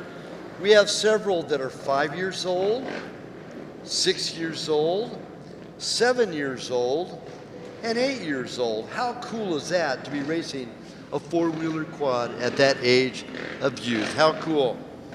Our youngest riders in the field, Jesse Lamas out of Tolleson, number 602 in the 4-6 class. Next youngest will be all 6-year-olds, number 711, Kyle Wade out of Litchfield Park at 6 years young. Julian Valenzuela at 6 years young, number 125Y. Wyatt Cox, number 9P, and Cannon Crafts, the son of Clinton Crafts, number 3P, right here from Vegas. Another youngster in the 70 stock class, Matthew Wishman, out of Winslow, Arizona, 45Y. And then we have a bunch of 8-year-olds all over the place. Fox Shin in the 7-8 class, 57P. Jaden Pellman, 32P out of Vegas. Kyle Copenhaver, number 100P out of Marina Valley, California. Jace Flores out of Vegas, number 7Y. Cadence Copenhaver, number 18P out of Marina Valley. Zane Gertz out of Buckeye, Arizona, number 89Y. And Tyler Wade out of Litchfield Park, Arizona, 813Y. Troy Ryan out of Pahrump, Nevada. And then Gail Guzman out of Vegas, number 1388.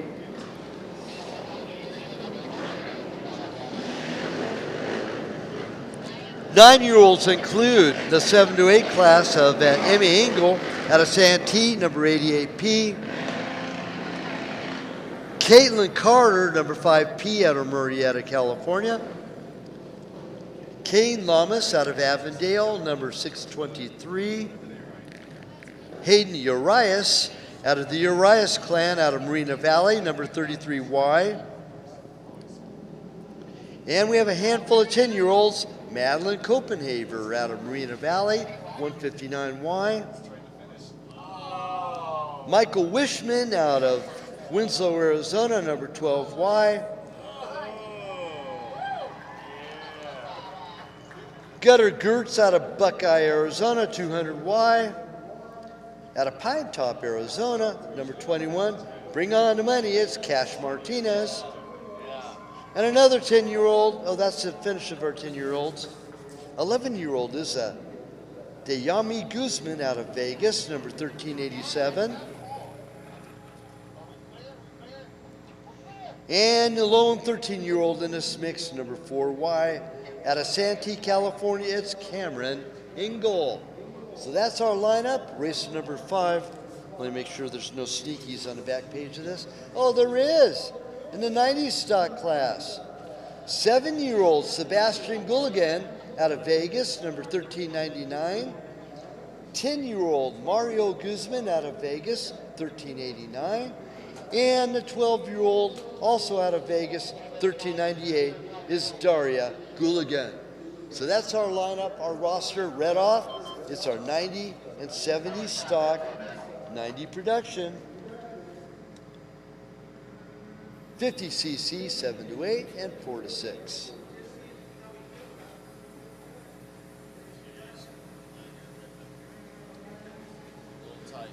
And just wait till these little tykes go around our ascot section over on the far side.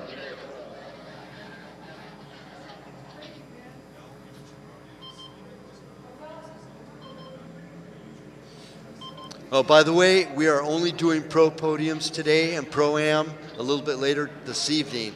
In fact, we did our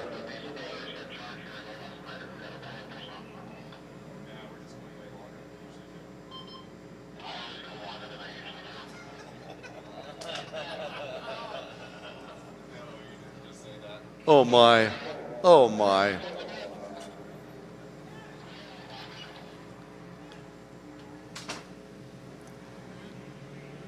The compelling words from our general in charge, Randy Perry.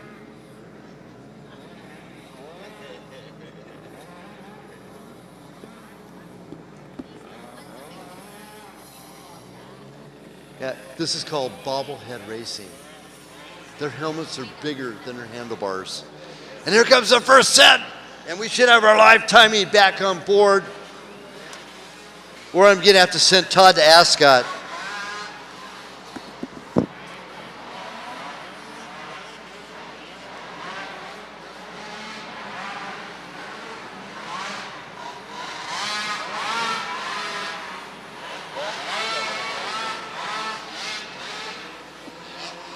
$297,423 turbocharged, supercharged, nitro-burning, rocket fuel-powered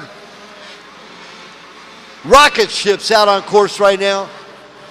And this is our 50cc 4 to 6, 7 to 8, 70, 90 stock, and 90 production, along with, 90 stock.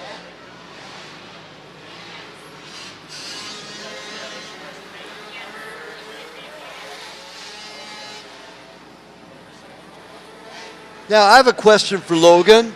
Of course, we have a Yamaha out in the field. We also have APX and DRR. What can you tell us about APX and DRR? Man, I haven't actually worked on any of those, but they, that seems to be the go-to quad for all these mini riders. And it's awesome to have those manufacturers out here, building the quad so that these little guys can bridge the gap from from a little TRX 50 to one of the bigger, Raptor 250s and then onto a 450 or something. So, yeah, really cool to see that.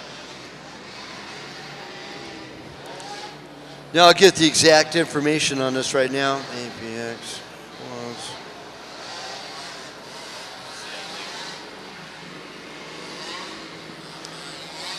Yeah, it's definitely a lot of work for the parents to keep up on these things, though, man. Holy cow! I know a lot of these minis are definitely a little more temperamental. Carburetors got little smaller fuel circuits and all that, so they're a little bit more finer adjustments. And yeah, these kids just beat on them. They just love riding. those little wheels too. They don't roll over the bumps as easy. That's for sure.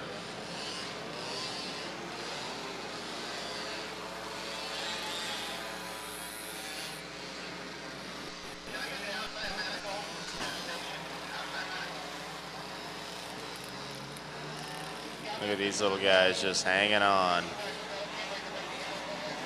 It's a good old time out there.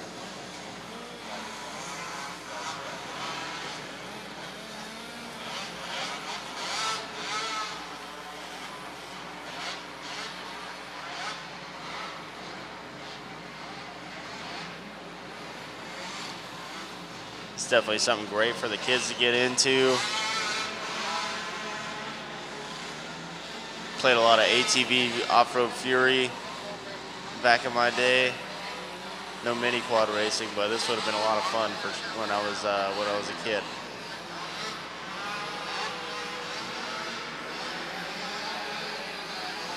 Some of these things go pretty freaking fast too. Look at that. Yeah, some of these things rip.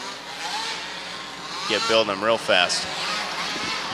Now about Apex quads, they're made in Taiwan, by the way, but they are distributed here in the United States by Mr. Beckman. Apex Pro MXR is a AMA ATVA certified, and they're also certified here as well. Oh, we got a little pile up on the over and under bridge, taking care of business right now. Pulling off.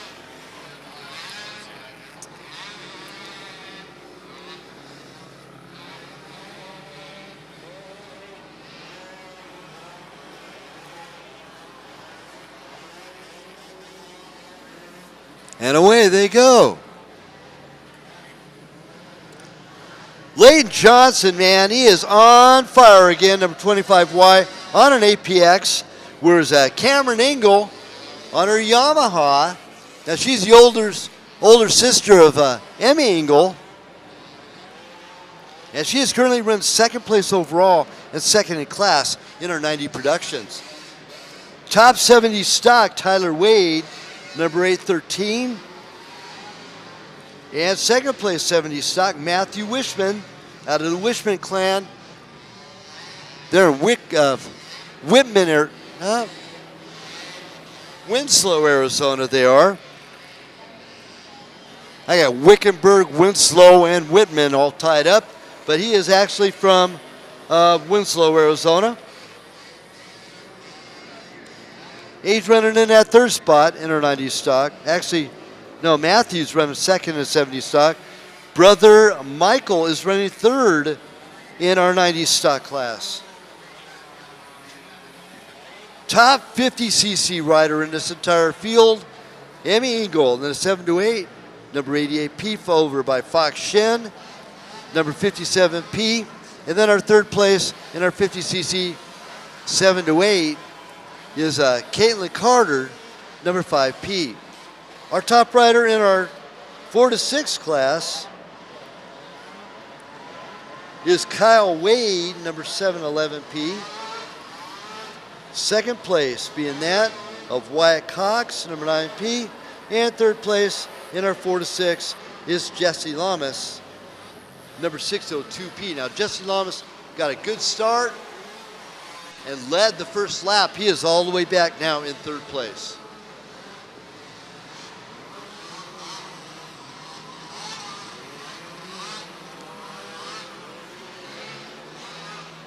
Now with me, Logan Huff. Now, Logan, what do you think the littlest guy on track is thinking right now? You think they're kind of intimidated a little bit? Yeah, I always think of that when I'm out here watching these little guys. Yeah, I don't know. Yeah, you know, you come up to these big old hills, like, I mean, just imagine just sitting at the bottom of that thing, of that tunnel, like that tunnel jump, you know. I mean, it's definitely not a jump to that little one, but you come up to that thing, you're like, man, that's a big old hill. Like, is this thing even gonna make it up it, you know? So, I mean, yeah, big props, you know. Hey, it ain't easy, you know. You get high centered on one of those logs. Yeah, it's yeah, you gotta imagine that that's a lot on their plate, you know.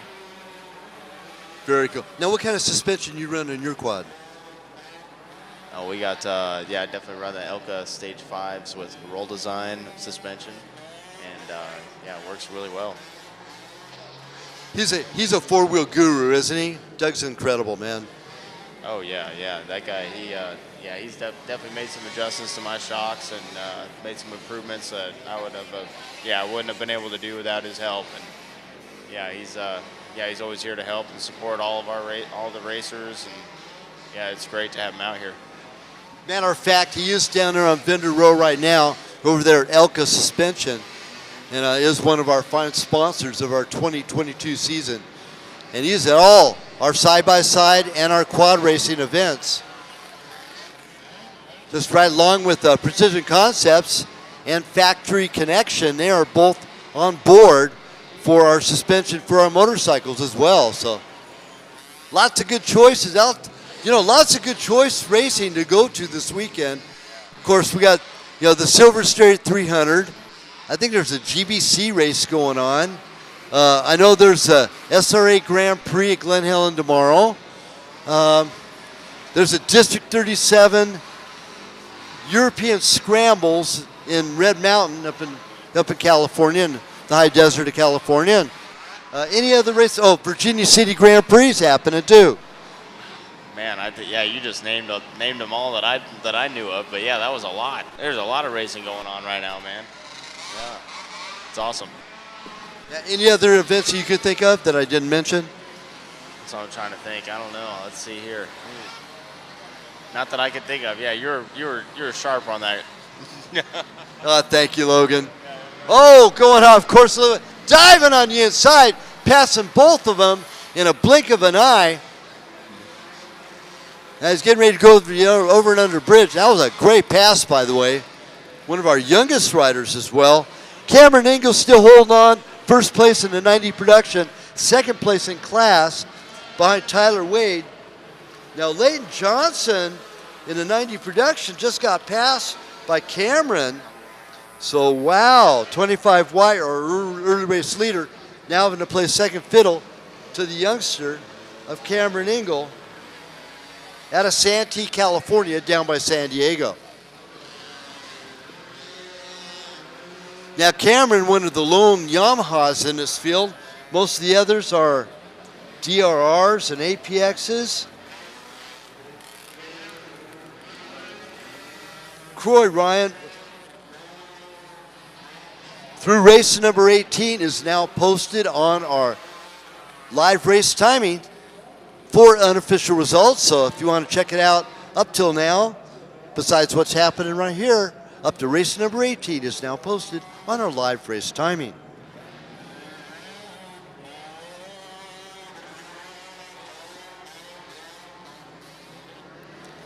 Amy Eagle is currently first in our 7 to 850cc class, and she's running 8th overall, number 88P. Now, she's one of the most exuberant interviews I've had over the last couple of years. This young lady is such a gas, and she's out of Santee, California. She is leading in our 7 to 8 class as she goes by the scoring line traps just now, heads out to the field. Now, Dario Gulligan is our 90 stock leader, number 1398 and 17th overall.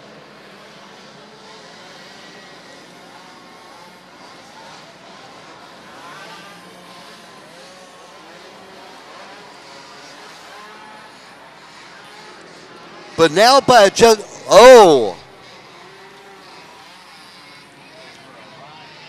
that rider did not like that Polaris Razor banner. That's for sure.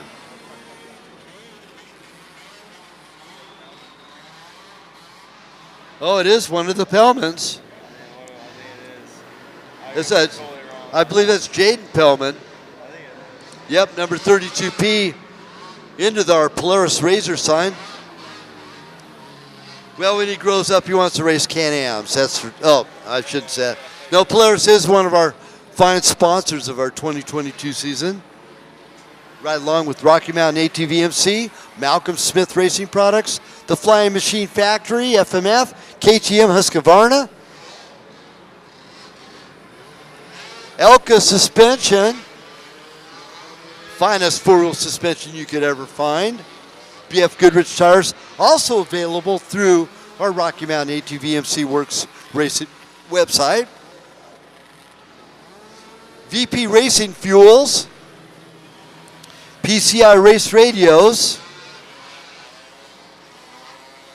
BC Clothing for your official commemorative round number 5 of the Rocky Mountain ATV MC Work Series right here at the Orleans Arena. Also our photo vendors, Dirt Nation with Harlan and Faith Foley. And over there at Mad Moose Photos with Wes and Jason and Samantha at the Mad Moose booth.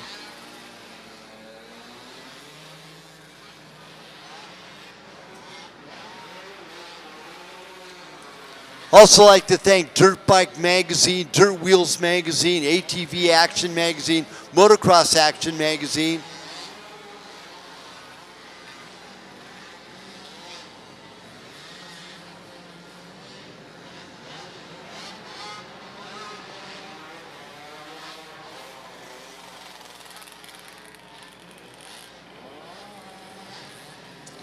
Also like to thank Todd and Amanda up here for being with us, and along with Logan Huff up here in the booth. Lots of good stories and lies.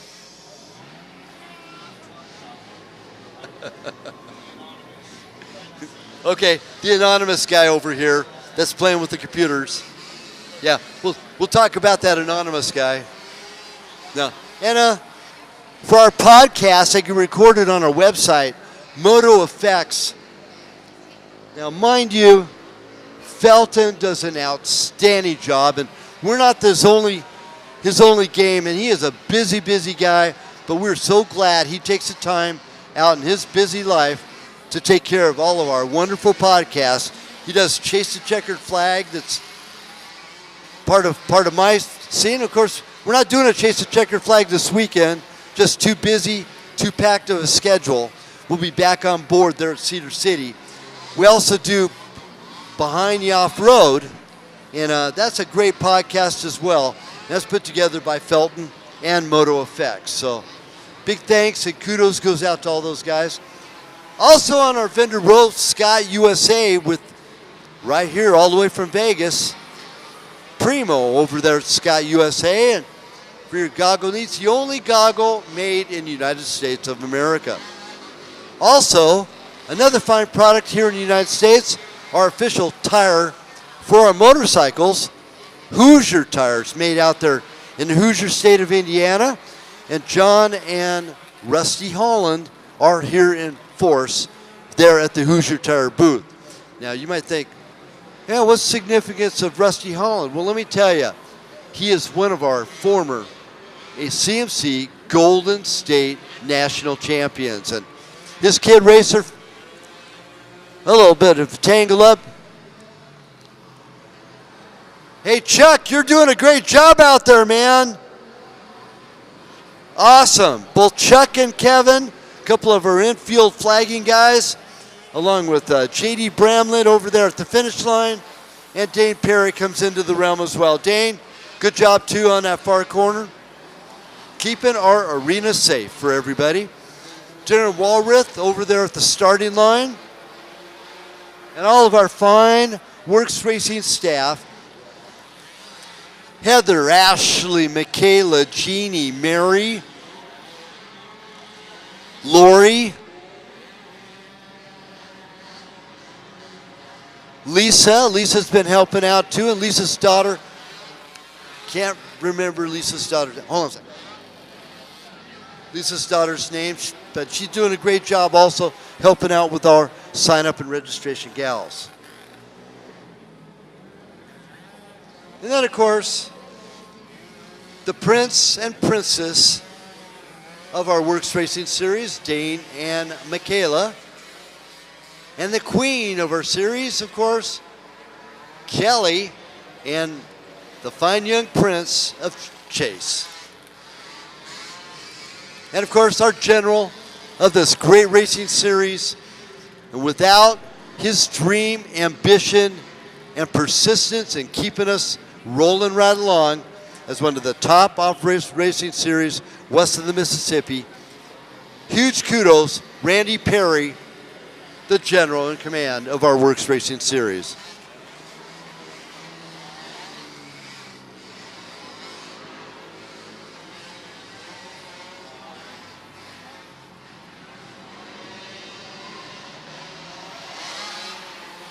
Now again, there was a cell phone retrieved from the arena, turned in over at Denny at our gate. So if you've lost your cell phone by any chance, go on by, talk to Denny at the gate. And other fine members of our WORCS Racing crew putting together this course. There's J.D. Bramlett, Mike Maples, Kerry Wallace, Steve Thompson. Man, behind the scenes, that guy is incredible. All the dirt moved into and to be moved out by Tuesday, huge kudos goes out to the gentleman right here from Vegas of Steve Thompson.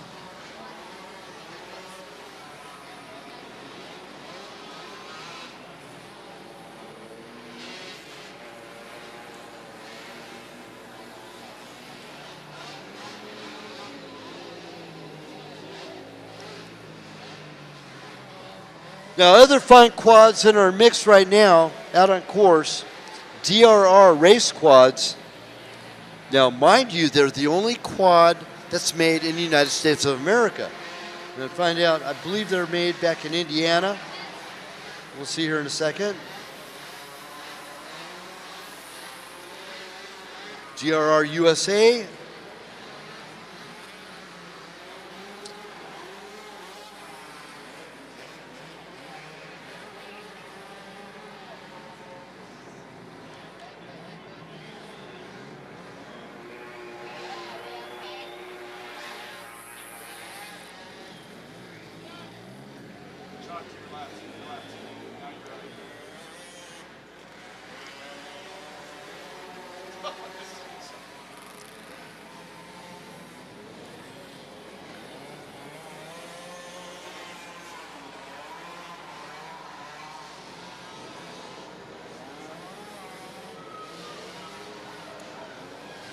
Hey, it's pretty cool. I just see an article right now live on Fox and Friends.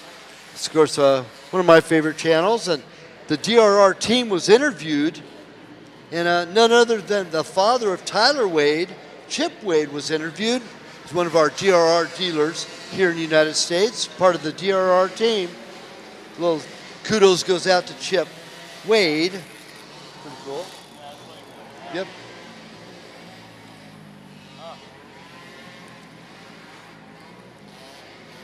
And by the way, the DRR is the only quad made in the United States.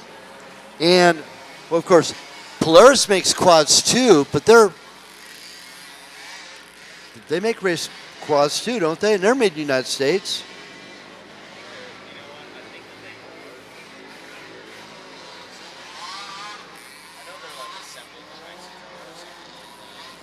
Yeah, something like that. I think parts come from Canada too. Yeah, part of Bombardier and Polaris. Yep.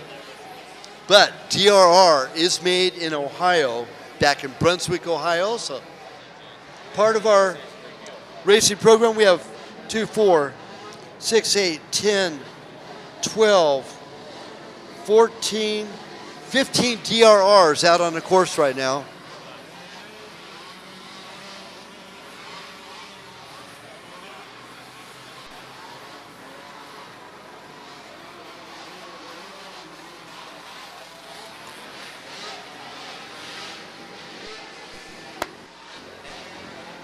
So DRR mounted, Tyler Wade takes the overall, number 813, son of Chip Wade.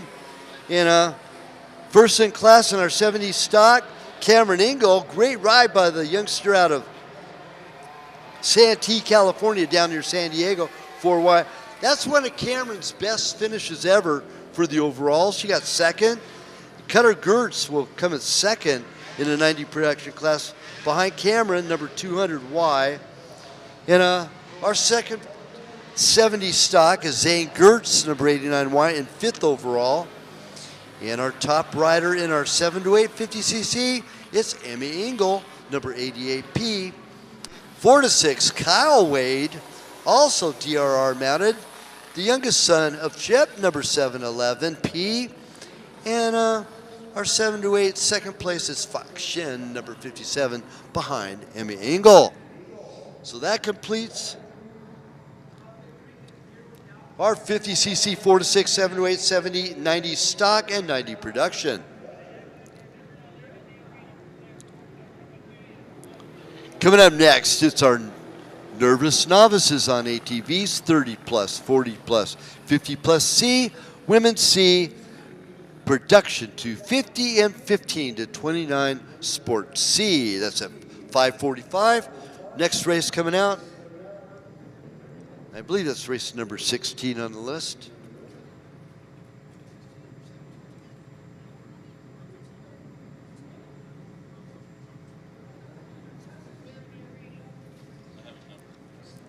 Okay, it's number 21 on the list, and we're ready to rock and roll. Darren Walrath over there at the starting line.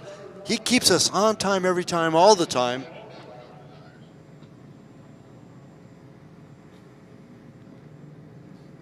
Oh yeah, here we go. 30 plus, 40 plus, 50 plus women's C, 15 to 29 sports C, and production 250s.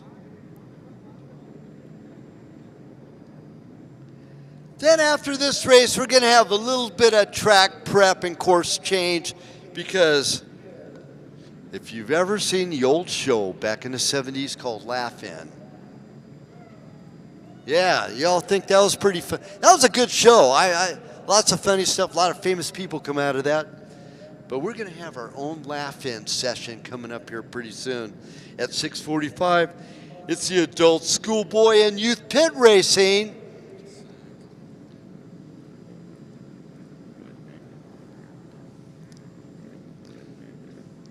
Now, Mr. AV Engineer up here in the booth with me. You asked for it. You asked for that one. Okay. Is our pit racing going to also include? Okay.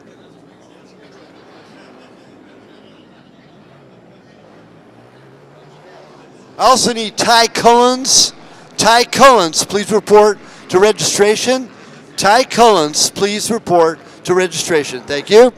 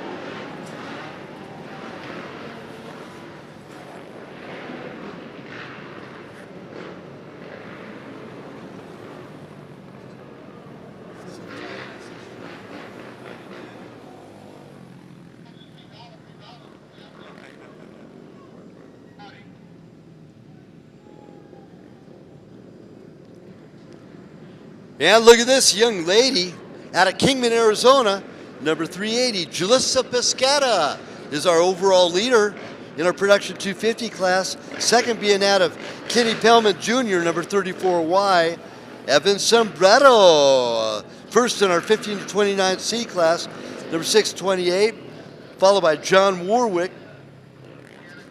John Warwick is number 385 on the Kawasaki. And then Brian Dunstan, he's running third on his Banshee, number 992, sixth overall. Now he's in a Desert Club, Hunters MC, just started racing WORCS Series just this past year.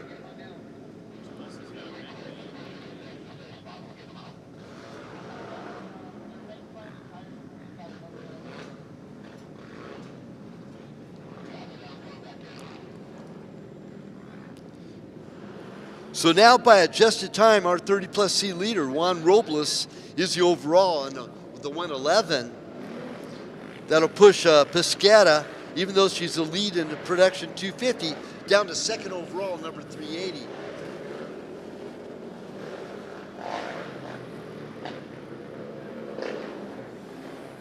Man, I tell you what a bunch of busy worker bees.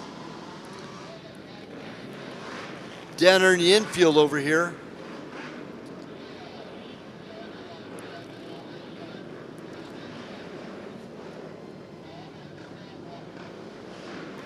Oh, nice pass.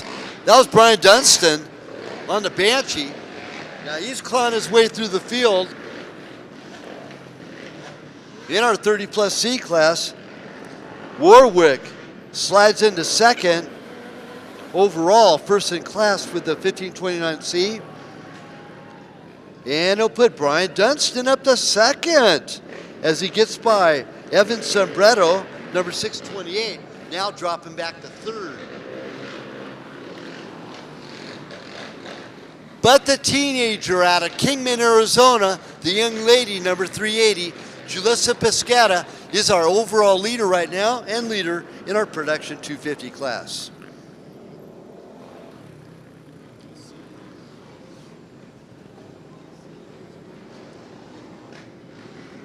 Now hopefully Julissa could claw her way up into that B class here soon, because we need some more young lady B riders, that's for sure.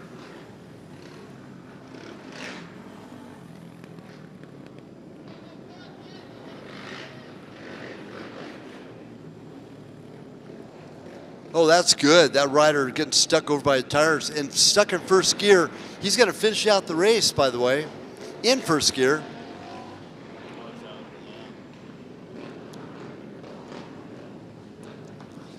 Now back in our 50 plus C class, our first place runner over there, all the way in 15th overall, is the 455 Suzuki of Chuck Sudbury. And our first in our women's C, it's a Stephanie Pellman, 121. Maggie Michael in second in our women's C, number 311. And Graciela Rigney, third place in our women's C class, number 995. Now they must have signed up late. I do not have them on list in our women's C class.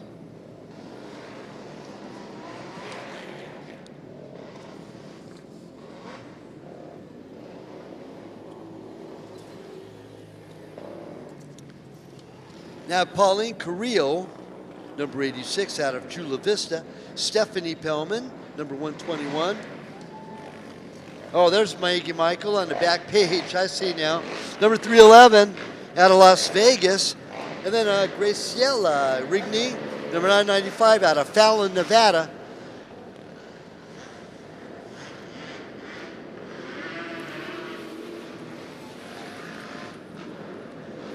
Wow, another Banshee in this mix. There's two Banshees out here. I believe so. Unless Dunstan came around back again. I don't think so.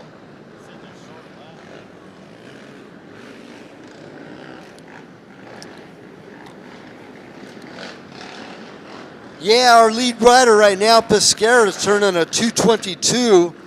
And Dunstan, our second place in our 1529, is turning a 227, right along with our 1529C leader, John Warwick, number 385.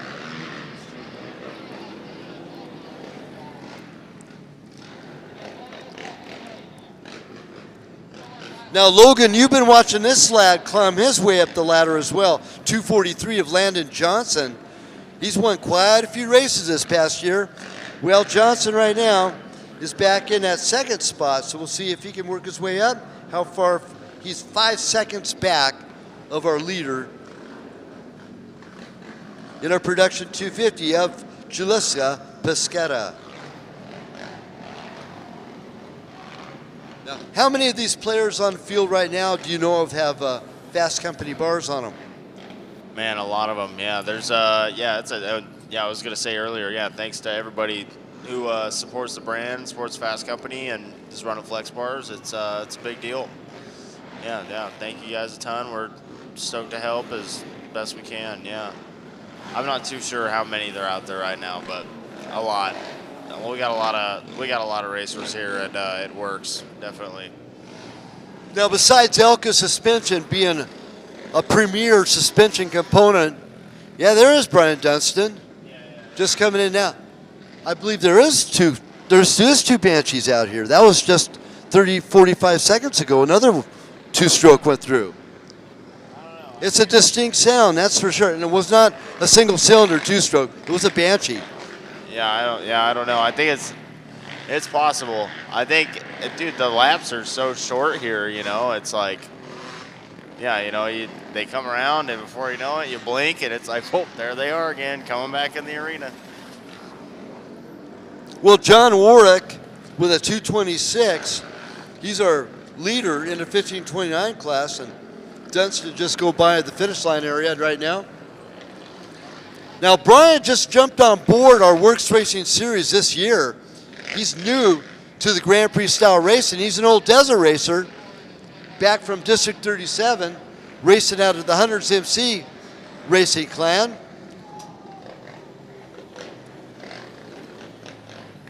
Now, of course, a former quad racing champion, also racing out of the Hundreds camp, and a former racer out of Fast Company as well. He's former employee, Cole Bringerhoff. And he's competing right now in the Silver Straight 300 with his wife, Rachel. Rachel also in Hundreds MC. Oh, yeah. Yeah, out there in the, out racing the side-by-side for sure. Yeah, Colt. Yeah, he's a good dude. Yeah, he was definitely, he was over at Fast Company for a few years. I want to say a good 4 or 5 years before I got there. Colt's good dude, man. Good people. And, of course, both Andrea and Rachel and their dad, man, what a great family. In their own Hundreds MC, same club that Brian Dunstan's in right now. So, yep. In fact, I believe is that Julissa? That's Julissa just going by just now. Julissa Pesquera, our Production 250 ATV leader, ahead of Landon Johnson on the 243. Now we got some adjusted times squeezing in the middle of that. Juan Robles is our first 30+ C, second overall. There goes Dunstan again.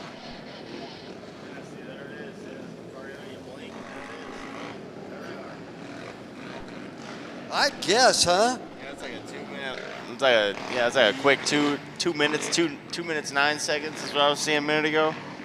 Like just over 2 minutes. Yeah, that's one way right there, man. Yeah, you blink and there they are. They're coming back in, coming in hot. Actually, Dunstan spent a 2 minute 26. Now John Warwick, he's our fastest racer on track. Landon Johnson in Production 250 class with a 2:15.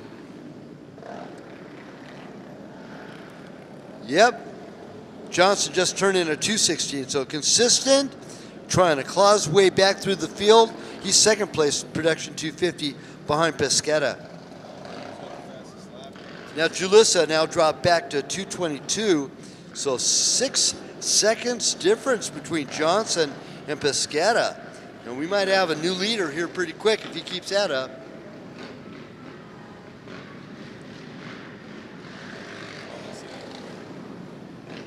Looks like Landon Johnson's got the fastest lap of the race. 2 minutes and 16 seconds.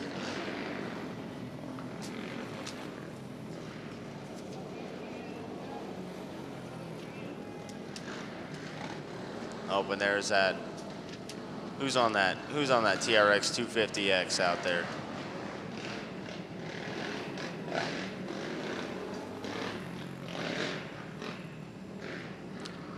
I gotta give big credit to the TRX 250X out there. We talk about equipment. It definitely it's a big deal on the quad side for sure. Having a good setup machine and going out there on that little small travel quad, that's big props for sure. That's hard to get over these obstacles. She'll be coming in the arena here momentarily. Just had a little hang up on those logs coming in.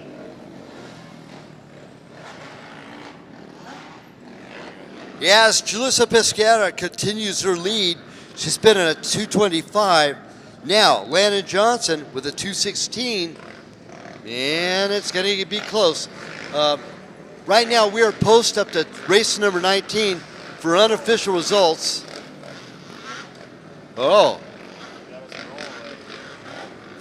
That's not supposed to happen.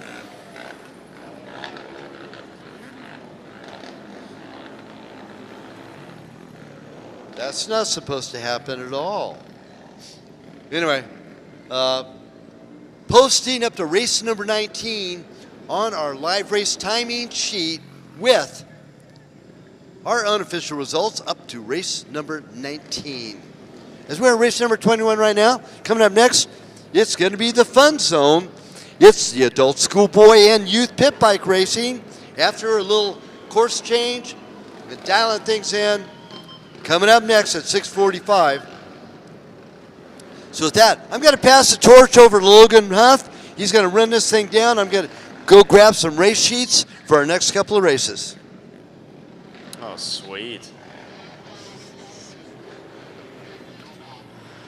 Let me tell you, there's a lot of pressure holding this mic.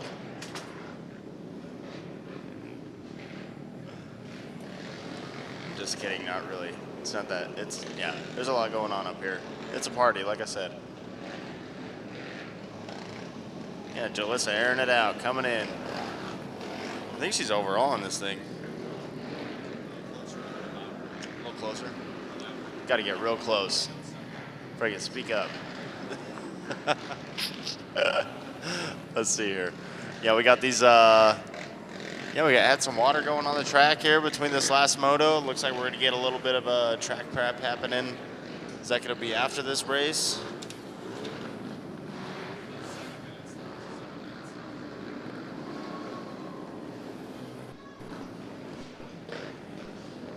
Oh yeah, look at that. It's already 6 o'clock. Yeah, we got about 7 minutes, and we got some track prep that's going to be happening. I'm going to be setting up for that old pitter race. Who's going to be watching? I know I will be. It's going to be a good time watching these guys send it on the two little pit bikes.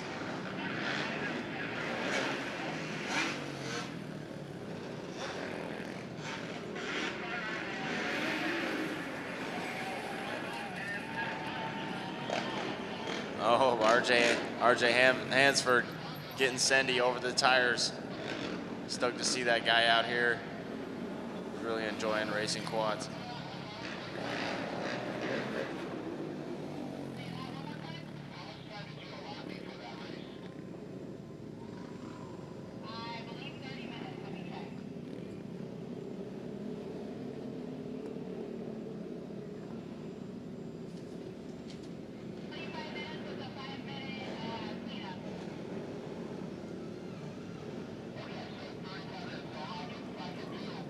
Got to give Chris credit, man. Yeah, it's hard to come up with anything to talk about up here, to be honest.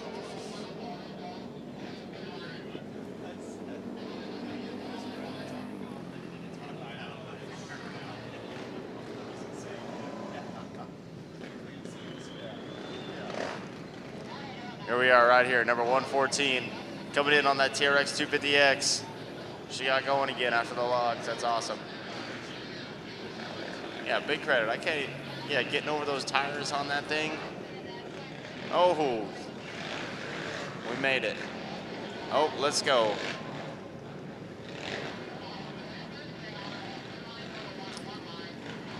Let's go, TRX. Oh, get her done. Let's go. Number 114 coming through.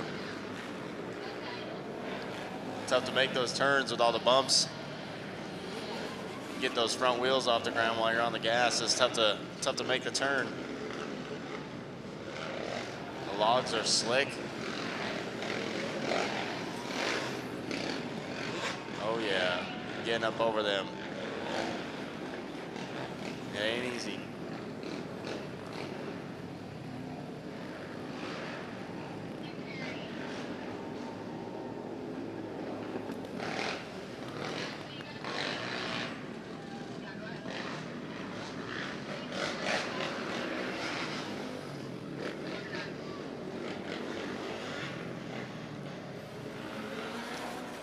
Great to see FMF Racing out here in the pits as well. Some trackside support. American-made exhaust company.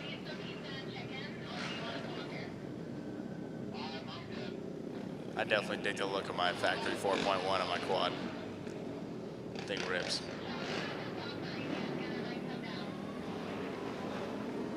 RJ Ansford coming through.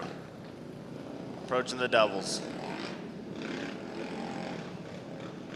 Those things are gnarly. I'm just sitting up here looking at them. I'm like, man, I don't even know. Yeah, it's a big jump.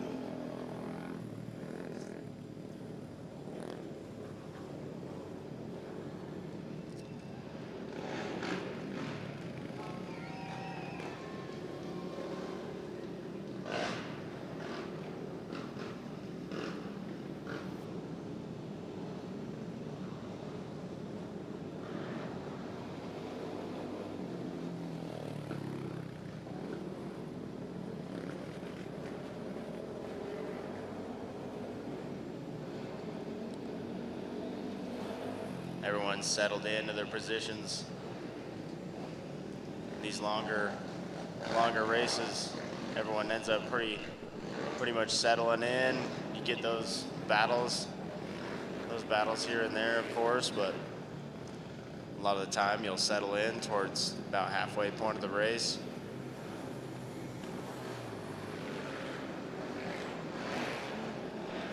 There's always the factor of having to make the machine finish. Don't want to be too hard on that thing, beat it up. Be out here, you can easily break a chain or bend a rotor or something like that on the logs. Gotta keep that thing rolling.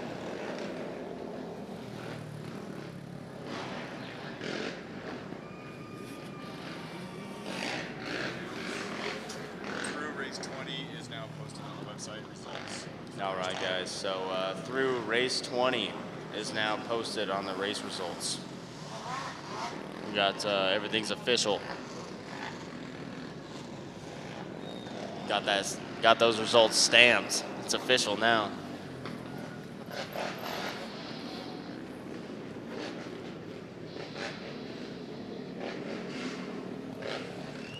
Gotta love the sound of a Banshee.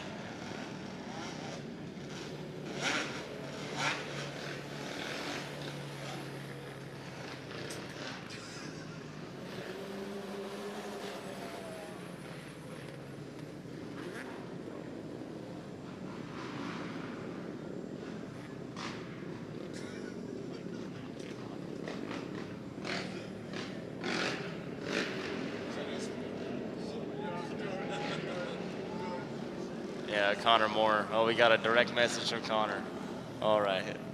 Oh, Logan, he wants me to. Oh man, it's a tough subject to talk. He says, have Logan talk about how amazing I am, since he has nothing to talk about.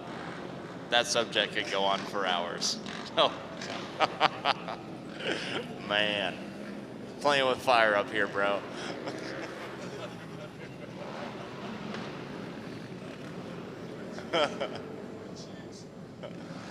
Yeah, I hear he's got good photos, though.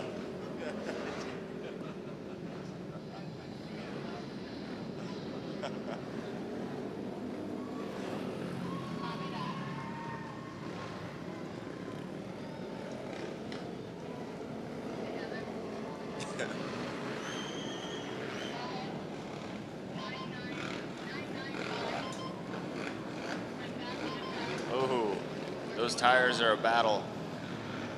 Awesome to have the fans cheering. It's always motivating the racers. You don't think they can hear you over their motors, but they can definitely hear you. Oh, rider down. Watch out, watch out.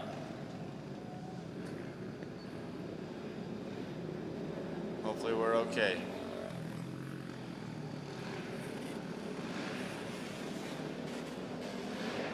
Yeah, always pay attention to your yellow flags out there. Just imagine if you were a rider down. You always want to keep the wheels on the ground.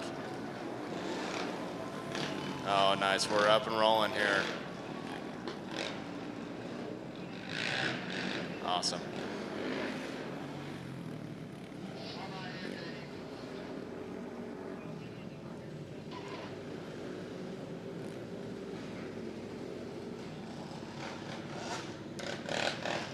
Always nice to see some shiny quads. A little different aspect racing it here at the shorter course at the Orleans. Bikes are staying clean. Most of the dirt, I think, is staying on the ground.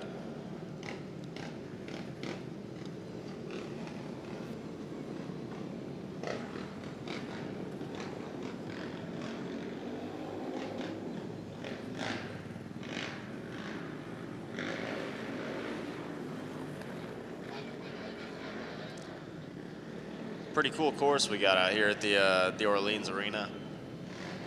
Yeah, I mean, just checking this out, man. Look at all this dirt they moved in here. It's pretty awesome. Yeah, they put together the WORCS crew put together a sweet course.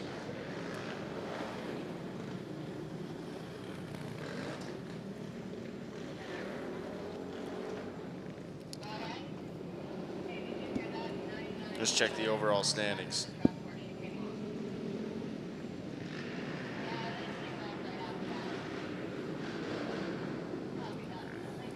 We got Jalissa Piscira.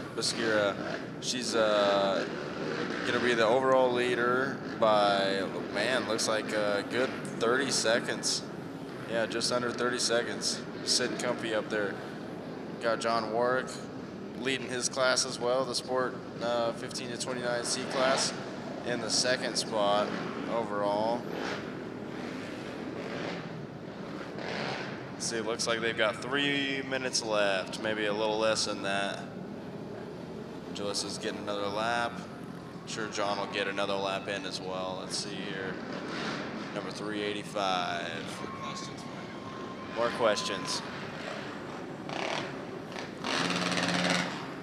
Oh yeah, love you some rev limiter. Let's go. What size tires do you suggest on a course like this? You know what?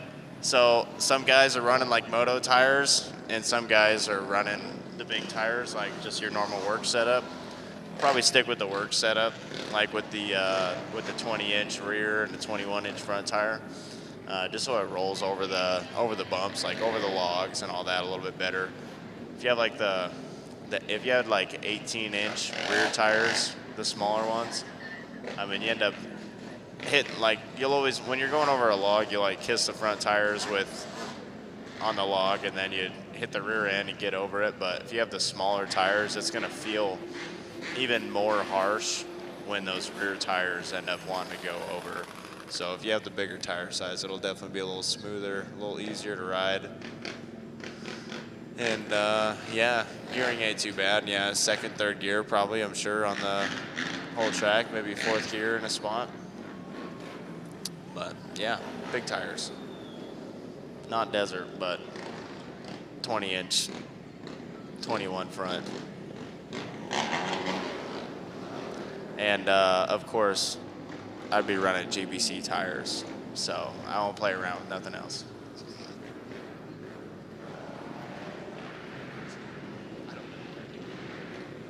Chris left me in the fire over here. I don't know where he went, but who knows if he's coming back. We got a race happening. Jalissa's gonna get another person. Look at that. Got the win. Good job, Jalissa. Where's John at? John Warwick. He's coming in hot.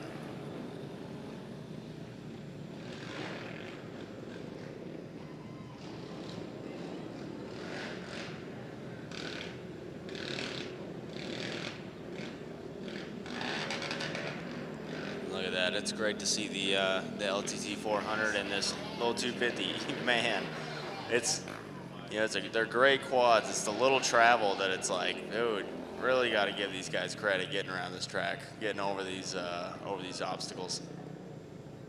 And the checker flags are out. It's awesome. It's a wrap for the day. Well, not for the day, but for those guys. All right, that was the production 250 Sport 15 to 29C, and that was also the 30C and 40C class just now. Good times out here at WORCS Racing, the Orleans Arena.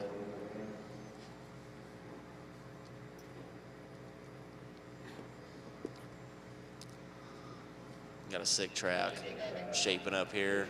Looks like it's pretty smooth. Not too many holes. I don't know, I haven't been out there, but looks all right.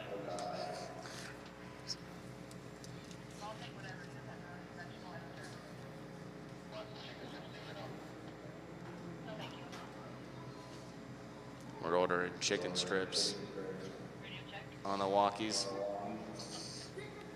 There better be some in there for me. That's all I'm saying.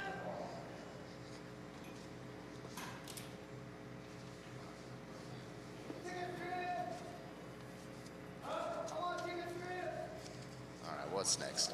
All right, oh yeah, that's right. We got track prep coming in. And Dozer, Dane's on the water.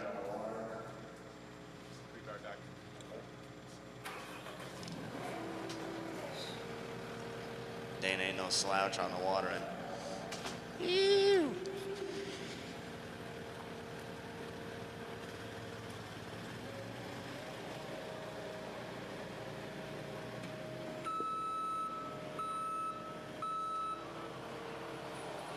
Spray the kids.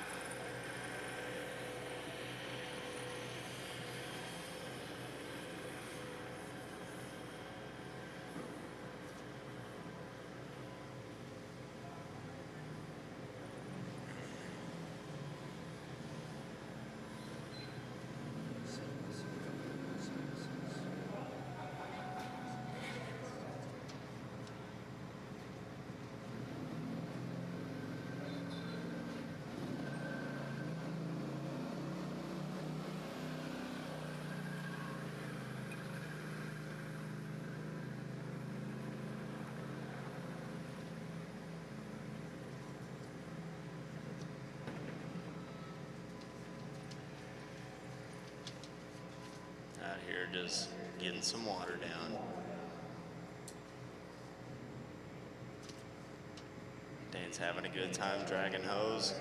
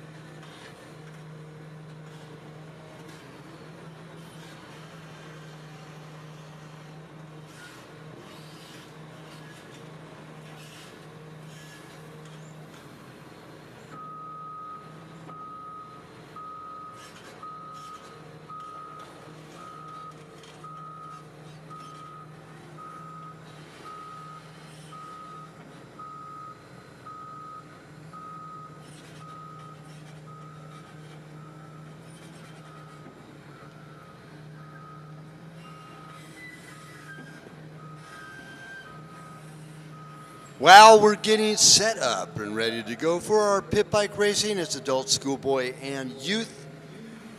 And mind you, Ashley's over there in registration, busy installing and registering all of our pit bike racers because we had a whole slew of them. So I tell you what, it's going to be an awful lot of fun to watch. Here our pit bike racing coming up here in just a couple of minutes. It's giving me time right now to thank all of our fine sponsors of our 2022 Rocky Mountain ATV MC Work Series. Our title sponsor, RockyMountainATVMC.com. Presenting sponsors, Dirt Bike Magazine, Dirt Wheels, UTV, and ATV Magazine, KTM and Husqvarna. And our regular series sponsors, we would like to thank all the work sponsors. We can't do it without each and every one of you.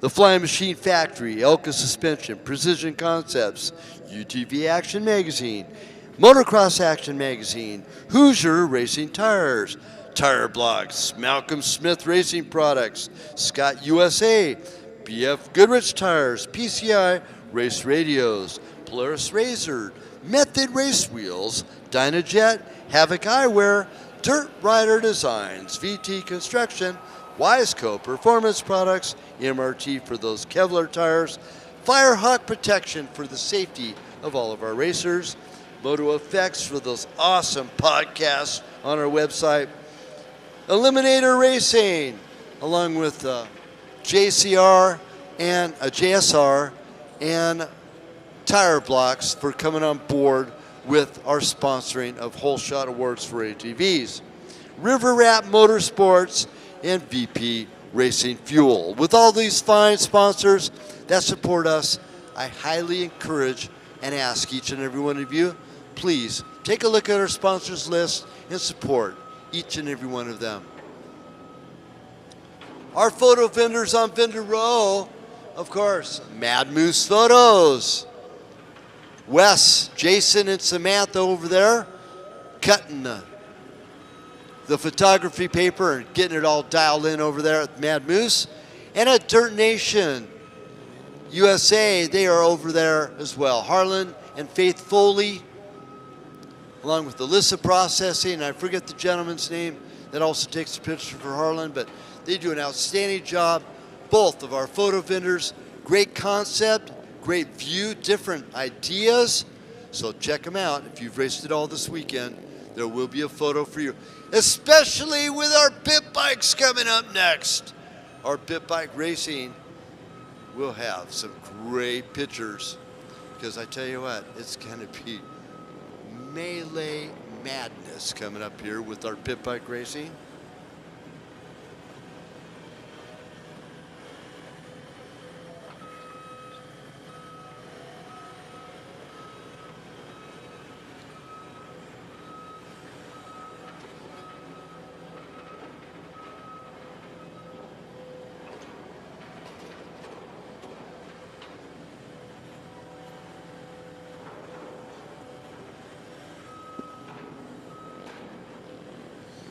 Now, so on our third level, probably around aisle number 105 and 106, BC Clothing for our official clothing vendor for our 2022 season for round number 5, right here at the Orleans Arena.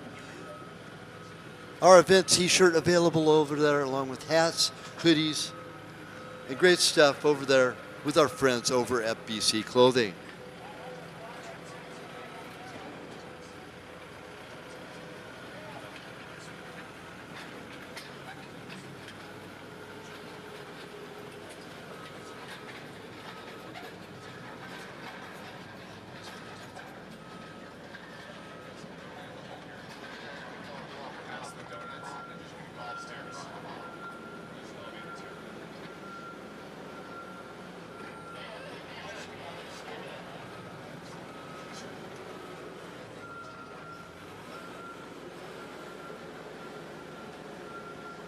And a little bit of track prep and stuff going on right now, getting stuff sorted out for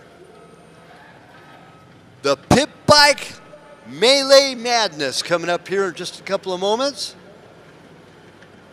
And I don't have a roster available yet. So as soon as our first riders come out through, I'll be able to give you the scoop on who, why, and what they are on, why they're out there, and who the heck they are.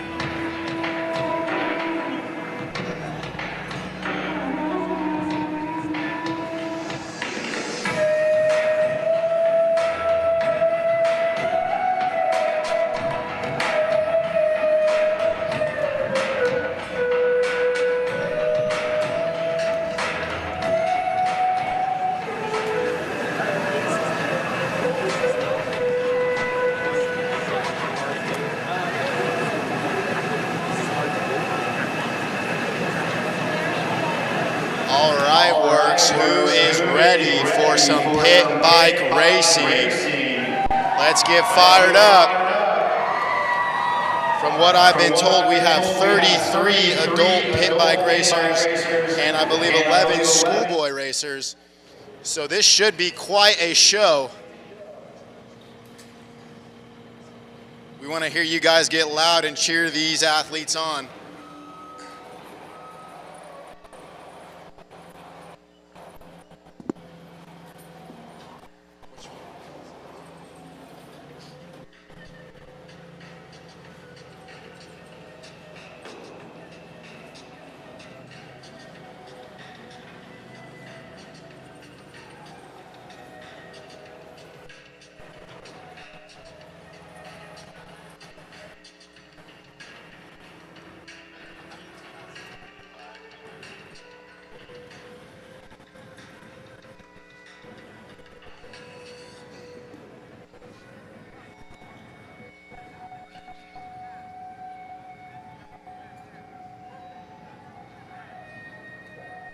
As you can see from the live screen, we got our athletes lined up, just waiting for the go.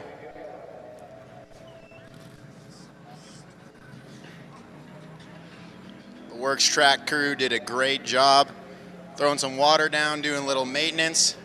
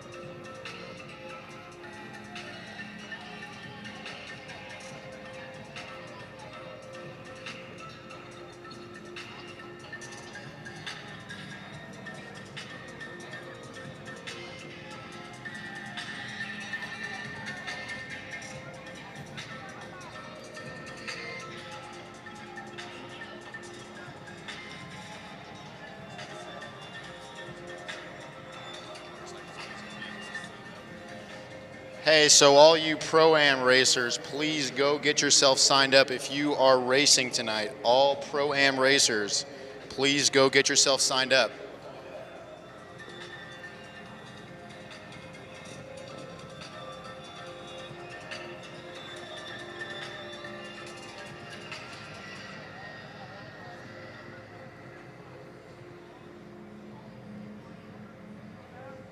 We've got a great night show for you guys planned. After this pit bike action goes down, we got our youth athletes on the motorcycles, 65cc 7 to 8, 65 9 to 11. Our 50cc athletes 4 to 6 and 7 to 8 as well. Then at 7:40 we got our ATV youth going off. And then our finale tonight's going to be at 8:10 and 8:55. We got our 450 pros, 250 pros, and Pro-Am motorcycles, and also our Pro and Pro-Am ATVs. So we got a great evening of racing for you guys. Should be jam-packed.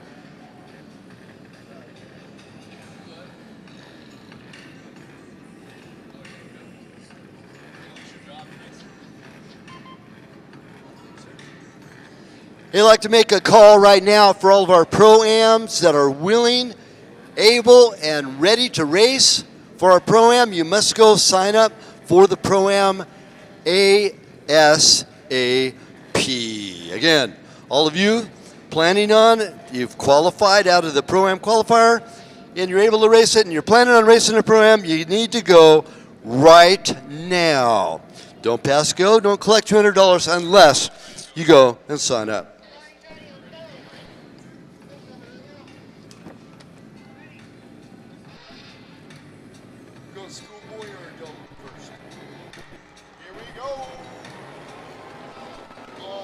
And the Melee Madness is underway. Oh! Those darn electric bikes get in the way, they do. Well, one thing about pit bike racing, you don't have too far to fall, hit the ground, that's for sure. I believe this is our adult pit bike. Logan Knox, number 0, out of Mojave Valley. Zach Grenier, number 1. Brock Weishine out of Vegas, number 2. Bob Crambuel out of Henderson, also number 2. Number 3 is Keelan Hallebrand out of Vegas, number 3. Andrew Davis out of Kingman, Arizona, number 4. The other number 4, Jarrett Gunner out of Vegas. Number 5 is Andrew Levy out of Vegas. Steve McKee out of Vegas, number 6. The other number 6, Dean Cantu, all out of Vegas, man. Sean Dronek, number 7. Jackson Sibley, number 8. Jacob Sibley, number 9. Joseph Martin, number 10. Matt Chase, number 11. John Mitchell, number 12. Michael Coleman out of Cedar City, Utah, number 14. Chase Halfin out of Vegas, 17. Trey Jones out of Bianco, Colorado, number 20. Destry Jones, 25.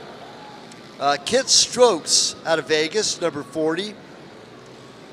Seriously, Gonzalez out of Topac, Arizona, 69. Gavin McDaniel, 113. 114 is Lindsey Punting out of Henderson. Kyle Collette, number 129.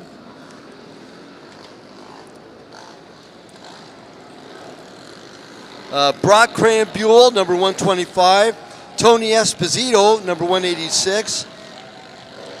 Tanner Haffen, number 348. Cody Gallup, number 401. Ryan Pantiera, number 535. Joshua Moore, number 647. Garrett Stevens, 721. And 781 is Cody Fletcher.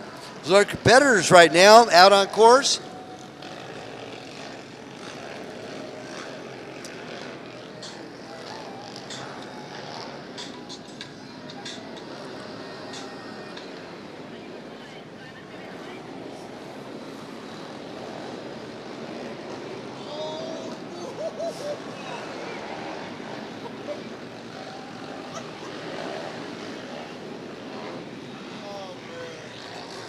The Melee Madness is happening right in front of your eyes.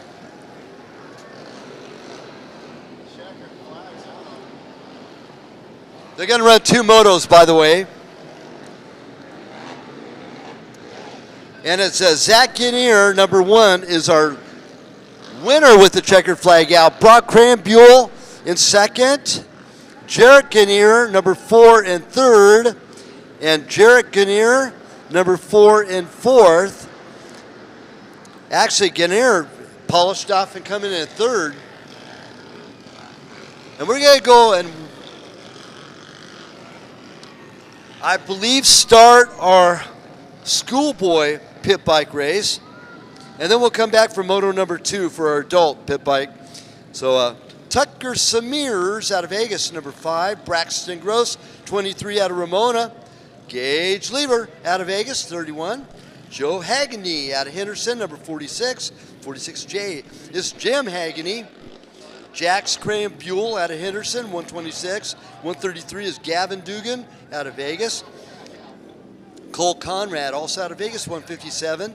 Kyle Kalish out of Cedar City, Utah, 427. And Austin Monk, number 507, out of Logandale, Nevada. Our schoolboys getting lined up, ready to go for their portion of the melee madness here in our schoolboy and adult pit bike race. I only saw about 10 people with the possibility of getting hurt really bad that last race. What do you think there, Michael? Oh man, that was a pleasure to watch. It seemed like at the beginning there was an ice skating rink. Guys were sliding left and right, and definitely was some good racing. There was some carnage by the finish line there. I saw some action. All you fans are getting these racers fired up, so it's cool. I'm stoked to hear there's a second Moto too. It should be a great night. Yeah, lined up, of course, we got our schoolboy. Now, last couple races, we've been watching Braxton Gross actually tearing it up. Gage Lever, another fine racer, number 31, into our mix, and here they come. It's the electric bike in the lead. Look at this. And Lever does slide into that second. Oh, he's back to third. And I believe that is Braxton Gross in the second spot. We can't tell the number on that electric bike. Yeah, it is Braxton. Braxton and Lever going at it, man. That is cool. Now, we're at Glen Helen a couple races ago, and all of a sudden on motocross weekend or motorcycle weekend, up pulls Kyle and Braxton Gross, man. And I tell you what,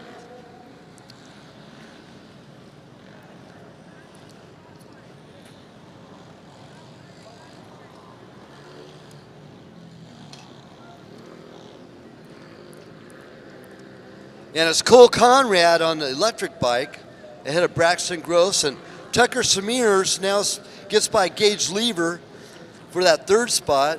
Austin Monk out of Logandale, Nevada, number 507 in fifth. Kyle Kalish out of Cedar City, Utah, number 427 in sixth. Jack Scram-Buell. Following him is Gavin Dugan and Jim Hagany. Rounds up our top 9 positions.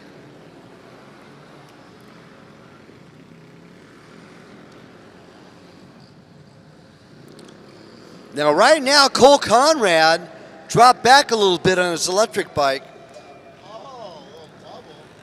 No, actually, he is still in the lead. Look at him clearing it. Braxton trying to reel in. And then it's Tucker Smears followed by Gage Lever. He drops back a little bit.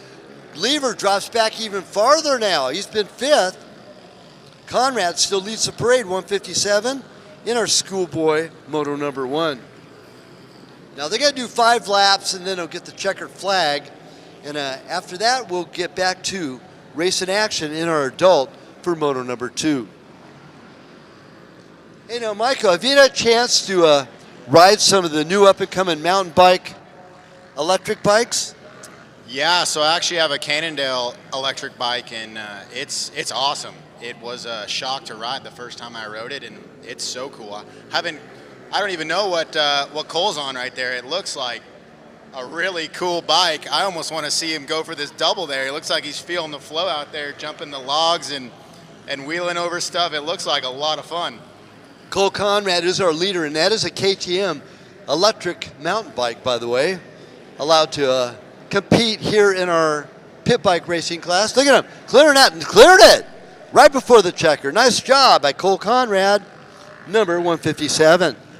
And this is Moto number 1 for our schoolboy, Conrad. Braxton Gross and Tucker Smears round up our top 3.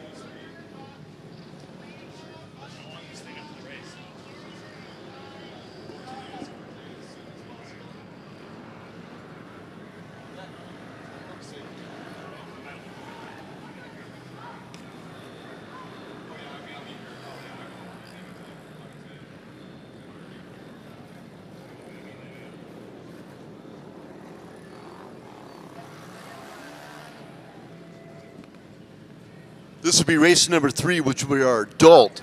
33 entries in all.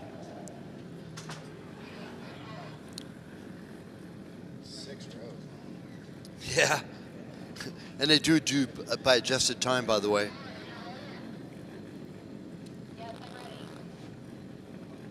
Oh my, they are ready and away they go. The horses are on the track.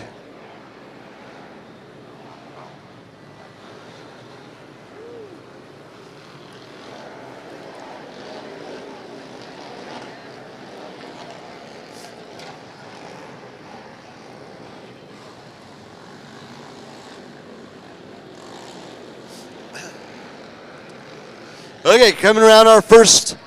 Oh, look at another electric bike.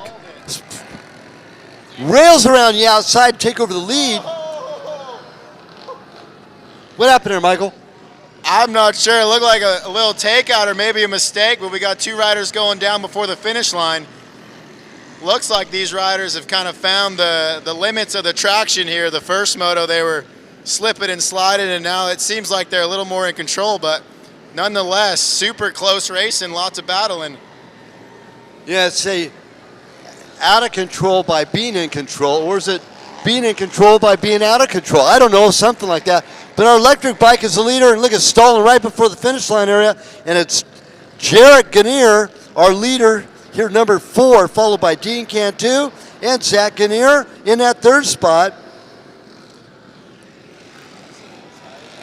And this is adult mini madness. Look at that pass on the outside, man, right up against the rails. That guy was on the gas, no doubt about that. Yeah. Oh, and little pilot coming over for an autograph. Look at that, man. Hey.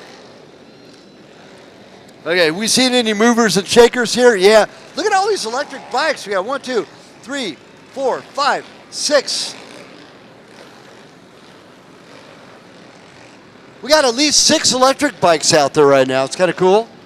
Yeah, it seems like the power to weight ratio is working out on those e-bikes. He cut him off so nice. That was good. That was so good.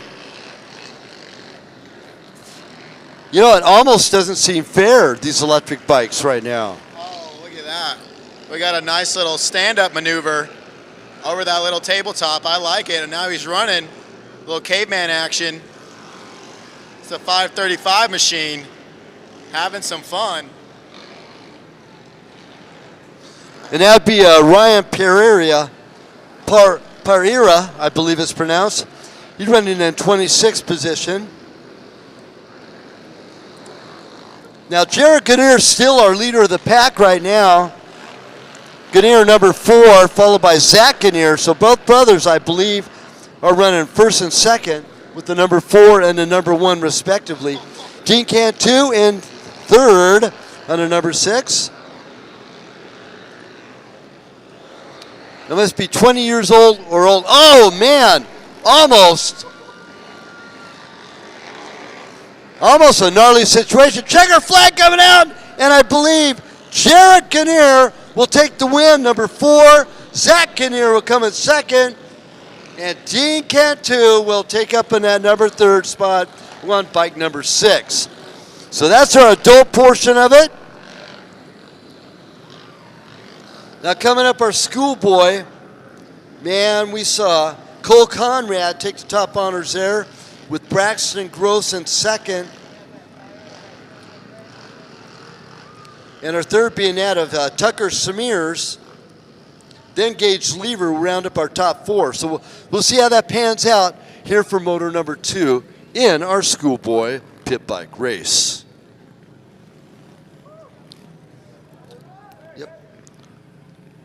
Cole is 18 years of age, number 157, took top win there. And Braxton Gross, at 15 years old, he's one of our top Pro-Am quad racers. We'll be seeing him a little bit later here coming up in the Pro-Am quads. And then Tucker Shamir out of Vegas, he's 13 years young on bike number 5. So how y'all feel about this pit bike racing on Internet land?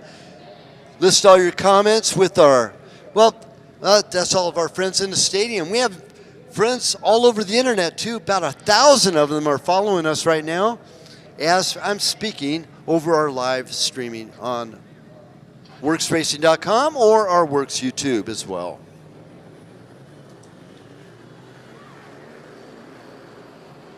Oh my. And it is Conrad in the lead again. Gross in second.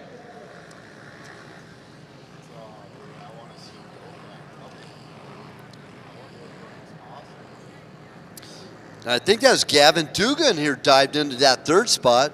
But it is Cole Conrad, Braxton Gross almost going over the bars just then. Oh, that is Tucker Schmears in that third spot. So it's Conrad, Gross, and Smears, our top three. Wow, Michael, look at the gap that Cole Conrad's got on everybody else. You hear all the horsepower coming out of that thing? Yeah, of course. It's you almost feel like you can hear the smile on his face right now. He looks like he's having a blast out there. He wheelied over those jumps right there. That was good. Here he goes. Now he's got to clear it. Clears it, no problem. And he clears the other one as well.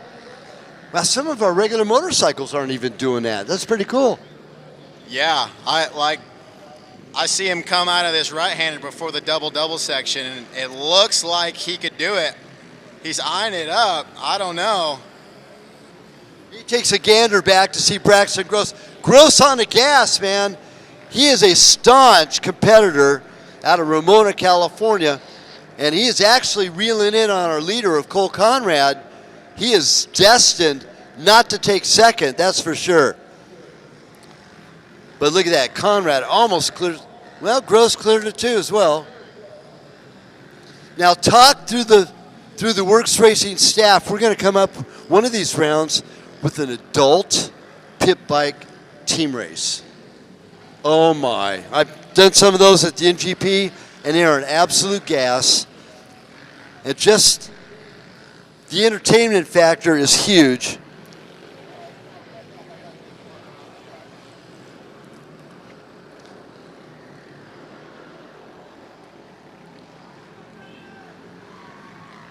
And still Conrad, Gross, Smears, Gavin Dugan in that fourth spot, followed by Kyle Kalish, 427. Now Kyle's one of our regular, not only ATV competitors, but he's also a side-by-side competitor. We'll be seeing him racing tomorrow.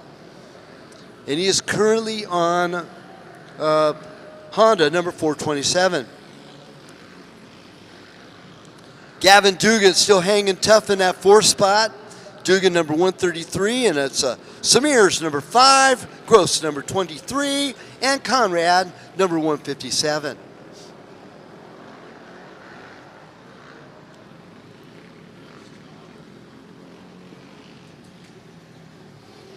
Come on, all of yous out there in internet land, you need to comment on what you see here. Give us some suggestions and let us know what's happening on your end of the world.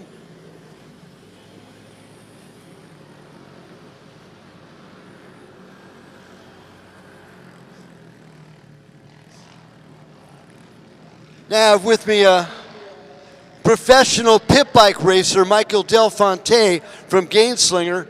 And boy, you've earned your wings, that's for sure, haven't you? I don't know about that, but yeah, I definitely learned some lessons the last 24 hours, that's for sure, on a pit bike. Wear your knee pads, that's all I gotta say. Knee pads and protective gear, of course. But here, congratulations, Conrad, definitely taking top honors here in our schoolboy pit bike race. Braxton Gross coming in second, and Tucker Schmears. They finished the top 3 in that order there in Moto number 1 and in Moto number 2. So we are now complete and getting ready to go here for our next race on the list. It's our 65cc 7 to 8, 9 to 11, 50cc 4 to 6, and 7 to 8. That's ATVs, by the way.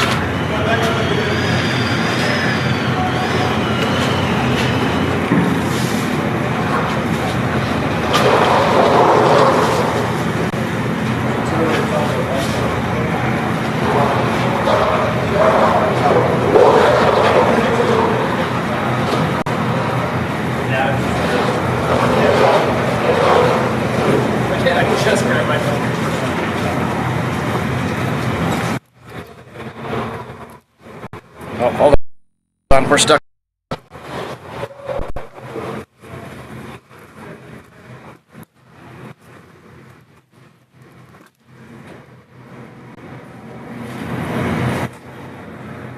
Yep.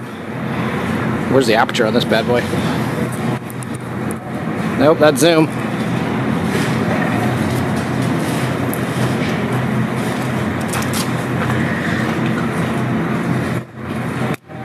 Oh, it's the standard slider?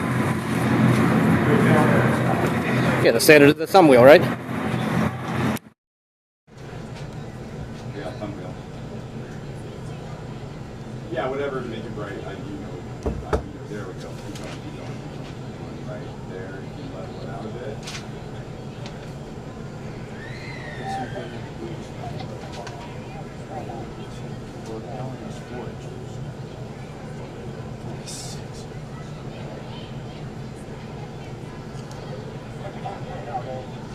There we go. That'll work. Thank you, sir.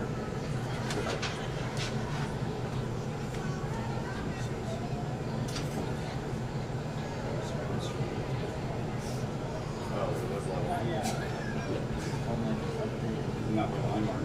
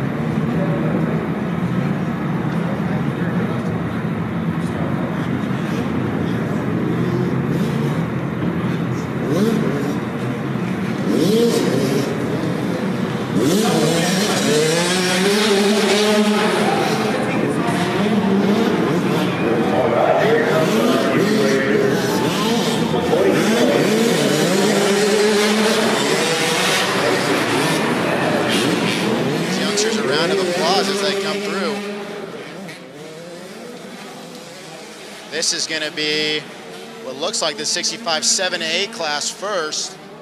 Following that will be the 65 9-11. And then we got the 50cc 4-6 and 50cc 7-8.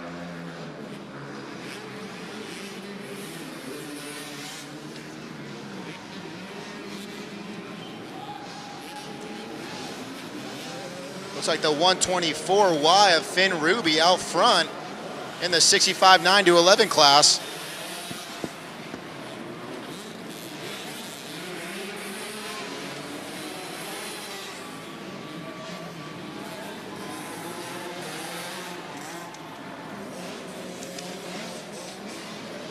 Following that in second place is Blaze Sessions, number 315Y, and in third, that 131P of Reed Hayes. Here comes our 50cc riders. There's my good buddy Brody Ford out there on that Cobra 519 coming under the bridge.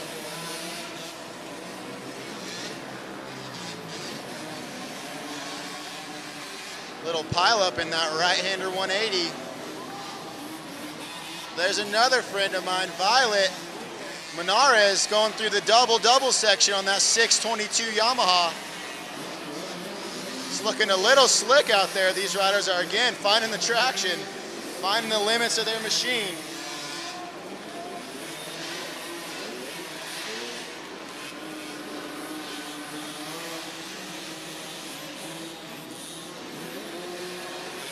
We got a bunch of 65 9 to 11 racers.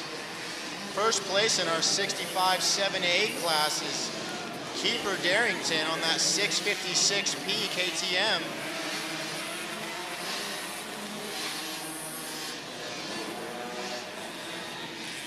First place in our 50cc 7 to 8 class is indeed Brody Ford on that 519P Cobra, getting a great start, leading this one. Second place, Braxton Barnum on the 294 KTM machine. And in third place, we have Scotty Breslin, that 1828 ride, having a great start.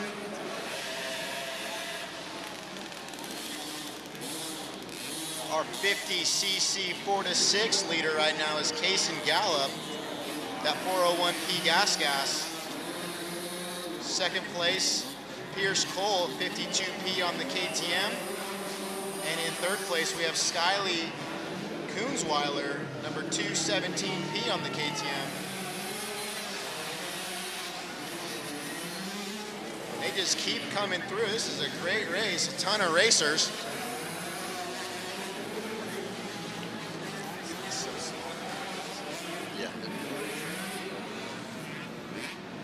Yeah, Finn Ruby over Blaze Sessions and Reed Hayes. Now Finn Ruby,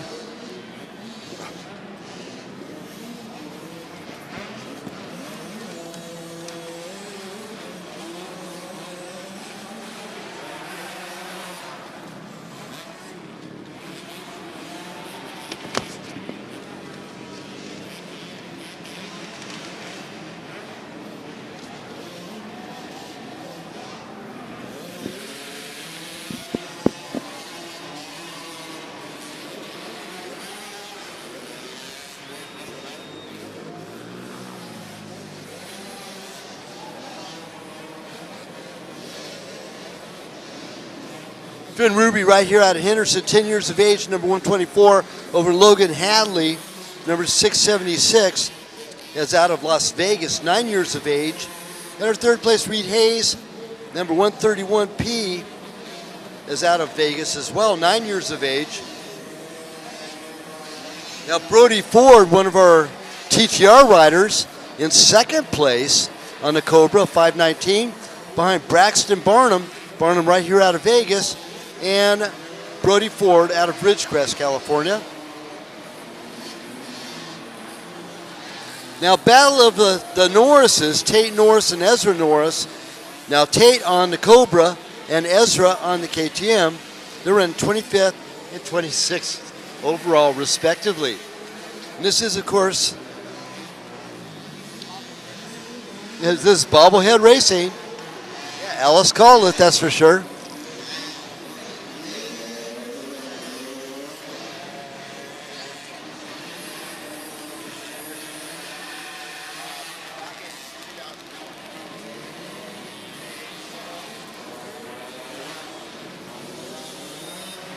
Finn Ruby going by right now, taking a next lap in, and he's currently with 3 laps into the books.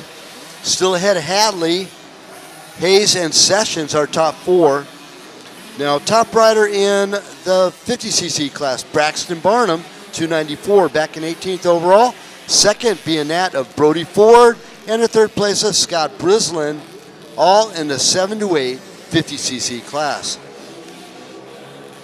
Kaysen Gallup, 401, back in 24th overall is our 4 to 6 leader in our 50cc class, followed by the number 452 of Cole Gosnell right here from Vegas. Well, actually, it's Caden Jose in the 5th spot in the 7 to 8. Oh, Pierce Cole, 2nd in the 4 to 6. The number 52, P.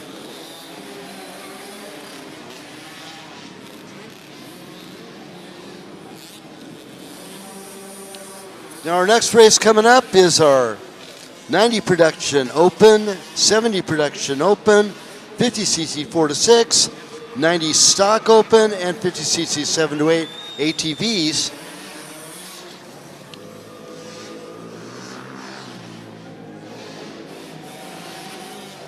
And Faith Foley running around out there with Dirt Nation, getting all sorts of good photos. Right along with Jason from Mad Moose Photos here in the infield. You know, it's well lit up as we're starting to get a little darker outside. We're going to turn on some lighting here in the parking lot. And we're coming into some night racing here action for round number 5 of our Rocky Mountain ATV MC Work Series.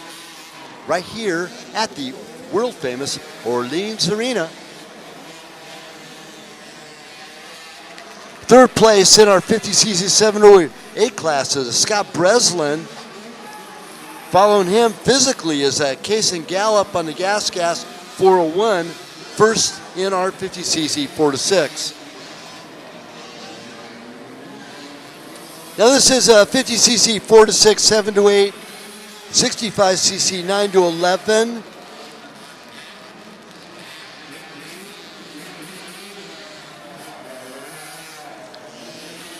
Man, what a gap between Hadley and our leader of Finn Ruby. Now the 767 of Hadley is about 7 seconds, almost 8 seconds off the pace of Finn Ruby, our leader, 124 wide in the overalls. Now mind you, in section 101, there was a GoPro found, and our finish line flag man, JD Bramlett over there, has that GoPro over there. So those of you that lost to GoPro, there in section 101, JD at the finish has your GoPro for you.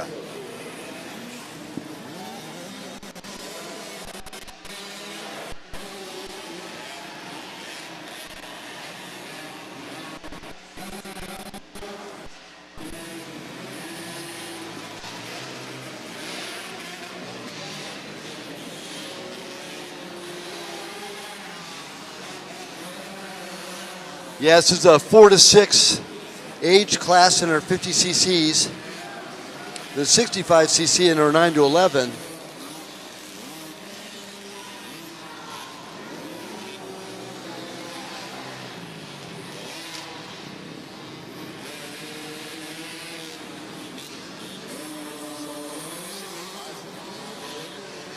Now what a ride by our 4 to 6 leader, Kason Gallup, number 401 and 20th overall by adjusted time.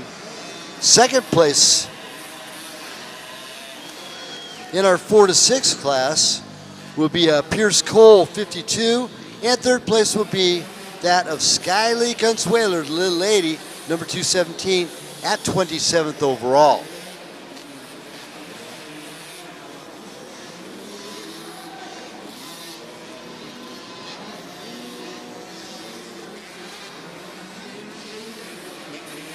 As we're going to be getting dark here outside pretty soon.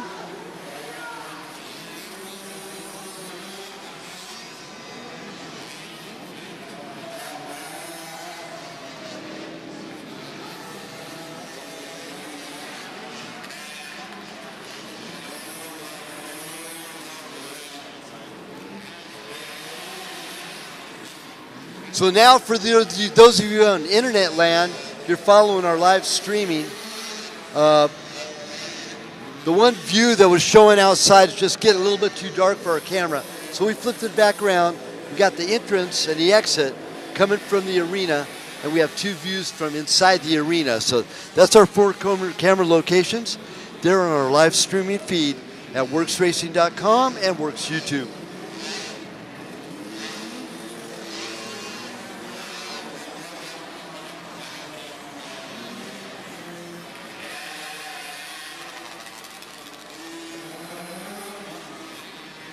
Now these are not pit bikes, by the way. These are full-fledged racing machines, 50cc and 65cc machines. Oh, quite the tangle right before the finish, and they bumped and grinded and pulled it off. That was a good battle right there for that position.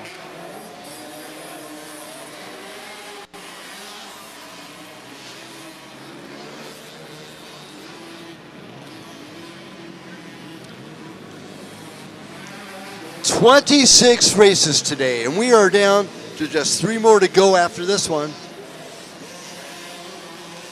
I don't know about y'all, but it's been a long day.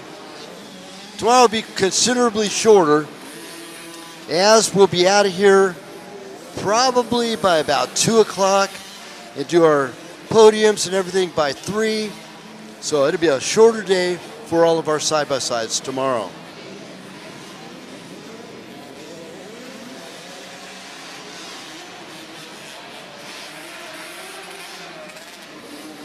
Hey, Michael Del Fonte, now here's a question for you, and I always put a smile on everybody's face that I've always asked this question of. Do you remember that very first moment you sat on a motorcycle, whether it be running or not, you started it yourself, then you grabbed that thing with your right hand called a throttle, and you opened it up? You remember that second? To be honest, not really. I know the first time that I was able to get a dirt bike, and that was my dad told me I had to ride my bicycle without training wheels. So I right away told my grandpa, hey, take these things off and I'm going to do this. And sure enough, was able to get it done. And my dad honestly kind of forgot about it. And I was like, hey, you know, deal's a deal. And that was it. So I remember I was so stoked when he was like, all right, let's go get you one. And that was it. Got my PW50. Well, you probably remember the first moment you twisted the throttle on your PW50 too. Oh, it was never looked back. Isn't that crazy though? So such special memories.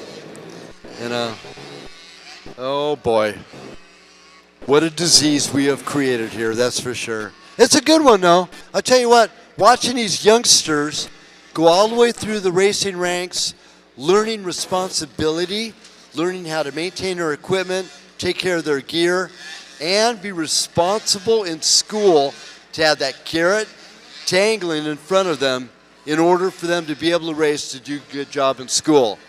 It's all good stuff. And you know what? It really warms my heart when I see all of our racing kids hanging around with each other. They go from event to event. They're best buddies. They might go home. They might talk to each other on the phone from different states all over the place. But when they come back together at each and every event, they're all best of friends. Crazy stuff, huh?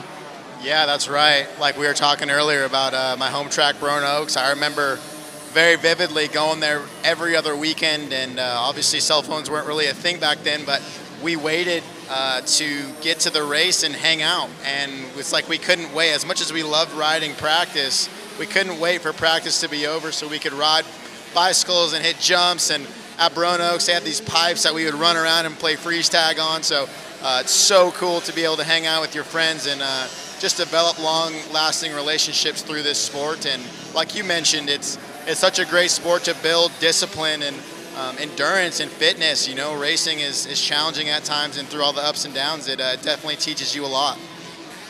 Well, we see these kids grow and mature into fine young adults as well.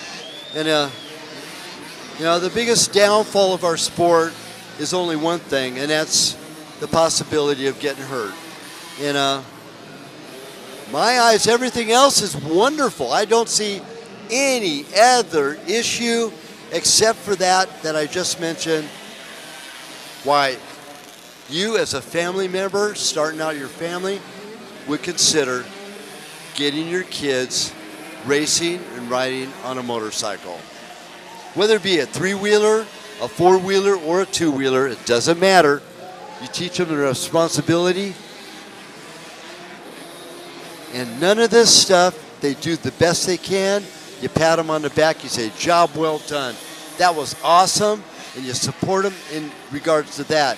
You never yell at them for so-called poor performance or anything else like that, because we're here to support them, to build them up and to be fine adults that we will expect them to do so. Now, you know what's scary, Michael, is I've been involved with the racing scene for 5 decades now, and I've seen kids go from mini bikes all the way to the pro level, retire, start their families. Their kids go from the mini bikes to the pro level, retire, and start their families. Now I'm seeing their kids starting to race. 3 generations. That's scary, man, if you really think about it. I don't know, man. As you're saying it, that almost warms my heart. That sounds like really special that you've gotten to see that over the years, and I definitely pray that that would be my story, you know, to be able to have kids one day, get them in the sport. Obviously, not wanting to push them into it, but if it's something that's in their heart to do it, I would love to do it with them and share my passion with them. And you know, for them to have kids one day and them to get in the sport would be just, I think, double the blessing. It's a total blessing, that's for sure. Hey, how many of you in our grandstands right now have kids out on track right now? Let's have a round of applause for all the kids. Nicely done, everybody. And thank you for your family devotion and sacrifice in putting these youngsters out on the course with us here today. Still, Finn Ruby, Tristan K now takes over the second spot over Logan Hadley. K, number 38Y, Hadley, number 676. And here comes Oliver Abreu, gets by Reed Hayes to take over position number 4 with that number 21Y. Reed Hayes, 131P. In our 65cc 7 to 8, Kiefer Darrington, 656. Checker flag coming out. We got tumbling dice right there at the finish line. And as Michael Myers would say, he jumps up after falling down. I'm okay.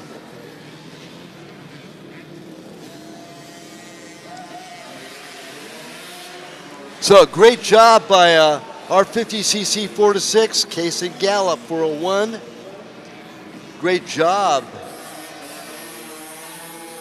by, of course, Finn Ruby, led from start to finish in her 65cc 9 to 11. Great job by Kiefer Darrington, 65cc 7 to 8.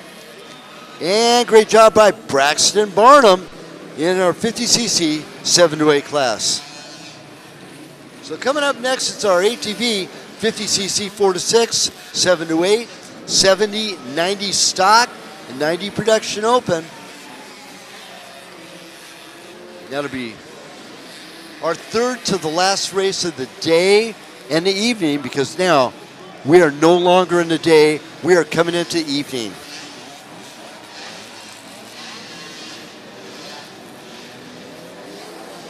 Now I'd like to mention in our 65cc 7 to 8 class, third place, Violet Monterez. Now she's made podium a couple times this year. Also making podium, Skyly Consueler, number 217. That should take third in the 4 to 6 50cc class. Second place in the 4 to 6 50cc, Pierce Cole, number 52P. And second place in our 65 7 to 8 is Cole Gosnell out of the Gosnell.